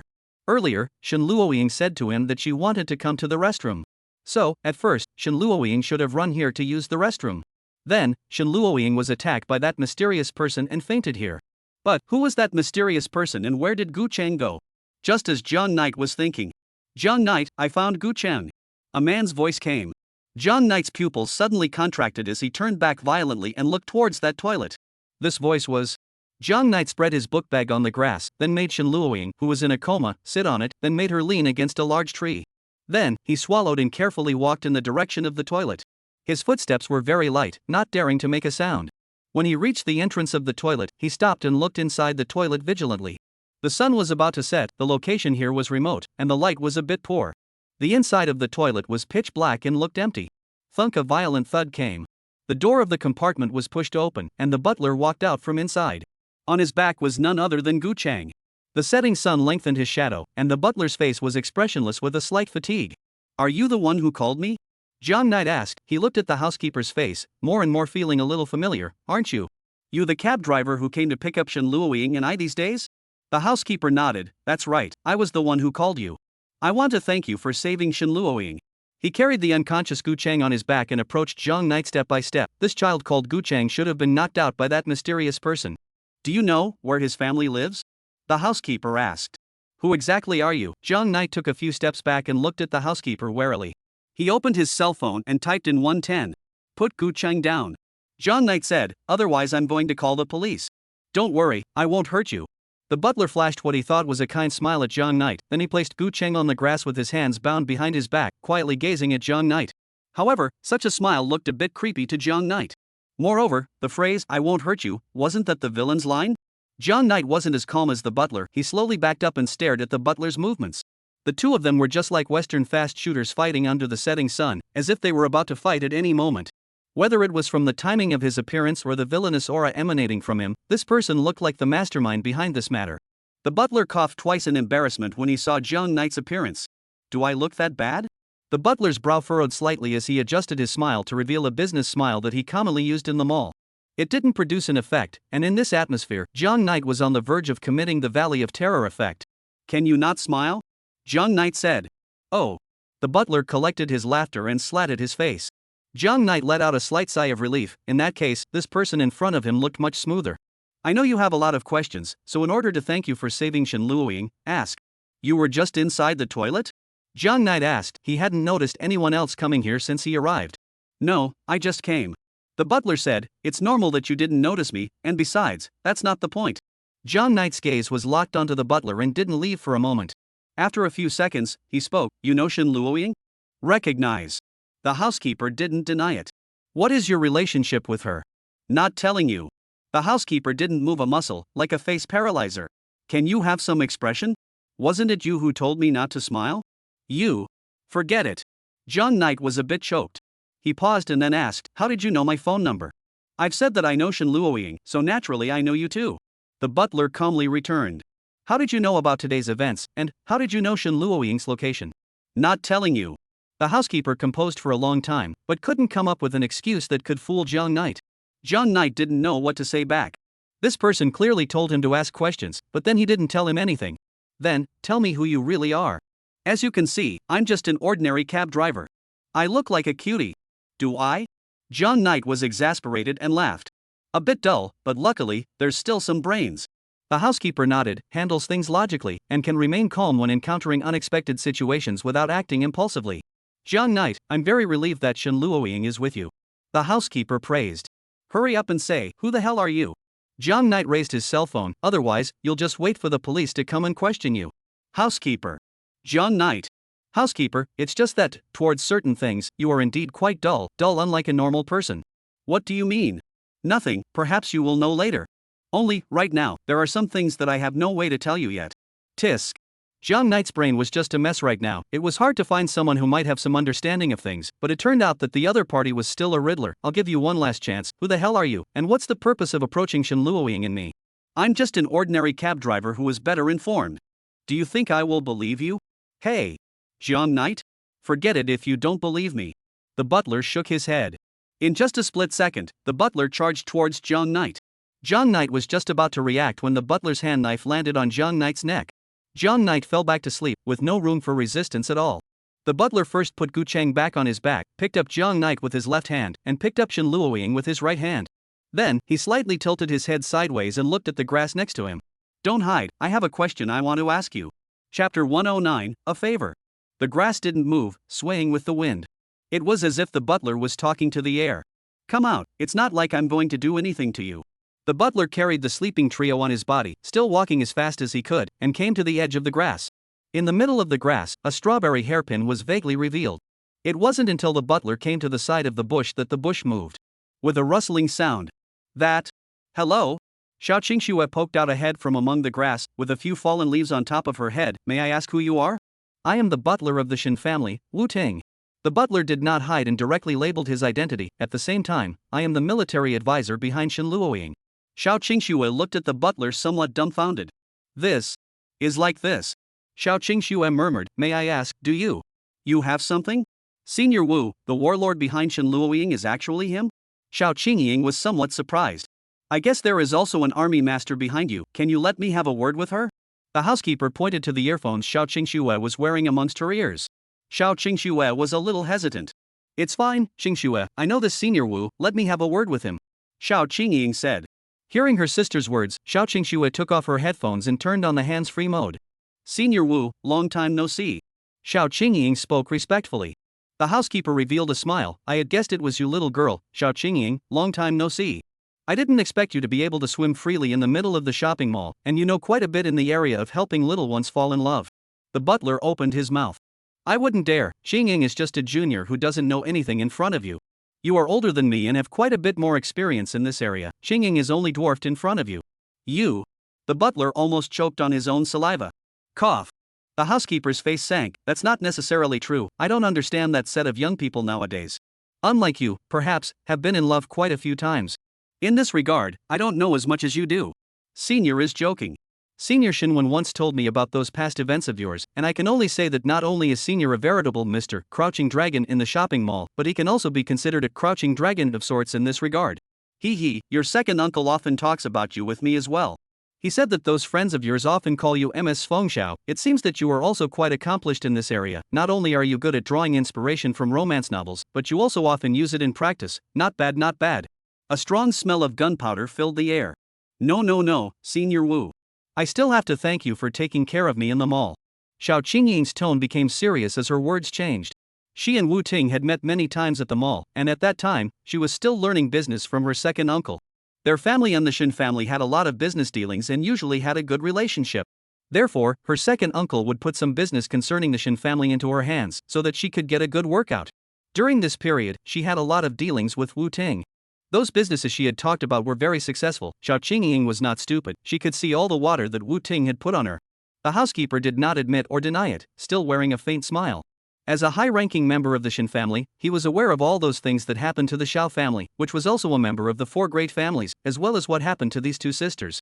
He admired this pair of sisters for being able to survive from amongst that harsh environment. What about your mothers? Do you have any whereabouts? The butler asked. The air fell into a brief silence. If it's not convenient to say, just pretend I didn't ask. Mother she still has no whereabouts until now. Xiao Qingying was silent for a long time and replied.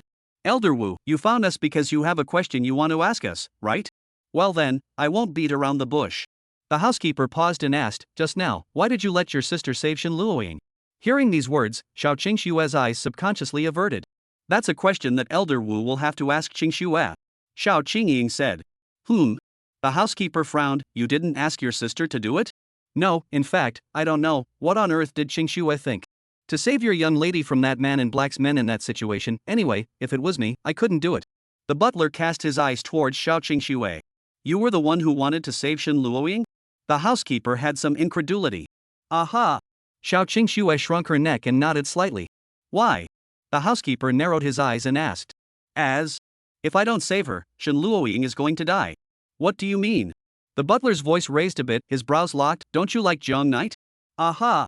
Xiao Qingxue raised her head slightly and looked at the butler cautiously. Then why do you? He was just about to continue asking, but the moment his line of sight met Xiao Qingshue's eyes, the butler froze. Then, he did not say anything more. Xiao Qingying and her sister were twins, but, as someone who had been in the top business circles of Magic City for many years, he knew very well that Xiao Qingying and her sister had two pairs of very different eyes. I'm sorry, I was the one who overthought it. The butler shook his head. Does Senior have anything else to say? Nothing, the mall is about you and me, this you, and I understand. Wu Ting wrapped the three towards himself to keep them from falling off of him. He squared himself and bowed slightly to Xiao Qingxue. Senior, what are you? Wu Ting looked serious, this bow, to apologize for my rudeness just now. Then, he turned to Xiao Qingxue and bowed deeply, this bow, to thank you for saving my young lady. The mall is about you and me, this I know well. Only after a long time did Wu Ting get up again. Xiao Qingxue, this time, I, Wu Ting, owe you a favor. In the future, if you encounter anything, I, Wu Ting, will unconditionally help you once. Both Xiao Qingxue and Xiao Qingying wanted to say something, but the butler didn't give them that chance. As for Jiang Knight, little one, it's up to you guys to work on yourselves. First things first, I won't let go of the water. The butler finished speaking and left with the unconscious trio. Sister, what did he mean when he said he would help me once? I don't know, this person is very eccentric. Xiao Qingying shook her head, however, you can trust him. If he says he will help you once, then he will definitely do it. Chapter 110 Something's Wrong Cooperation. Xiao Qingxue nodded her head somewhat confused. Xiao Qingying's car stopped at the school's main entrance, picked up Xiao Qingxue, and returned within her villa. Sister, what should we do next? Xiao Qingxue took the lead and walked up the stairs and plopped down on her bed. There's no way. Xiao Qingying sighed. Today, I was supposed to ask Gu Cheng about Jiang Knight's preferences, but this kind of thing happened. Other than those strange preferences, Jiang Knight's favorite anime and favorite games, we didn't even have time to ask. Xiao Qingxue continued to lie down, not knowing what she was thinking. Seeing this devastated look on her sister's face, Xiao Qingying laughed and comforted her softly. However, we're not without any gains, at least, we know what Jiang Knight likes to eat. Cuttlefish balls, 1,000 sheets, braised pork ribs, we can make these for him tomorrow. Qingxue, are you listening? Xiao Qingxue looked like she had come back to her senses, her body trembled, then slightly raised her head. I'm listening. Then that's it, I'll go back and have the kitchen at home. Sister. Xiao Qingxue rolled over and sat on the bed, her face with a hint of scarlet as she looked at the ground. I want to make it myself for Jiang Knight to eat. Xiao Qingying's mouth opened slightly as she looked at her sister in surprise. Sister? Great, Qingxue. Xiao Qingying held her sister's shoulders and shook them slightly. My good sister, you've finally gotten the hang of it. It's finally not those strange thoughts of packing yourself into a courier box and mailing it to Jiang Knight inside your head. Hearing these words, Xiao Qingxue blushed and turned her head sideways, her fingers playing with the tips of her white hair. Very good, Qingxue, sister supports you. Xiao Qingying nodded her head in satisfaction. Turn around and I'll have the chef at home come over to teach you how to cook. Ah. No need, sister, I want to learn how to cook by myself. Why? No reason. Xiao Qingxue said, I just think that the dishes I learned to cook by myself, Jiang Knight will like to eat a bit more. At that time, I'll just look for a few cooking bloggers on Boolean and learn it myself. How can that be? Xiao Qingying laughed lightly. Our family chef's skills are all top in the world, much better than those boo station UPS. Xiao Qingxue hesitated for a moment, her eyes a little evasive, and added, the main thing is that I hope that when I'm cooking, no one else will bother me. Is that so? Xiao Qingying narrowed her eyes and looked at her sister. Good, then let it be as you wish. But Xiao Qingying turned her words around. Qingxue, you can't just cook for Jiang Knight. Oh. What do you mean? Xiao Qingxue didn't react. Good Qingxue, with Jiang Knight, you forgot about your sister, right? Xiao Qingying pounced on her sister. Sister, I was wrong. Sister, after I learn, I will definitely make it for you to eat first. No, sister must give you a punishment. The punishment is.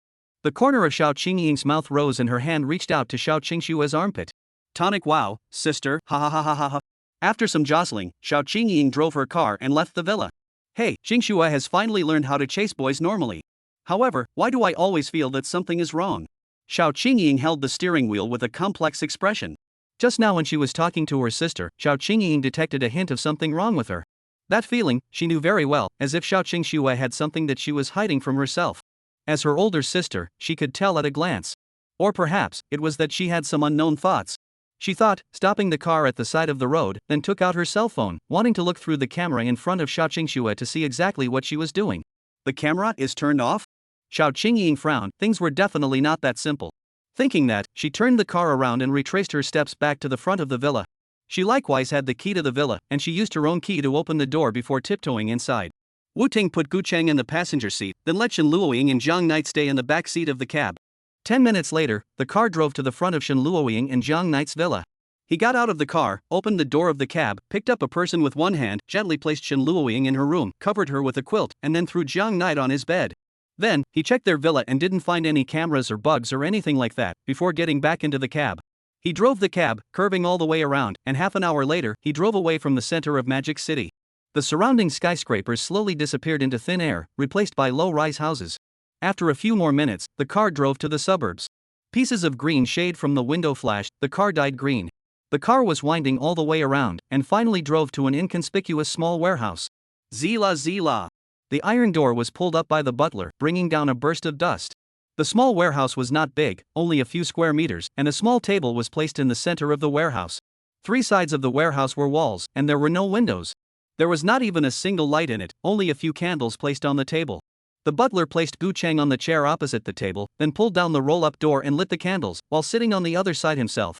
10 minutes later, Gu Cheng woke up in a daze. He squinted slightly, his surroundings were a little dim, and the only source of light was the few candles on the table. "You're awake," the butler said faintly. The candlelight swayed slightly as the butler spoke, and in Gu Cheng's field of vision, the butler's chin was outlined by the swaying candlelight. The butler stared expressionlessly at Gu Cheng, and on the wall behind him, the butler's shadow fluttered and wavered, like a stern ghost that had come from hell to claim his life. WC. Gu Cheng was frightened. "Who are you?" "It doesn't matter who I am, Gu Cheng. I have a few questions I want to ask you." The butler's stern, expressionless face, paired with the eerie and ghastly environment, made Gu Cheng stressfully want to bounce out of his seat. Only, Gu Cheng's arms and legs were firmly locked to the seat, and when he moved, he directly drove the chair to jump, which caused his body to become unbalanced and his center of gravity to lean back. He leaned back and fell heavily to the ground. The chains were torn by him and made a clanking and rattling sound. After struggling on the ground for a while, Gu Cheng finally adjusted his body and sat up again. He stared at the butler in front of him and gulped. The butler was not in a hurry to speak. A short silence fell in the air. The two stared at each other for a long while before Gu Cheng took the lead and spoke. "What did you bring me here for?" "Who is behind you?" the butler asked. Gu Cheng's pupils contracted imperceptibly. He pondered for a while and did not answer as his eyes glanced downward. The butler looked in the direction he prompted and saw the necklace Gu Cheng was wearing around his neck. "Don't worry, I've taken care of it. Now, the other party can't hear our conversation for the time being and can't see exactly what we're doing." Gu Cheng let out a slight sigh of relief. "I don't know, she seems to be a student of Mordor University, but odds are that the identity is false." "Not bad, you are a bit smarter than Zhang Knight. At least, you didn't keep asking me who I am like Zhang Knight did." "Then I'll get straight to the point." Gu Cheng did not know who the other party was, which was completely expected by the housekeeper. "I want to cooperate with you." Chapter 111, Reaching Cooperation. Cooperation? Gu Cheng did not understand. "What do you want to cooperate with me?" "We can work together to find out who exactly is the person behind you." The butler said expressionlessly. "How about it, are you also curious as to who is trying to manipulate you behind the scenes?" Hearing the butler's words, Gu Cheng lowered his eyes in thought and did not immediately agree. As if guessing something, the butler asked, "Did the other party exert some kind of control over you?" The butler guessed. "They threatened your family? Or perhaps, threatened your life?" "Don't worry about this, I can arrange for manpower. As long as you are in Magic City, I can guarantee the absolute safety of you and your family." Gu Cheng lightly bit his lips. He could hear that there were 2 layers of meaning in the butler's words. The first layer of meaning was that this person could guarantee the safety of Gu Cheng and his family. The second layer of meaning was that he could likewise use his family as a threat to force Gu Cheng to cooperate with him. As long as they were in the Magic City, he and his family were fish and meat on the chopping board. The butler continued to speak. "I have the certainty that you won't be discovered as abnormal by the people behind your curtain." "What makes you say that you have certainty?" Gu Cheng turned his head sideways and asked. The butler remained expressionless. He knew that Gu Cheng was trying to trap him. At times like this, it was only necessary to be a riddler, because I have survived until now, this is my bottom line. Thinking of certain past events, the butler's eyes as he looked at Gu Chang took on a bit of strangeness, as well as complexity. It was as if he was looking at another self. Gu Chang? What do you want me to do? Gu Chang sighed and asked. First tell me, what exactly did he use to threaten you? The butler asked. Gu Chang. Was this something that could be told? He couldn't possibly tell this person that if he didn't agree, his browsing history would be displayed on top of the public screen. The other party doesn't know what means to use to find out about my house, and then. I understand. The butler nodded. The other party must have used Gu Chang's family to threaten him. It was a very common tactic, within the butler's expectations. At the same time, the fact that the other party was able to easily find out about Gu Chang's family showed that the other party's power must not be small in the Magic City, it had to be at least a big family. Tell me again, what did the other party make you do? The butler asked again. They asked me to spy on Jiang Knight. Gu Chang did not hide it. Spy on Jiang Knight?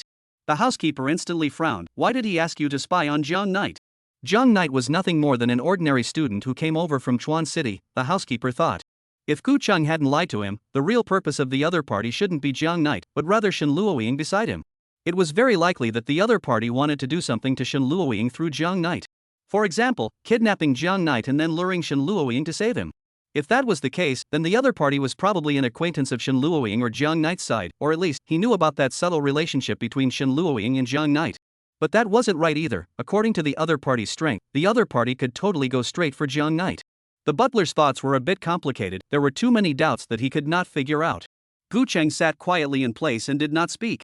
After a long time, the butler raised his slightly tired eyes. At this time, a voice came out from amongst Gu Chang's earphones. The other party had contacted him. Gu Chang, where are you? A mechanical voice came out from amongst his headphones. Lin Xianer had been using a voice changer when she spoke to Gu Chang. Gu Chang continued to look at the butler without making a sound. The butler removed a small round piece from Gu Chang's headset, restoring the voice transmission function of Gu Chang's headset. Then, he pulled out his cell phone and tapped his fingers on it quickly. Then, he stuck the screen in front of Gu Chang's eyes. Didn't you install a locator on me? Gu Chang asked in a mock-puzzled manner at the words on top of his cell phone. The caller paused, then said, I didn't install a locator on you, now tell me where you are. Is that so? I'm still in the school's restroom, just now I don't know why, I fainted as soon as I entered the restroom. Lin Xianer did knock out Gu Chang inside the toilet before she made her move on Shen Luoying to prevent him from knowing too much. The butler had guessed this the moment he entered the toilet and found the unconscious Gu Chang. Lin Xianer looked at the picture in the camera, which was exactly the scene inside the toilet. Gu Chang stared at the cell phone screen and said the text on it, Are you coming for me? No need, tomorrow, continue to monitor Jiang Knight. After saying that, the voice ended abruptly. The two waited for a minute, and the voice still didn't speak. The candle on the table was half burned out, and the wax oil slowly flowed down the candle pillar, solidifying on this uneven table. So, what have you decided you want me to do? Gu Chang asked, breathless. It's simple, just keep doing what the other side tells you to do. What do you mean? Put the trick in place. The butler pulled open a small drawer in the storage room, and inside were bags of micro-mechanical devices. The butler took out a bag with a red label, removed one of Gu Chang's headphones, and picked up another mechanical device, sticking it to the inside of the headphone. Alright, next you just need to do what the other party told you. I'll look for a chance to figure out who the other party really is. The butler helped Gu Chang loosen his grip. The candlelight hit the two of them on their faces. Amidst Gu Chang's surprised gaze, the butler smiled at him, Relax, it's nothing. You're much better than I was back then. He extended his hand, and Gu Chang hesitantly shook his hand gently. Then I wish us good cooperation. Chapter 112 Charging? This chapter has been overhauled. Shin He Weili cannot be overcome. Inside the villa, Xiao Qingxue turned on the lights inside the room, then pulled the curtains and sat on the bed. She had just plopped down on the window and double-checked that her sister had driven away. She was the only one left inside the villa, so she could start doing something she wanted to do. Or rather, vent a little of the long pent-up emotions. Master, how could you hug Shen Luoying just now? Her eyes were closed and her body trembled slightly. Earlier, the scene where Jiang Yi picked up Shen Luoying, Xiao Qingxue had seen it all. I'm so envious of Master. Why he's so good to Shen Luoying. Xiao Qingxue's eye pupils quickly colored with a layer of purple mist. Qingxue, did something wrong? I clearly saved my master's friend, Qingxue should be happy. Qingxue, how can you be angry? Right, Qingxue should have been obedient and shouldn't have questioned master's choice. Xiao Qingxue's speech became faster and faster as tears came out of her eyes. She pulled out her cell phone and opened the cell phone album. The first photo was the picture of Jiang Knight that she had secretly taken during class today. She was sitting behind Jiang Knight and could only capture Jiang Knight's back. However, it was enough. Xiao Qingxue looked at Zhang Knight on top of the photo and felt a little out of control of her consciousness. Somewhere in the world, perhaps inside an apartment building, a roadie with a greasy face was eating instant noodles, and Xiao Qingxue's album was playing on his computer. The company is laying off employees again. How in the world should an ant at the bottom of society like me live? But luckily there is you, Lord Xiao Qingxue. On the computer screen was Xiao Qingxue's picture, as well as various videos of her appearing in public places. Without you, I might not have been able to support myself anymore, he said with tears in his eyes, locking away the last bit of instant noodles in the instant noodle box. Life was just too bitter, too tiring. There was only one way to vent out all that stress that had built up in the midst of life. He opened the music software and played Xiao Qingxue's album. However, what they didn't realize was, in Xiao Qingxue's room, Master, Qingxue really loves you so much. Her head was slightly tilted back, stretching her graceful neck and revealing her crescent moon-like collarbone. On the cell phone was Zhang Knight's figure. She took her phone out and placed it on the bed. Her cell phone hadn't been charged for a day, and at this point, the power came to below 20, and the battery was already red warm. Logically speaking, Zhang Knight shouldn't be this tired. Above the screen, Zhang Knight dimmed down, as if the next second will completely shut down. Don't leave Qingxue. Xiao Qingxue wrapped Zhang Knight around her heart, her hands couldn't stop trembling. The cell phone was unhappy, it hadn't charged itself for a day, it had this time to say these strange words. Why didn't the owner give himself a charge? The cell phone thought that it would be better to remind its owner. Insufficient power, the phone will shut down in 30, 29, 28, 27, 26 seconds. Qingxue was wrong, Master, don't leave me. Oh. Xiao Qingxue instantly became anxious. She searched the bed, and soon, she found the charger that she had casually thrown on the bed. Soon, the cell phone was contentedly charged. However, it always had an ominous premonition. This feeling was so strange. No matter, Xiao Qingxue was probably getting a new cell phone. He himself had accompanied her for almost 2 years now, and it was time to retire. By then, one should be lying in some small drawer in the villa, or perhaps on Sweetfish for a new owner. Anyway, enjoy this last meal first. Why? Why are you eating such vulgar things? Saizetsu obviously prepared healthy food for you. The cell phone didn't quite understand. Isn't it a natural thing for a cell phone to eat electricity? However, in Xiao Qingxue's eyes, the cell phone wasn't just a cell phone, it was also the embodiment of Zhang Knight. Xiao Qingxue grabbed the charging cable. Under the cell phone's surprised gaze, Xiao Qingxue pulled hard and pulled the plug off. Snap, snap, snap, snap. The young girl erupted with amazing strength, breaking the charging cable into several pieces and completely scrapped. I'm sorry I got you into something unclean. The charging cable, a wave that shouldn't be charging a cell phone, was sentenced to death by Xiao Qingxue. Afterwards, Xiao Qingxue opened the drawer and pulled out a stun gun, feeding clean and healthy electricity to the cell phone. This is the correct method of charging. Just kidding, peeps don't learn. The cell phone let out a guttural wail, its stomach was too small to eat so much. It ate up and was completely scrapped, ending his sinful life. In hell, the cell phone met a huge teddy bear. How did you get down here? He asked. Same way you did. He replied. Chapter 113, Braised Spare Ribs. Master. Don't leave me. Xiao Qingxue sat on her knees beside the dark, smoking puddle of Zhang Knight on the ground. With a few tears in her eyes, her white hand trembled slightly as she cupped the puddle of dark, unknown objects.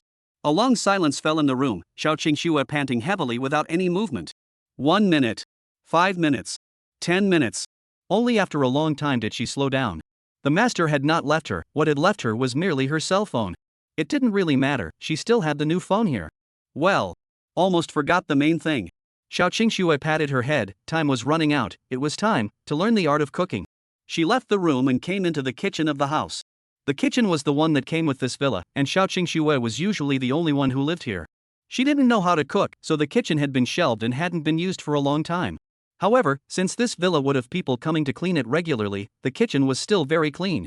She ordered an errand takeout and had someone buy cut ribs as well as some common seasonings from among the supermarket next door. How should I make braised pork ribs? Xiao Qingxue opened Boing Station, searched for braised pork ribs, looked for an uploader, and then followed that uploader to start learning. Add the ribs to the basin, and then clean it. Xiao Qingxue found a large basin, and then did as she was told. Then cut the ginger into ginger slices. Xiao Qingxue's eyes moved away from the screen and looked at the kitchen knife on the counter. How is the knife going to be used? Xiao Qingxue followed the example of the person in the video and picked up the kitchen knife with her right hand, while holding the end of the ginger with her other hand. Her hand holding the knife was a little unsteady, and the blade shook in the air at a high frequency. One slice went down, and she cut crookedly. Another cut, and the fingers of her left hand bubbled with the slightest bit of blood. For a novice, chopping vegetables wasn't that simple. I'd better start learning from chopping vegetables. 10 minutes later, she grudgingly finished the ginger in front of her. Add a small amount of cooking wine to deodorize it. Then, add a tablespoon of cooking oil to the pan. Finally, mix the sauce. Xiao Qingxue frowned. A list of ingredients appeared on the screen, with the ingredients of the sauce named on it. Salt, how much should I add? Is half a bag of salt enough? And the soy sauce? Half a bottle should be enough. 10 minutes later, the braised pork ribs were ready. A pile of blackened stuff was presented on the plate. Xiao Qingxue frowned and tasted a small mouthful. Vomit. She immediately spat it out.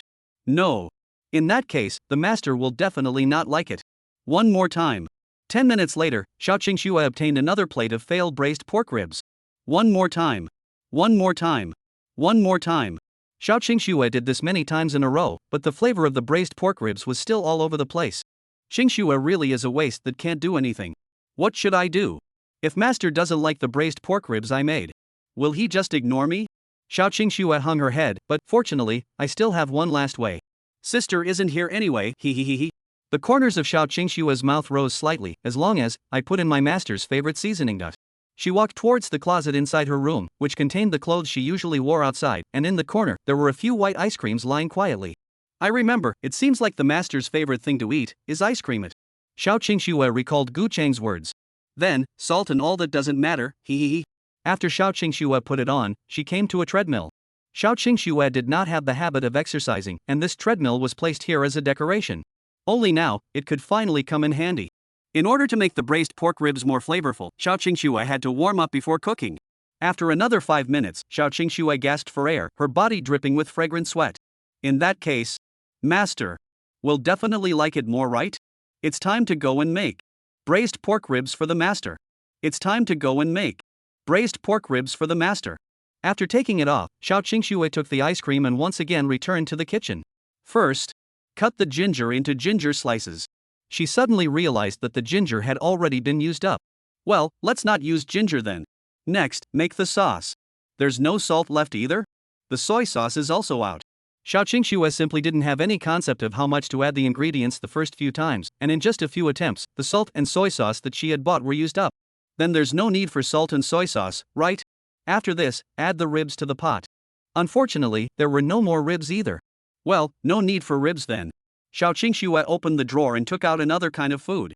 This ingredient was relatively rare, except that both Xiao Qingxue and Jiang Knight seemed to like it more.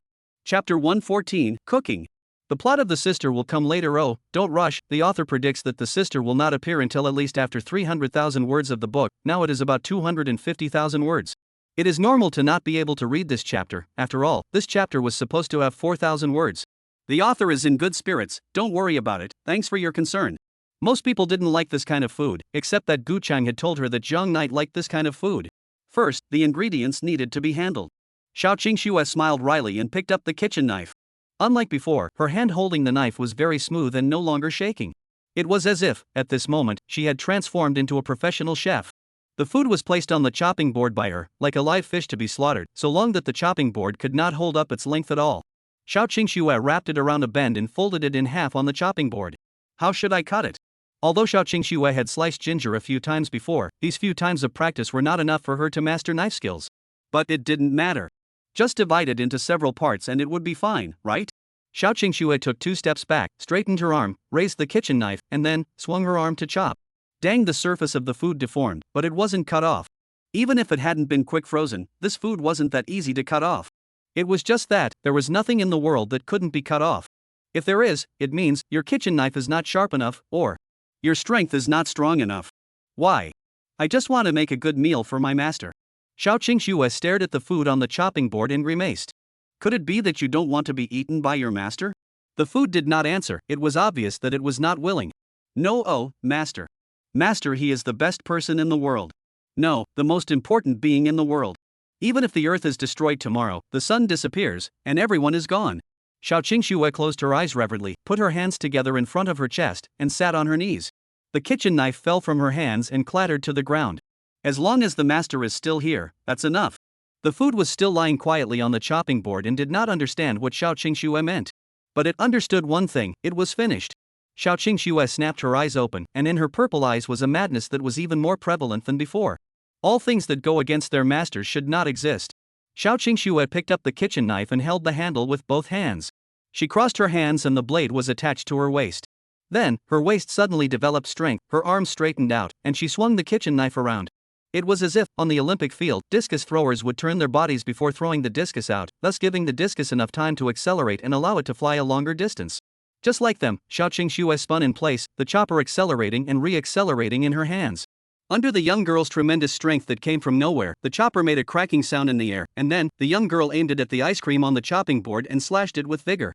Dang, the blade of the chopper curled up nearly 90 degrees, and was folded into a right angle by this violent impact, flying out and sticking into the wall, shaking off a puff of dust. The food was unable to resist the blow, and immediately turned into the upper, middle, and lower sections. Xiao Qingxue had folded the food once before, so the food would be split into 3 pieces. The chopping board wave shouldn't have let the food that didn't listen to its master lie on it, it deserved the crime, it deserved to be even sat on, and it was split into 2 halves. Xiao Qingxue covered her numb arm and looked at the food, revealing a hint of delight. This showed that her method had worked. Only, unfortunately, the chopper had been completely scrapped. It didn't matter, without the chopper, there were still scissors. Xiao Qingxue returned to her bedroom, picked up a pair of scissors from the dresser, and returned to the kitchen. The food was divided into 4 sections, the scissors ended its mission and turned into 2 halves, the screws at the joints popped up in the air and fell somewhere on the floor, disappearing without a trace. The knives that could handle the ingredients had all been scrapped, and now, Xiao Qingxue could do nothing with this ingredient. If this continued, she wouldn't be able to let Jiang Nai eat the food he loved. Perhaps, there were other ways that could handle the ingredients? Xiao Qingxue thought, opened the little blue whale AI, and searched, how should I handle the ingredients before the food is cooked? The little blue whale AI began to turn, thinking deeply. I'm sorry, I can't understand your question.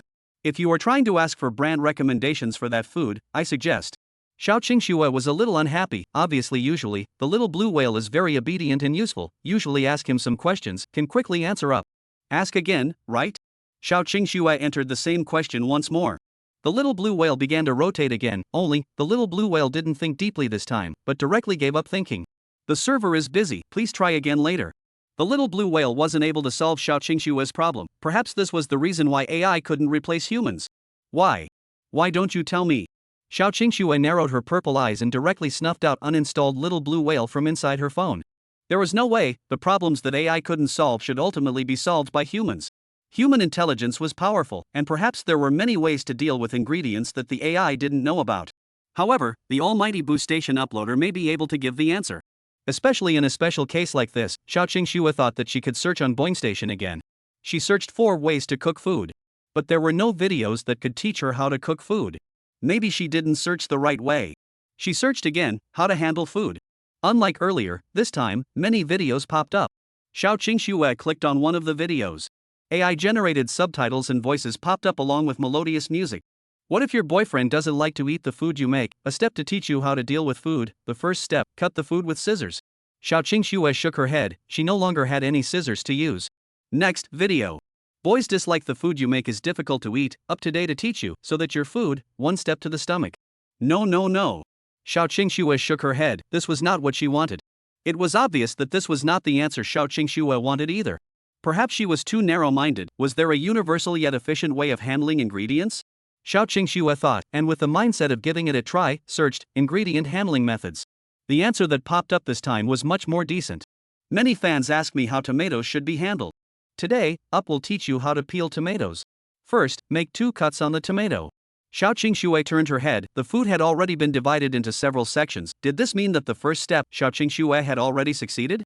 The person on the video aimed at the top of the tomato and cut an X shape. Cutting it like this should also work, Xiao Qingxue murmured. It wasn't that she didn't want to cut it, but she no longer had the tools now. Step 2, put the tomatoes in hot water. Note that it must be hot water, otherwise, the tomato skin will be firmly stuck to the pulp and it won't be easy to handle. The upstart warned. Should I use hot water? Xiao Qingxue paused the video, boiled a kettle of hot water, and poured the hot water into the basin just like in the video. Put in the tomatoes. Xiao Qingxue did as she was told and threw a few pieces of food into the hot water. Next, just wait for a while. Xiao Qingxue beamed like a kitten, lying down in front of the tub of hot water. Next, the tomatoes will be successfully peeled. The upmaster said, as he took out the tomato, and sure enough, the skin of the tomato had come off at the X-shaped gap. Amazing! Under Xiao Qingshua's astonished gaze, that up master just gently tore the skin of the tomato, and the flesh was ripped off, bubbling with heat and lying on the chopping board. What was even more amazing was that after Xiao Qingxue did as she was told, the food on the chopping board disappeared, the food underwent a reduction reaction and turned into a ball of noodles.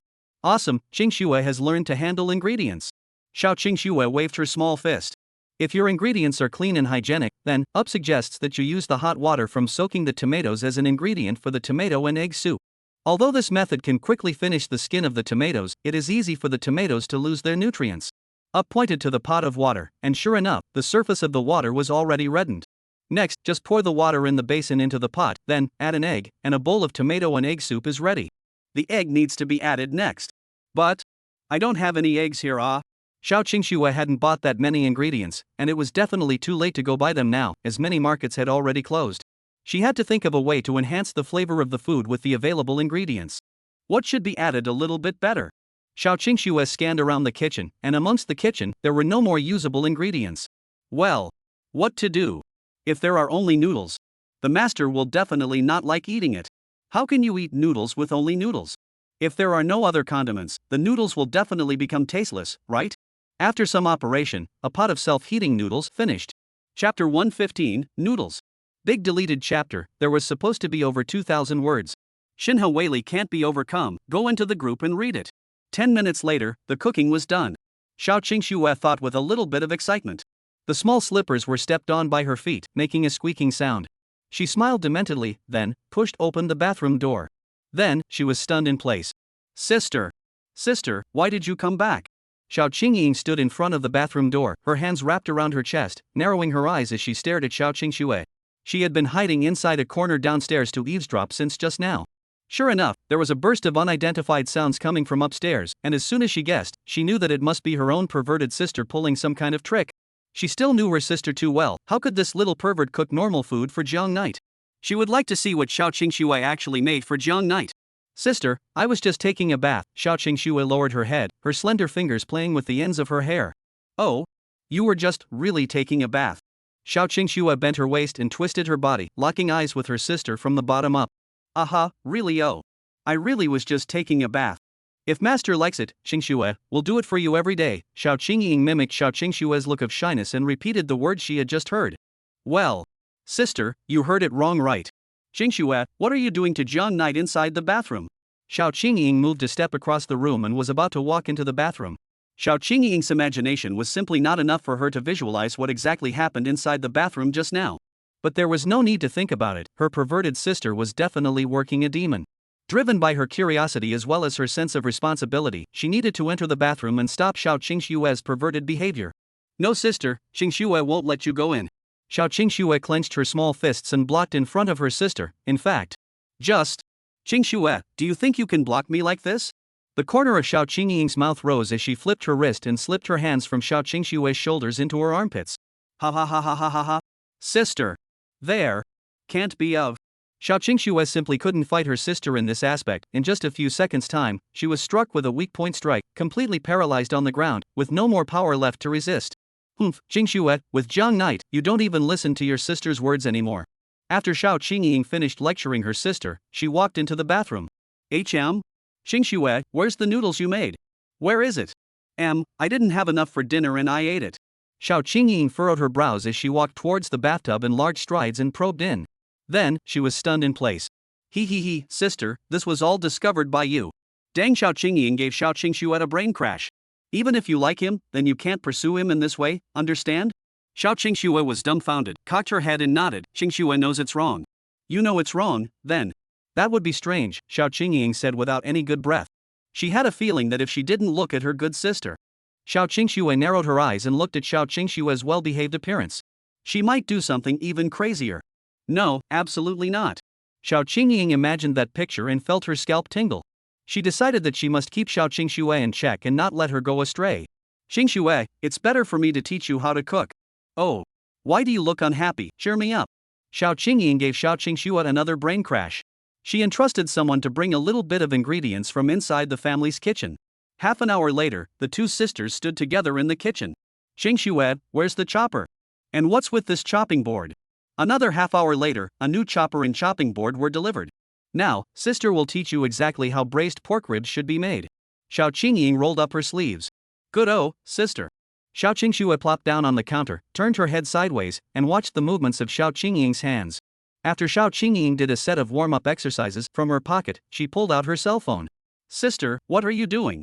Nonsense, Qingxue, when have you ever seen your sister cook? Sister will learn first, and then teach you when she learns. Chapter 116, here? No way. The early morning sunlight poured above the street, and birds chirped happily in the trees. Jiang Knight's beautiful day had begun again. Yesterday, he somehow managed to return home again. He realized that no matter what happened to him in Magic City, at night time, he could always return to his big, warm bed. It was as if he had set up a resurrection point on his bed, and every time he G-dropped, he would automatically resurrect from his bed the next day. Ha Jiangyi yawned as he walked on his way to school, and beside him, Shen Luoying wore even heavier dark circles under her eyes than yesterday. However, he had finally gotten a good night's sleep himself. Jiang Knight, why don't you take a cab today? Shen Luoying was called up early in the morning by Jiang Yi, who told her that he wasn't going to take a cab to school today. It's nothing, landlady, let's just take it as exercise. In the future, we'll walk to and from school. Jiang Knight was afraid of running into that mysterious driver again, so he simply gave up on taking a car. Shen Luoying didn't think much about it. She suddenly made an acceleration, rushed forward 2 steps, then turned around, put her hands behind her back, and mysteriously looked at Jiang Knight. Jiang Knight, me today, is there any difference from before? Jiang Knight answered, frowning, thinking about yesterday's events. Really? Then, tell. Me, Shen Luoying's beautiful eyes slightly lowered, her pretty face scarlet, where am I different? Jiang Knight answered again. Jiang Knight, are you listening? Shen Luoying pouted and narrowed her eyes. Aha! You're not listening at all. Shen Luoying stopped, bent down, crossed her arms, and stared into Jiang Knight's eyes. Only, Jiang Knight's eyes were lifeless and his thoughts weren't here. He didn't react and crashed into it. Shen Luoying's head came into close contact with his chest, and Shen Luoying fell to the ground without standing still. Landlady, sorry, are you alright? Jiang Knight snapped out of his thoughts and hurriedly stopped in his tracks. Good job, miss, the first stage is complete, the following can start the second stage, this time you can. This was all discussed between the housekeeper and Shen Luoying. Well, Jiang Knight, what are you doing? Shen Luoying covered her legs. Ahem, just now I was thinking about things. Landlady, did you fall anywhere? Jiang Knight squatted down and said with concern. Well, Jiang Knight, Shen Luoying mumbled as she turned on her side so that she was sitting sideways on the ground and pointed to her ankle. The small leather shoes were wrapped in white silk, and where they met, the stocking broke out into a small hole. This was something she had prepared in advance, just for this play today. It was only at this time that Jiang Knight finally reacted. Landlady, why did you think of wearing stockings today? Jiang Knight asked. In his impression, Shen Luoying shouldn't normally wear stockings. Yeah, Jiang Knight, I wore Today, Shen Luoying put her head in Jiang Knight's ear. Does it look good? Jiang Knight swallowed his saliva and shook his head. It's still okay. A few days ago, he just had a dream about that vampire pudding. Jiang Knight has a little bit of psychological shadow on this thing. All of this, however, was completely different in Shen Luoying's eyes. He looked at Jiang Knight's evasive eyes, and the corner of his mouth rose slightly. Jiang Knight, you're so cruel, the stockings I just bought were broken by you just like this. Shen Luoying snapped. Cough cough, turn around and I'll compensate you for one just. Jiang Knight said. All your money is what I borrowed from you, what are you going to compensate me with? We've been brothers for so many years, don't you understand me? Jiang Knight said seriously, when have I ever owed money and not paid it back? After that asshole dad of mine rolls back, I'll let him pop rice hard and double it back to you, how about that? That won't do, isn't the money you owe me a bit too much? Shen Luoying smiled faintly at Jiang Knight. Jiang Knight's heart thumped, this was the end. The landlady was probably going to make him work as a cow to pay off his debt. He was already tired enough after coming to Magic City, if he had to rub Shen Luoying's shoulders and pound her back, following her around like a bodyguard and holding a parasol for her. Jiang Yi couldn't imagine those dark days. He cursed his asshole dad who rolled up the money and ran away in his heart, and wore an awkward smile on his face. Landlady, what are your orders? Shen Luoying looked at her feet and lightly bit her red lips. Mr. Wulong. Really? Really want to say this? What's wrong? In the beginning you didn't even fruit the bath towel, you ran out of the bathroom and Jiang Knight frankly, now how to be shy? That's different, there are so many passers-by here. Miss, physical contact is the fastest way to make Jiang Knight feel good about you. In the beginning, Xinwen was when your mom fell down. The housekeeper started making up stories again. Okay, I know. Shen Luoying lifted her head and mustered her courage. Jiang Knight. She lifted her foot and kicked the small leather shoes that were in the way to the side. I just broke my foot. Shen Luoying paused, gritted her teeth, and added, quickly give me a rub. Jiang Knight didn't move and squinted his eyes. Then, he slowly moved his gaze to Shen Luoying's injured foot, and his eyes gradually changed a little. What are you doing?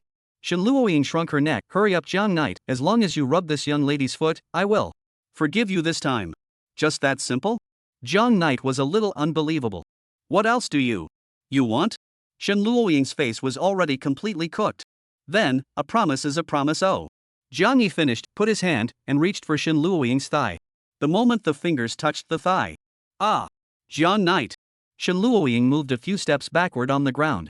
A few people in the surroundings threw in probing gazes.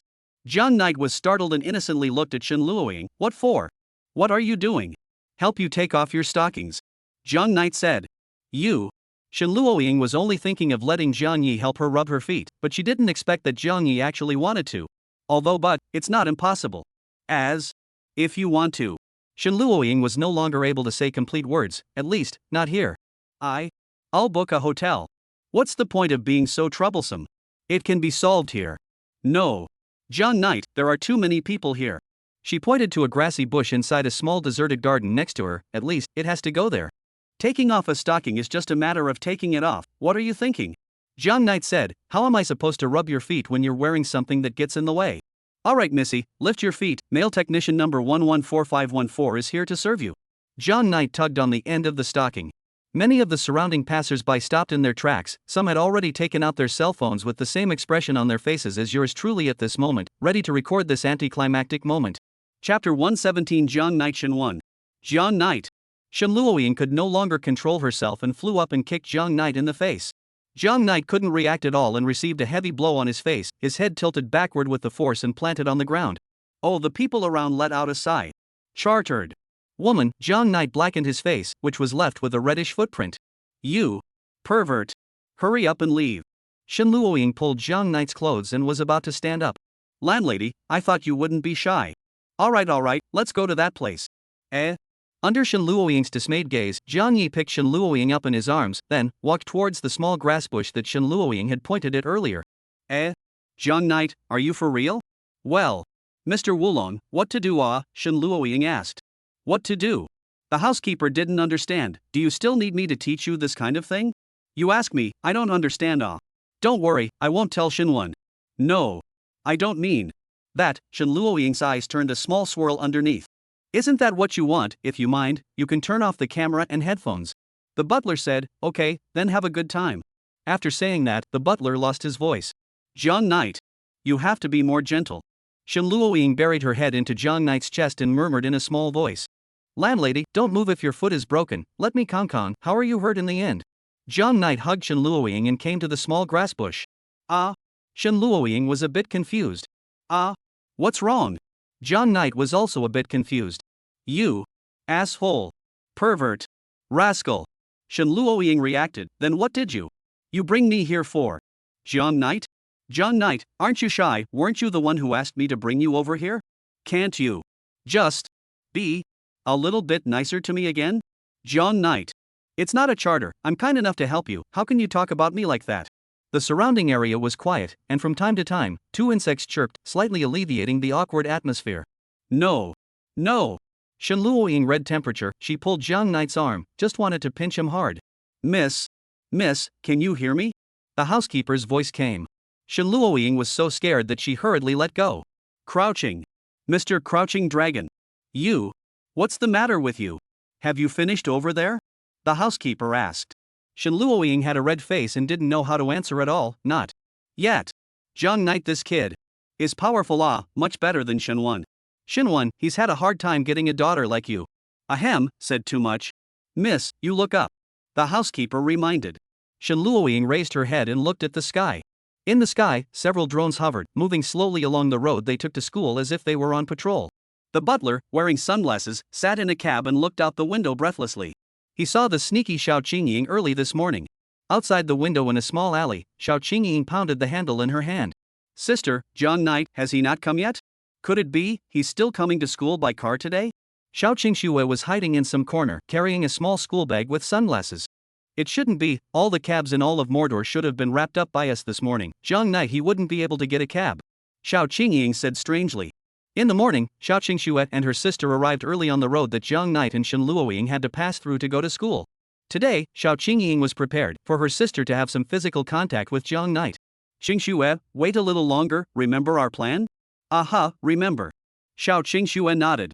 In a while, I'll tell you Jiang Knight's location from time to time. When Jiang Knight walks to that corner of yours, you'll pretend to be about to be late, rush out, and pretend to have a face-to-face with him. Then, Jiang Knight will definitely hug you in a smooth manner. Then, you'll just look at each other with deep love like this. Xiao Qingying imagined a picture like that, the corners of her mouth rising. That's right, this was a classic bridge among romance novels, where the female lead would usually dangle a piece of bread, rush out from a certain corner when class was about to start, and then accidentally crash into the male lead's arms. The male lead will then say in a bubbly voice, "Are you okay?" The female lead, on the other hand, would have a red face and say sorry under her breath, but in reality, she was a deer in the headlights inside. Xiao Qingying was deeply touched by this clip and felt that this method was very useful and planned to put it into practice. Wait, there seems to be movement in this bush. Xiao Qingying looked towards the bush where Shen Luoying and Jiang Knight were. How strange, did I hear Jiang Knight's voice? She was a little uncertain. Then, she maneuvered the drone and slowly approached that grass bush. Landlady, let me put some medicine on your ankle, Jiang Knight said, pulling out a bottle of safflower oil from inside her book bag. Jiang Knight applied a little bit on his hand and started rubbing the medicine for her.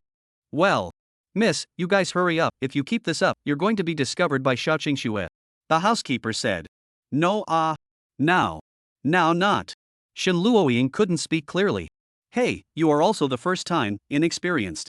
Unfortunately, I don't know much about this aspect either, so let Yan Lingshi give you a lesson at that time. She's better at this aspect. The housekeeper seemed to have misunderstood something. These drones are indeed a bit of a nuisance.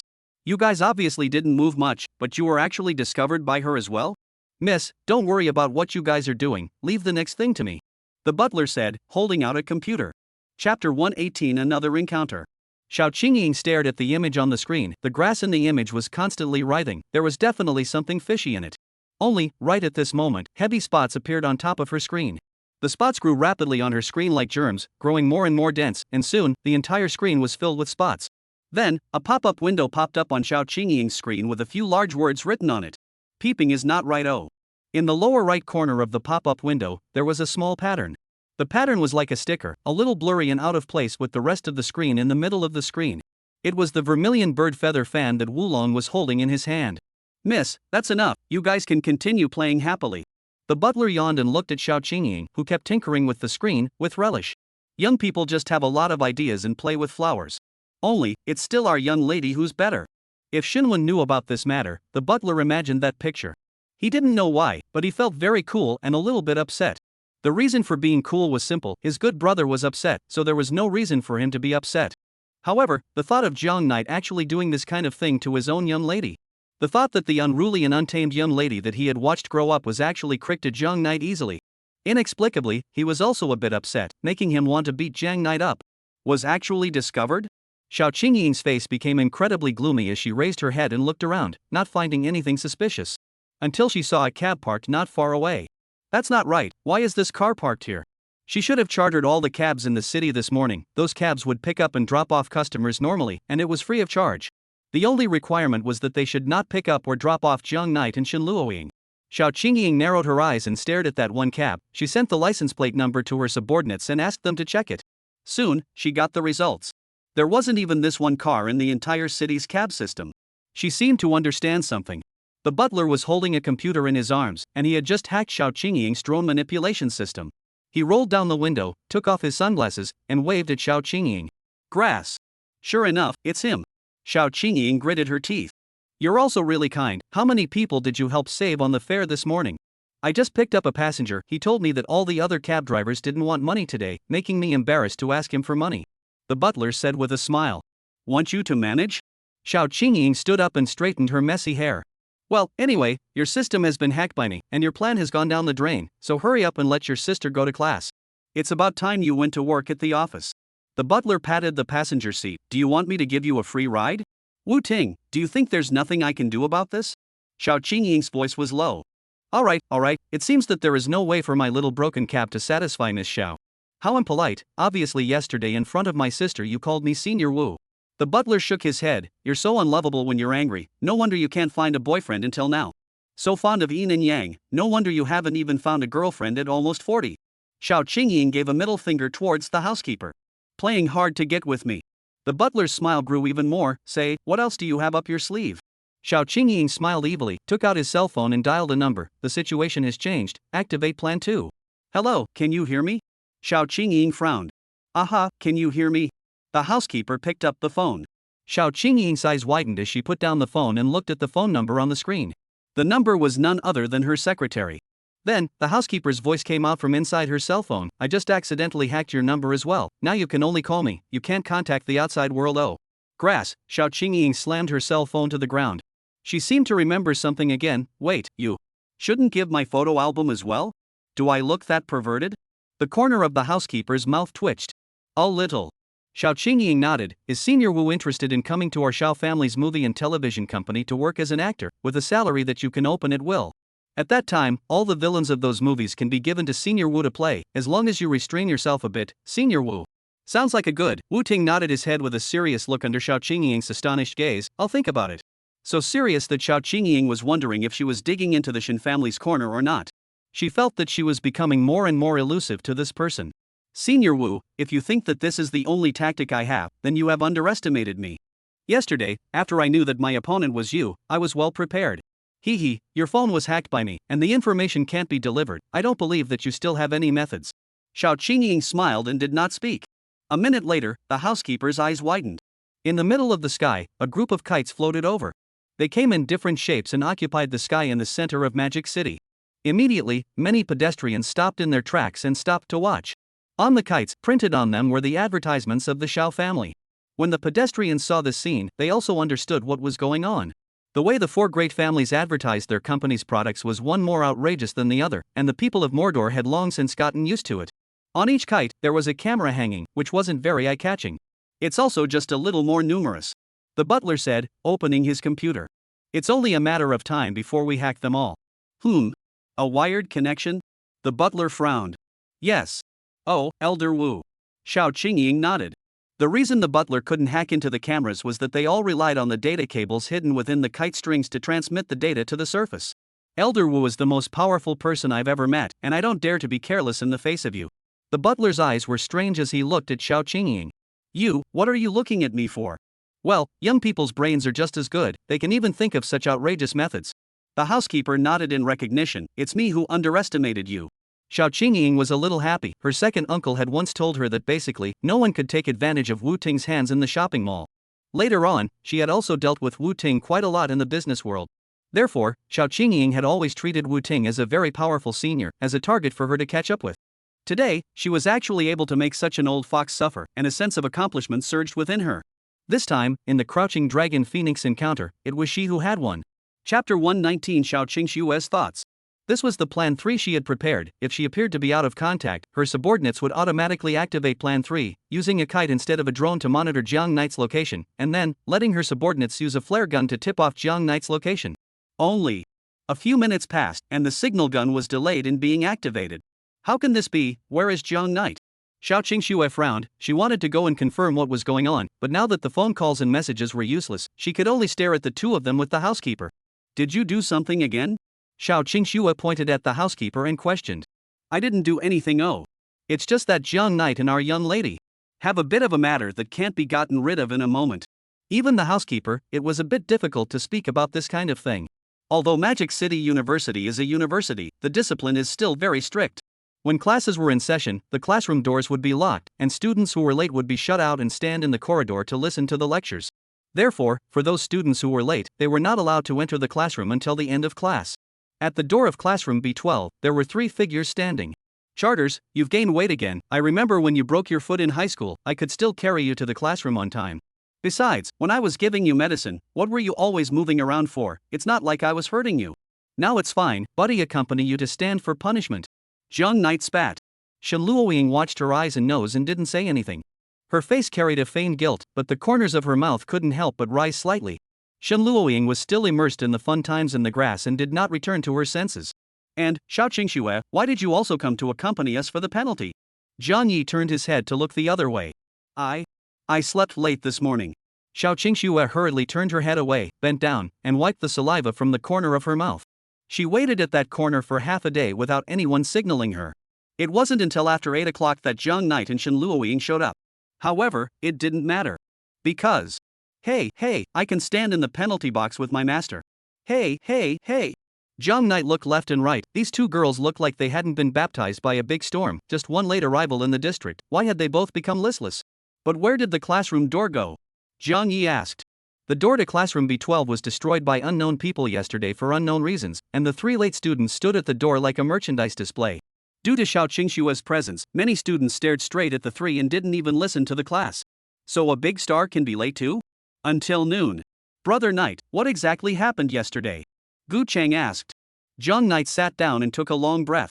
He had been standing outside for half a day and his legs were a bit numb from standing.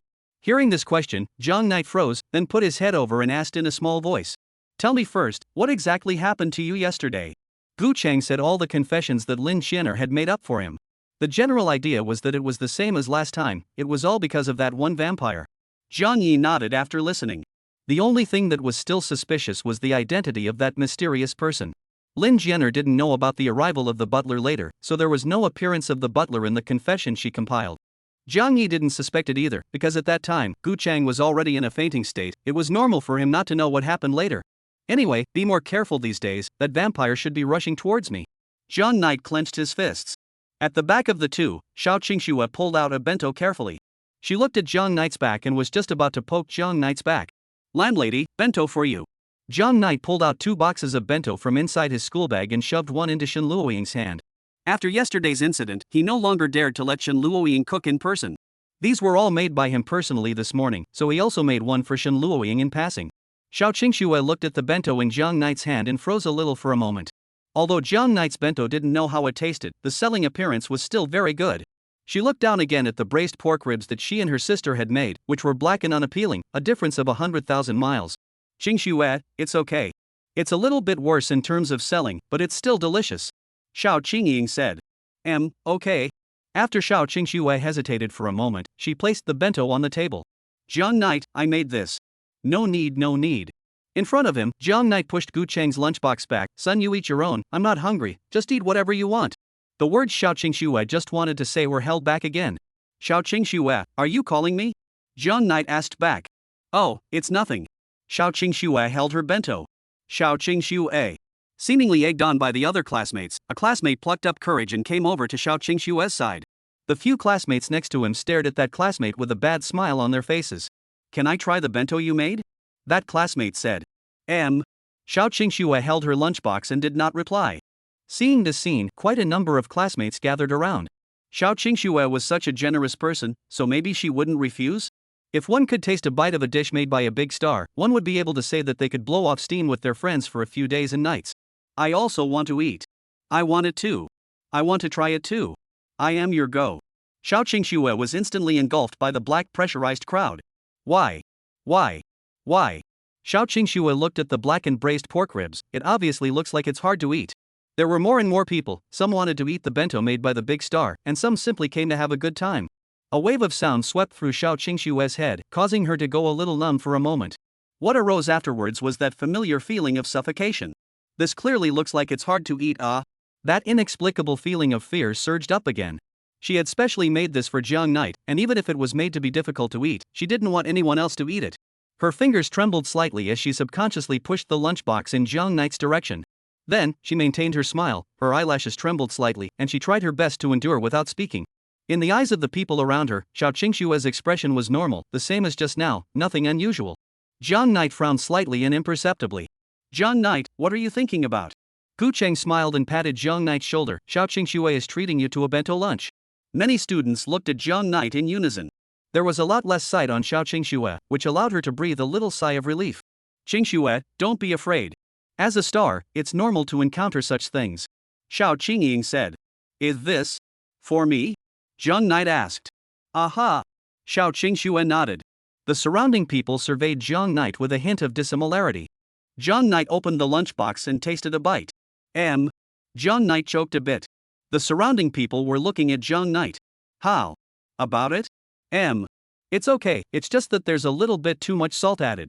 Jiang Knight picked up his own cup of water and slammed in a few big gulps. But it still wasn't enough. His tongue was comfortable, but his stomach came to feel it. The surrounding Xiao Qingxue fans were all looking at him, so he couldn't just spit it out. Xiao Qingxue, is this the only bento you brought? Zhang Knight asked. Just this one Zhang Knight, what's wrong with you? Nothing, it's just that, if you can't get used to eating your own bento, you can have some of mine. I'm going to the restroom, I'll be back in a while. High energy warning for the next chapter. Chapter 120, a thing to be thankful for. Switched the order of the chapters, couldn't help it, the high energy was harmonized, originally the high energy was in the next chapter. Forced to add more for the sake of full attendance award. Meanwhile, the two-bit warlord sat in a tiny cab. On the butler's side, Xiao Qingxue sat in his passenger seat. A song was playing in the car, however, neither of the two spoke. What's going on, Miss Xiao? It's clear that you were just unwilling to sit in my little crappy cab. Xiao Qingxue slatted her face and didn't say anything. Her perfect face was printed on the car glass. Like Xiao Qingxue, Xiao Qingying had white hair and azure pupils, her long hair falling to her waist. She pressed the car window button, and the wind outside the window poured in along the slit that was opened. At the same time, the butler's voice was drowned out by the whistling wind. Xiao Qingying narrowed her eyes and stared blankly out the window without saying a word. Cough cough, in fact, I can't be blamed for this matter today, right? The butler coughed twice. What are you doing opening the window? It's strangely cold. The butler raised the car window. Xiao Qingxue blackened her face and rolled the window down again. I have the heating on in the car, if Missy opens the window, the extra heating money will have to be counted in the fare. Oh. The butler laughed. Don't any customers spit on you for talking too much? Xiao Qingying rolled her eyes at the housekeeper. You're the first, usually, I don't even talk to my customers. The butler said. That's quite good, just don't talk to me either. If it wasn't for the fact that I'm going to be late for work and my cell phone was hacked by you pervert and I couldn't get a cab, who would want to ride in your little Thai cab? The president is late for work and there's no one to punish you, so what's the point of being so serious? Back when I was doing things under Shinwen's hand, I was late every day and came when I wanted to, and I didn't see Shinwen do anything to me. The housekeeper flirted. And you, the president of the Xiao family branch, actually go to work so punctually every day. Actually, you can be appropriately sneaky and lazy. Do you want me to teach you 2 tricks? The butler asked. I don't have your ability to come and go without a trace. Xiao Qingying said. After thinking about it, she turned around and faced the housekeeper. You're obviously so good, why don't you continue to serve in the Shin family's company? The butler froze, maintaining a faint smile as he eyed the car ahead. I'm old, I don't want to do some of the bright struggles in the officialdom anymore. Really? You're obviously about the same age as my second uncle. Otherwise, Shinwen guy open so high salary want to keep me, but I am that kind of person? Usually driving a cab, and helping the lady when she needs me, that's the weekday life. Actually, driving a cab is much easier than sitting in a company. Xiao Qingying didn't say anything else. What's wrong? I don't feel like I've pissed you off anywhere, right? Why is it that the moment you see me, it's like seeing an enemy? You hacked my cell phone, this is called not messing with me? Xiao Qingying snorted lightly and turned her head away. We're not all of you with your own masters. When you arrive at the company, I'll remove the control. The butler's face did not turn red, and his heart did not jump. If you help Shin Luoying, then you are my opponent. Xiao Qingying said. The housekeeper let out a light laugh. What are you laughing at? I'm not laughing. The butler said seriously. This move of yours is fine to tease a small child like Qingxue, it's useless to me. I just laughed, what's wrong with you? Moreover, you're only a few minutes older than Xiao Qingxue, and you're actually saying that she's a small child. Isn't she just a little kid? Xiao Qingying sighed slightly, if only she could stay like this. Everything I'm doing now, everything I've experienced, I don't want to let Qingxue go through it again. If she can be her favorite singer for the rest of her life, then this is naturally the best. What happened back then, can you tell me about it? The housekeeper said. Xiao Qingying was surprised, you want to know? Aha, just curious. It's really because you're curious? Xiao Qingying said, you're trying to get some more information about my sister, right? You're great, but I'm not stupid. Alright, it seems like I'm the one who's overly curious. Moreover, for the things that happened back then, don't you know something about it too? Your father. Xiaoling Ti on that thing, nothing capable is true, and do people, I also can't see. I thought he was just like this, I didn't expect, privately actually still a. The housekeeper frowned and didn't continue. In short what? In short, congratulations to you 2 sisters for surviving until now. You're a really annoying person. Xiao Qingying said for no reason. Ha? What's wrong with me? Talking without distinguishing between occasions, saying whatever you want to say. Congratulations to both of us for living until now. Such words can actually be said. Why, what's the problem? Is living until now something worth congratulating? Xiao Qingying once again rolled her eyes and turned her head away, looking out the window. Yeah, it's something to be congratulated. Having survived until now, it's been hard on you guys. Where is it worth celebrating, psycho? Your level of chatting is not even as good as my dull second uncle. Your second uncle is someone who has a sister-in-law. If he can't chat better than me, why did he get married before me? Counting, he is still a little younger than me. How about it? Do you want to listen to your second uncle's story? Don't. Really don't? Forget it, tell it if you like, I'm too lazy to listen anyway. Oh, then I'll tell it. I remember, the first time I saw him, he was with the old man of your family. The car drove out of the tunnel, and the sunlight sprinkled on Xiao Qingying's face, shaking her as she frowned once again. Chapter 121, Seasoning. I am not going to tell you guys what the seasoning jar refers to inside the paragraph review. Miss Xiao, it's here. Oh. The cab stopped at the entrance of the Xiao family's company.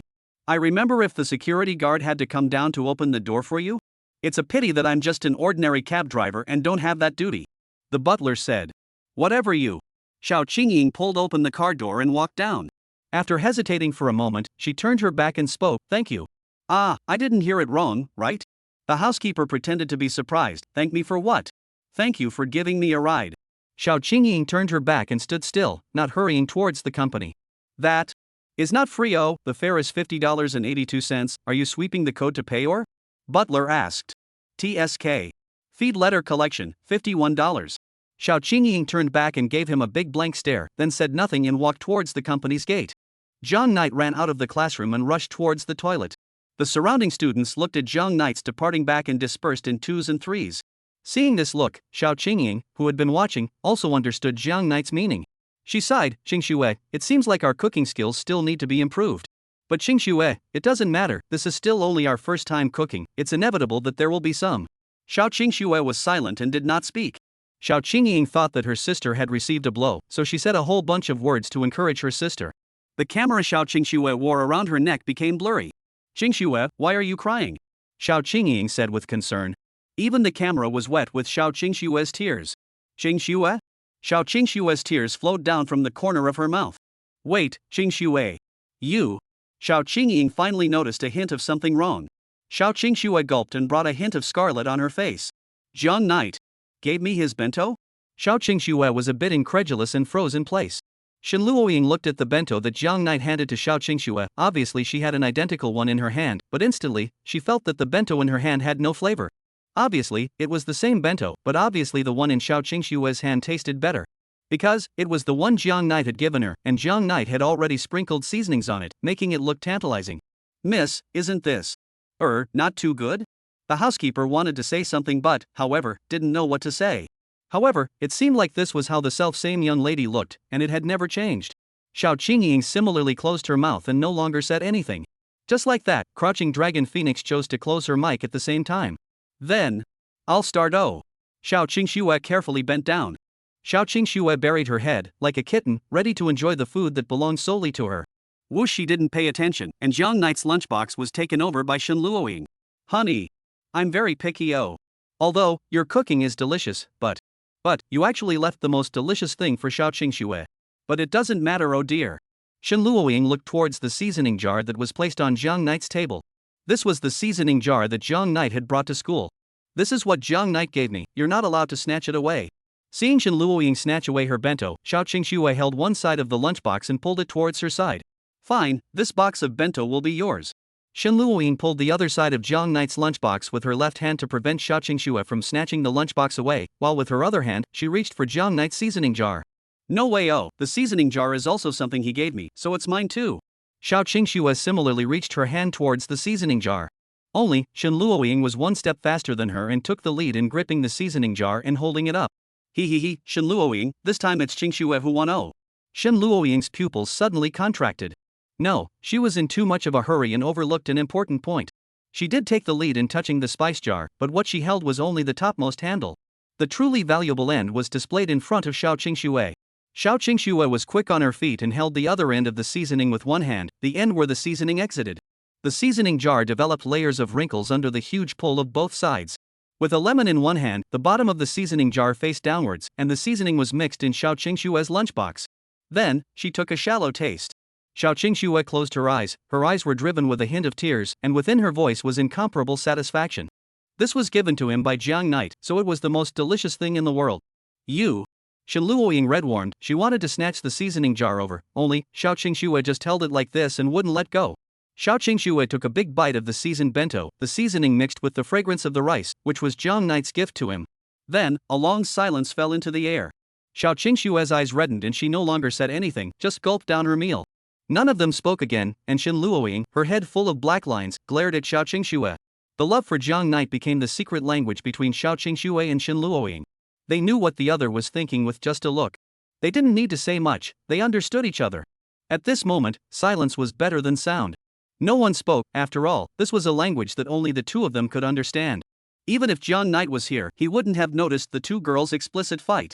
Gu Chan looked at the book in front of them, studying carefully. It seems to be a bit hot, ah? Gu Chang took off his down jacket. Is the weather in Magic City so unpredictable too? There was only the last bit of seasoning left inside the seasoning jar. Dear. Why? Why did you leave the seasoning jar to Xiao Qingxue? Shen Luoying's eyes reddened, her hands directly gripped the end of the seasoning jar, and her arms fired, wanting to snatch the seasoning jar over. Well. Xiao Qingxue opened her eyes firm. Qingxue won't let you leave me. Xiao Qingxue said. Unexpectedly, Xiao Qingxue was actually struggling. Ha ha ha ha ha ha. Seeing the effect, Shen Luoying laughed triumphantly. Xiao Qingxue clung on, pulling Jiang Knight to death to prevent him from being taken away. The sound was a bit loud and drifted to Gu Chang's ears. It's really good between girls, Gu Chang sighed, then continued reading. Finally, the spice jar broke in half and went to meet the teddy bear and the old cell phone in hell. Only, Shen Luoying quickly reacted as if. No. Don't. Shen Luoying's pupils suddenly contracted. Not only did she not retake the seasoning jar, she had also invariably helped her. The seasoning jar broke free from Shen Luoying's control and was completely grasped in Xiao Qingshue's hands. The remaining seasonings happened to be in the half of the seasoning jar in Xiao Qingshue's hand. With a scarlet face, she raised her neck and directly stuffed that half of the seasoning jar into her mouth. Shen Luoying stretched out her hand and gazed helplessly at Xiao Qingxue. With the wriggling of her throat, Xiao Qingxue slowly took this delicious flavor and swallowed it into her stomach. Extra 0.1 not related to the content of the main text. Yesterday was the end of March, the settlement day of March's full attendance award. As a result, 120 chapters could not be sent out until close to 12 o'clock. Almost my effort to update in March will be wasted. Yesterday at 11 o'clock, I was completely red hot, banging on the table in the dormitory, and the students next door were all attracted to stop and watch. Therefore, today I have a feeling to bring you the sequel to Extra Zero. Have not seen Extra Zero, remember to go back to CO. Also, today our schools force school flowers at the same time to my confession, so I need at the same time and force school flowers to fall in love. This book may be interrupted for a few years, hope to know. Am I back? I opened my eyes. The familiar white ceiling, the slowly rotating electric fan. The sunlight wrapped in warmth, crawling in along the window sill and covering my body. Everything was so real, yet so unreal. This world, is it summer already? Dad, Mom, she. The soft voice rang from my ears. I smiled slightly and closed my eyes again, losing a long breath. This was my 81st child, a lucky one. It had been almost 2 months since I crossed over to that world, and in that time, I had given birth to 81 children. He, the last one. Daddy, Mommy, she. He tugged at my sleeve with an anxious look. Mom, she. 81, you'll never see her again. I shook my head. But. I know, you can't let go of Mom, can you? I clenched my fists and gritted my teeth as my body unconsciously began to tremble. Little Crane, I'm sorry. I have more important things to do. If I can go back to you. When I finish this book, I'll come to you, okay? Little Crane. Wait for me. I turned around and stroked Yachi's head. Go on, my readers are still waiting for you. I looked out the door, where hordes of readers, drooling, stared blearily at the ever-sweeping camera on their cell phone screens, and the words chapter review in progress. Please watch other chapters first, in big letters. They can't sleep at night and they can't find resources. So, you need to be a good and helpful boy, got it? Aha, Dad, I know. 81 nodded obediently, but Daddy, Mommy never left us. He pointed down at me. Look, Mommy's there. Oh. I froze and bounced violently off the bed. Dad, I'll go first, have fun with Mommy. 81 bounced toward the door. How did you get over here? My pupils constricted suddenly, and I backed violently into a corner. Fish, today is your holiday, ah, why can't I come over? My holiday? My dear. Shin posted, Happy Fishman's Day. What are you doing following me here? Shin sat casually on the bed, slippers flying out east and west. Fish. Did you just say? You can't bear to see me. Shinha looked at me imploringly, his face with a faint smile. I just. Function. He probed her black silk legs and thunked me against the wall. I struggled, and in return, the result was indeed Shinhe's increasing strength. My face was, now squeezed out of shape. Honey, did you like my gift to you for Fisherman's Day? You let go of me. I grabbed Shin's ankles with both hands and just tried to push her jailer away. Honey, is that not enough? Well, fish, you're really greedy. You're obviously so hungry already and you're waiting for me to feed you? Well, fish, seeing as it's your day, I'll reluctantly oblige you. Shin brought his face to my ear, say, what do you want to be bear, and I'll bit you. I said nothing and looked away. Great fish, are you trying to play a game with me? Good, oh dear, it's been a long time since I've played a game with me. Shin cocked his head, the corners of his mouth bringing up a cool, charming smile. There you have it, dear, let's play the blindfolded eating game. Listen carefully, oh, the rules of the game are like this. Fish in the heart well want to eat something, then, imagine the size of that thing. If that thing is big, then open your mouth to the maximum. If the thing is small, the fish opens it smaller. Then, I need to guess what, exactly, my dear wants to eat, and then, feed the goodies to my dear. Finally, Shinha put his head on my belly, the whole person presents an elegant and bizarre curve, dear to be fierce on the research mirror oh, so, dear is not know what I give you to eat is what? I don't. I struggled desperately, but, Shinhe's jailer phase is money son general, I can't move. Ooh. Isn't the fish actually hungry? How can you fill your stomach with so little food? There's no way. Let me give you a hand. The fish was forced to eat the largest amount of food. An hour later, I gasped and my stomach lurched. What did you? You feed me? Well, not telling you. Shin spat at me. Oh, okay. I glared at her viciously. You tell me, how did you get here? Because, of course, of the seasoning. Seasoning? I frowned. What seasoning? That's the seasoning you wrote about in the last chapter. Seasoning? Isn't that a normal word? Ha, fish, do you think I'm still as easy to fool as I was back then? Shinhee narrowed his eyes and slowly approached towards me. Last time, you tricked me with braids and a purple microphone. This time, do you still want to do the same trick? Thunk, there was another loud thud, and I was pressed to the floor. Fish, this time, you won't get away with it. She smiled and snapped her fingers. Don't you like to spice things up, dear? Fine, then I'll take you to a place where it's all about the spices. There's a seasoning that I've prepared carefully for the fish. Oh, the fish, it's going to love it, right? When I opened my eyes again, to my eyes, there was a large sea of flowers. Shinha stood in the center of the sea of flowers, looking at me with a smile on his face. 2 huge vines were wrapped around a woman. I rubbed my eyes and looked over. Afterwards, my pupils were like an earthquake. Little Chin. Full attendance award, is my sister in reality. A month ago, she was just born, pulling my hand, softly calling my brother. Slowly, I used a month's time to raise her up, and now, she's already a young girl who is standing up. As long as after tonight, as long as I release chapter 120, she can grow up and go to the outside world. But right now, she was carrying countless wounds all over her body, hanging in the air, unable to move. Are you crazy? I yelled. Do you know what time it is? Immediately. Soon the full attendance award will be settled. If she can't return to the real world, she'll die tonight. Hey, does my dear actually still want to get the full attendance award? Shin's eyes suddenly turned scarlet. You obviously have me and that's enough. Why are you still thinking about a full attendance award? Full attendance award? Could it be that my love for you is not as good as a full attendance award? Do you know how long I've worked hard for this perfect attendance award? Why should I know? Fish, you're in a hurry. A flower bloomed quietly, like a watch, wrapped around her wrist. Yikes, honey, the time now, it's actually 11:30 at night. Are your chapters actually still being reviewed by now? Fish, I forgot to tell you. Tomatoes review, 12 o'clock will get off work and, the settlement time of the full attendance award, is in the early morning of April 1st. Honey, there's still half an hour left, you're going to say goodbye to your full attendance award. Shin Suru rushed up and hugged me. Fish, you only need to have me. We'll stay here forever and ever, and I'll be with you for anything you want. Anything you want, I'll give it to you. Just, let me see you every day. Do you remember this place? Shinhee turned his head and pointed to the sea of flowers. This is where we first met. A hint of scarlet colored her face. I remember, at that time, you held my hand and wanted me to give you a full attendance award, don't you die? My eyes reddened, to that sea of flowers, to my sister, powerless to kneel. Full attendance award. Full attendance award. You just know full attendance award. Shinhee pinched my neck, face still with a touch of shy scarlet. Dear, although the full attendance award will die soon, but you still have me. Since my dear is so disobedient, then, I don't mind, letting your sister die a little faster. A touch of cruelty flashed across the pupils of Shin's eyes. With a wave of her hand, a vine stabbed at the full attendance award, stabbing through her heart. The chapter review doesn't pass. Why? Honey, you actually wrote the word seasoning in the book. Don't you know that adding seasoning to your meal is against public order and morals? What are you talking about? Shin tugged me back and looked me straight in the eye. I'm saying it's against public order to eat seasonings with your meal? My face went scarlet. Eating spices while eating is against public order and morals? Well, Then I ask you, you can't put seasoning when eating, then can I put salt? Can I put salt? Is my salt a drug, and will I die violently if I eat it? Answer me. Can humans eat salt, huh? You answer me, you who say adding salt to a bowl is an act against public order. Answer me. Looking my eyes, tell me, why baby, why?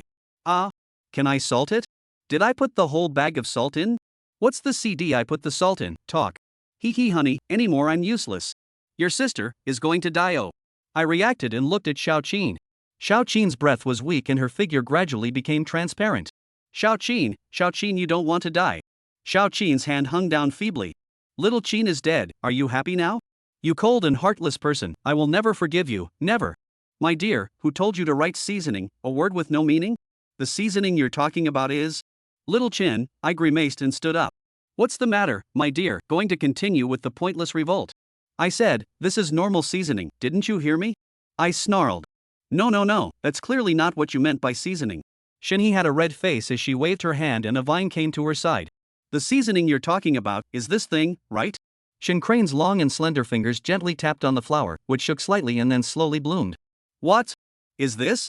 I stared blankly at the nectar inside the flower. This is the seasoning I prepared for my darling. Oh. My darling loves to drink nectar, so I have gathered all the nectar in the world here. Including my oh. You put the seasoning I'm talking about is salt. Anyway, with all this nectar, the fish don't have to worry about drinking or eating. It's much more nutritious than what you have in the real world. So, fish, stay with me forever. Forever on this holiday that belongs to you. Ha! Sounds like it's pretty good. I sneered twice, my eyes hollow. So, honey, do you agree? Agreed? Ha ha ha ha ha ha ha ha ha ha ha ha ha ha. What are you laughing at? Fish, there is no way for you to leave me anymore. No matter how you modify it, as long as I don't pass the review, you will never be able to get out. And what if I utilize the will of this world? The will of this world? Yes. In this world, you are the only God. But you also have rules that you have to follow, don't you? How can that be? What rules do I need to follow? If I say your content is astringent and vulgar, then your content is astringent and vulgar, and if I say your content is against public order and morals, then your content is against public order and morals. The right to speak is in my hands, and the right to decide is likewise in my hands. Fish, give up struggling, save your strength for a while, we still have a lot to do. And what if I completely change my chapter? Completely change your chapter. That's right. The corners of my mouth turned up slightly and I stuck my hands in my pockets. What if I transferred the contents of chapter 121 to chapter 120, and then made some changes to that chapter and released it as a new chapter? Shinhee froze, and then reflected, so that's how. You're actually going to utilize the will of the world. That's right, Tomato will do a machine review before doing a manual review, and the machine review will not pass before the chapter is handed over to you. So, as long as I keep Tomato's machine from scanning me, you can't stuck me. As long as I want to go, the road is at my feet. Little Chin, I can save you. You've finally grown up, my $800 is in order. No, Fish, don't leave me alone. I hugged Xiaoqin and my body dissipated into a golden light. Fish. Why? I obviously have made it to this point. Why, still not willing to accept me? Heh. I know. You must not like the gift I gave you, right? Next time I'll bring you your favorite thing. And then, unfinished business. There's not really any schoolgirl confessing to me, I just got a little dizzy inside the restroom. Anyway, happy Fishman's Day. Chapter 122 for the remaining seasoning. As for the half of the seasoning jar Jiang Knight's spoon, it was spat out by Xiaoqing Xue, carefully wrapped up and collected into her school bag. Xiaoqing Xue. You actually. Shen Luoying stared straight at Xiaoqing Xue at her side, her eyes were godless, and her hands couldn't stop trembling. Xiaoqing Xue ignored Shen Luoying, her eyes were mesmerized, intoxicated by the deliciousness she had just eaten. The current her was like a pet cat that had just eaten the food her master had fed her, licking her lips, seemingly not full. After all, there was still half a box of Jiang Knight's bento that hadn't been eaten. Jiang Knight had just taken a few bites, and Xiaoqing Xue had just sprinkled a little bit of the seasoning inside the seasoning jar inside, so there was still only a little bit of seasoning left on this. Give me my darling's bento. Shen Luoying pulled Xiaoqing Xue's lunchbox again. Xiaoqing Xue was not to be denied and pulled on the other side. Both sides were pulling the lunchbox towards their side. Their hands squeezed tighter and tighter, and the edges of the iron lunchbox gradually deformed, twisted, and layers of folds appeared. Their strengths were similar, and the lunchbox was fixed in the middle of the two of them, falling into a state of equilibrium. Shen Luoying picked up her chopsticks and thrust them down towards the place where Jiang Knight had just eaten. Xiao Qingxue picked up the spoon she had brought with her today and similarly aimed at that spot and poked the spoon over. The weapons of both sides met at the top of the battlefield, making pinging and ringing sounds. Neither one was able to reach that hidden treasure under the other's tight defense. Both of their hands were doing their best, but they still couldn't tell the winner from the loser. For the rest, they could only rely on other body parts. Seeing that both sides were evenly matched, Shen Luoying was ready to find another method. She looked for an opportunity, bent down hard and stuck her head out, her head swept sharply towards the sky above the hidden treasure. If the chopsticks and spoons of both sides were small fighter jets, then Shen Luoying's head was a large-sized aircraft carrier, which was simply not something that Xiao Qingxue could fight with just a spoon. Therefore, Xiao Qingxue simply also pushed her head out and collided with Shen Luoying's head. The bodies of both sides were like steam engines, emitting gusts of mist. The two carriers clashed top to bottom in the sky above the hidden treasure land, and there was still no winner or loser. There was no way around it, both carriers were still a bit far away from the hidden treasure land, and she too couldn't reach it. The hands and heads of both sides had done their best, and the next to make an appearance were the surface forces of both sides. Shen Luoying was the first to strike, one foot stomped on Xiao Qingxue's stool leg and suddenly exerted force. This move was effective, Xiao Qingxue's stool moved visibly, moving slowly towards the aisle. Zzzzzzz, the stool rubbed against the ground, emitting bursts of rattles as Xiao Qingxue's position became farther and farther away from the hidden treasure. Many students were attracted by the movement here and cast their eyes over. Since they weren't that close to the ground, they only saw the two women who put their heads together and were whispering. The force was mutual, and Shen Luoying's position was also slowly moving in the opposite direction towards the hidden treasure. However, she was sitting in a position against the wall, so the wall could prevent her from continuing to move backward. Shen Luoying. Xiao Qingxue's voice was low, the battle situation was unfavorable for her. Perhaps after a few more seconds, the position above the hidden treasure land would be occupied by the local carriers. Thinking of this, she decisively gave up the bench underneath her, stood up, lunged towards Shen Luoying, and fought a final duel with Shen Luoying.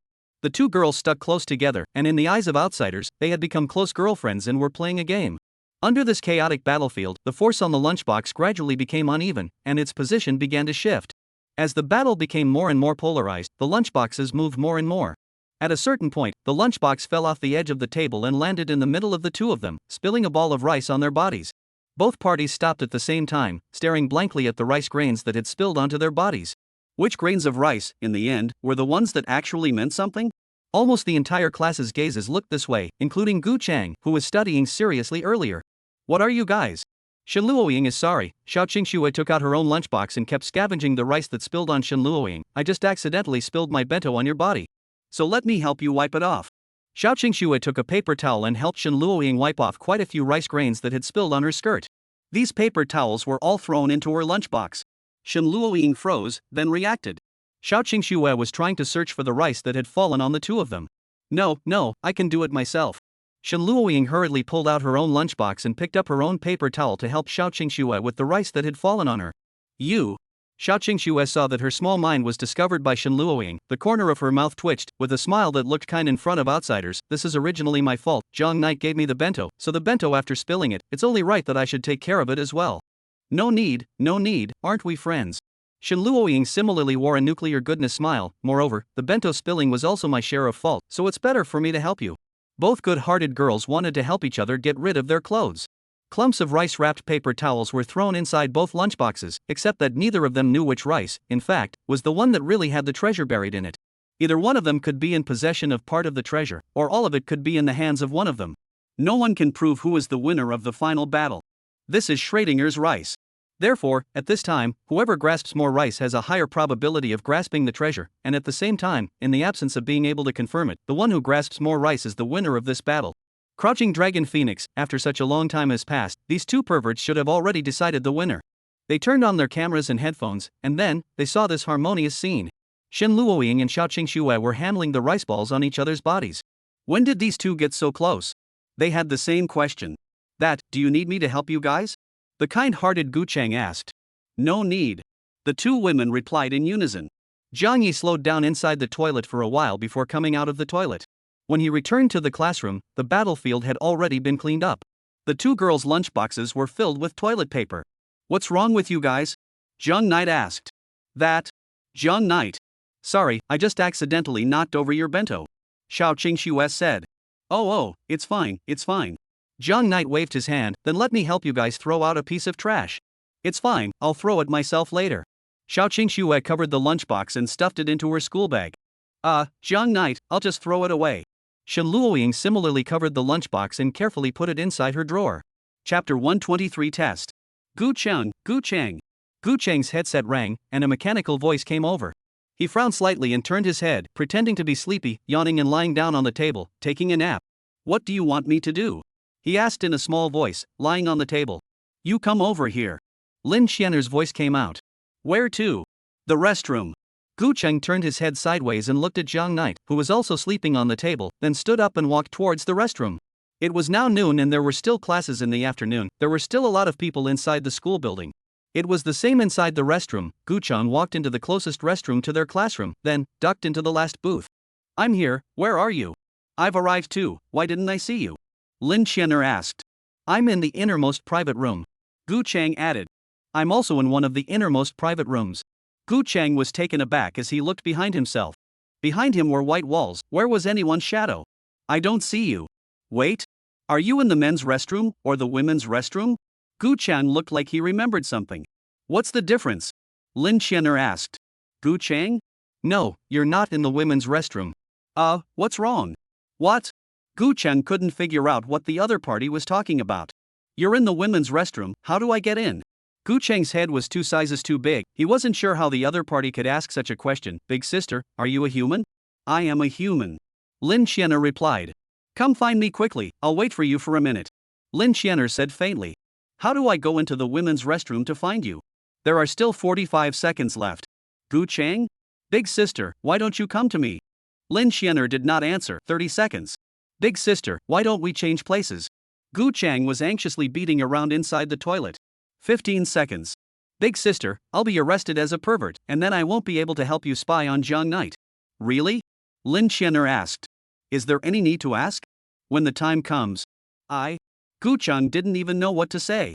He didn't know if this was the other party's bad taste. If it was, then he, Gu Chang, would really be at the end of his rope. Either the browsing record would be hung up and displayed on the public screen in the shopping mall, or it would be on the school's bulletin board tomorrow, and then it would become a legend that would be immortalized in the history of the Magic Metropolis University for generations to come. Alright then, I'll come find you. Lin Xianer said. What did you say? Gu Chang suspected that he had heard wrong. This student, are you going the wrong way? A boy's voice came from outside the private room. Soon, that classmate closed his mouth. Who are you? A male student just lifted his pants and walked out from inside the private room. Then, that male student lost consciousness and was sent back to that private room. Thunk Gu Chang's private room was pushed open. Lin Xianer, or Lin Yu, raised her head and looked at Gu Chang. It was only then that Gu Chang felt that the person who had threatened him was only barely tall enough to reach his chest. Where are those people outside? Gu Chang, I want to ask you something. Lin Xianer said. You ask. Yesterday, what happened after you hid in the toilet? I heard a fight outside, then I fainted for some reason. And when you woke up, what happened? Gu Chang's pupils contracted imperceptibly. After I woke up, I went home. Just after he finished speaking, he felt that something was wrong. Cold sweat oozed out of his back. Aren't you able to monitor my home? Aren't you clear about when I went home? Yes, Gu Chang. You came home late yesterday. What did you go and do in the meantime? Gu Chang's heart thumped. It was obvious that she was suspecting herself. What should he do? Make up an excuse to pass it off? Or betray that mysterious person to protect himself? Various options presented themselves in Gu Chang's mind, leaving him momentarily at a loss as to what he should do. At that moment, the butler's words surfaced in his mind. I can guarantee the safety of you and your family. He seemed to have said that. In that case, he should also know that the person in front of him had planted eyes near their home. Why didn't he get rid of the eyesores? Could it be that he was afraid of spooking the snakes? Or perhaps, am I coming home late? Gu Chang was puzzled. My sister wasn't even out of school when I arrived home yesterday. It's just that I was a bit late arriving home because I was delayed for some time due to yesterday's events. Finer, it seems that Gu Chang is fine. Alisa said. Lin Xianer paused. She had received a briefing from her men yesterday. The point in time Gu Chang came home was about the same as the time it should have taken him to walk home after he woke up. Moreover, the locator on Gu Chang's body showed his location, which also matched what the henchman said. However, Lin Xianer always felt that something was not right. Her years of experience as an executive made her feel that things were not that simple. Therefore, she decided to test Gu Chang. Gu Chang stared at Lin Xianer and did not open his mouth. The fact that the person in front of him did not make a move against him meant that he had made the right bet. That mysterious person yesterday had not left any mistakes behind. Gu Chang. Jiang Knight's voice came from outside the toilet. The chartered lady said that you had a bad stomach and asked me to come and take a look at you. Gu Chang, don't have any small minds, or else, Lin Xian'er left a sentence, after school, I still have things that I want to leave to you to do. After saying that, Lin Xian'er left the private room. She didn't go through the main door, but opened the window of the restroom and directly flipped out. Mr. Wulong, why are you so concerned about Gu Chang? Shen Luoying beamed. Just now the housekeeper inexplicably came and told Shen Luoying to tell Jiang Knight to take a look at Gu Chang inside the toilet. It's nothing, it's just that I see that this child is quite agreeable. The housekeeper said. He's obviously so annoying. Shen Luoying did what the housekeeper said even though she was very reluctant. Brother Knight, I'm fine, wait for a while and I'll come out.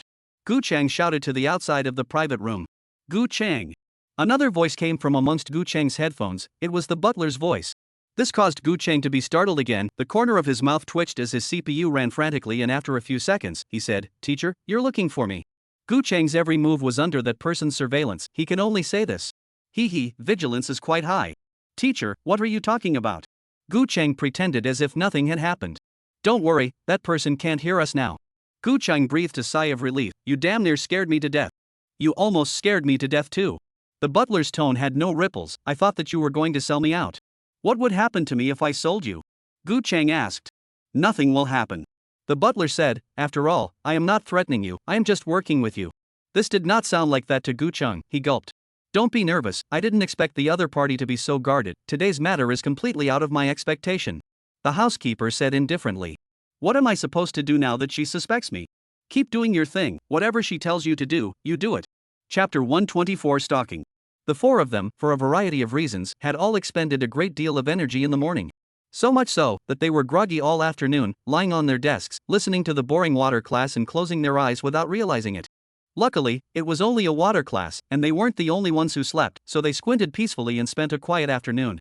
No sound came from among anyone's headphones. It wasn't until the setting sun of dusk spilled in through the windows, paired with the school bell, that the crowd was pulled back from their slumber. Jiang Knight yawned and picked up his school bag.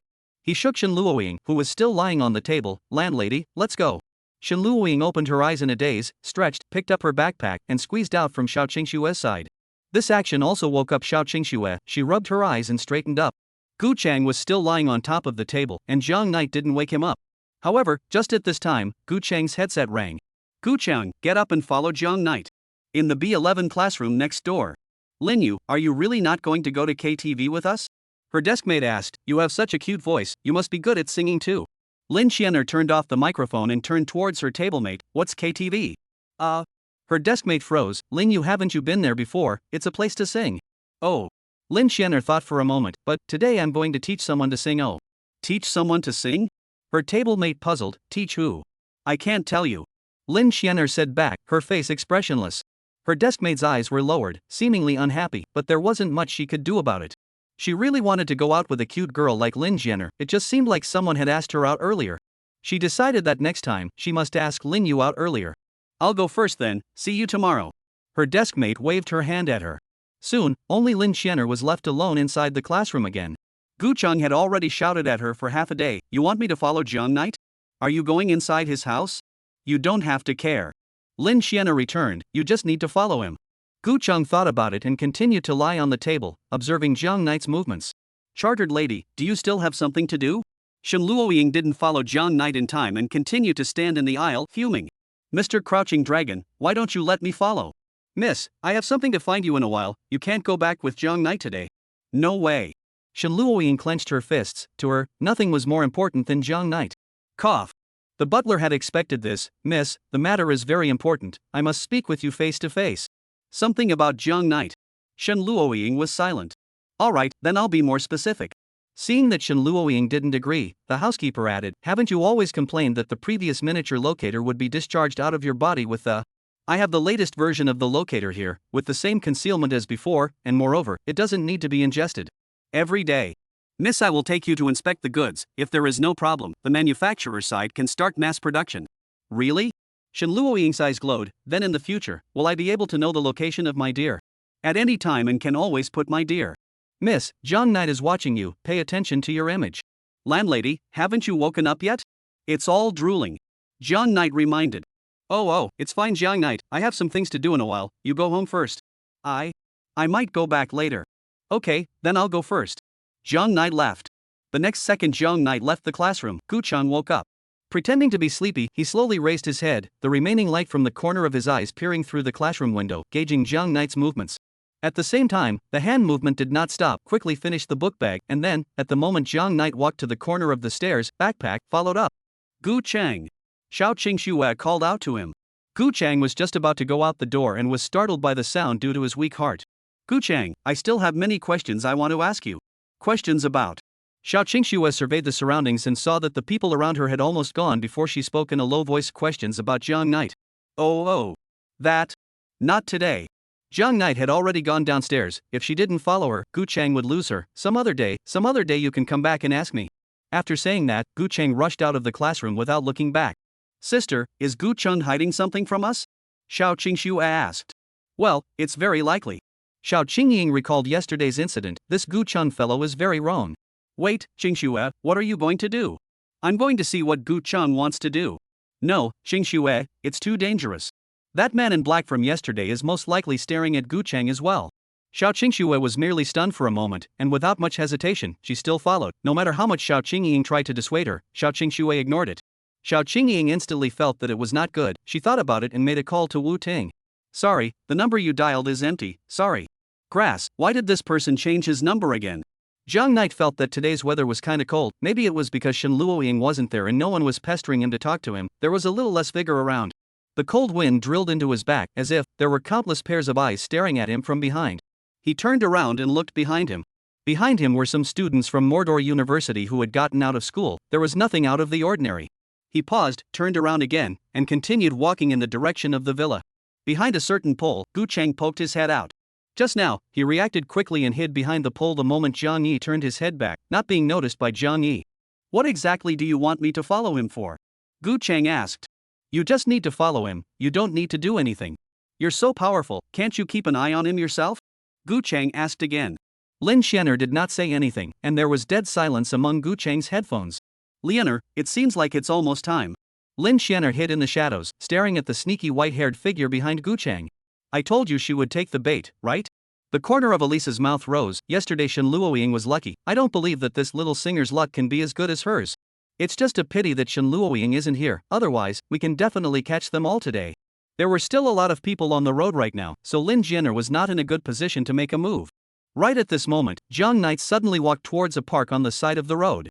He looked at the signage in the park and then walked towards a small forest. Soon, Zhang Knight's figure disappeared into the grove. Gu Chang frowned, but still followed. He walked to the sign and looked at the public toilet labeled on it, and let out a little sigh of relief. Zhang Knight just wanted to go to the restroom. Gu Chang wanted to hide outside and wait for him to come out. Gu Chang, follow me. Lin Xianer ordered. No, he's just going to the restroom. Follow up. Gu Chang could only snappily follow up and drilled into the grove. Chapter 125, Imagine. With midterms to deal with in April and a whole bunch of annoying DDLs, updates may not be as fast as before. I'll resume after the exams are over, so I hope you'll know. It's been almost a week since the resurrection match, and Shin Weili can't beat it. Sister, I was right to follow over. Gu Chang, he is definitely following Zhang Knight. She followed Gu Chang all the way and realized that Gu Chang had been trailing Zhang Knight all along, and then went into the grove along with Zhang Knight. Qingxue. Xiao Qingying drove her car and sped towards Xiao Qingxue's location. Layers of sweat beads oozed from her forehead, and her eyebrows were even more tightly furrowed together. She had wanted to ask Wu Ting if he knew about the matter of Gu Chang stalking Zhang Knight. After all, she had seen yesterday's matter clearly through Xiao Qingxue's camera. She also understood that Gu Chang was definitely hiding some secret. According to her understanding of Wu Ting, this man, or rather this pervert, might know something. It was just a pity that Wu Ting seemed to have changed his phone number, and when he sent him a feed letter, he was slow to return. Xiao Qingxue heart that sense of uneasiness more and more intense. She several times tried to dissuade Xiao Qingxue, just this pervert sister of their own simply do not listen. So, she simply quietly slipped out of the company, drove a car to rush to that park. In the grove, Gu Chang stared at Zhang Knight's back in front of him and carefully followed behind him. The wet soil was covered with yellowed fallen leaves. The last few days were sunny, and the fallen leaves were robbed of their remaining moisture by the scorching sun, and with just a slight touch, they would be abruptly shattered with a ka-ching sound. Zhang Knight walked with big strides, and the sound of leaves crushing and rustling continuously came from under his feet. Gu Chang had to keep his distance, gently lifting and placing, not letting the noise he made be detected by Zhang Knight. Soon, the setting sun passed through the fallen leaves at the edge of the woods, and under the shade of a few stumps of tree trunks, it lengthened Zhang Knight's shadow. At the same time, a small public restroom appeared in Gu Cheng's line of sight. Zhang Knight did not stop and directly walked into the interior of the public toilet. Perhaps because the temperature inside the woods was a bit lower than outside, Gu Cheng couldn't help but shiver. Is it enough to follow me here? Lin Xianer was silent for some time and said, "No, you have to follow me in." Won't I be discovered if I follow in? No matter. After this, you find a way to keep Zhang Knight inside the toilet and don't let him come out. Ha! Gu Cheng couldn't believe his ears. You asked me to follow him just to block him inside the toilet? Lin Jianer had no voice left, and what also disappeared was the noise around Lin Jianer. This meant that Lin Jianer cut off the communication. Why would the toilet cross me? Gu Cheng spat out and slowly came to the door of the public restroom. He waited at the door and did not hear any movement inside. Then he gritted his teeth and after making up his mind, he lifted his foot and stepped inside the toilet. Lin Xianer took off the microphone and stuffed it into her short skirt. Then, she drew out a stun gun from her skirt that was originally pinned to the outside of her thigh. She stared expressionlessly at Xiao Qingxue, who was slowly moving in the woods. Mother, is she going to eat Zhang Knight as well? Yes. Oh, Fioner, last time she admitted in person that she likes Zhang Knight. Alisa said. After observing her over the past few days, including her asking Gu Cheng to ask Xiao Qingxue about it, Lin Xianer knew that this Xiao Qingxue likewise liked Zhang Knight. In other words, she also wanted to get Zhang Knight into bed and eat him. Zhang Knight could only be eaten by her. As for the other humans who wanted to eat Zhang Knight, they all had to be taken care of. With the experience from last time, Lin Xianer didn't strike out that rashly. Although she had never seen Xiao Qingxue display the same fighting prowess as Shen Luoying did that day, the last fight had made her keep a wary eye. What if Xiao Qingxue was also a superhuman like Shen Luoying? She looked at Xiao Qingxue, who was cowering and crouching within the grove, observing the interior of the public restroom, and had an idea. This time, just to be on the safe side, she decided to use her stun gun to stun her first before getting down to finishing her off. Even if Xiao Qingxue also had the same reflexes as Shen Luoying, in the case of a sneak attack, Xiao Qingxue had no way of blocking it like she was dealing with a dagger. Master, why haven't you come out yet? Xiao Qingxue squatted in a bush and poked out half of her head, just enough to expose her eyes as well as the sunglasses she was wearing. The white hair was topped with a few pieces of withered yellow fallen leaves that had just drifted down. The surroundings were quiet, and Xiao Qingxue turned off her headphones, blocking out the cacophony of her sister's chatter. There was no movement inside the public restroom. 1 minute passed, 2 minutes passed, neither Gu Cheng nor Zhang Knight came out from inside. Could the master have encountered any danger? Xiao Qingxue belabored. Thinking about this, a few more points of worry appeared in her eyes. She shook her head, and this dangerous thought was thrown to the ground together with the fallen leaves above her head. At once, her head was empty, so more strange thoughts entered her mind as if seawater was pouring in. This was the forbidden knowledge that her sister had taught her, or should I say normal knowledge. Sister said that boys would sometimes have a hard time, and then they would use a special way to solve it inside the toilet. Does it mean that the master is L? Well, Xiao Qingxue shook her head. She didn't understand how she could have inexplicably born this kind of thought. Only, this idea inside her brain was like a tiny seed that quickly took root and sprouted, then blossomed and bore fruit. A section of an imaginary hazy scene appeared in Xiao Qingxue's mind, and within the image, only Zhang Knight's face was clear. The rest of it was like a thin layer of fog covering it, making it impossible for her to visualize it. After all, she hadn't seen that kind of scene either, so her brain naturally couldn't visualize it. However, it was enough. He. Xiao Qingxue closed her eyes. It was pitch black in front of her eyes, providing an infinite background black screen for the imagined drama. The black curtain was gradually drenched in white and red, which intertwined to form a completely new color. Zhang Knight's face melted into this magical picture. Xiao Qingxue gradually lost her last shred of sanity and immersed herself inside her own world. If only she could help Zhang Knight. If only Zhang Knight could ride the divine light and descend to her side. Zzzzzzz. The light appeared. Lin Xianer seized the moment and held up her stun gun. The white light danced with the black shadows and instantly came to Xiao Qingxue's side. Xiao Qingxue didn't even have time to open her eyes before the stun gun disliked her solidly. Got it. Lin Xianer's dull hair shook. The plan was successful this time. Moreover, it was her who had overthought it. Xiao Qingxue simply didn't have that kind of terrifying reflexes. Chapter 126 Encrypted Language. Kids, the book isn't out yet, so I'll update first, or else I'll have to break the schedule. Shenhe Weili can't be overcome. A few minutes ago, by the toilet, Gu Cheng walked in. He tried to put his footsteps as lightly as possible. There were some water stains left on the floor, and Gu Cheng's shoe stepped on it, inevitably making a slight creaking sound. The sink was built on the inside of the toilet, and it was covered by a half wall from the place where he went to the toilet. Gu Cheng took a quiet step and touched the edge of the wall, his back pressed against the wall, and little by little, he moved towards the edge. It was as if the world had stood still, and Gu Cheng had become the only living thing in the area. Inside the toilet, it was quiet and a bit out of the ordinary. According to reason, when Jiang Knight went to the toilet, it was impossible to not make a sound at all. But inside the toilet was just as silent as death. Gu Chang could even hear his own heartbeat. A sense of uneasiness surged up in Gu Chang's heart. Something wouldn't have happened to Jiang Knight, would it? Thinking about that, Gu Chang managed to come to the edge of that half wall, stuck to the wall, closed his eyes and took a deep breath. Then, he turned slightly, squinted his eyes, frowned, and poked half of his head out from the edge of the wall. The scene on the other half of the toilet instantly appeared in front of his eyes, and he saw a tightly closed booth, with the water pipe above the urinal still dripping downward. Everything was silent, and Gu Chang did not spot Jiang Knight's shadow. The inside of the restroom was cool, and Gu Chang's sense of unease instantly increased. Finally, when Gu Chang looked underneath himself, his pupils suddenly contracted. On the side of the toilet, there was a window on the inside near the wall, which was considered to be the only source of light in this toilet besides the toilet door. Under the illumination of the golden sunset, a shadow was imprinted on the floor. Someone was hiding on the other side of the wall, opposite to himself across the wall. Gu Chang secretly said that it was not good, and just as he was about to exit, a figure suddenly sprang out from the other side of the wall, flew up and kicked Gu Chang in the stomach. This person was none other than Jiang Knight. He did not give Gu Chang a chance to speak, raised the leather plunger in his hand high and disliked it towards Gu Chang's face. "Wait, son, how come it's you?" Jiang Knight was a little surprised and raised his eyebrows. After so many days of bizarre events, he was a little more wary. He had just felt that someone was following him, and he was on his 12th degree of vigilance while on the road. Only, he wasn't sure who that stalker was and what he was going to do to himself. So, he decided to come inside this toilet and lure that stalker out. He just didn't expect that Gu Chang had appeared here. With a boing sound, Jiang Knight pulled the plunger off Gu Chang's face. Gu Chang's entire face looked like it had gone through a cupping session, red and purple. "Brother Knight, can you look more clearly before you do it next time?" Gu Chang was lifeless and stood in place. "Brother Knight, what are you doing with the skin plunger?" "Son, are you following me?" "Where am I stalking you? Only like you, I came to use the toilet," Gu Chang said calmly. Jiang Knight furrowed his brows, obviously not believing it. He reached out his hand and seized Gu Chang's face, trying to remove his disguise. "MD, it hurts me." Gu Chang slapped Jiang Knight's hand away. "It's me, Brother Knight, aren't you a little too neurotic?" "Gu Chang, is it really you?" Jiang Knight looked Gu Chang up and down. "Why are you following me?" Gu Chang listened carefully. There was no sound inside the headphones. This caused some doubts to rise in him. Logically speaking, after encountering such a situation, that person would definitely say something. "It's all been said, I came to use the restroom as well," Gu Chang said back. Most likely, the person who had threatened himself had something he couldn't get out of right now. "You think I would believe that?" Gu Chang turned his head slightly sideways and pointed to his headphones.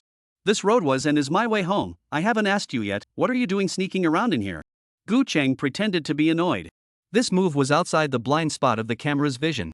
Jiang Knight froze, his brows locked, the expression on his face gradually became wonderful, shock, hesitation, converging on one of his faces.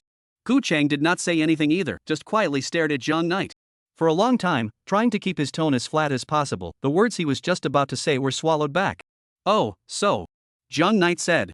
Then, he bent down, ready to open his book bag. There was paper and pen inside the school bag. Seeing this, Gu Chang hurriedly pulled Jiang Knight's arm. "Brother Knight, the pesticide new season has been updated. Do we want to play a few games here?" "Oh, that's fine." Jiang Knight retracted the hand that was about to unzip his school bag and glanced at Gu Chang out of the corner of his eye. The latter shook his head at him. Jiang Knight didn't look toward Gu Chang as his CPU ran wildly. He knew very well that Gu Chang, most likely, was in trouble. The two leaned against the wall and pulled out their cell phones. "Release Manhwa, there aren't enough ban spots. The new hero is just disgusting. I don't even know how to deal with it." "It doesn't matter, just finish it off directly." "Yes, I told you that the opposite side is very naive." Gu Chang held his cell phone as if he was talking to himself, outputting frantically at the screen inside the phone. Jiang Knight didn't have the heart to play the game, however, after hearing these 5 words from Gu Chang, and after a slight pause, he also understood what Gu Chang meant, and was a bit relieved. At least, it seemed that nothing would happen to Gu Chang for the time being. Soon, the failed beep came out. "Brother Knight, you're not in shape, you can lose even this," Gu Chang said. My. Jiang Knight replied back. "If there's nothing going on, I'll go back first and play another day." Jiang Knight wasn't sure what was going on and immediately wanted to leave. "Wait, win and leave again, one more game." No, it's better to do it another day." "Let's have 2 more games, I just lost a hand, you can't leave now, you have to compensate me for the stars you just lost." Gu Chang pulled Jiang Knight's arm with one hand, not using much strength. Then, Jiang Knight understood. Gu Chang, it seemed, wanted to keep himself here. "You wait first, I just had a bit of diarrhea." Gu Chang nodded, and Jiang Knight walked into the private room, took out his cell phone, and sent a feed message to Shin Luoying. Me, landlady, remember to buy a bottle of vinegar when you come back, there's no vinegar at home. Landlady, okay. Landlady, cute emoticon. Zhang Knight exhaled a breath. Shen Luoying was not with him today. He was worried that the people behind Gu Chang wanted to trap themselves here and wait for an opportunity to make a move on Shen Luoying. With a tone like this, Shen Luoying should be fine. He took a deep breath and patted Gu Chang's shoulder. Okay, one more game. Chapter 127, Music, but what is it? Children, I have triumphed. The book is resurrected. What's the price, you ask? The price is that the book is missing almost 20,000 words. The sun is setting, and the sunlight inside the restroom is gradually becoming darker and darker. Combined with the unique piercingly cold temperature inside the public toilet, it gave Jiang Knight some shivers. Bright light after bright light flashed inside the toilet, and the two people once again started a game. The light pollution from the game's special effects lit up the entire restroom, easing the originally eerie atmosphere a bit. Jiang Knight sank down and stopped thinking about it. Although he didn't know what the other party had done to Gu Chang, right now, staying inside the toilet was the best option for him as well as Gu Chang. In the grove outside the toilet, the shadows of the trees were gradually lengthened by the setting sun on the horizon and gradually tended to darken. Dusk was about to arrive. Only, in the grove that should have been incredibly dim, there were flashes of high-frequency bright light. It was like the spotlights of a stage converging on top of the obscurity. The breeze brushed by and the shadows of the trees flickered, like countless spectators were shouting as hard as they could. The white light played the accompaniment before the opening of the song. Logically speaking, if a normal person encountered such a situation, they would have already rolled their eyes and become unconscious. But Xiao Qingxue seemed to be a little different. Her eyes were closed, and the dappled spots of light on her body, combined with the black dress she was wearing today, set her off like a spirit born from the holy light. Her body, her soul, was tempered in the holy light. Lin Xianer had no knowledge of human art and knew nothing about music theory. She only knew that the human throat made a good sound, which was singing. However, it was such a blood who knew nothing about music theory that gave Xiao Qingxue, who was a great singer, a sudden epiphany. What is music? What is music? The previous Xiao Qingxue might have understood, but now she felt that she didn't quite understand. Or rather, she had never thought about this question. She didn't know from which book, which person's mouth to find the answer to this question. All she needed to do was to keep singing and dedicate her beautiful songs to her fans. Perhaps this question should be explored by all those philosophers. But now, she realized that she was wrong. Without any skill, without any emotion. Like a babbling baby, Xiao Qingxue momentarily forgot how to open her mouth when singing, how to carry out the rise and fall of the tone of voice. There is something, like a slender silk thread, wandering above her skin. It was as if that something was not content to stay on top of her skin, but was penetrating deeper, much deeper. It was as if she herself had spent some nights trying to attend to the mysteries of the music. However, she had never been as permeable as today. This kind of feeling is very wonderful. Xiao Qingxue felt that the feeling itself is alive. It only stays in one's own body and is closely related to one's own body and soul. There is no harm in thinking a little deeper. Is it really a feeling? No, it is not just a feeling, Xiao Qingxue heard. It has a pulse, along with their own blood vessels, a slight tremor. It had its own voice. Voices converged from all directions, accumulating within the interior of the shell. Xiao Qingxue's red lips slightly opened, and she felt it. The sounds were arranged and combined internally, constantly converging, claiming, fusing. In the end, a newborn fetus was formed. Perhaps, ordinary people could not understand it, but Xiao Qingxue, who was the mother of the fetus, practically felt the call of the fetus. This was a resonance that only they were able to produce. The newborn fetus instantly took shape in just a few seconds, as if it had sensed the darkness around it, and was unwilling to submit to a small shell. It is thirsty for birth, and bursts into the world with its first cry. The fetus of music, born. As before, there was no technique, no emotion, but music, that's how it was born. She remembered that her sister had been asked this question by a fan during an interview. What was music, really? She hid in the shadows, listening to the formulaic answer that her sister said, and fell into a deep confusion. The essence of music, what exactly is it? This question, which had plagued countless philosophers, was solved at this moment. According to common sense, sound is the carrier of music, but the essence of sound is only a vibration frequency. Why should music be dependent on sound in order to be born on earth? Music should not be bound by any tangible thing, it should be unrestrained, free and great. Music is a frequency, a rhythm of life. Life doesn't have to be able to move and laugh. But all life should have a frequency that matches it. Color is the frequency of light. Metabolism is the frequency of the body. Everything is inseparable from the word frequency. Music is the ripples of frequency, the breath of life that frequency wants to convey to us. People recognize the world and perceive life through frequencies. In this frequency of life, Xiao Qingxue put down all the singing skills she had acquired and returned to the primitive. Under the guidance of life, the holy light gradually becomes gentle, and the ultimate meaning of life gradually emerges from the holy light. Why does life exist? Why does life exist? Why does life continue? These three questions suddenly appeared in Xiao Qingshue's mind. She felt lost, but it didn't matter, the music would show her the way. Listen, the song had already given the answer, the frequency of life in the air constantly broken, and then converge. Finally, all the frequency everything converged into a point. Xiao Qingxue felt that her whole body's strength had been drained, and she sat down on her knees, folding her hands together and listening reverently. Qingxue, do you understand? A familiar voice came, the voice is gentle, but mixed with a little majesty. Qingxue understands. The power of the holy light was too strong for it to open its mouth. Her vocal cords, which she had mesmerized for countless fans, could only emit a vague reverb at the moment. However, what she thought was a frequency. She, who had already comprehended the ultimate mysteries of life, did not need to rely on her vocal cords at all to express them. Soon, the owner of the voice appeared. Zhang Knight stepped on the holy light and looked down at her with a smile on his face. "O holy maiden who has fallen to earth, let me ask you, what exactly is the ultimate mystery of life?" "The ultimate mystery of life is you." Xiao Qingxue raised her head in fascination and looked at Zhang Knight. "Life exists because of you. Your frequency is the most melodious music in this world." Chapter 128 Zhang Knight's Gift. Rhythm, rhythm, rhythm. This is the breath of life. Xiao Qingxue closed her eyes, her body involuntarily trembled slightly, losing the consciousness of being a human being, and her soul climbed up to a higher place in the world. It was as if she had returned to the embrace of nature, and became one with the world, one with the essence of the world. And the essence of the world was him. "Xiao Qingxue, you really didn't let me down."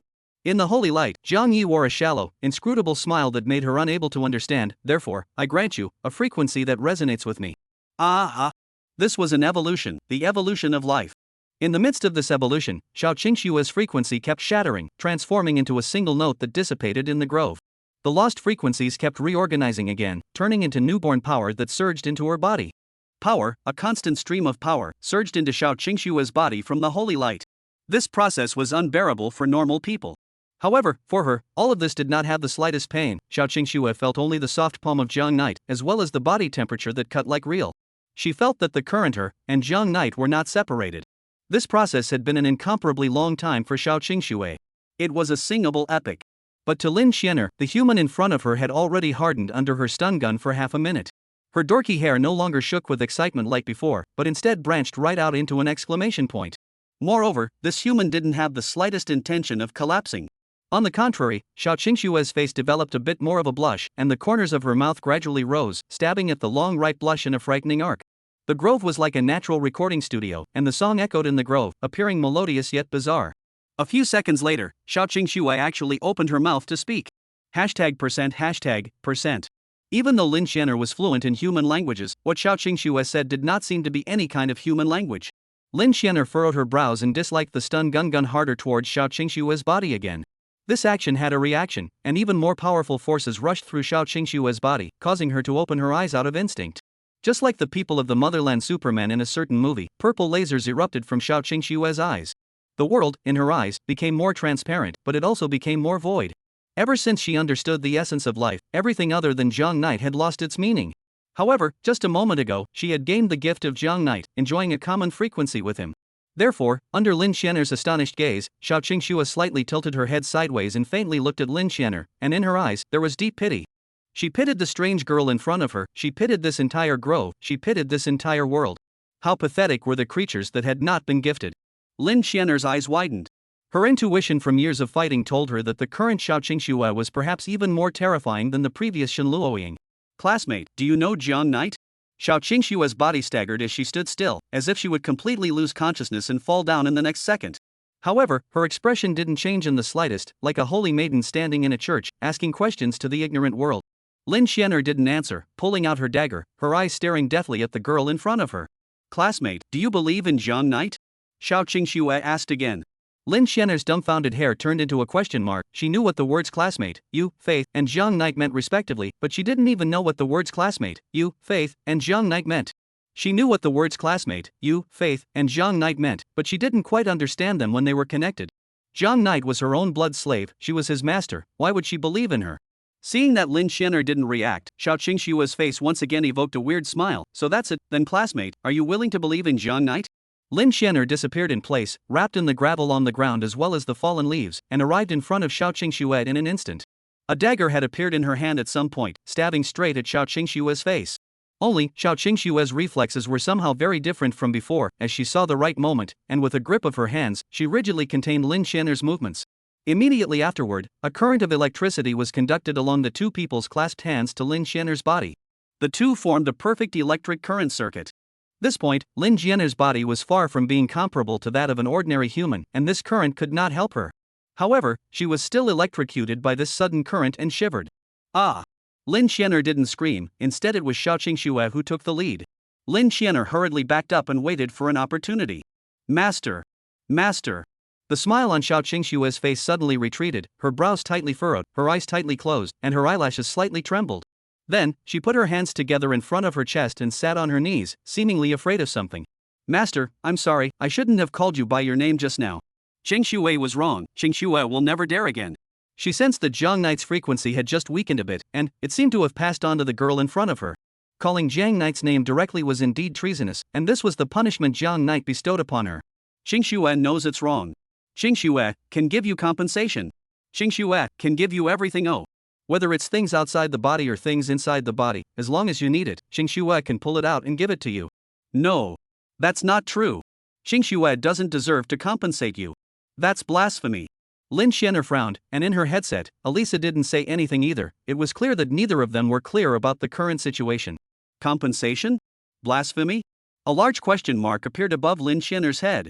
Xiao Qingshuo was like this, chanting under her breath as 2 lines of tears spilled out from within her slightly fluttering eyelashes and hung above her cheeks. Jiang Knight hid within the holy light and never appeared again. This caused Xiao Qingshuo to not know what she should do. She could only call out over and over, again and again. Until, Lin Xianer launched another attack. Master, not willing to forgive me? Nope. I know, this is the test you gave me, right? Lin Xianer's dagger scratched towards Xiao Qingshuo's neck. Feeling the wind that came to her face, Xiao Qingshuo opened her eyes once again. Her eyes were slightly hollow compared to before. Qingshuo is so angry at this creature for taking away the gift you gave me. Well. No, Master, Qingshuo is not angry at you. How could Qingshuo dare to blame you? Qingshuo is useless. It is Qingshuo who has lost the boon you gave me. It doesn't matter, Master. For such a creature that defies its master. Xiao Qingshuo staggered to her feet, her legs stained with some damp dirt. She clenched her fists, her eyes locking onto the girl in front of her. Qingshuo will, for you, purge the world of all creatures that disrespect you. Chapter 129 Exerting the Master's Power. After saying that, Xiao Qingshuo slightly turned her head sideways and looked at a large tree beside her. This large tree was plain and ordinary, and had a dispensable status in the grove. The grove would not become more beautiful because of this tree, and even if it disappeared inside the grove one day, no one would notice. It is a member of the vast sea of trees, simple and ordinary. Decades have passed, this tree, a sapling, grew into the current behemoth. It is accustomed to the world of the rotation of the sun and the moon, as well as the sadness and happiness of the world. Too many things have happened in the grove, some people in the early morning, through the fragrance of the morning dew, to their favorite girl confession, some people in the night, and the beloved girl came to the grove, under its watchful eye, to experience the overlap and continuation of life. However, when it looks back on its own life, it cannot help but feel confused. It is just a tree, without a body that can move freely like human beings, without rich emotions like human beings. The morning dew is its tears, carrying its yesterday's memories, but will disappear when the sun rises. It is so empty, so lonely. It may have pondered the meaning of life one day or night, but there was no one to give it an answer. However, the appearance of this girl was like a ray of light, allowing this middle-aged tree to see the hope of life again. Are you willing, for the sake of your master, to dedicate your life? She asked. Dedicate your own life? The large tree had no idea what the young girl meant as the shadow swayed and the setting sun struck the young girl's innocent face through the thick branches and leaves. She narrowed her eyes and reached out, taking hold of one of the branches of the great tree. In how many years it had never felt this way. It was a warmth that, unlike moisture and inorganic salts, had a temperature of its own. Would you be willing to help me by purging the man before me who has dishonored his master? She asked again. But, I will lose my own life. Is there really anything more important than life in this world? Xiao Qingshuo could not hear its answer as it exerted a slight force with one hand and took the branch of the big tree. Pain, so much pain. It felt its life become lighter. Yes, at this moment, life became incomparably clear in front of its eyes. It felt the weight of life. Time gradually solidified before its eyes. The days and nights of those decades were not as clear as this moment. It was a feeling of being needed, it was no longer numb, it had found the meaning of its existence. So it is so. The big tree looked at the gradually falling sunset. Life, ah. is ultimately to converge to the end of the long river? The bull-sized branch was held in Xiao Qingshue's hand, and fine cracks were created where it came into contact with her fingers. Fioner, the next time you do it, remember to pick a place where there are no trees around. Elisa said. Got it, mother. Lin Jian'er didn't care to respond to Elisa's tirade. She rushed out with an arrow step, leaving only a small dirt pit in her place. The dagger swung out from the bottom up. Xiao Qingshue's face still wore an obsessive smile, her violet eyes turned for a moment, and the tree branch rushed in the direction that the dagger had come from and slammed down. The dagger and the branch collided together, and it was clearly the branch that suffered. The head of the branch was directly sliced off, while the dagger only had a tiny, tiny curl. Lin Jian'er pulled away, her figure weaving between the groves like a ghost, then finding the right opportunity, she grabbed Xiao Qingshue's back, her feet stepped on the trunk of the tree, and like a stringed arrow, she shot towards the back of Xiao Qingshue's head. Only, as fast as Lin Jian'er was, she was still within Xiao Qingshue's reaction. Xiao Qingxue violently turned back, once again allowing the branch in her hand to engage in a wave of collision with Lin Jian'er's dagger. The branch was unsurprisingly shortened again. A rustling sound echoed in the grove, and following the breeze, it was carried to the public restroom. Son, is there something moving outside? Zhang Knight frowned and looked out of the toilet. His character broke away from the controls and was seized by the enemy to directly kill him. Brother Knight. Forget about the rest for now and play the game properly. I want to go out and take a look. Zhang Knight frowned. Maybe there's a couple inside the grove inn. It's better if we don't disturb people. Zhang Knight looked at Gu Chang with some surprise. How could you think of this aspect? I don't know. Gu Chang was in a bit of a trance right now, and the words he said as well as the maneuvers in the middle of the game didn't go through his head. Anyway, let's play a few more games. Zhang Knight thought about it and nodded for Gu Chang's sake. The battle in the woods was very sticky, but the situation was unfavorable to Xiao Qingxue. It wasn't because she was running out of strength, it was as if she had infinite power now. The main problem was the gap between the weapons of both sides. She could only fight with Lin Jian'er with an ordinary branch, but when the branch met the dagger, it would break at the first cut. Lin Jian'er's dagger was only slightly worn out, and, having learned from last time's lesson, Lin Jian'er didn't carry more than one dagger on her person. Even if one dagger was used up, Lin Jian'er was able to feel out a second one from her body. The branches in her hands changed one after another, and she was already on the verge of gripping that big tree ball. Although she could also keep breaking branches from the big tree, the branches were still too weak in terms of aggressiveness to injure the man in front of her. The weapons of the two kept clashing against each other, and at a certain moment, Lin Jian'er seized the opportunity to find the right angle, and while she cut the branch, her force did not diminish, and her dagger broke through the defense of the branch and slashed into Xiao Qingshue's arm. Xiao Qingxue jerked back, pain spreading across her arm, crimson blood dripping down her palm. Master, Qingxue is useless. Even though Xiao Qingxue was injured, her face still wore an infatuated smile. The physical injuries were not enough to drown out her joy. The current her was fighting alongside her master. It was just that she was a little angry right now. It wasn't because she was injured that she was angry, but because she was her master's possession, and this girl had destroyed her master's possession, so it was blasphemy against her master.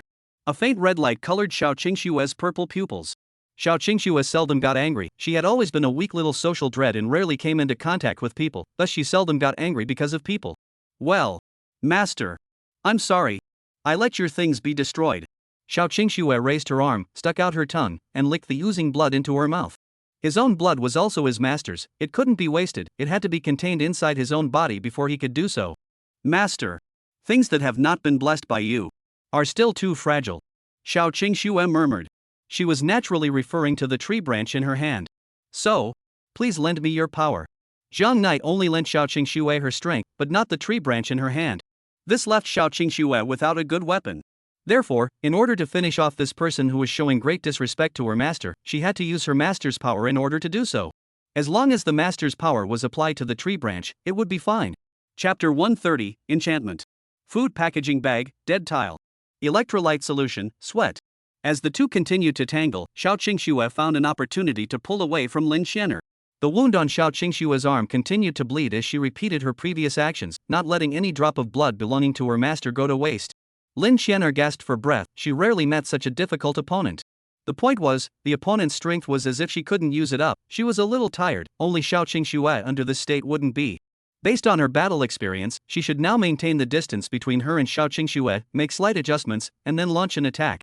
Only, strangely enough, while she didn't move, Xiao Qingxue also stood still wearing a weird smile, and didn't rush to launch an attack on Lin Jian'er.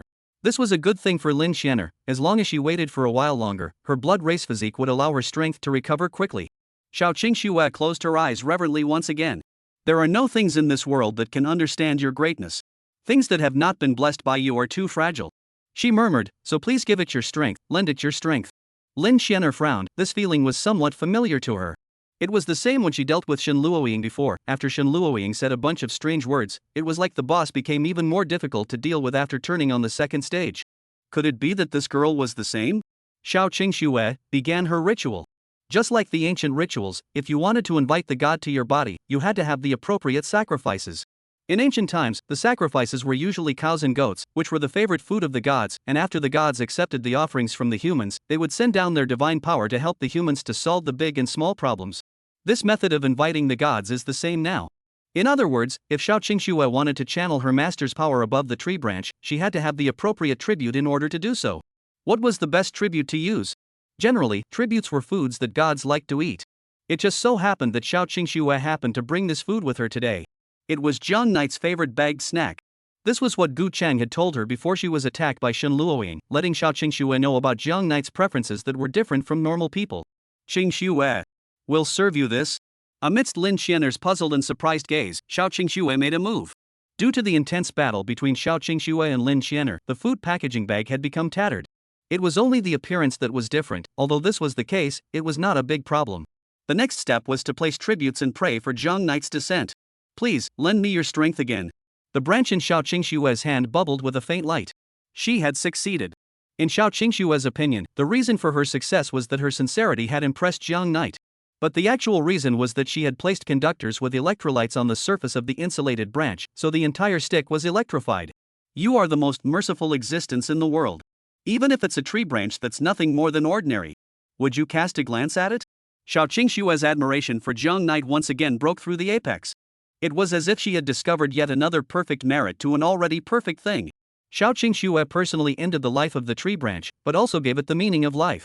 For Xiao Qingxue as well as the tree branch in her hands, the ceremony was very long, but in reality, only a few seconds had passed, so Lin Xianer was simply too late to stop it. Master, I did it. Xiao Qingxue collected the eerie smile on her face, which was filled with happiness. However, this transformation made Lin Xianer feel even weirder. She had almost recovered her physical strength, so she once again launched an attack towards Xiao Qingxue. However, the Xiao Qingxue at this moment was completely unbeatable. In her subconscious, she possessed the deepest bond between her and Jiang Knight. The light was Jiang Knight's avatar, and holding the branch in her hand was like holding Jiang Knight's hand. Greeting Lin Xianer's blade light, Xiao Qingxue firmly gripped the branch in her hand, found the right angle, and rushed to stab Lin Xianer. Unsurprisingly, even though the branch had received an enchantment, its toughness had not been altered. The wooden structure still seemed too fragile in contrast to the metal structure. However, the moment the tree branch approached Lin Xianer, electricity leapt and struck Lin Xianer directly. Lin Xianer frowned, and her movements stalled for a moment. Lin Xianer wasn't afraid of electricity, but that didn't mean that she could be unresponsive to such a powerful arc of electricity. In that instant, Xiao Qingxue's branch landed on top of her chest, sending her flying straight out. Lin Xianer wiped a handful of blood from the corner of her mouth. Within 2 days, she actually suffered defeat because of 2 human girls one after another.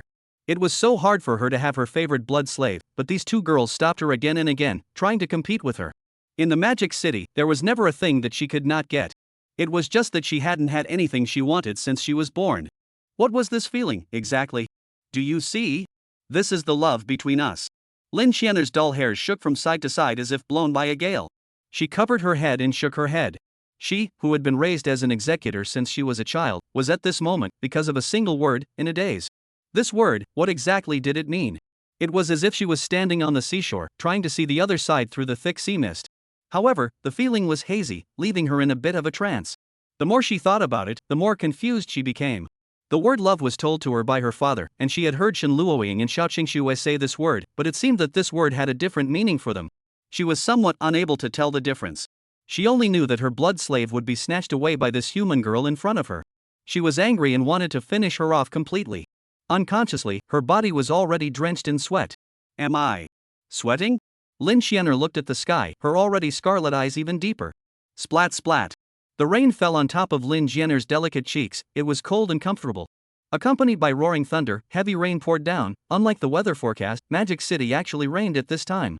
The pedestrians ran, like there was a monster behind them chasing them, putting their bags on top of their heads and darting up the street. Run quickly, it's raining.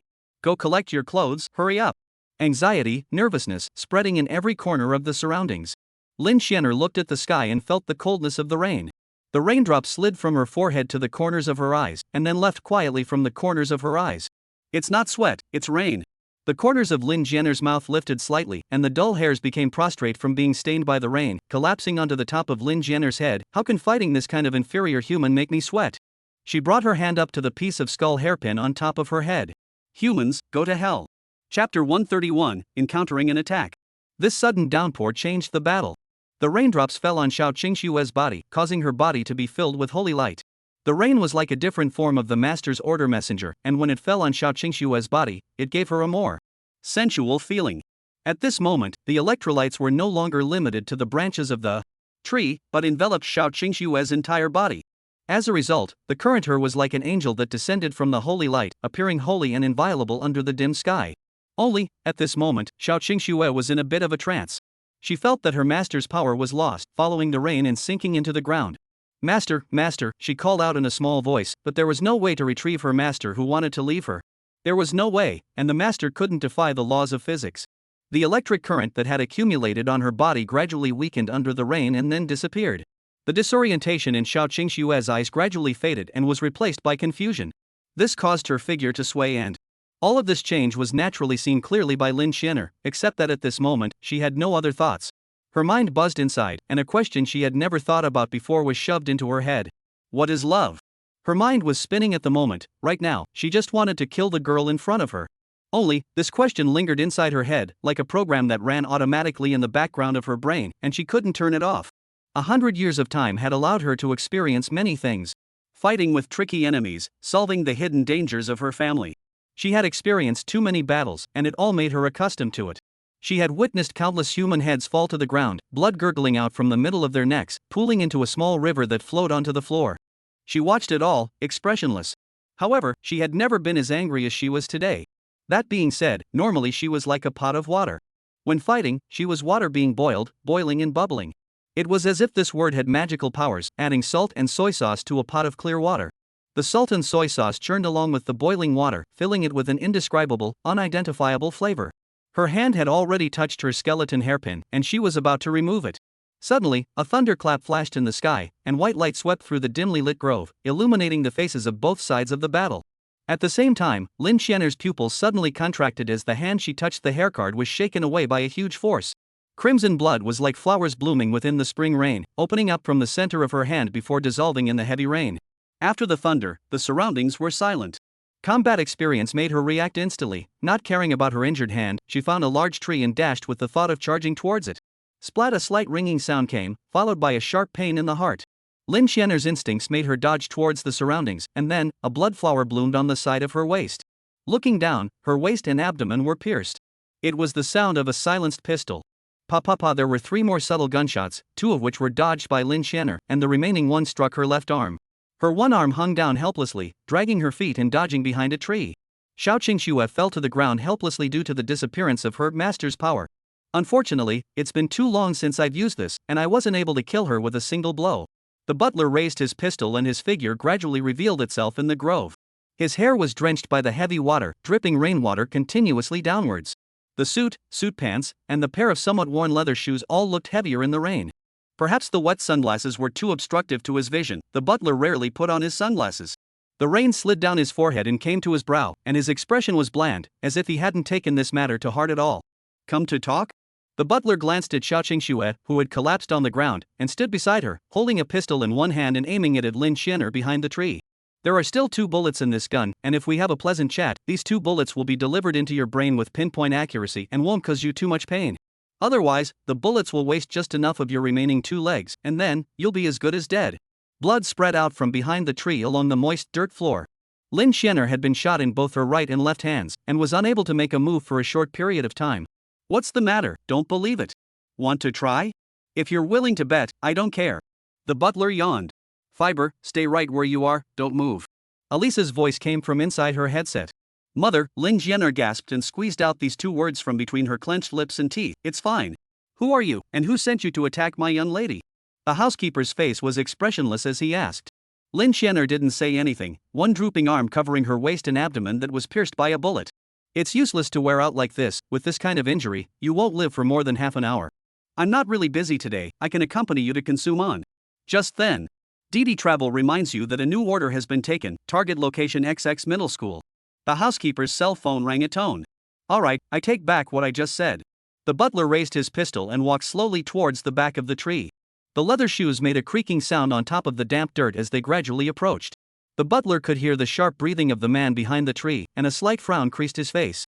He was somewhat puzzled.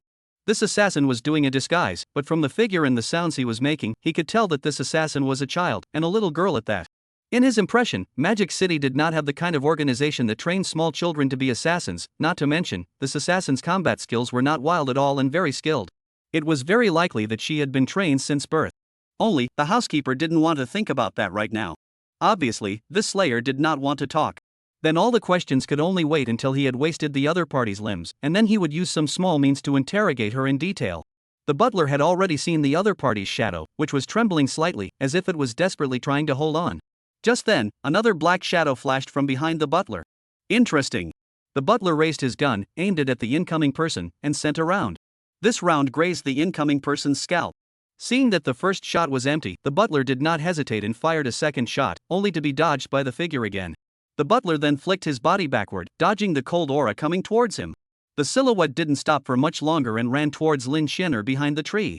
The housekeeper understood that this person wanted to save the one assassin behind the tree. Another shot came. That silhouette obviously didn't expect the butler's gun to still have bullets in it. He didn't react for a moment and was hit in the shoulder by a shot. His body trembled as he picked up Lin Xianer, who was sitting against the ground, and ran towards the outside of the grove. Chapter 132 Fleeing. The butler did not hesitate and chased after him. The heavy rain hit on top of the man's tattered black cloak, gathering into channels of water droplets, mixing with the blood that flowed down from his shoulder, pattering downwards. The butler's gun was now really out of bullets. He chased after the man. The two figures rushed out of the grove one after the other. He expected this killer to have an accomplice, but what he didn't expect was that this man could pick up the killer despite his shoulder being seriously injured, actually making him unable to catch up. The butler narrowed his eyes and looked in the direction the man had fled, and instantly felt something bad. On the side of the road was an orange-colored cab, which was driven by the butler and parked on the side of the road. It was late in the day, and coupled with the bad weather, there were no more cars on this road. The car driven by the butler was the only chance of escape for the duo. Mother, put restrictions on it. I can still be. No, you're too badly hurt. The red eyes under Elisa's hood looked calmly at Lin Xianer. But, before Lin Xianer could finish her sentence, Elisa threw Lin Xianer into the cab with one hand. Afterward, she herself came to the other side in a flash and took the car door with her. She placed Lin Xianer in the passenger seat, and then, took the cab's keys out of her hand. Seeing this, the housekeeper felt around her own body and realized that her car keys were gone. Just now, Elisa fainted at the butler and actually took this opportunity to touch the car keys from his body. The car started and the engine let out a roar. The butler rushed to the side of the car and was about to reach for the door. The car managed to start at this critical moment, and the cab raised the water inside the puddle on the roadside, which traced a skillful arc in the air, and then splashed onto the butler's face with unerring precision. The butler subconsciously reached out to block it, and when he lowered his arm, the cab rushed through the red light intersection ahead and took off. The rain hit the top of the butler's head, soaking his entire shirt. All it took was a little squeezing on his part to squeeze a puddle of water out of him. He stood still with a grim expression on his face, letting the rainwater that had just splashed on his face run down his cheeks in strands. Buzz. Buzz. His cell phone rang. His head didn't move, still looking at that stoplight intersection, his expression frozen on his face as he slowly reached into his pocket and pulled out his cell phone. Hello. Where the are you? I've been waiting for you for almost a quarter of an hour for a kilometer. No, why are you getting farther and farther away from me? Where are you driving? His passenger called to complain. Sorry, I can't make it. The butler blandly said. No, what do you mean you can't come? I've been waiting for you here for 15 minutes and you're telling me you can't come. Believe it or not, I'll complain. Beep beep beep beep beep beep beep beep beep beep beep beep beep beep beep. The phone was hung up directly by the butler. Before he could shove the phone back, he received another text message. Magic City Traffic Police Branch, we filmed your vehicle with license plate number. Running a red light at the intersection of New Street 2, now the penalty ticket. The housekeeper silently turned in the fine, but it didn't end there. Magic City Traffic Police Branch, your license plate number. Vehicle crashed at New Street Exit 3. Magic City Traffic Police Branch, your license plate number is? Vehicle on the Bund number 5 intersection. Magic City Traffic Police. Magic City Traffic Police Branch. The butler has experienced too many things, you and me in the shopping mall, as well as in the dark to solve some potential crisis for the Shin family. He has experienced the calculations of the enemy and has suffered a lot of losses. Therefore, crickets letting a few enemies off the hook, crickets a little fine, crickets a little bad user reviews, does not do anything to the butler. Doesn't have much to lose himself. There's still a chance that the enemies that got away will be recaptured again, and they shouldn't be able to do anything to the lady anytime soon. As for a little fine and a bad user review, that's not hard to take care of. Yes. This is not difficult to handle. The butler thought, not realizing that his hands were already trembling slightly. With red eyes and still no expression on his face, he picked up his cell phone and prepared to start dealing with the aftermath of this matter. After all, what he and that black-clothed man had done today could not be made known to the public. Then, one last message popped up on his cell phone. Magic City Traffic Police Branch, your driver's license has been filled with 12 points. If you have any questions, please come to Magic City Traffic Police Branch. Adults often break their defenses in an instant. The air was plunged into a brief silence, and then a bolt of lightning streaked by, and a thunderclap perfectly drowned out the butler's angry voice. Can you drive? Alisa didn't really know how to drive, nor would she deliberately try to learn. After all, having lived for thousands of years, she had seen how quickly human tools changed. Even if she learned to drive, in a few hundred years, maybe she would have to learn other means of transportation. The front cover of the cab was about to be smashed open by her, and thick black smoke came out of the engine. She would have liked to drive faster, but the seriously injured engine protested. At the moment, Lin Xianer was a little better and moved her body towards the upper side of the passenger seat, her entire body leaning against Alisa's shoulder. Mother, it's really not possible for me to drive. Fiber, it's fine, it's almost here. Alisa sank her face, a little embarrassed. They weren't sure if the butler, the old fox, had installed a locator on their cab, so it was impossible for them to drive the cab directly back to the Lin family. They found the person who picked them up and took their own car back to the Lin family. In the old castle, Alisa's face was a little pale, but a little gunshot wound from a cricket was no big deal to her. Lin Xianer was the same, and in this little short time on the road, her wounds had already healed and stopped bleeding. Finer, we were set up. But how did he know about our plan? Alisa leaned against the throne without any image, not bothering to savor the blood and fruits as usual, and grimaced. There's no need to think, that Gu Cheng definitely has a problem. Shenluoying that girl should have been sidetracked by that guy Wu Ting today, this human. I haven't encountered a more refined one than him. Then mother, what to do? Lin Xianer took a paper towel and wiped the rainwater on top of her head, shook her head, and her dull hair finally branched out again. Only, it was also just breathless against Lin Xianer's head, without much spirit. Your identity at school shouldn't have been discovered yet. This identity of Lin Yu's, you have to make good use of it. As for Gu Cheng, Alisa thought for a moment, he's still useful to us. So we can't let him out of our control. At least, from now on, you should not contact him. Then, find an opportunity to control him and use him as a tool for us to raid Jiang Knight. From his previous behavior, he knows a lot more. On the other end, the butler held the cell phone that had produced a slight crack and returned to Xiao Qingshue's side. At this moment, there was an additional woman who looked exactly like her by her side, and it was none other than her sister, Xiao Qingying. Chapter 133, I'm already an adult. The master's power on Xiao Qingshue's body had been almost washed away by the rain. Xiao Qingying sat down on her knees without caring about her image and held her sister in her arms. She had a faint smile on her face, and her mouth was opening and closing as if she was saying something to herself. Xiao Qingying didn't know what her perverted sister was saying, but she knew that her perverted sister was definitely having a perverted dream. Because, the word master popped out of Xiao Qingshue's mouth from time to time, and every time she said it, her face turned a little redder than before. In just a few minutes of work, Xiao Qingying felt that her perverted sister had already done all the things she could do with Jiang Knight in her dream. Xiao Qingshue's arm was wrapped in a bandage, and Xiao Qingying had already made a simple bandage for her sister. She checked her sister's injuries, and other than a few scrapes and the wound on her arm, there were no fatal injuries. However, until now, Xiao Qingshue's heart was still pounding. From just now, the camera on Xiao Qingshue's neck was pitch black, damaged during the fight. Xiao Qingshue's earphones had also long since been flung somewhere. Xiao Qingying only knew that her sister had been attacked by the man in black. As for how her sister got out of the trap and where that man in black had gone, she didn't know anything.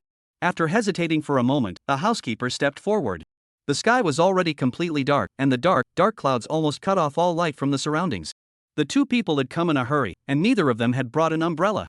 The rain drenched the two people's bodies, and their clothes had absorbed the Wu Ting. Xiao Qingying was a little surprised, her turquoise blue pupils sizing up the housekeeper. Why are you here? I don't know, just sent a passenger here. Wu Ting replied.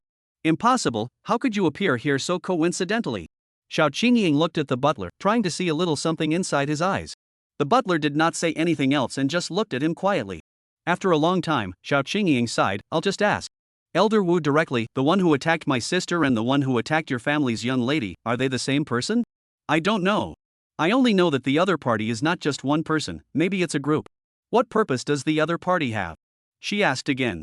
I'm not sure. I originally thought that the other party's target was only my young lady, but today it seems that the other party's purpose is far more than that. You knew that the man in black would appear here today? The butler nodded after some silence. Xiao Qingying's face visibly changed, so you knew. No wonder, Shen Luoying didn't follow Jiang Knight today. You sidetracked her, right? Right. I see. Xiao Qingying didn't ask anything else. You don't blame me? The housekeeper frowned slightly. Blame you for what? Xiao Qingxue asked back. Blame me for not telling you what I know, blame me for not stepping in time to save your sister. The housekeeper thought for a moment and added, this matter does have my share of responsibility, I guess the other party's intentions wrongly. If only I could have realized that person's real purpose earlier. Saying these words shows that you are still treating me as a child. Xiao Qingying said indifferently. Oh? The housekeeper raised his eyebrows, slightly surprised. You mean, you are already an adult? Well, I've already reached adulthood this year. Xiao Qingying glanced at Xiao Qingxue, who was exhausted in her dreams and had fallen into a deep sleep. That's not what I meant. What I mean is, you cannot have to be like me and think so much about everything you encounter. Even if you throw a small tantrum at me, it's still a normal thing. Xiao Qingying gritted her teeth and picked her sister up with some effort. But this is unnecessary, Senior Wu, thank you for finally stepping in and saving Qingxue. Is it hard to believe that it was your second uncle who taught you this? I'll go knock him around someday. Second uncle has treated us well, and has always treated us like his own daughters. So it's all the more reason why we shouldn't cause them any trouble. Xiao Qingying adjusted and somewhat awkwardly hung Xiao Qingxue on her back. In this world, perhaps there are only two of us, sisters, who can rely on each other. The housekeeper was stunned, his eyes complicated. Do you need me to help you carry her back? No need, I drove the car over. Just carry her inside the car. Xiao Qingying walked a few steps and nearly fell. Really don't need my help? The housekeeper asked again. No need. Xiao Qingying's body staggered, and on his forehead, sweat mixed with rain. Brother Knight, I'll see you tomorrow then. Well, son. Be careful on the road. Just at this time, Gu Cheng's voice came from inside the toilet. The two boys walked out of the toilet. Gu Cheng said that he had to leave beforehand, leaving only a Jiang Knight who was a bit dazed at the toilet door. Xiao Qingying turned her head, squinted her eyes and looked over, greatly feeling bad. Jiang Knight didn't come out early, didn't come out late, and happened to come out at this awkward time.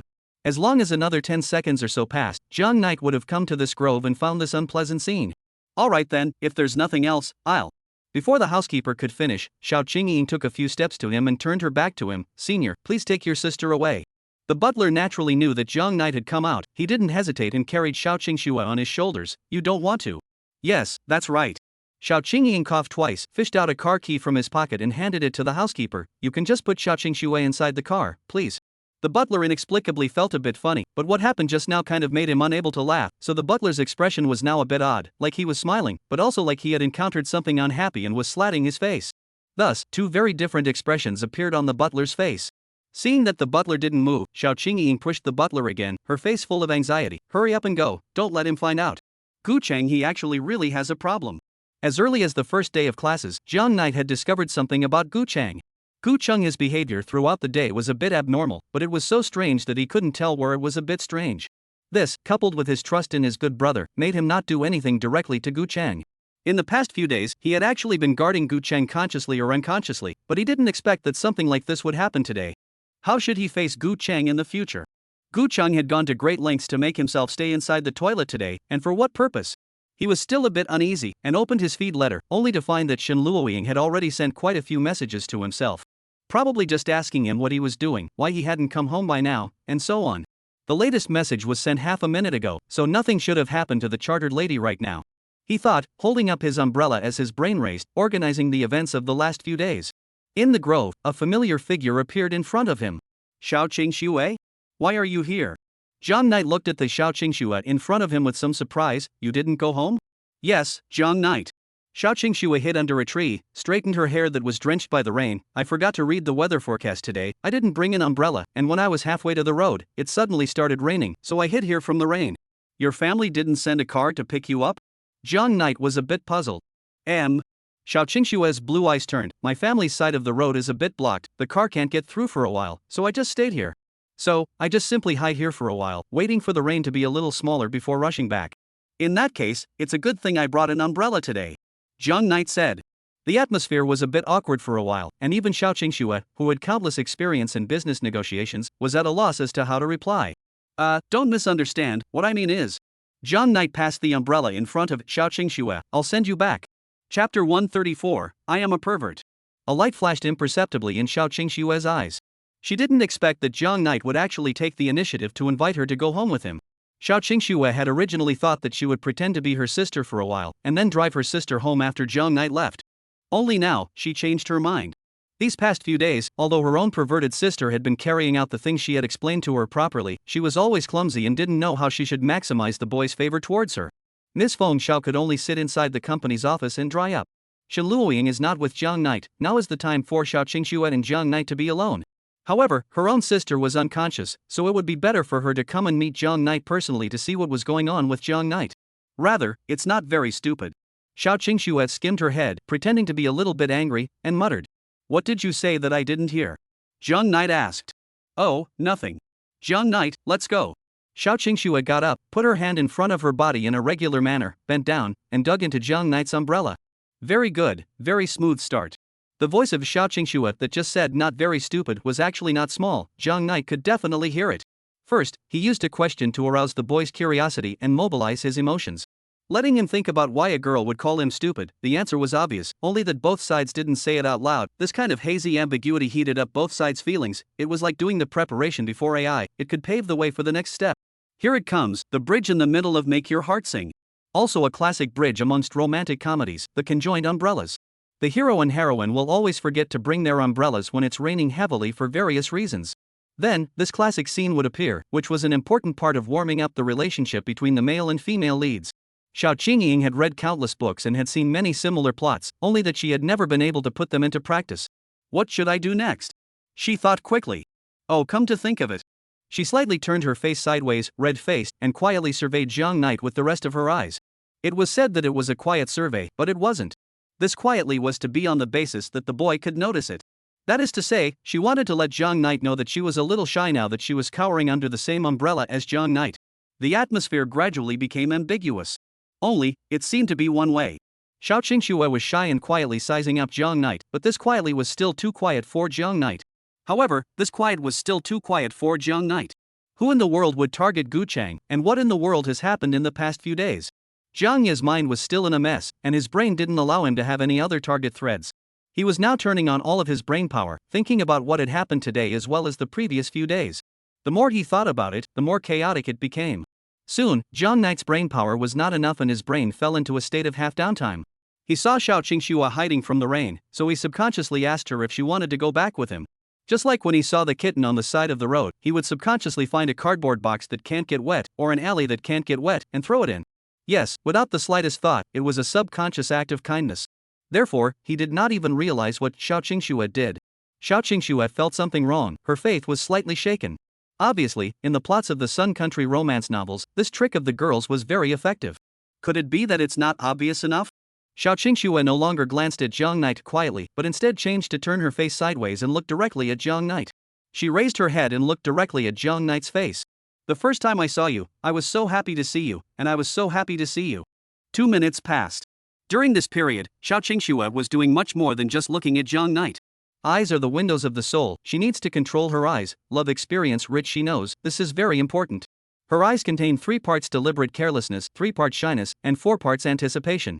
It's the perfect ratio of emotions to express fondness, but with a touch of haze. 5 minutes had passed, Jiang Knight was still staring ahead, he walked on the outside of the sidewalk, even if a car suddenly came on the road and splashed him with water, he didn't care. Xiao Qingxue's eyes gradually produced a slight change. Within these few minutes Jiang Knight's performance made her a little broken heart. Question: what is the difference between her and a roadside tree in Jiang Knight's eyes? A roadside tree grows in the earth and can't move, but she was slightly better as a human because she could move. Right now, she was a moving roadside tree next to Jiang Knight. Xiao Qingxue huffed, narrowed her eyes, and sized up Jiang Knight. Jiang Knight walked forward sluggishly, just like a human machine that was programmed. The umbrella in his hand was unconsciously tilted towards Xiao Qingxue's side, so his shoulder was already wet. Under the ambiguous atmosphere carefully created by Xiao Qingxue, an invisible stance was created around Jiang Knight, isolating his surroundings. This is just like in the Qingqi Hotel. Jiang Knight borrowed the purple light, the bedside. sound as the background music playing, brushing the math problems in his hands. Wait, what am I thinking? Jiang Knight. Xiao Qingxue couldn't hold back. She'd learned that pulling was simply unnecessary for a boy like Raider Jiang Knight. She was building a persona for her sister and had to bring in her sister's perspective. What should her own perverted sister say when she was alone with Jiang Knight? Jiang Knight was stunned. He turned his head somewhat woodenly and asked, "What's wrong?" Jiang Knight, have you been listening to that album I recently released? Xiao Qingxue asked. Well, of course, I listen to every song of yours. Usually when I do exercise, I'll also listen to it. Oh, so. Then, Jiang Knight, I have a few questions inside the school that I want to ask you. Xiao Qingying added. Okay, you say. Jiang Knight was like a superb human machine, still staring ahead. What floor of the cafeteria is that? Store that sells snail powder on? Third floor. Oh, okay. And that? Is that the stationery store around the school? Turn left out of the school, take the first intersection and then turn right.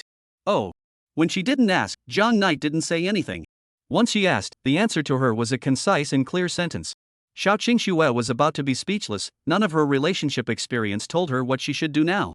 After all, she had seen that in romance novels, most of the male protagonists were high in offense and low in defense, and even if she encountered a few with high defenses, they only paled in comparison to Jiang Knight. The problem now was that Jiang Knight was simply ignoring her. What should be done? Suddenly, an idea flashed in Xiao Qingxue's mind. If she was Xiao Qingxue now, she should take on Xiao Qingxue's characteristics. Normal methods couldn't get Jiang Ye's attention, so he could only try an abnormal method. Maybe Jiang Ye would eat this. If he didn't like it, just say that he was joking. She applied a little psychological hint to herself. I'm a pervert, I'm a pervert, I'm a pervert. Chapter 135 Input and Output. What should a pervert be like? Xiao Qingying tried to empty her brain, but what she didn't know was that her brain had long been blank at this point. A normal person, wanting to become a pervert, this was not a normal person's thinking in the first place. One after another things bombarded Xiao Qingying's brain. First her sister was attacked, then she tried to shake a log's defense.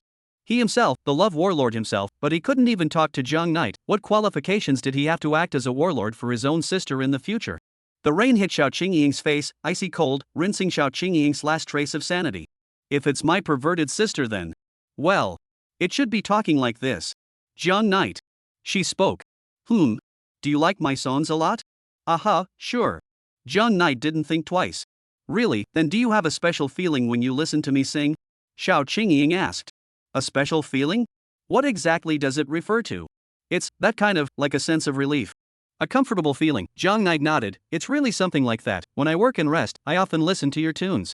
After listening to it, the fatigue is swept away. Speaking of which, I also have to thank you. If it wasn't for your songs, wowdahai. There's no need to thank me, oh, River Knight. Because, when I was writing and singing the song, I was also very comfortable, oh. Very comfortable? Jiang Knight was a bit unable to understand. You mean, when you sing, you're in a good mood too? No. Oh, Mr. Jiang Knight didn't understand what I meant. Xiao Qingying said, however, if you just understand it from the literal meaning, you are right. Oh? Let's give you an example.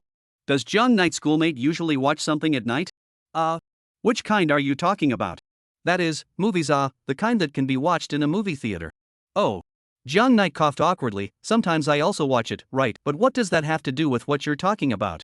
Actually, all works, like movie and television works, literature, and songs, they are created in a way that their authors are comfortable with.